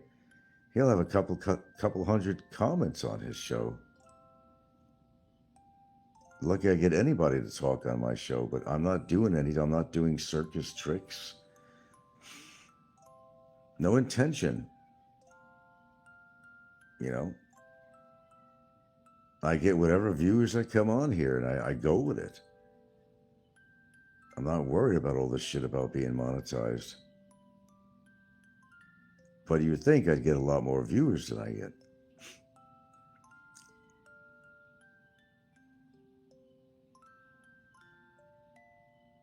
At least I'm not getting in accidents, you know. I mean,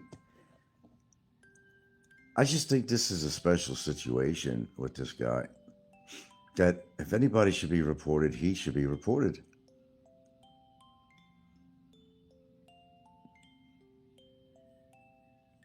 I mean, do you really want to see somebody get killed by this guy or hurt? He's been doing that. He's not going to stop. It's sensationalism is what it is. He knows what the people want, but come on, not to the degree where you're actually going to be hurting somebody. That's wrong. I don't know. I really think that a lot of his viewers should, honestly, some kind of petition or something to, I don't know, to who, what, immigration or whatever. I think if anybody deserves, this guy does. Concentrating on the wrong people, folks. I'll tell you that right now.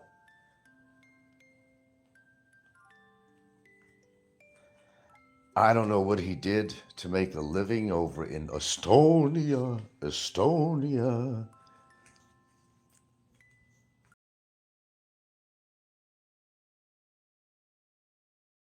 Revenue. I don't think so. Unless he worked, made a lot of money, and is utilizing it to live in the Philippines, but doesn't have to use all of it because of the fact that, well, he's got a successful, according to what you want to call a success, YouTube channel. But what's the price you pay for having a YouTube channel? Oh, I paid the price 100 times over for having a YouTube channel, believe me.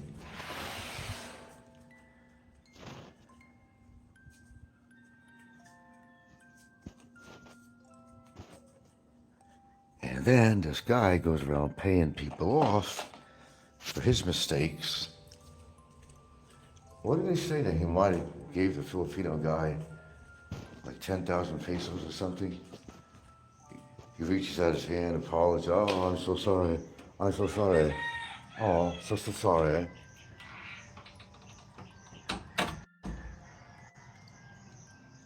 Get with the program, people. Get with the program.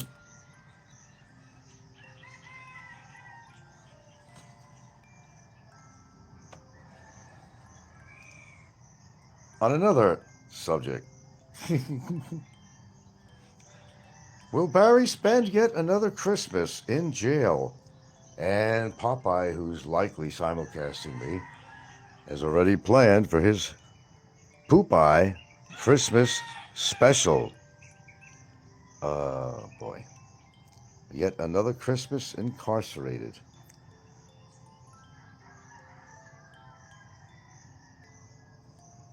Been a pretty long time, hasn't it? But yet nobody coming to Barry's help. Nobody. All the high roaders with all the money yet to come forward to help Barry out. But then again, who knows? What's going on the side? I doubt it. I doubt it, but you never know.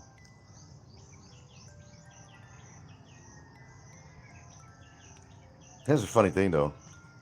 When Barry finally gets released, he'll laugh and say, ha ha, ha ha. Which, of course, is ridiculous, right? Because, well, he spent nearly 3 years incarcerated, so who's giving a ha ha on that one?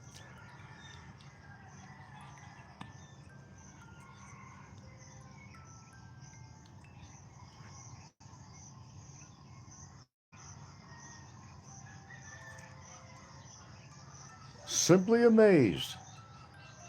Where's old Big Kevin been? Where's Big Kevin been? Nursing his leg, his knee, perhaps. Or he just can't figure what the fuck to talk about, which is nothing new.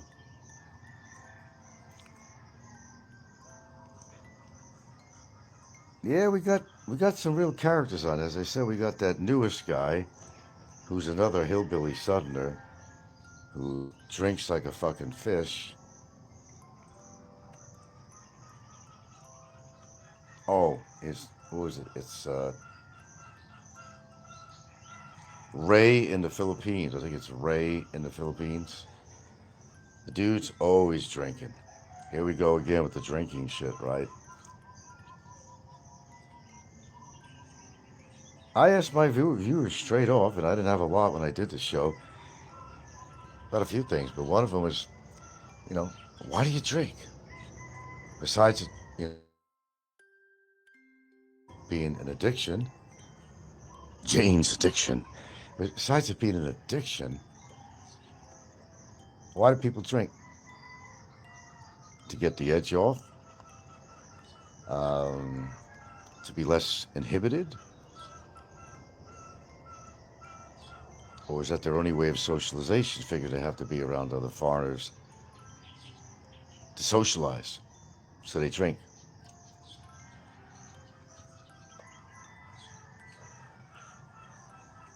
Never worked for me, but I guess if it works for you, keep on doing what you're doing, man. It makes for good entertainment sometimes, too. And look at Jim. Jim's drinking all the time. Now, you know that guy's never going to stop drinking. Oh, I'm going to stop drinking tomorrow. Yeah, tomorrow comes, he's over there drinking again. He's stewed. The guy is stewed.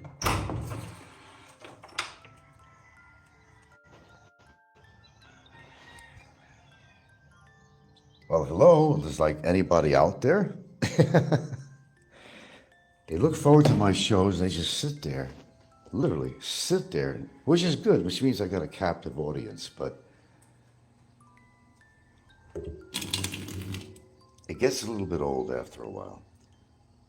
Now, I could be on here doing what Popeye does and spread a lot of negativity, but who wants to be Popeye?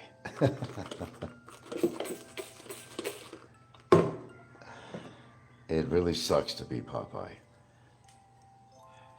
You know, you could almost feel sorry for this guy. You could almost, I'm not there yet.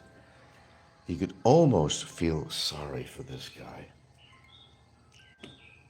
That he spends that kind of time following me around whenever I make a show and going as far as simulcasting me and having his little moment of glory that he thinks is his glory of doing his little commentaries about me after he does his little simulcast. Still amazes me.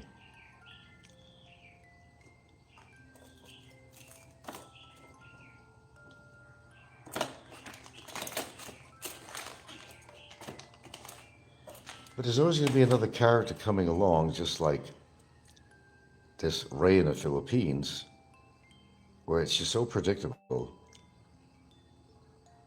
They all drink. They all hang out in bars or they drink at home. I'd rather they drink at home than they go on a road.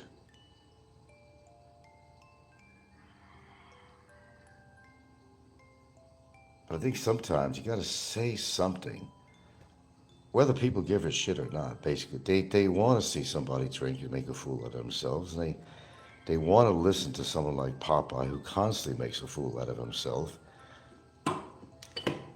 Change it up a little bit is what I say. Change it up a little bit at least. Do something.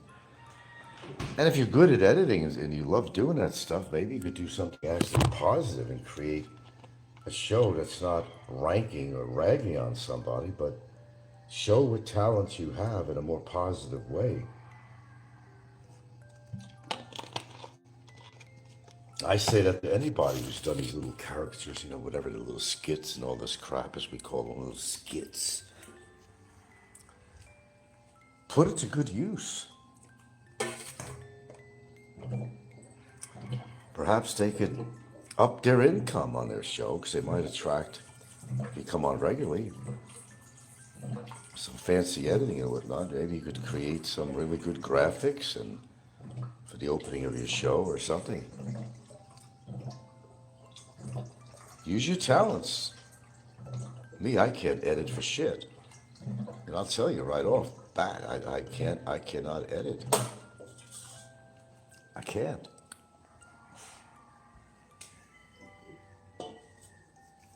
It's really laziness, to be honest with you.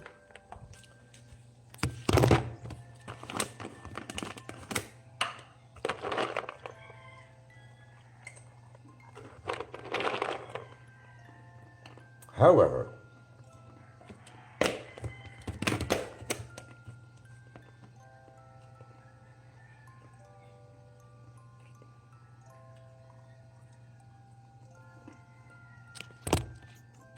pardon me a minute here.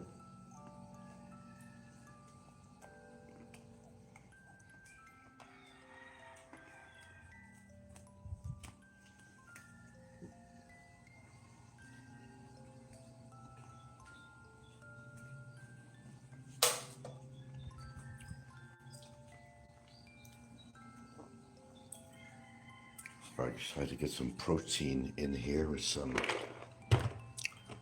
cashews. No tea time. Haven't gotten around to that yet.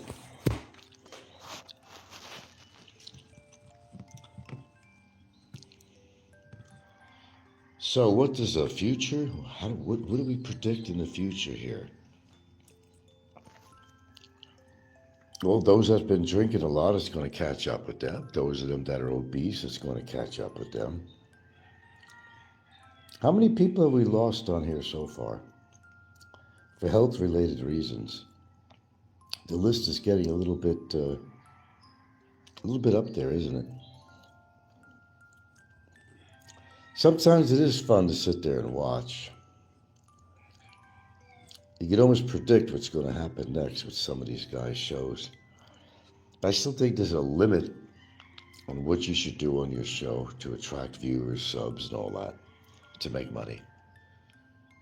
Keeping it real would be the first thing, which is something you don't see a lot on here. Well, actually you do, like in Slim's situation. Yeah, he's keeping it real. He's doing stupid things because he's a stupid person.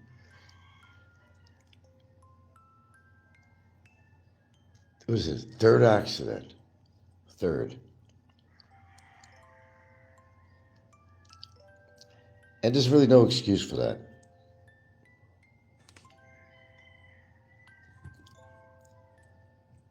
I'd love to see the day where his wife wakes up, but she's not going to leave him. Unless something happened with the baby and he did something really stupid. In fact, one of his shows, the kid was choking. He gave him he comes in with these, different colored eggs. They were salted eggs. Listen to this one. Heavily salted eggs that even he couldn't consume. But what he does, he takes a piece of that egg and gives it to that toddler. And the kid was choking on it because there was so much salt.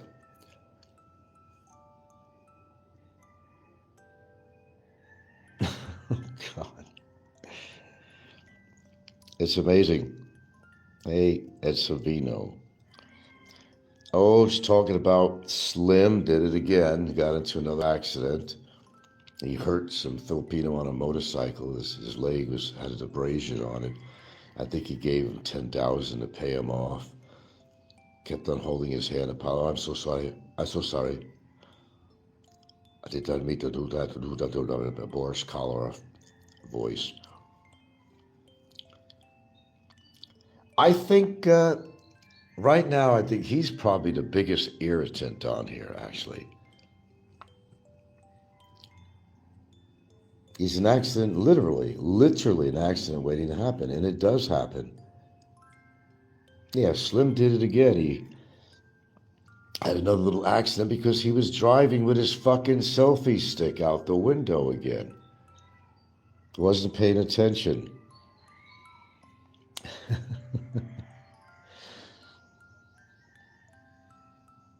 Isn't that amazing? Well, anyway, good morning, and a good morning it is. I'm still alive.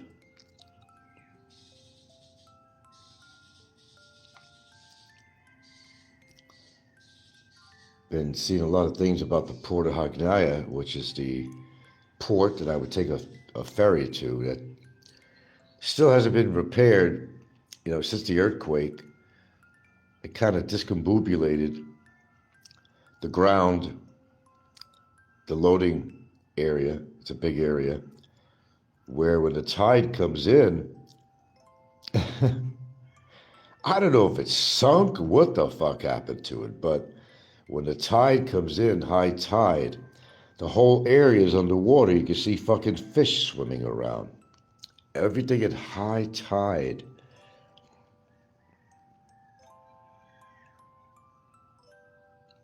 What's that? Oh, here is the rice snake number 2, expat forever. Well, I'll tell you one thing, Jerry, if you had anything to do with that shit, then don't dare come on my channel. You and Brevis are pretty tight. We know that. You did interview him and very friendly with him. And you also made a few comments about me on there too while I had that interview with him. It was about a year ago or more. I don't remember what it was. It was a while back anyway.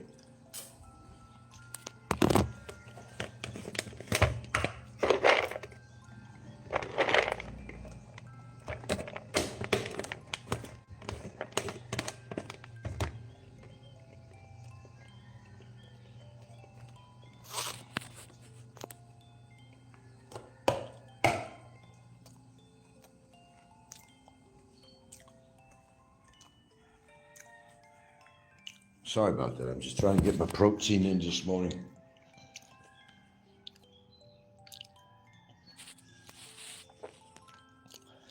Okay, much better now. Much better now.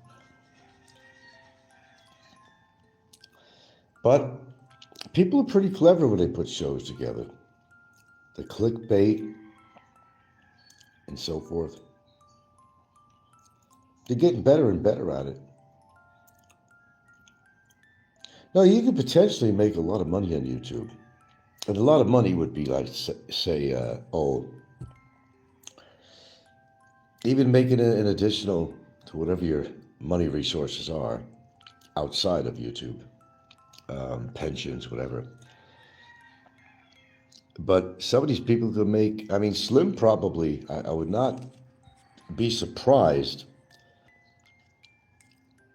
None of my close friends do YouTube.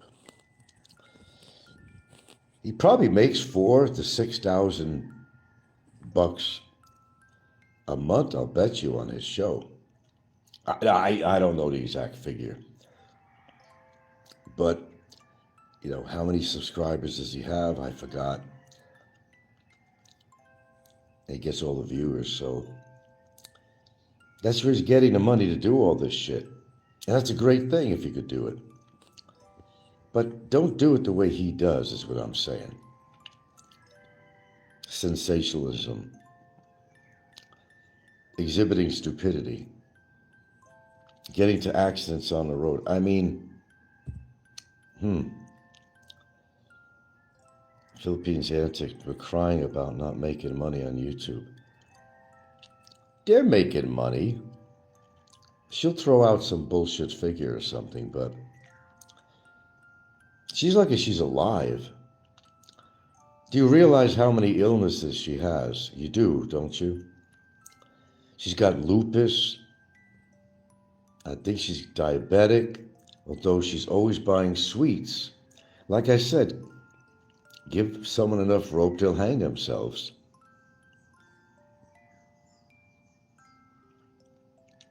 Brevis is your best friend. I have pictures from Dumaguete.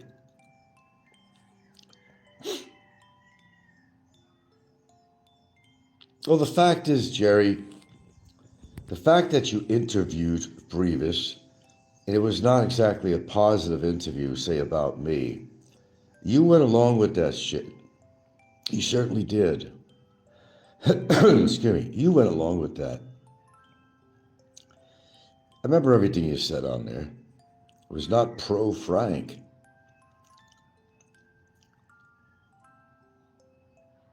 And you are an antagonist in your own way. You've known to be. I don't care how long ago it was, dude. You'd still interviewed Brevis, and you kind of went along with everything on there. I allow you to come on here, you know, because you've been behaving on my channel anyway, you know. And because there's really not many lives on. Here's Frank doing a lot of lives. You figure you put your comments in on here, but... And believe me, when you had came over here, I wasn't home.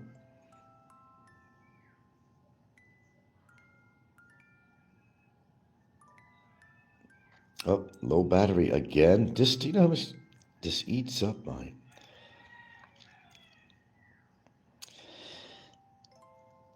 Yeah, you're not into the drama. Well, because you haven't really been on. You don't put a show on anymore. But you've certainly exhibited a whole lot of pro-drama tactics, and you had your part as being an antagonist on here. And when it comes to me, I've heard a lot of a lot of negative shit you talk about me, Jerry, about being part of the crowd, fitting in, and all that kind of shit. There's a lot of people that don't like you either, Jerry. Keep that in mind. I'm surprised you haven't gotten your ass kicked. I'm really shocked, to be honest with you. I'm really shocked. Where's my charger? Cherry, cherry lady. Jerry, Jerry lady. Jerry, Jerry lady. Jerry, Jerry. Top of the morning to you, Gilda. Top of the morning. Did you get a good sleep? Hmm? Did you get a good sleep? Yeah. Mine wasn't too bad. I think I woke up once or twice, then put my head back down and went back to sleep again. So at least I got to sleep again. At least.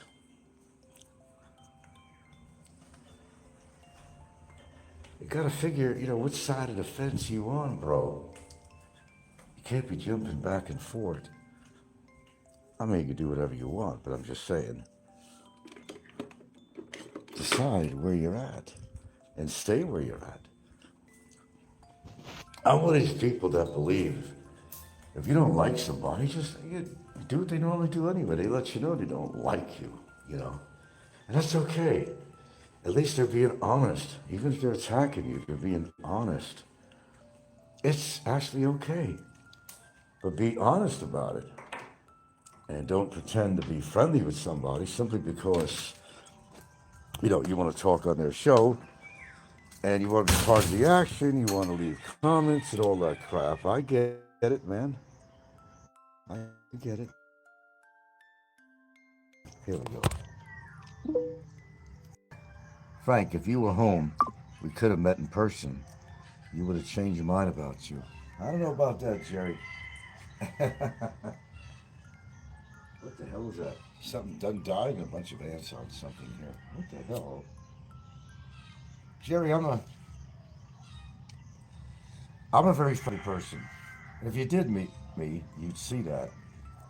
Whatever people think my online personality is, it's, and I am a friendly person on here.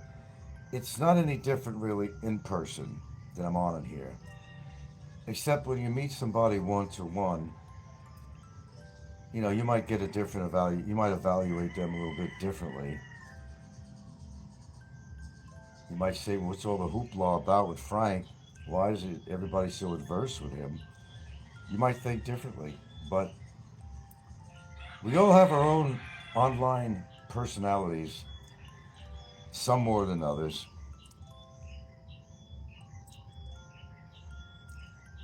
Jerry is jealous of you and Gilda. Well, why is he jealous of me and Gilda? He's got a wife. Like anybody else, if you're happy with your life, I say go on with it, but not to be so concerned about other people's lives, unless they're actually hurting people, I'm not going around hurting anybody. All the years I've been on here, I'm not hurting anybody. If somebody happens to be in jail for something, well, it's because they deserve it. I'll take full credit for that. I always will. I have no problem with that. I have none. And you know who I'm talking about? He's in jail because he deserves to be in fucking jail, but, 75% of it, he did. The other 25% was my little judicial action on him, which was well deserved. I don't think anybody would disagree with me. Well, publicly on here, there's a lot of people that don't agree with me because they're pro-Barry, but they're not really pro-Barry, they're anti-Frank, and they know Barry's done all this wrong. But we already know that shit. We don't have to go over that again. And Savino says, I was childish going to Frank's house. You were there for the drama. Yeah, Jerry is into drama. I know that. I know that. Jerry, you can't deny that. You're kind of like Brevis. You want to share. And by the way, like I said, or we'll say again on here, Don't ever come over to my house unannounced.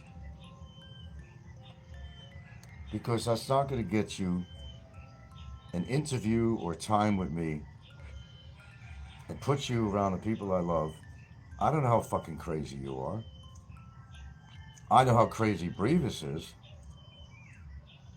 That's documented, but I do not like people coming over my house unannounced.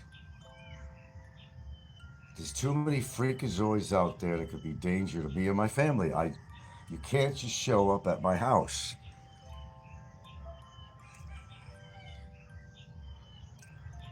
Does that mean I know this? Because you said that on Big Kevin's show you were coming by? No, you have to ask my permission, sir. I'm the one that decides whether I want to meet you or not. Brevis pulled the same shit. Barry pulled the same shit, okay?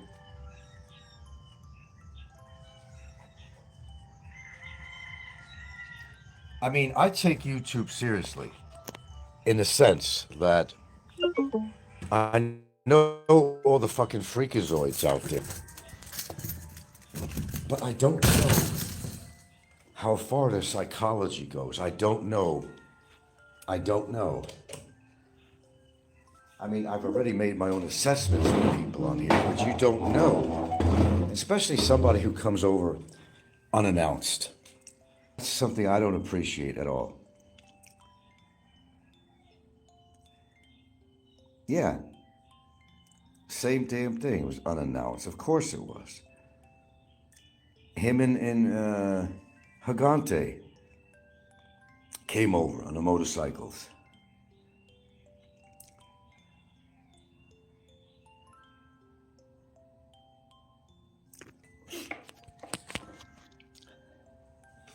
We got to understand that.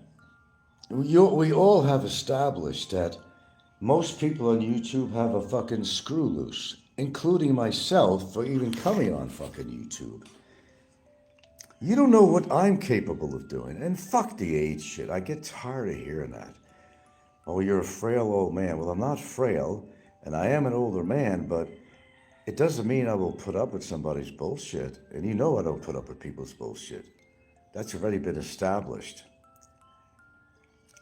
I'm very protective of myself and my family. I will just, let me put that up front. I'm very protective. It's like the dogs are protective of the house and me and that family. I'm very protective of myself, but especially my family. And I'm at the age right now where I don't give a fuck. What does that mean exactly? I'll tell you what it means. It means that I will sacrifice myself to protect these people. My family, they're younger than me. My girlfriend's 20 years younger than me. I've made it to my age. Doesn't mean life is over. It doesn't mean I'm going to die around the corner. What I simply mean by that is I will, if I had to lose my life in a situation to protect Gilda or any of her children, I would absolutely do that. I would do that. Let's see, I'm missing some comments here.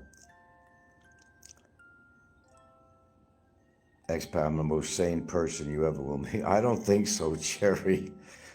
I don't think so. Next time we come to Bentime, we'll give you a heads up. Well, why don't I just save you the trouble? Don't bother. Look, I told you I don't cavort personally with YouTubers, okay?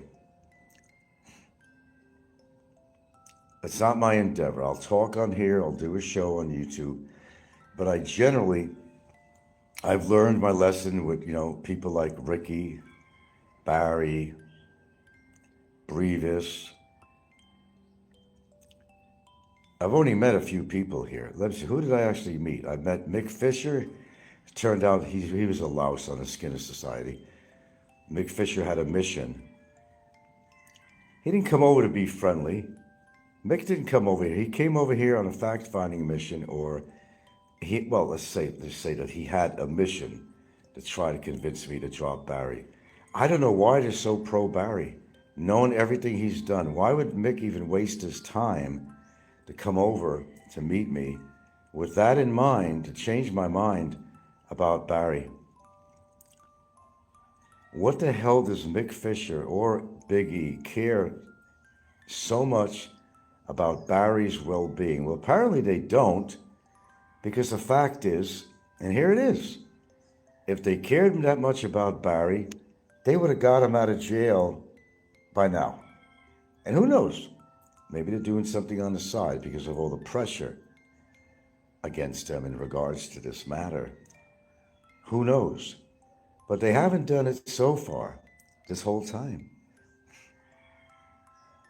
What is Heminger said? Let's see. I'm sorry, I'm not looking at the comment. Frank, Ferry doesn't realize it, but he's more hated than you.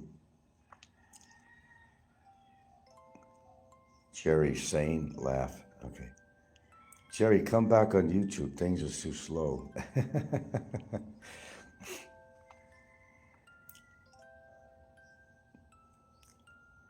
There's all these people that are all fucking full of themselves. And what is all this shit anyway about? Well, that's Popeye's dealing. Popeye wants to see me go down so bad. That's killing him. He's drinking a lot more gin these days, you know. He wants Mick Fisher to be against me. He wants Yachts, of all people, to be against me, which is very close to Mick Fisher. If these figures of Yachts gets mad at me, then Mick Fisher will follow through to protect her. All these claims that I have not seen anything produced on here yet that showed me saying horrible things about Yachts. I mean, I'm the one, I should know whether I did or not, right? And my viewers have not been able to, whatever, trolls have not been able to produce anything that was viable, did not produce anything that clearly shows I was attacking Yachts in any formal way. None. Because I never have. As I said, Yachts, however you want to pronounce it, is insignificant to me. She's not even in the country. What did I say bad about Yachts? I supposedly said about somebody else too. Popeye's just an antagonist. That's all he is. He'll always come on his show. And what did you say about Mick Fisher? What did you say about Yachts? Oh, what did I say? I didn't say before. Nothing was ever said bad about Yachts. I mean, nothing. Absolutely nothing. Is that you, Jerry? You wanted to stay on, but she wouldn't let you. Heaven just says, Jerry, at this point, you might as well just keep your channel going. I mean, you already put yourself out there. Yeah, really. Is Yachts Fisher's girlfriend? You'll have to ask him. I never really came down to a conclusion on that, but I also did say that it's his business or her business too, whether or not, he wants to admit or deny that Yachts was his girlfriend. It don't matter to me. It never did whether Yachts was his girlfriend or not. All I know is he came down to bed tying with her.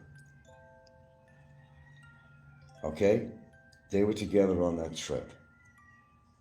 Their living arrangements, I can't really tell you that either. One would assume that they were staying in the same room. And if they were, who the fuck cares? What does it matter? That's their business. Who cares? Mick is going to do what he wants to do, and she's going to do what she wants to do. We don't have any say in that at all. And I really don't care what they do. It don't put food on my table. I don't care what Mick does. I don't care what Yachts does. I mean, seriously, what am I supposed to? Yachts is insignificant to me, totally. I come from a long line of farmers, Hemi. What's this? Jerry, admit you started a peanut farm to fund your retirement. Peanut farm? Jerry, a horticulturist? I think we've seen it all. What's next? Knitting? Ooh, you guys are getting naughty. At scuba diving, now farming failed.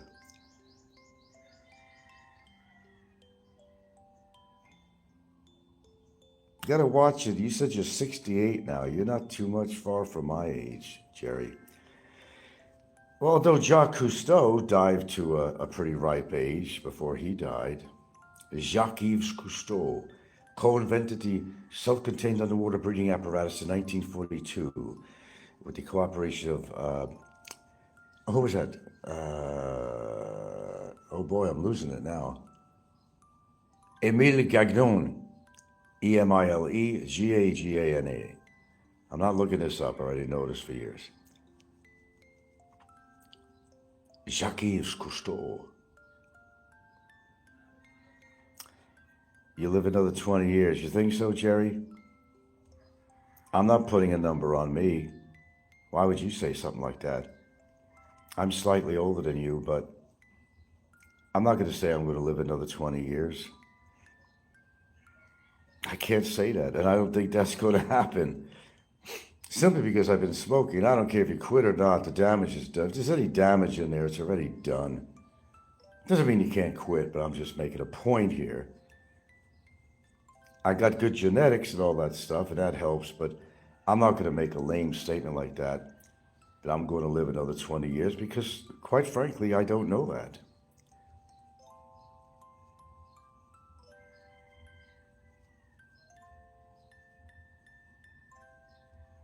It don't matter whether you don't smoke or drink.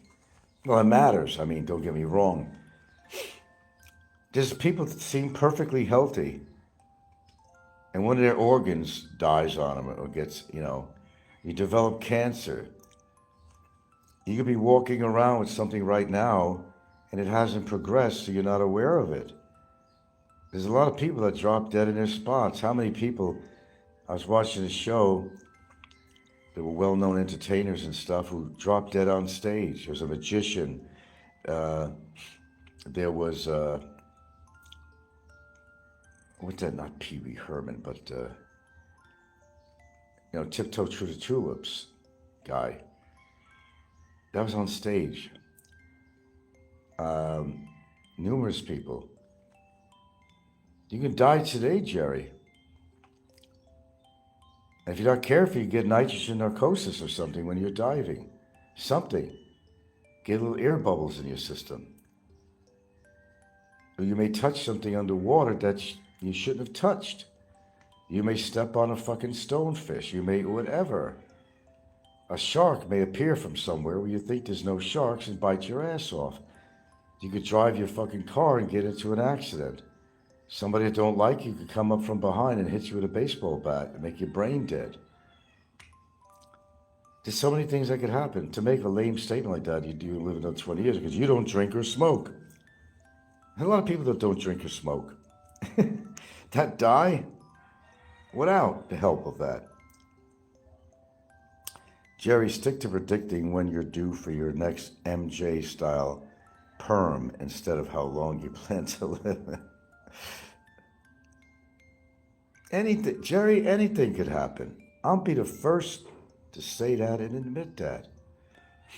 Yeah, I'm feeling good and all that stuff, except small ailments. My bones occasionally hurt because I'm sure there's some kind of arthritic thing going on. And I have some scoliosis. I don't have the straightest spine that could cause other problems. I got allergies, but that's not going to kill me.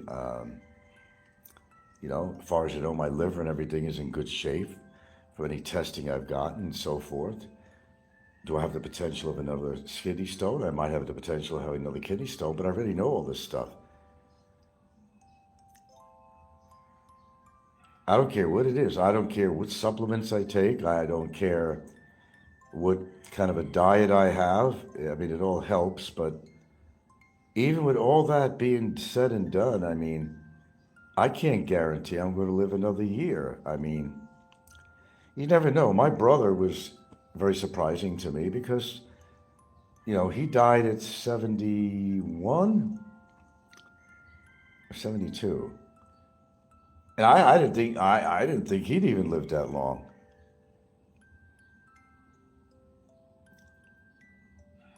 I used to tell him myself. I said, I don't know. For all I know, you could outlive me.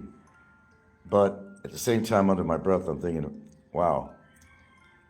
Well, these days, 71 is young, yeah. Because people are living so much longer now. But, my brother's situation, rest his soul, he had a lot of prerequisites to put him in that situation of dying. I mean, he had more things going on with him that his personal doctors could not even upkeep because he had too many things going wrong with him at one time. You walk into a doctor's office, they could it's like a McDonald's fast food. Come in, what's your gripe? What are we going to do for today? I can't do anything about this other problem you have. That would have to be another visit. The doctor makes more money. And if he had to do that, he'd be making 10 different visits because he had a lot of things going on with him. Unfortunately, he did. He had a lot of things going on. Hey, so my phone is, I'm over here sitting on a chair near my outlet here. Okay, I should plug it in somewhere else, really. No, you don't know these things. It just hits you. You least expect it. You could be having a wonderful day. You're feeling like fantastic. Fantastic. Then all of a sudden you just get hit with something like a hammer on the head. And it's like, what the fuck just happened to me, man? Hey, I had a few things that happened to me, where I blacked out a couple of times. And I know the reason. One was dehydration. Remember, I was getting a haircut, and I was in the mall. I was in David's hair salon, to be exact. I blacked out. No, it wasn't for 20 minutes, nothing. It was about a minute or something, actually. There's a little exaggeration going on there, but I was dehydrated. Another time, I was walking in my hallway. I went out, to be honest, to have a cigarette. It was evening or morning, whatever it was, and I just felt really weird. I felt really weird. So I'm walking in the door, and I'm like, it turned out, I think, in my case, to be a vestibular thing with my ear. Which I've always had a problem with my right ear. There's like little skin cells that build up in a lot of people's ears, actually. And it winds up turning into this little ball of cells. And what happens is this kind of moves around when you move. It's happened to me a couple of times, actually. And then you move. Oh, I smell cow shit out there. And it makes you disoriented. It makes you dizzy. Your balance, in other words, I'm talking about. And I think that's what happened with that one. But nothing to stroking out like Popeye, and nothing to do like anything like that. There's times you can feel dizzy by getting out of bed abruptly. Your blood pressure, Then you abruptly try to get out of bed. And yeah, you can get dizzy from that too.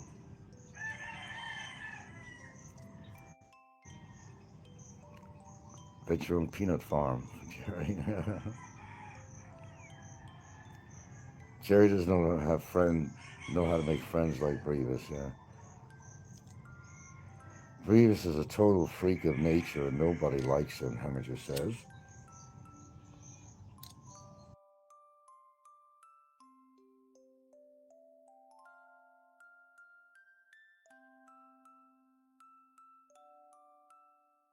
Hold on a minute here.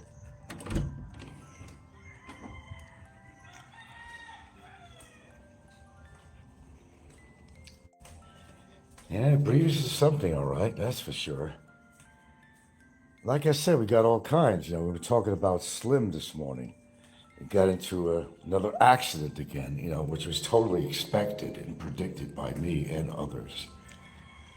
You shouldn't be driving with your fucking selfie stick out the window. Your attention is not being paid to driving. So he hurt somebody's leg, is what he did. And I think he bought him off for 10,000 pesos. Something like that, anyway. Well, I heard two things, either 1,500 or 10,000 or something. When do these people fucking learn? But the problem is they don't learn until they kill themselves or kill somebody else, hurt somebody else. Isn't that the way?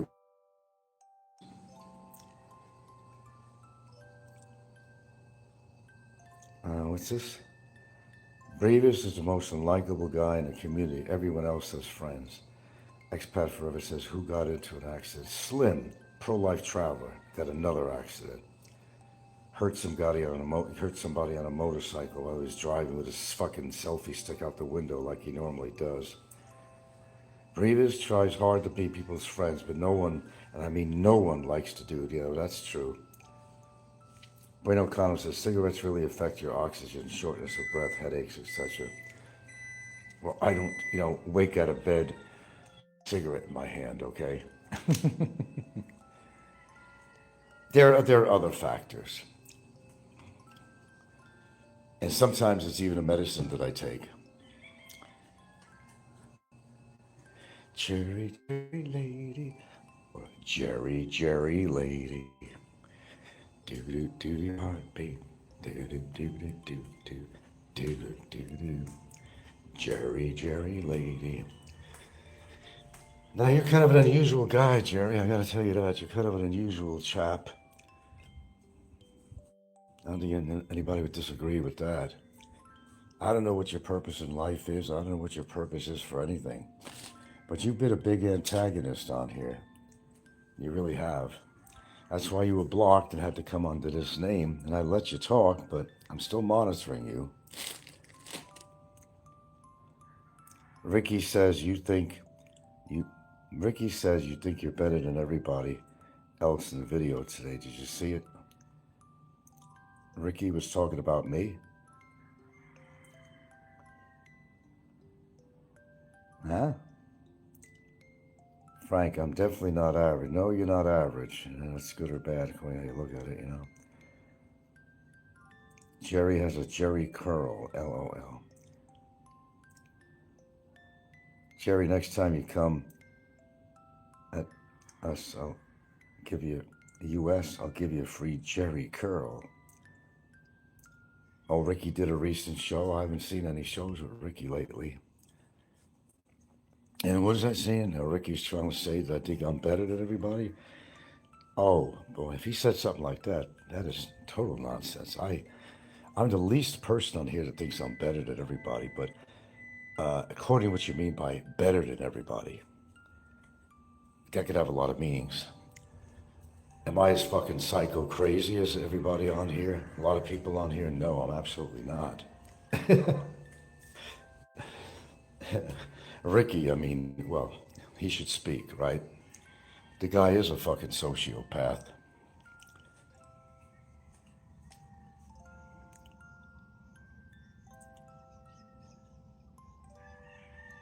So what was he saying about me? Not that it matters.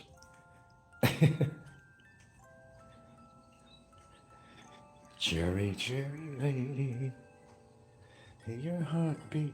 Oh, why that song is always on? Oh, God, with the battery again, man. Come on, brother. Come on, brother.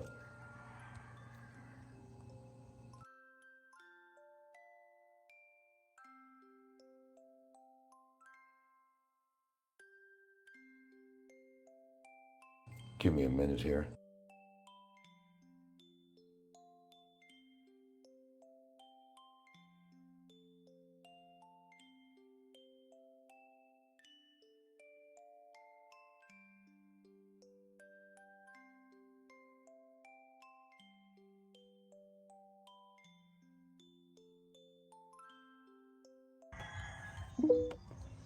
I really should charge this phone overnight, and a lot of times I don't. Traveler, learn, repeat. How you met Gilda at Ayala Mall? And after dating her, she told you she had 8 kids. He was talking about that shit.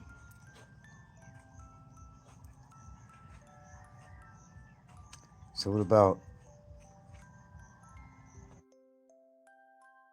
or how he met Gilda? I never met Gilda at Ayala Mall. First bullshit statement. I met her through a dating site. Then we got together, and I met at Robinson's, in the front of Robinson's, a designated meeting area. So Ricky already got that wrong.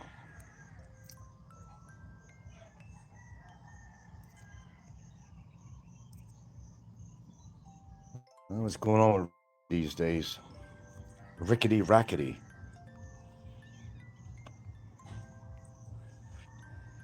There's one guy whose life is totally out of control amongst many on here. Oh, go check, Jerry. You'll be the checker. Is Popeye simulcasting me again this morning? Whoops. Oh, he's still in Las Vegas. Oh, well. Picking up those free breakfast coupons, huh?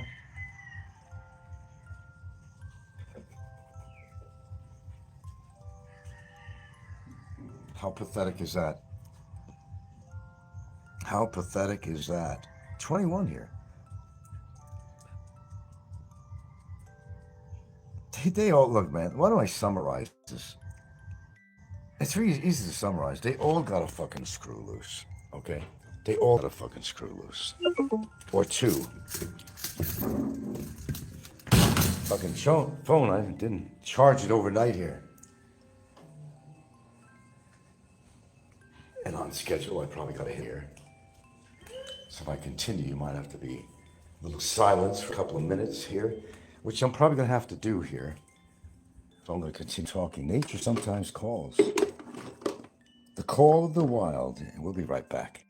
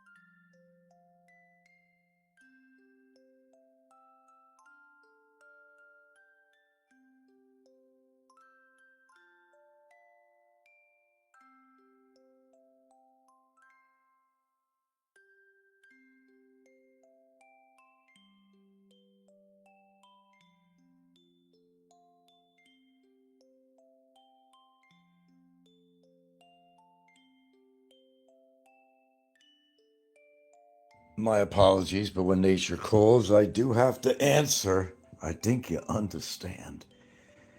Okay, what am I missing here? I feel much better now. Let's see. Okay. Ed, I'm stating to feel that you are not fond of me. Frank, is the reason you don't want to meet is that you're intimidated with my presence? God, Jerry, you're the least person. No, I'm not intimidated by your presence, Jerry. I just don't like you. And you said a lot of shit about me. And as I said, I don't entertain anybody who comes over here unannounced because the psychology of most of you people on YouTube is very questionable.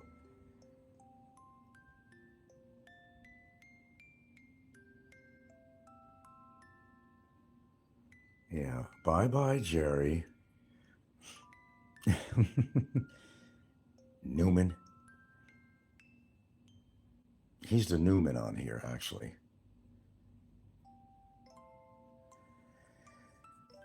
No, I'm not intimidated by you, Jerry. Especially you. No, I'm not, to answer your question. As I said, I don't like people coming over unannounced. And number two, I generally do not meet people from YouTube, period. No matter what. And knowing the psychology of people on here, the psychopathy, I don't wish to meet anybody else anymore. You've all proven that you got a fucking screw loose. I don't need people like that around me or my family out here. That's the bottom line. Let's spell it out.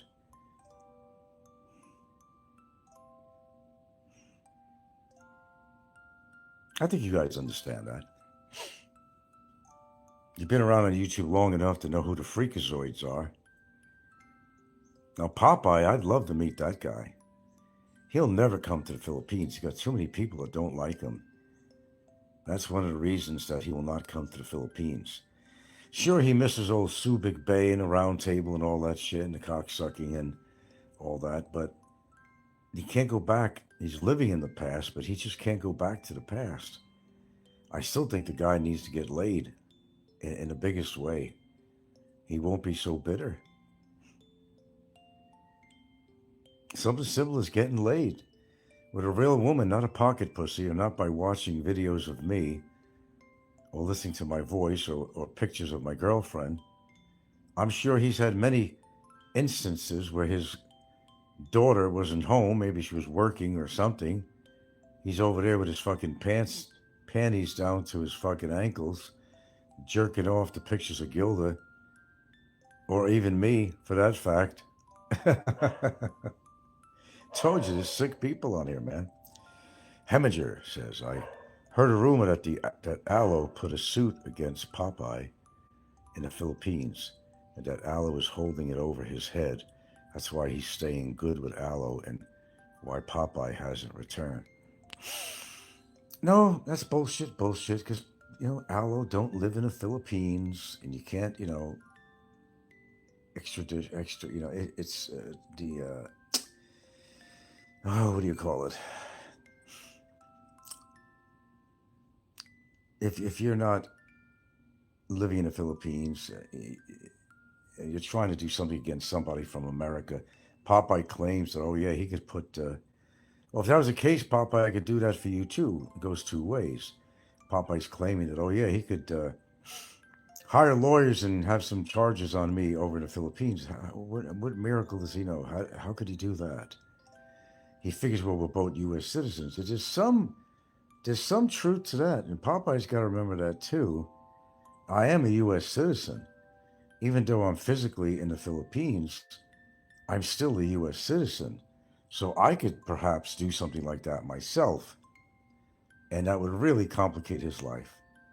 Because if he doesn't think I have recordings of him, well, and, this thing about not being on camera, there's a lot of truth to it, but it's not like 100%.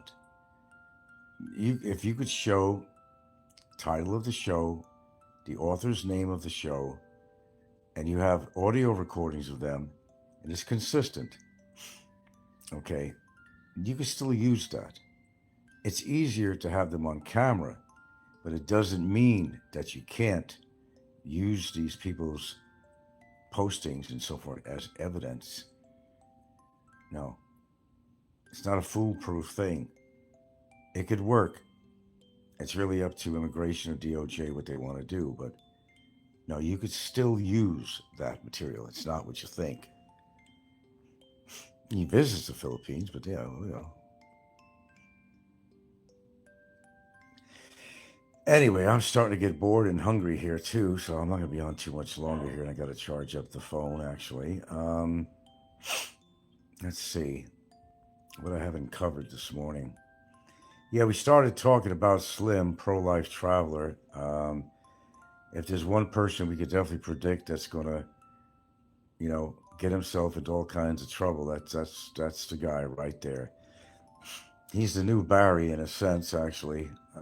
Fucking up all the time, making mistakes, doing stupid things that gets him in trouble.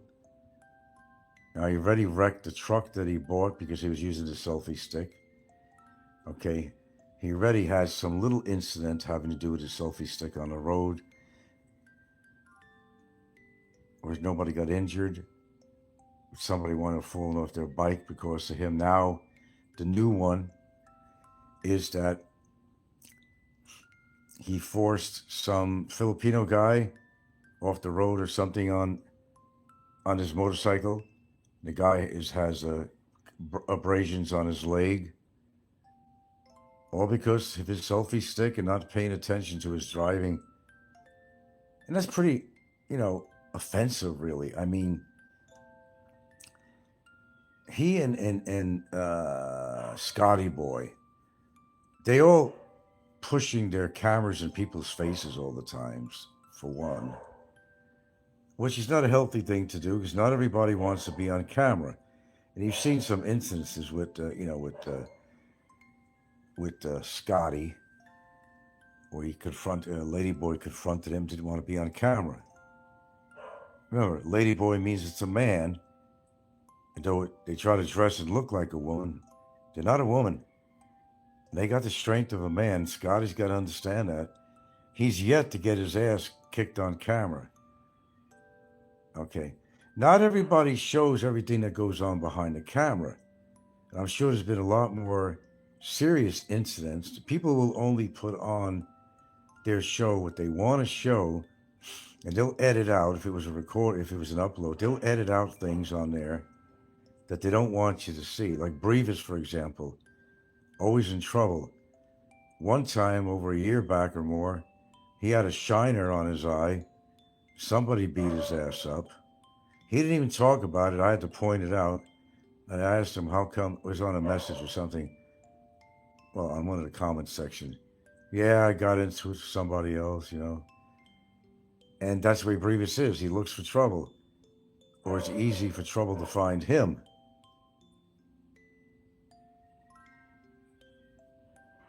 And Brevis with all his antics. And speaking of antics, you mentioned Philippines antics earlier. Yeah, she's living in a world of hurt. No, they're making money on their show, but and I'll tell you what, they do a good job of what they're doing. I'm not saying that I approve of what she does on her show.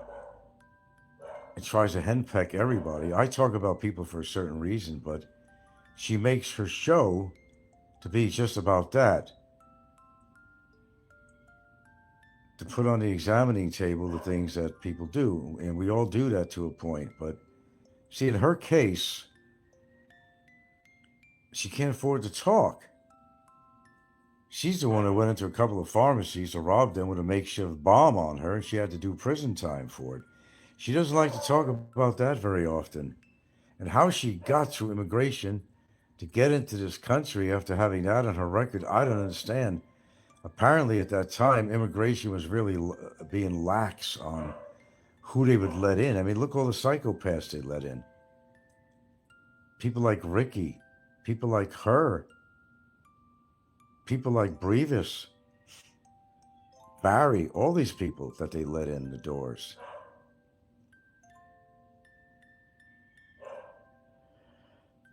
Yeah, I think Brevis was bullied a lot. That's what I'm thinking. On the same wavelength here. I think so. But Brevis is going, he doesn't show everything that happens to him either. How many fights he's gotten into? He hangs around bars. That's where you get drunk and you get into fights. You know how cocky he is, like Barry. I mean, Brevis will definitely and probably has gotten himself into many, many situations that he's not going to talk about on his show or mention in some of his comment section. I mean, he's not going to talk about that. The same way he was real quiet about that shiner he had on his eye. Only I brought it up and he said something, but you know, he was hoping that nobody would say anything because he didn't really want to talk about it.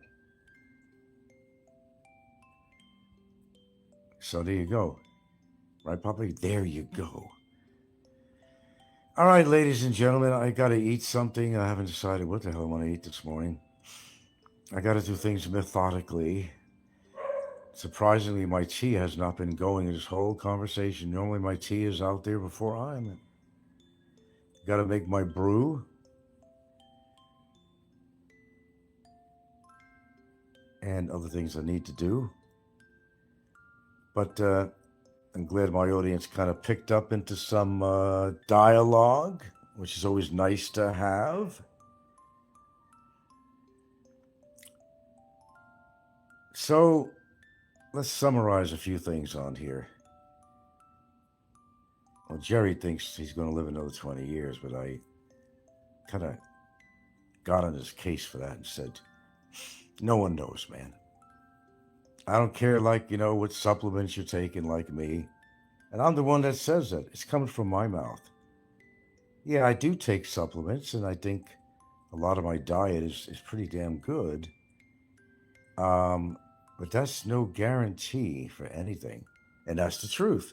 But even I'll say that. Never said, but I did say that I think I'm alive because some of the better choices I've made rather than a bad choice. I think I'm alive because of that. But what these people on YouTube got to worry about is not necessarily their diet or their drinking. But they got to worry about their mouth. Because it's your mouth that can get you into big-ass trouble. Why isn't Jay streaming? Because he has nothing to stream about. Simply meaning that he's failing. He went to what? Bali, right? He's not doing very well in Bali. People only want to show their scores. People only want to show their so-called winnings, whether they're paying for the woman or not, Which in Jay's situation, he makes the statement, heard around the world, that I never pay for any woman. I never have to pay for a woman. Well, if you buy that, then I got a lot of things to sell you that I don't really own. He's struggling. Aloe, have you been hiding there the whole time, not saying anything, and laughing your fucking ass off? Yeah. Aloe's probably been here the whole time. If you've been listening in, you heard all the bullshit. What do you think about this? Do you ever follow that guy Slim, Aloe? Listening to you is in the background. Listening to you in the background. Okay. You never know who's going to pop up on my show. It always starts off slow and there's no dialogue, which is getting boring for me. But then I stay on longer and then it really does pick up. Because some people are not aware that I'm actually on. Then they discover it by accident or whatever. Or they discover they had a notification that I was on. They just weren't aware of it. And then it seems to pick up pretty well on my show. It seems to be that way. Heminger says, Frank, you need a boxing teacher. Imagine the uppercuts you would give Brevis. I don't even worry about Brevis. Frank is Gilda. He has a Zumba instructor. You need a boxing coach. What is that supposed to mean, Heminger? What is that supposed to mean, wise guy?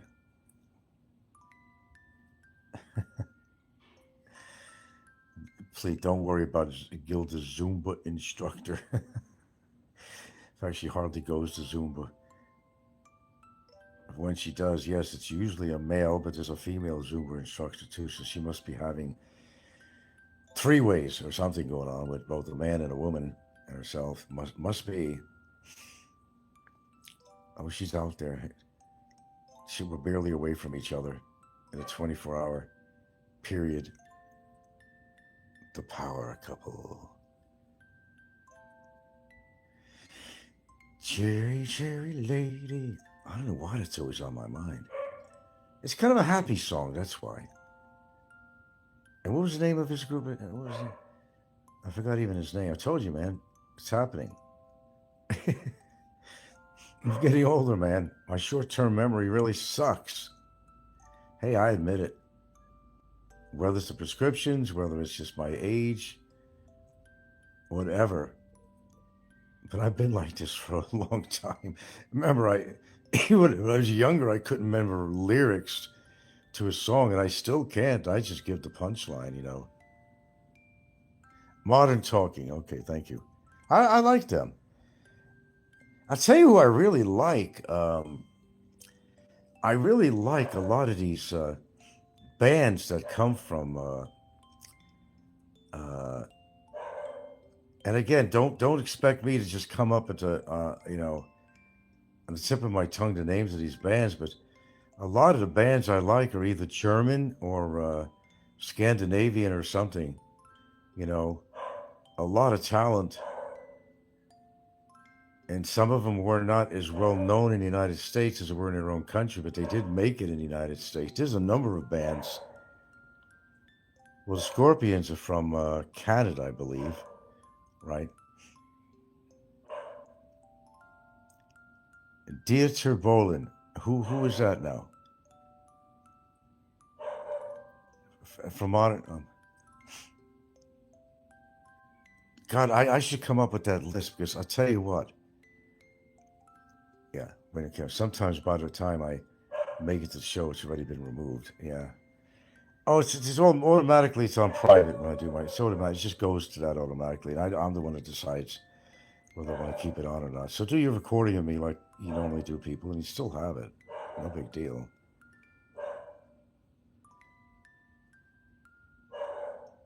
Yeah. Okay. Thank you for that, Aloe. No, I tell you what, I have more of appreciation for the talent that's outside the United States. Britain, of course, Britain.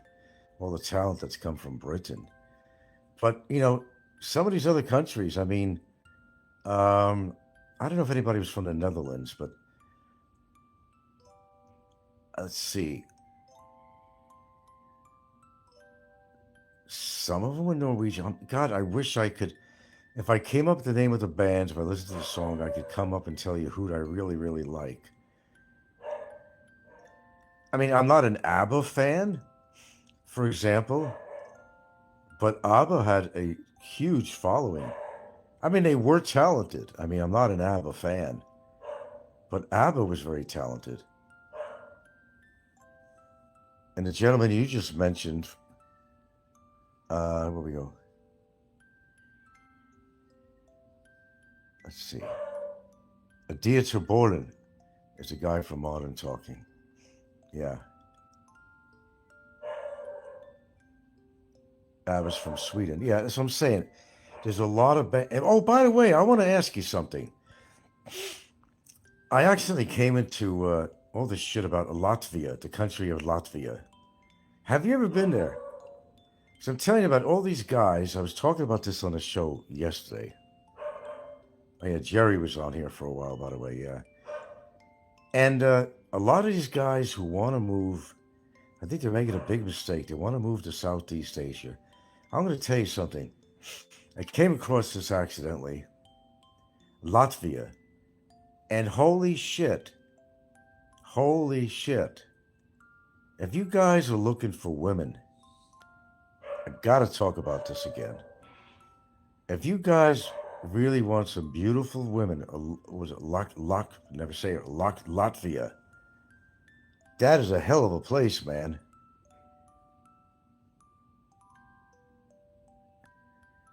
They got such beautiful blondes and brunettes there, long legs. And they do speak English there, especially the younger ones, and even the older ones do speak a lot of English, but the younger ones are all learning that. What a country. What a country. And you could get yourself a decent apartment for $350 a month, a little more livable at $450. If you want a really fucking nice place, you could pay $550 a month or more. But let me tell you something. They got the English going there. It's a beautiful place, and it's also a temperate region. The most it gets is maybe 22 degrees Fahrenheit in the winter. And it only gets 65 degrees in the summer, very comfortable.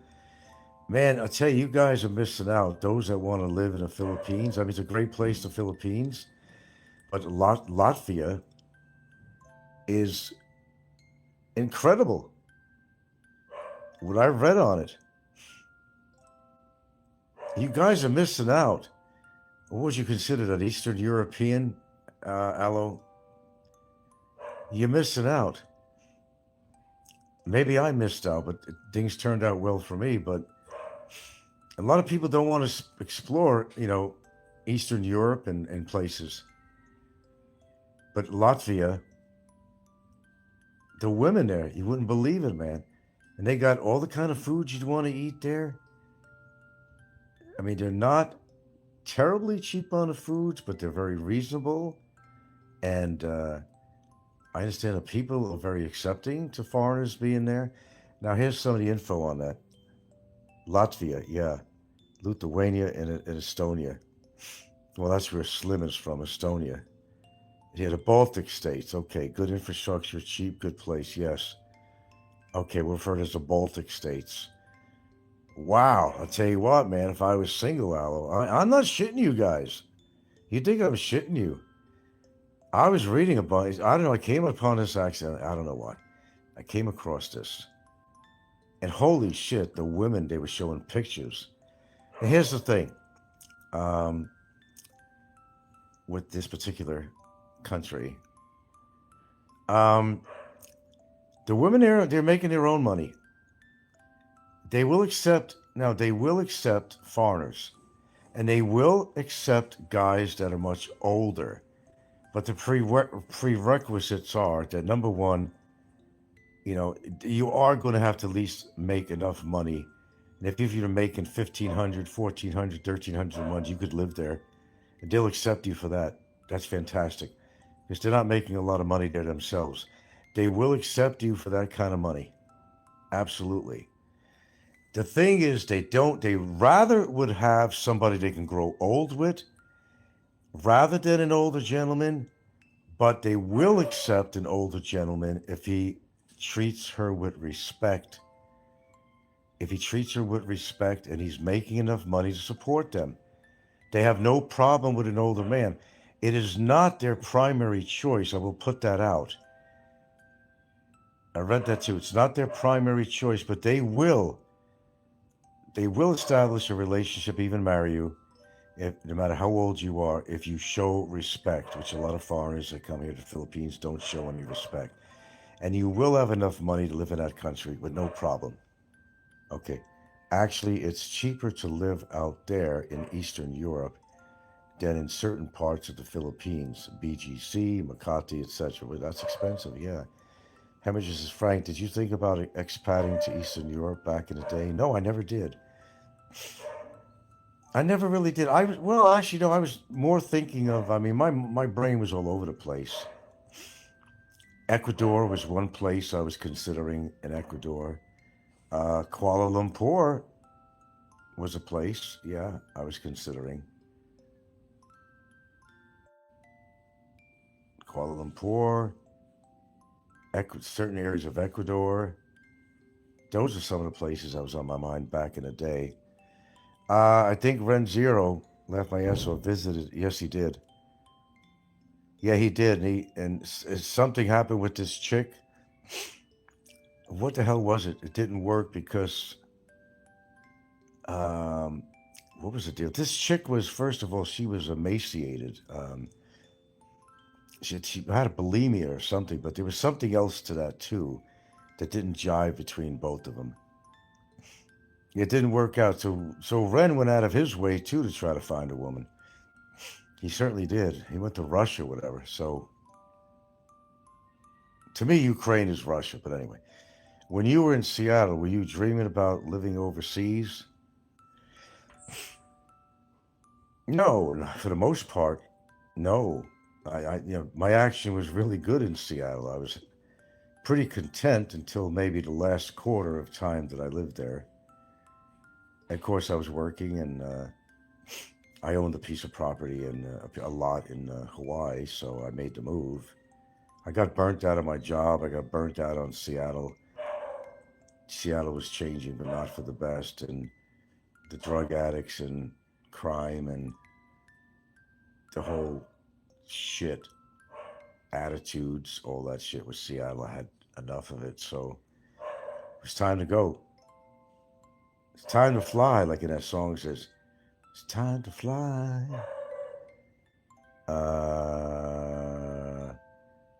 Did any of those girls in those pictures want to marry you? One of them, and two. The things didn't work out. And that's not all my pictures. I don't have pictures of every woman I dated in my life. I have in my album book. There's other ones, but there's other women I have too that I actually have pictures of. But I think the majority of them I don't have pictures of, and I'm just showing you the ones I do have. But it don't matter whether you believe me or not. I don't give a shit, really. I did okay for myself, I could tell you that. And what do I mean by okay? Well, I got around, had my fun. I was free to do whatever I wanted. I wasn't married, so what the hell? Gene Kelly had 103 temperature when he filmed Singing in the Rain. Probably from all that, the crew with the sprinkler hose and above him. Caught himself a cold or something. I'm singing in the rain, just singing in the rain. What a glorious feeling, I'm happy again. Estonia, Estonia. We can make up a song about Slim's place, Estonia. But yeah, Latvia, I never pronounce it right. Eastern Europe, I mean, I'm telling you, man, the women are so fucking good looking. And maybe that's why Passport, where is he? Where was Passport living? Bulgaria? Aloe, where's Passport? Is it Bulgaria that he's living? Is your 50th class reunion coming up? Shit, man, I never went to any one of those reunions, man. You gotta understand, I was a person. Once I was out of that fucking high school, I never looked back. I never even got my picture taken during my graduation. I just got my certificate and bailed out. Nah, I was never like that,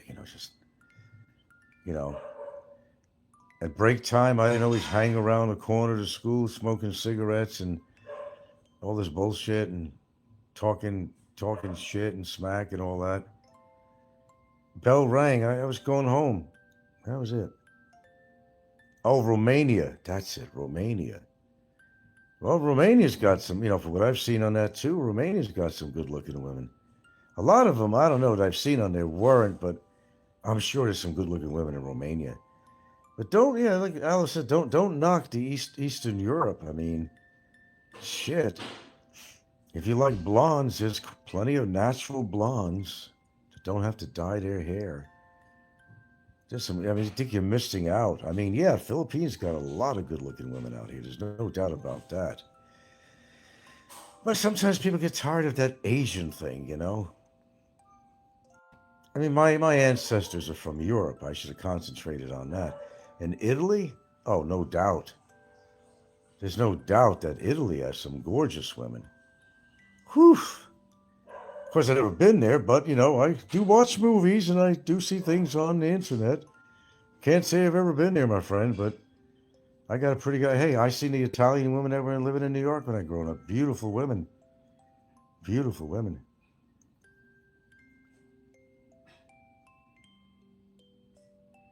Bring her where?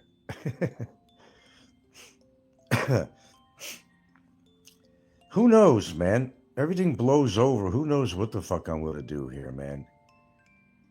Who the fuck knows? I may live in another country voluntarily. Does the Philippines have everything that I want here? If I would pose that question, I would say no, it doesn't. I'm here because of her, but also for the people. They speak English here, and they are good people. They are good people. A lot to say about that. But it's just the government and it's the law out here that it's not always fair, is it? No, it's not always fair, is it? To think that a complaint against me, a lame, lying ass complaint, could put me in a holding pattern? Fuck that shit, man. Fuck that shit.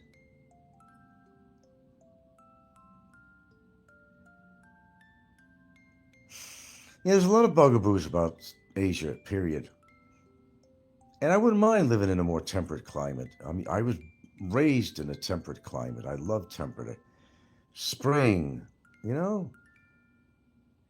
summer, fall, winter.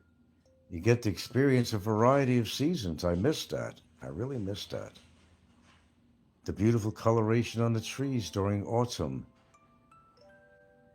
That was beautiful. Of course, I lived on the East Coast. I got to experience that, but that's not the only place that it happens, Colorado, there's all different places that it happens, not just the eastern seaboard. Just beautiful, beautiful fall foliage. Just gorgeous. I love that. It's magical. It really is. I mean, aspen trees don't do much for me, but neither do birch. Deciduous trees are the ones, deciduous. The kind that the leaves fall off every winter are the prettiest trees. Do I have a reason to like Passport TV? I have none. Although he gets his imitations down on me pretty well. I gotta give him that. But I don't understand why I guess he has relatives in Romania? Is that why he's pretty much living there, isn't he? Or does he go back and forth to the United States? And what does he do? Is he working in Romania? I don't gather that he's that old in age, but how old is Passport TV supposed to be? How much do people know about him? It's not hard to bring Gilda to the U.S. for vacation. Why would I want to bring her to the U.S.?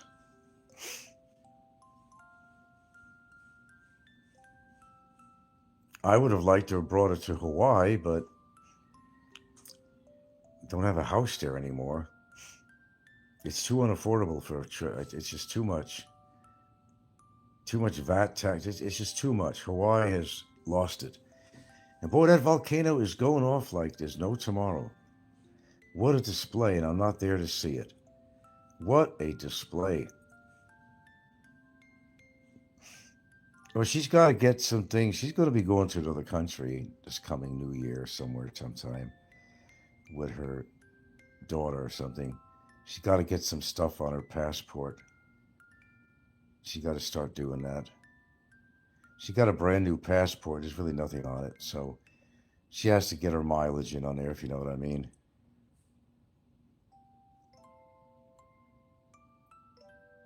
She needs to do that. There's a lot of things I like to be doing with Gilda out, on traveling. Right now, I can't do shit. But I wasn't planning any trips anyway, so I'm not losing out on anything. There might be a little hold thing going on because of some explanative. person, but I wasn't planning to leave the country anyway, unless I had to do an exit. I had no plans to go anywhere in any of the countries. Nothing's been on my mind. So the fact that I have to stay here, it's not causing a problem for me. I wasn't planning any trip out of the country anyway. Of course I went to the Bronx Zoo. Of course I did. This is directed at Aloe. Is it true you filed a lawsuit against Popeye to keep him out of Philippines? That's why. That's what Hemi said. I tell you what, I'm going to do you one up, folks. While I meander around my house here, and you can stay on here if you want. I don't, I'm going to go try to fix something to eat or something. But you guys can do. I'm giving you a forum, is what I'm doing for you. So why don't you guys just, carry on? I'll come back, but everything that clown says is pure nonsense. The guy's name is Jack Me Off. Let's get rid of that asshole. With a name like that, he shouldn't even be on my show. Nah, I'll tell you what. Let me just get off here anyway. I got to charge the phone anyway. Because I'm going to wind up coming back, and I've been on here long enough, so Hemi is a millionaire. I don't know what any of these people are, what they do, and nor do I really care. Jim's Gauge Adventures just put something on, so you guys may want to go over there and watch him make a fool of himself again or something. It just showed up in my notices here. But I got to get off, got to charge the phone, got to get something to eat, I got to continue my morning, which includes some exercises. Because if I stay on this phone, I'm not going to get any... Look at this. I haven't even had my tea. When do I not have my tea in the morning? And what fucking time is it? It's fucking 7:30. Jesus. Okay, I don't know if you're simulcasting me, Popeye, but it's now your turn. It's your turn as usual. Try to be more creative this time and come up with something new.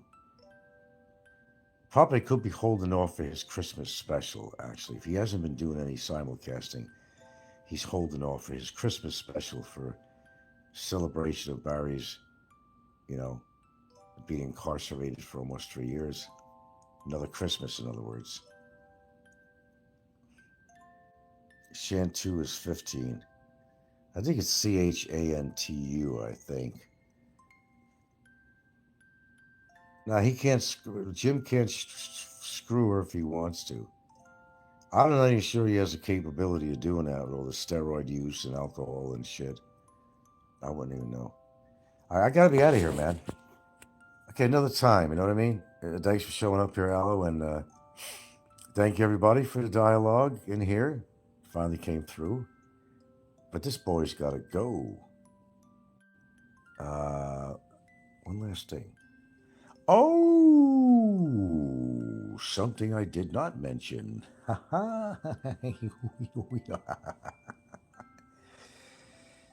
They were making fun of me because they said that this chick took me for 2 million pesos. Remember that? On some investment deal that actually my girlfriend made, really. But guess what? Take a wild guess. I won't get the interest, which would be 500,000. But I'm going to get 2 million pesos back from this. Gilda's lawyer contacted us. She's willing to settle out, but she don't want to pay the interest on the loan thing. So we're going to get our 2 million pesos back. I think it'll take a couple of weeks. We're getting it back. We're getting it back. We're getting it back. So much for that. And that's really good news. Really good news. Facts for you, so we're all on the same page. In the House of Representatives, a Democrat from Michigan, Representative Shri Thanadar, has introduced a formal impeachment resolution against Donald Trump. This isn't a tweet. It's not a press conference. It's House Resolution 3523, filed in late April of this year. an actual impeachment resolution that now lives in the official congressional record. It contains 7 separate articles, each one laying out a category of alleged misconduct: obstruction of justice, breach of the duty to faithfully execute the laws, seizing the power of the purse from Congress, abusing trade and war-related powers, violating First Amendment rights, creating an unlawful office, engaging in bribery and corruption, and finally, a charge that uses a word not thrown around lightly in constitutional law: tyranny. That's a heavy word, folks. It means something. At the very same time, down the street in a You got accident? Yeah. How? With the scooter. How? I don't know, just got accident. And they hit the front of the car and then they fly in the ground. And Nothing. how's the person? They were just bleeding. Huh? They were bleeding. They both were broken. I gave them money. Wow. Oh yeah. Then you're so close with the accident right now. Because I drive so much. You said you won't get accident again. No, you Yeah, hit but- person. That's good thing you didn't kill that person. Then if you did kill the person, then you'll be in the prison. But it was a small accident. A small accident, how the person fly and No, they didn't fly. They just fell down. and they're bleeding. Okay, I don't really need an audience for this. We're going to keep this on. Slim's wife is getting visibly concerned about his behavior on the road. I think it comes to a point where she appreciates getting the gifts from him to kind of keep her at bay. But I think she's getting to the point where she knows that he is a danger to the family and he's a danger to the public at large. And this is getting ridiculous. I understand he's trying to get subs and viewers. I got the whole picture. And I also realized that she's going along with it because it does benefit her. But you want to place your bets on this one? I think even though she's getting gifts from him, it's making her happy. And you can see on her face, and I did a short remix on it prior to this live. And you can see where she's really questioning him and concerned about who he's going to wind up killing on the road. And she knows he's done this more than once, 3 times.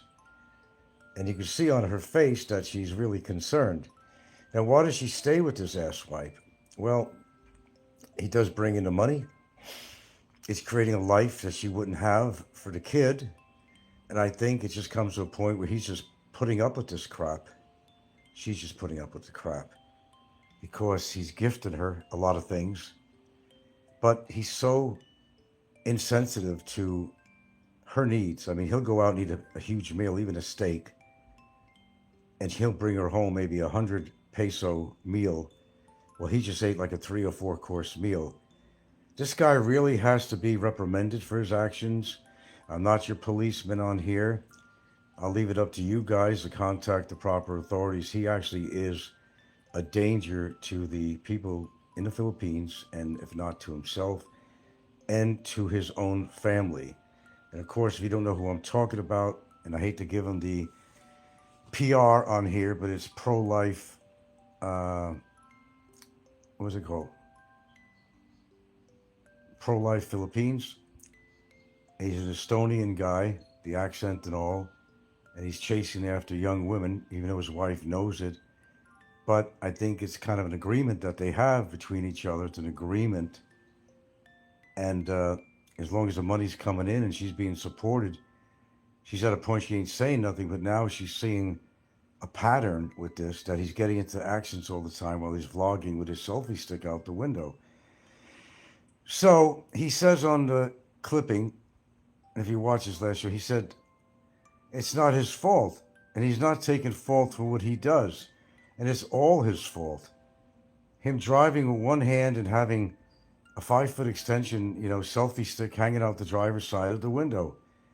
This should not be allowed. Whether you like him or don't like him, it don't matter. He's going to hurt or kill somebody. Or she may be in the car with her baby when this happens. And I really think that people have to really speak up about this. I think it's necessary. To some people, you can just say, oh, fuck, that's the way they are. Ricky, all these fucking losers out there. But when they're putting somebody's life in danger, their own, their child, their wife, or people, pedestrians, motorcyclists on the road, that they shouldn't be on the road. And I think this has really gone too far, but I think his wife is actually beginning to wake up with all this. And you can see the concern on her face on that clip that I did an upload on a little while ago. If you want to go back to that upload I just did, the short. And you could hear some of the conversation that they had on there. He doesn't want to take responsibility to any of it. Oh, it's not my fault. It's never his fault. So he claims it's never his fault. But how long do we got to wait until somebody gets killed? It don't matter if you don't know the person that got hurt or killed. It's still a life that he's affecting in some way. How long can she stay with a man like this, even for support? And I do understand that a lot of Filipinos, they rely on this support from their foreigner boyfriends. And they're not willing to give that up, especially if you have a child involved. And I understand that. But I think it comes to a point that she's got to lay down the law. She's got to lay down the law, put a scare in him that this relationship is going to be over. I don't want to deal with this. I have to worry about you all the time getting into an accident. I got to worry about you all the time hurting somebody. And a relationship can't go on that way. If it is his biological child, even if it's not, he needs to worry about the child's welfare. He needs to worry about the health of his child, not to stuff some salted egg in the kid's mouth and he's choking on it like he did on one show. This is not acceptable behavior. Don't matter whether you like me or don't like me or my show, you must admit that this guy's gone really too far. And in some ways, he's gone further than Barry in some ways, and that's saying a lot. He shouldn't be on the road. This guy is an absolute undesirable to be in the Philippines. I think something needs to be done about this. I'm not going to be your sheriff on this. I'm just talking about it. Write to the proper authorities about this. Save all these clips. Send it in. And let them make a decision on that. You could go further than that. Do an affidavit or something if you want to do that. But this guy needs to be off the road. He needs to be off YouTube. And I think he's pushing it a little bit too far just to get viewers and subs. Anyway, that's my opinion on this. You do what you want to do, but don't support a creep like this, because he's really smacking his wife in the face on what he does. He goes places more with some strange Filipinas than he does with his own wife. He barely takes her and a kid anywhere, very rare. But he goes into people's personal lives, walks into their stores, practically walks into their homes, and pushing himself on people just to get views and subs. That's not acceptable, man. I don't make the laws. I don't create the laws. I can't even reinforce the laws out here because I'm not born and raised in this country, but I can be very observant and I can make opinions about this. And this is the guy that's got to go. I think she needs to wake up and realize she's going to fucking lose her. He makes good money from his show. I'm sure she appreciates that. Maybe he makes some money from something he had going on in Estonia. I really don't know. I don't have all the facts of that. I really don't. But I think, I know we're giving him even more popularity by even talking about him, but I think sometimes things need to be said. A little excursion downtown today. Let's check out the produce and see what quality stuff we have here in my town. Stay tuned.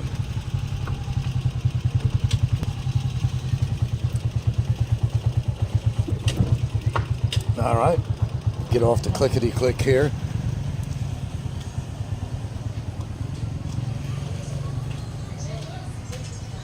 Hello, everybody. Hello.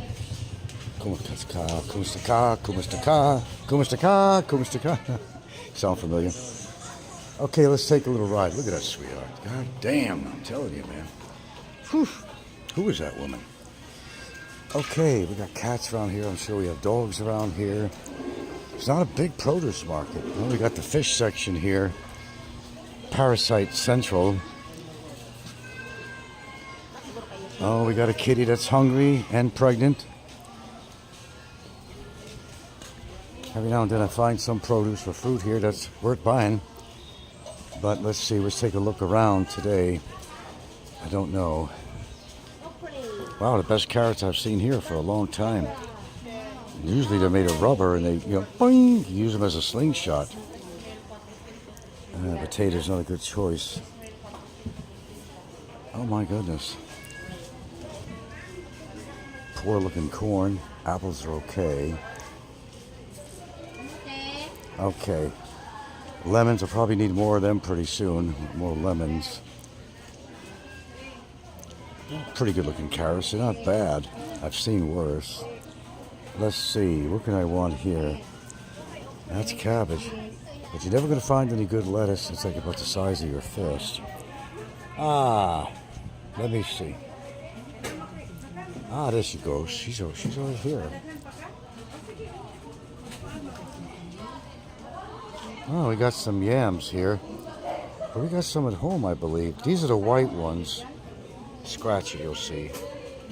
One thing you never find is the purple ones. Those are the ones with the great antioxidants and all that.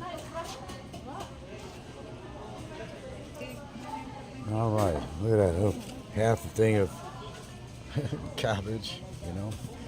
Little leftover beans here. Damn. Pretty scraggly looking cabbage here. Oh my goodness. They'll sell it until somebody buys it, I'll tell you that. Oh, I need oranges though. They got those little bags of oranges though. No, they've been running out. I think they got more in here. Let's get some of these. I always buy these though. Let's see, I'm gonna go, uh-oh, that's turning black. That's not good. That's not good. Hey, sell it if you got it. Smoke them if you got them. I don't know. What kind of oranges do I want? The other ones here well, I might get some oranges, my dear. These look... What is that? Well, the others in the bag are turning black or something. They don't look very healthy. Some of the carrots they have are pretty good, though. I'm surprised. Let's get a few carrots I could snack on. Not for a meal. I mean, I just want to snack on those. Yeah.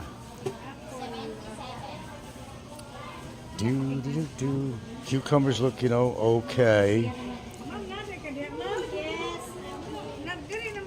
Yeah, a couple of apples. Got to eat them. And we're going to show you what this totals out to be. A few carrots and a few apples. And what's the total going to be for that?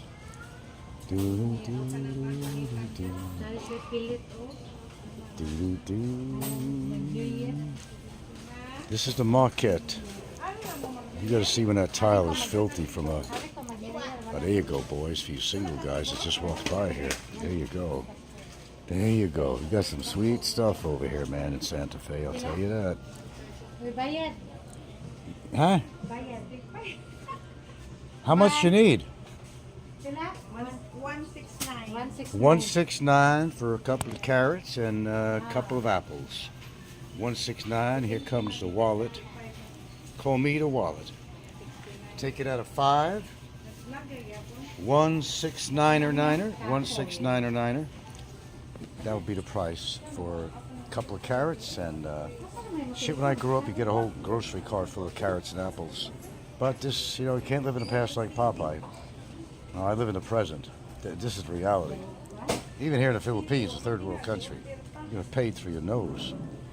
You just got to get it down and understand that it is what it is, what it is, what it is, what it is. Okay, here we go. Try to see what else I can show you while we're down here. Oh, there's one store I got to stop at. They got steaks. I may stop by there and take a look. Oh boy, I tell you, it gets flooded here when the market when it rains. You need to wear waders boots. I mean, it's not that deep, but it's about 2 inches high. Yeah, it's not crowded today. It's not a weekend or nothing. There's not a lot of activity going on in this town to begin with. Put it in there, and there we go. We got a couple of carrots and a couple of apples for 169 pesos, which is the equivalent to about, I don't know, $3 or so, whatever it might be. Oh, hold on.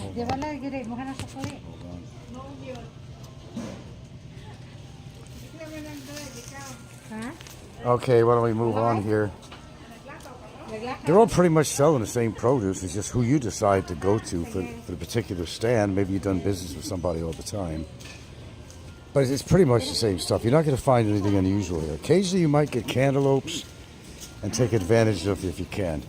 This doesn't look very sanitary, but you know, it is what it is. Cats hang around here all the time to get some free food, which I'm glad. There we go, one of them right here. Dogs and everything else. Yeah. I do DIY. DIY. Yeah, for charger. You got to get another charger? Why don't we have enough chargers? You have charger. Me, I don't have charger. Could you wait a minute? Let's go down here and take a look. Yeah. I'll come with you. Yeah. Oh, okay. Okay. Hello. Kumusta ka? Where's all the tourists? I know. What's going on? If you really want some sweets, there's a place that sells a few sweets and cakes and stuff locally here in town. But this store here is connected to the Cuckoo Bar restaurants. They go to S&R to get most of their stuff. I'm trying to see if there's anything that I actually need here today. I've got my butter. Yogurt is full of sugar. It's not real good yogurt or Greek yogurt. I think I got my kidney beans. They have a lot of Italian things here. They got some really good, if you want to go for the bottled tomato sauce. And, you know, you got basilico, you got aromatic, or they call it arabatio. Tomatoes, mushrooms, different types of pasta, lasagna. You got Tirani, pure made sauce, caramel, dark chocolate shrimp. What is that? My goodness. We got black olives here. We got olive oil. This bottle here, I can already tell you, is 770 pesos for this 1 liter bottle of Filippo Berio. 770 pesos. I'm not seeing anything that's standing out to me here, so let's move on, shall we? I'm developing a sweet tooth, and I don't want that to happen. But this is what you find out here. You bought something? No, I was just looking there. I didn't see anything that really hit my eye or nothing. Ito sa mag-DIY? Bread? You got this alcoholic guy that hangs around here. I don't really want to put him on camera to make fun of him. Sits in the chair here, comes here a lot. He's always drunk. There's a drunkard in every town, or a couple of thousand actually. Most of them are foreigners, but a lot of locals too, because this is what they do. They drink. Everybody loves drinking.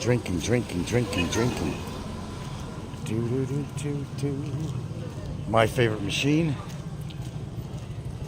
Favorite. We're going to go up and DIY. She needs a charger. Then we see what DIY has. One of our favorite stopovers. A little bit of this and a little bit of that. This is my Stairmaster.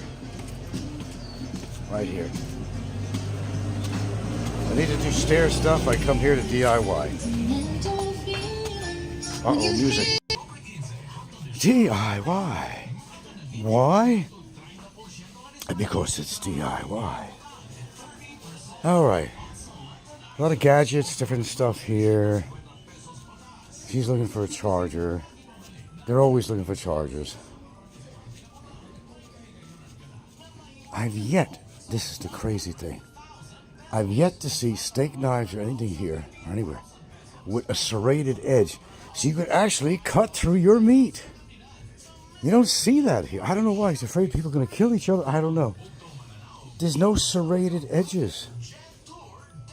Maybe it's a law out here or something. You know what? I really don't know.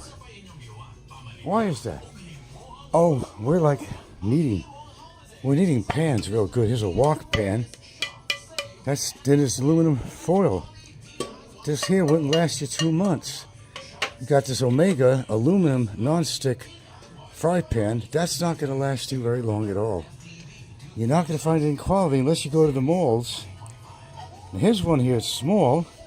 It's rather thick, but let's see. It has a marble non-stick coating. PFOA free and easy to clean, multi-purpose. Suitable for all cooking. Less oil needed. This is a possibility. This is good for little pancakes or something. What do you want? $4.90 for this? Is it worth even $4.90? I don't know. This is thin. This is so thin. It's ridiculous. This is a lot thicker. It's going to last longer, but if I want to get some good supplies, I'd have to go down. I'd have to go down Cebu to do it. Marble. It's probably the only half decent thing that they have here. This is all thin. It's horrible, actually. Why buy something that can't last? Because in the end, you're going to wind up spending a whole lot more money on that frying pan or whatever you're buying. Then, you know, then it's worth it. You'll be back buying another frying pan again. What you looking at now? Super glue for what? My shoes. For your shoes? That ain't gonna last. That never How does. about what's this? Power Glow. They call it anything they want. This, you know, this stuff. This one is. Unless it's maybe Gorilla Glue or something, that might last. I don't know, but Look at glow. I don't know. I mean, if you want to try it, you're welcome to. I don't think it's gonna work very well. I mean, DIY don't have the best quality products, but you know, it's for poor people like me, who can't afford to, you know, who can't afford to do some, you know, quality shopping. You know, they used to have some dog-related stuff here, other than dishes. They used to sell those little beef packets I buy all the time, but they don't have them. Have to go all the way, well, to Van Tyen to buy this stuff, which I shouldn't have to really do, really. Trying to see anything else of interest here. I don't know.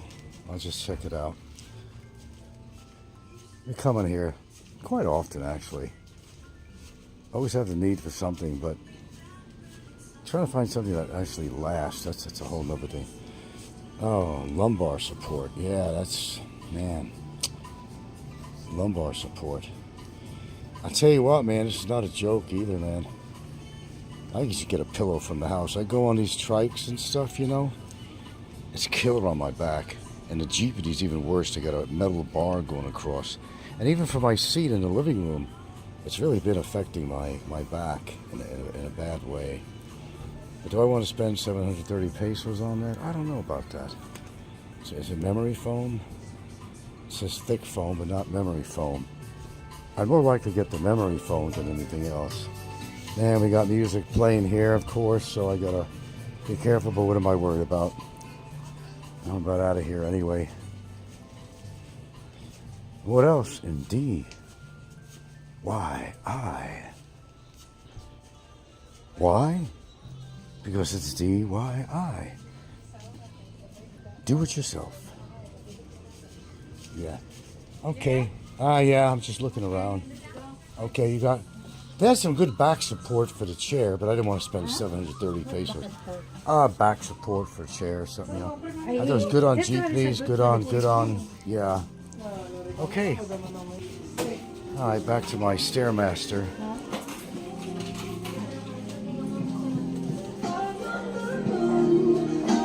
Here we go, up and down and up. You want to see an old man falling, will you? Oh, you'd love it, I know you would. Not going to happen. My balance is pretty good these days. There we go. Okay, what else we got going down here? We are downtown. Yeah, I might go back over at Kerwin's, find some oranges. Because I look for something healthy to eat at night. And you can't go wrong with apples. You can't go wrong with oranges. It's dead. Let me tell you, it's dead. Tourism has died, my friends. Wow. The streets are empty. It's not a weekend. That's one reason, but no, tourism is generally down. This town just lights up at night. There's usually a lot of people at night, but it's late afternoon. Right now, Cocoa Bar.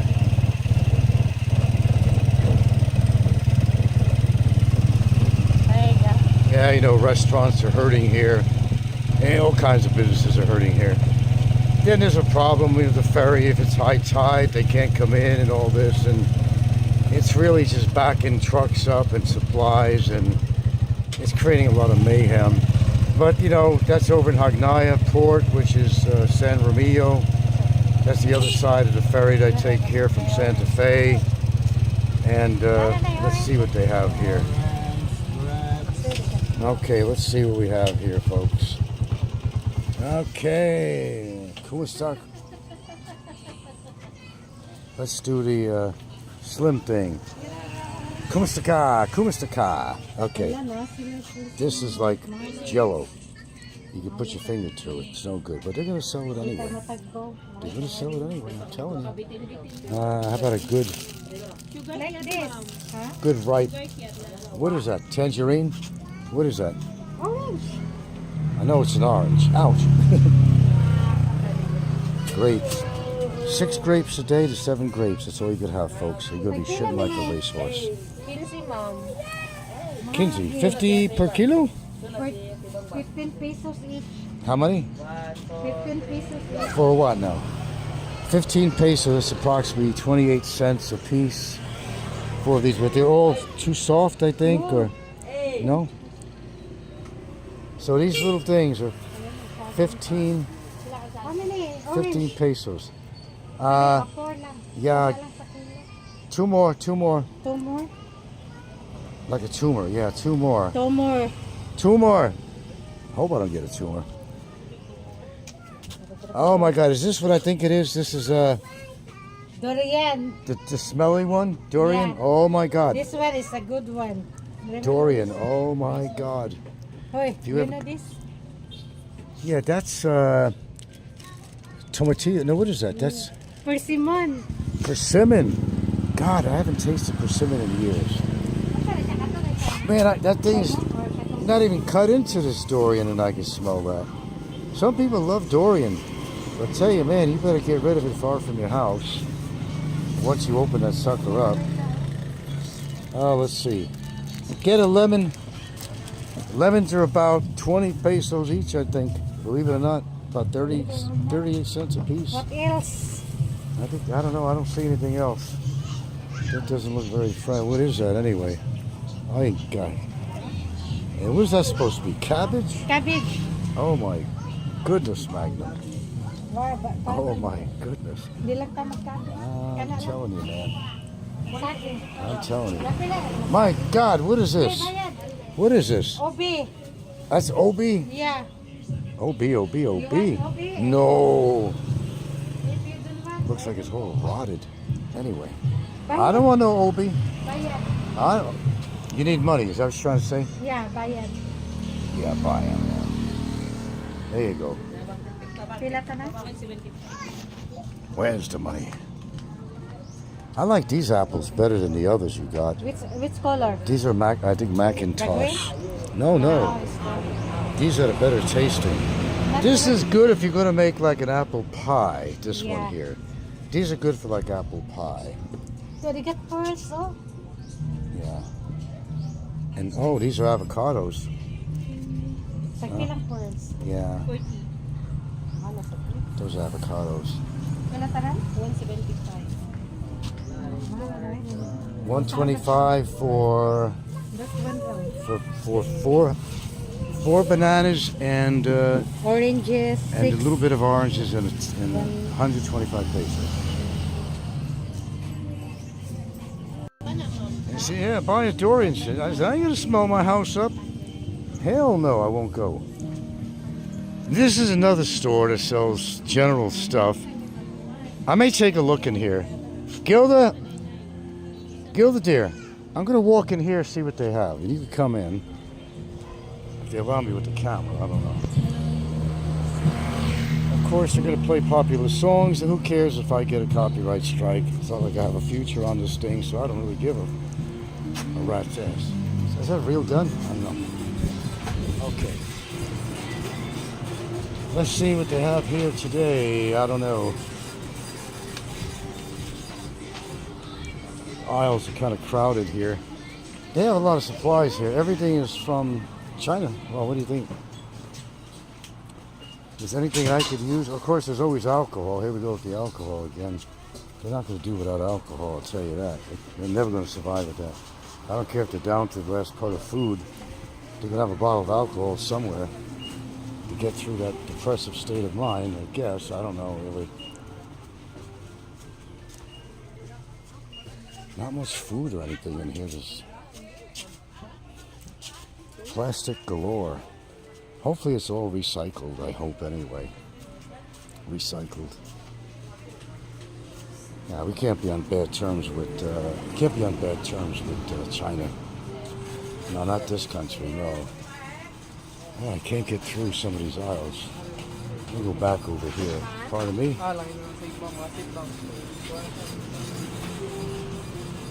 And see what other plastic goods. Almost everything in here is made of plastic.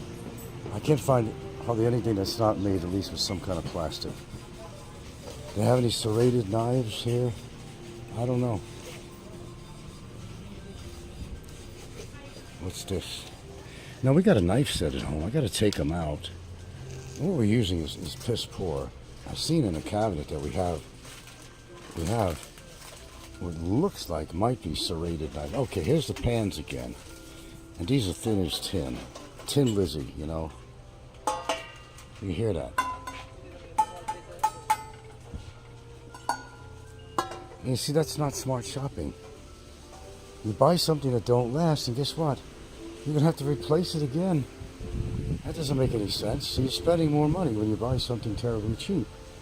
But you got to understand there's a lot of people on a budget here, and they can't afford to buy really quality merchandise. I mean, that's just the way it is. You know how poor I am, right? I'm terribly poor. I have to buy some of this kind of items myself. I'm forced to. What is a poor guy like me going to do?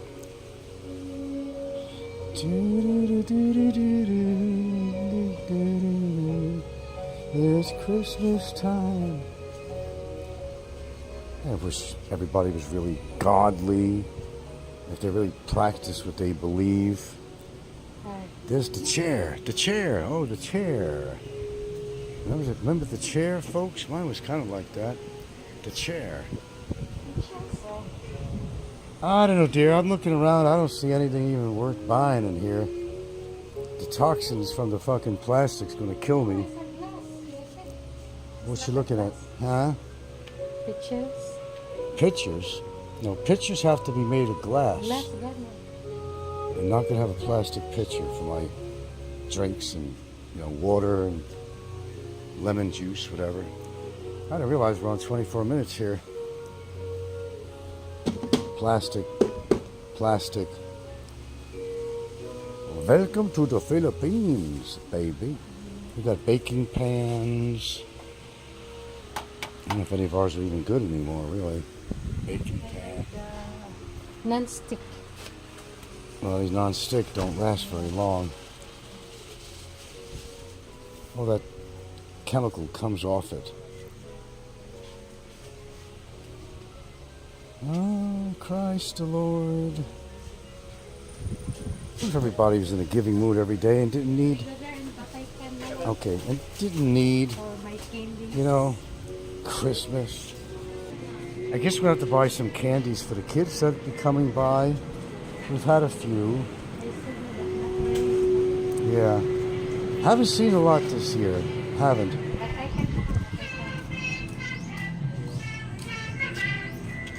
Oh, that looks like fun.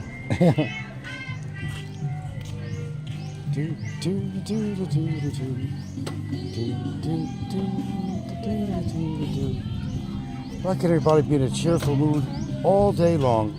All day long? Onward, Christian soldier, onward. Let's check out this one other place for candies, which, people in the house are going to wind up eating probably more than the carolers that come by. 4 dogs laying together. What a sad scene. In all various states of disrepair. Dogs everywhere, man. They're going to outnumber the people in a couple of years. They might actually outnumber them now.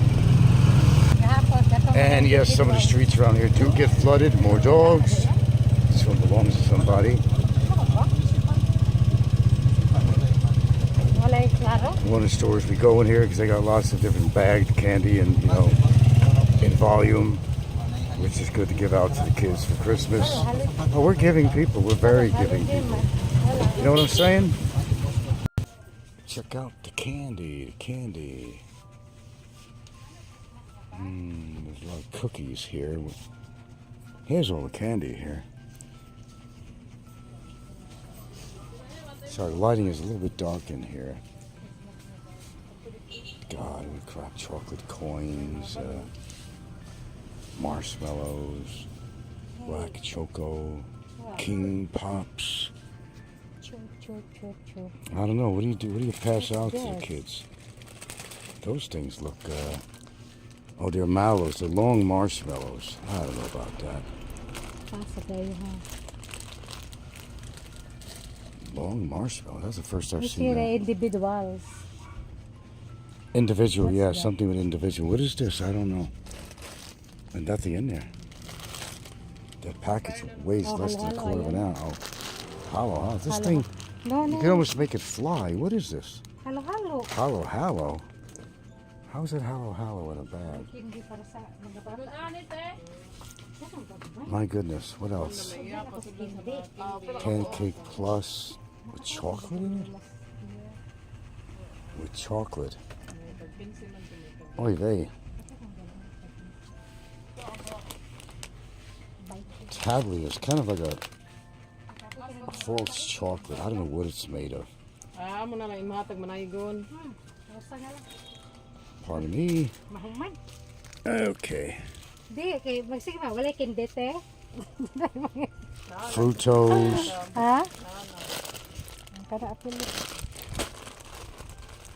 Gotta give the kids something. If her kids don't eat it up themselves, I don't know. And they will anyway if not enough people come by. So all the sugar you could ever want, right here. That's part of the diet, unfortunately. Cookies, crackers, chocolates, marshmallows. It's all the same, really. It's cookies. We bought these before. Brownie bites, I don't want them. She'll make it out of the box, but we'll add cashews to it or something like that. Butter kissed. How about those lozenges? Sometimes you buy something to suck on. There's like candies that suck on. It could be like you had last time. What did you give me? It was actually ginger. They were actually made of ginger, which is a good thing. What's this champ? This chocolate. You only want some in the amount. You don't want to consume too much sugar. Oh, curly tops. Is that what you bought? What is that made of? Well, it's all sugar. Right? Huh? Cocoa. Yeah. Cacao. Yeah. I don't know. Up to you. Very well known to say when I first met her. It's up to you. It's up to you. Okay, we're going on 30 minutes here, so I don't know. Just going on a shopping spree for sugar. If you really want to treat the family, you get like one of these things of Butter Crunch. You're used to getting those big tins, in America, which they sell in S&R. How do you call them? Butter cookies or whatever they are. They're not the most tasteful things in the world, but if you're really hungry, you want to have some kind of treat or something, yeah, that's what you'd buy. Something like that. I don't know if I want some more Yakult. I mean, it does have lactobacillus in it. Yeah, but we gotta hide it.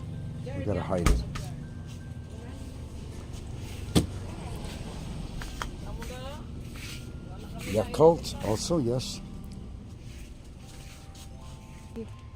Oh, what is that? A sugar juice, huh? Kids like sucking like a... Sucking on, looks like a nipple, like a pacifier. Yeah, I know a few men that do that too. Oh, bubble gum flavor. What's interesting? You want to suck on something that's sugary. I didn't know they came in all these flavors too. It's not like the regular Tic Tacs. These are not Tic Tacs. They come in. Wow. They're bubble gum. They're bubble gum. I think kids would choke on this, though. I don't think that's a good idea. Different flavors bubblegum. They have all grape flavored, strawberry flavored, all this stuff. Wow. Who would have thought? Yeah, that's bubblegum. Tagpila masad ni. I know kids might choke on that. Little ones might choke on that. It's 85 pesos. Lagmeran ni. Whose wallet is this coming out of? My friends, my friends. Let's calculate this trombone here. Gotta walk out with something. Okay, very good. And how much damage is this? How much damage? Oh, bread too? You have fresh? Fresh na, kana. Maybe the back.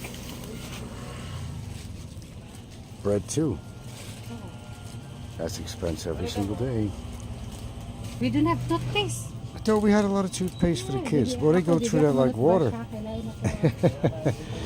Welcome to my world. Cheap sunglasses. It's a cheap boom. Bayad. Liquor, of course. Liquor. How much you need? Bayad. Bayad. Bayad. Bayad. Bayad. Take the wallet, please. Damn! How much was that? 2 grand? 2 grand. 2 grand for candy? No, I bought also this one. Damn. That's my show, folks. As I cry in my soup.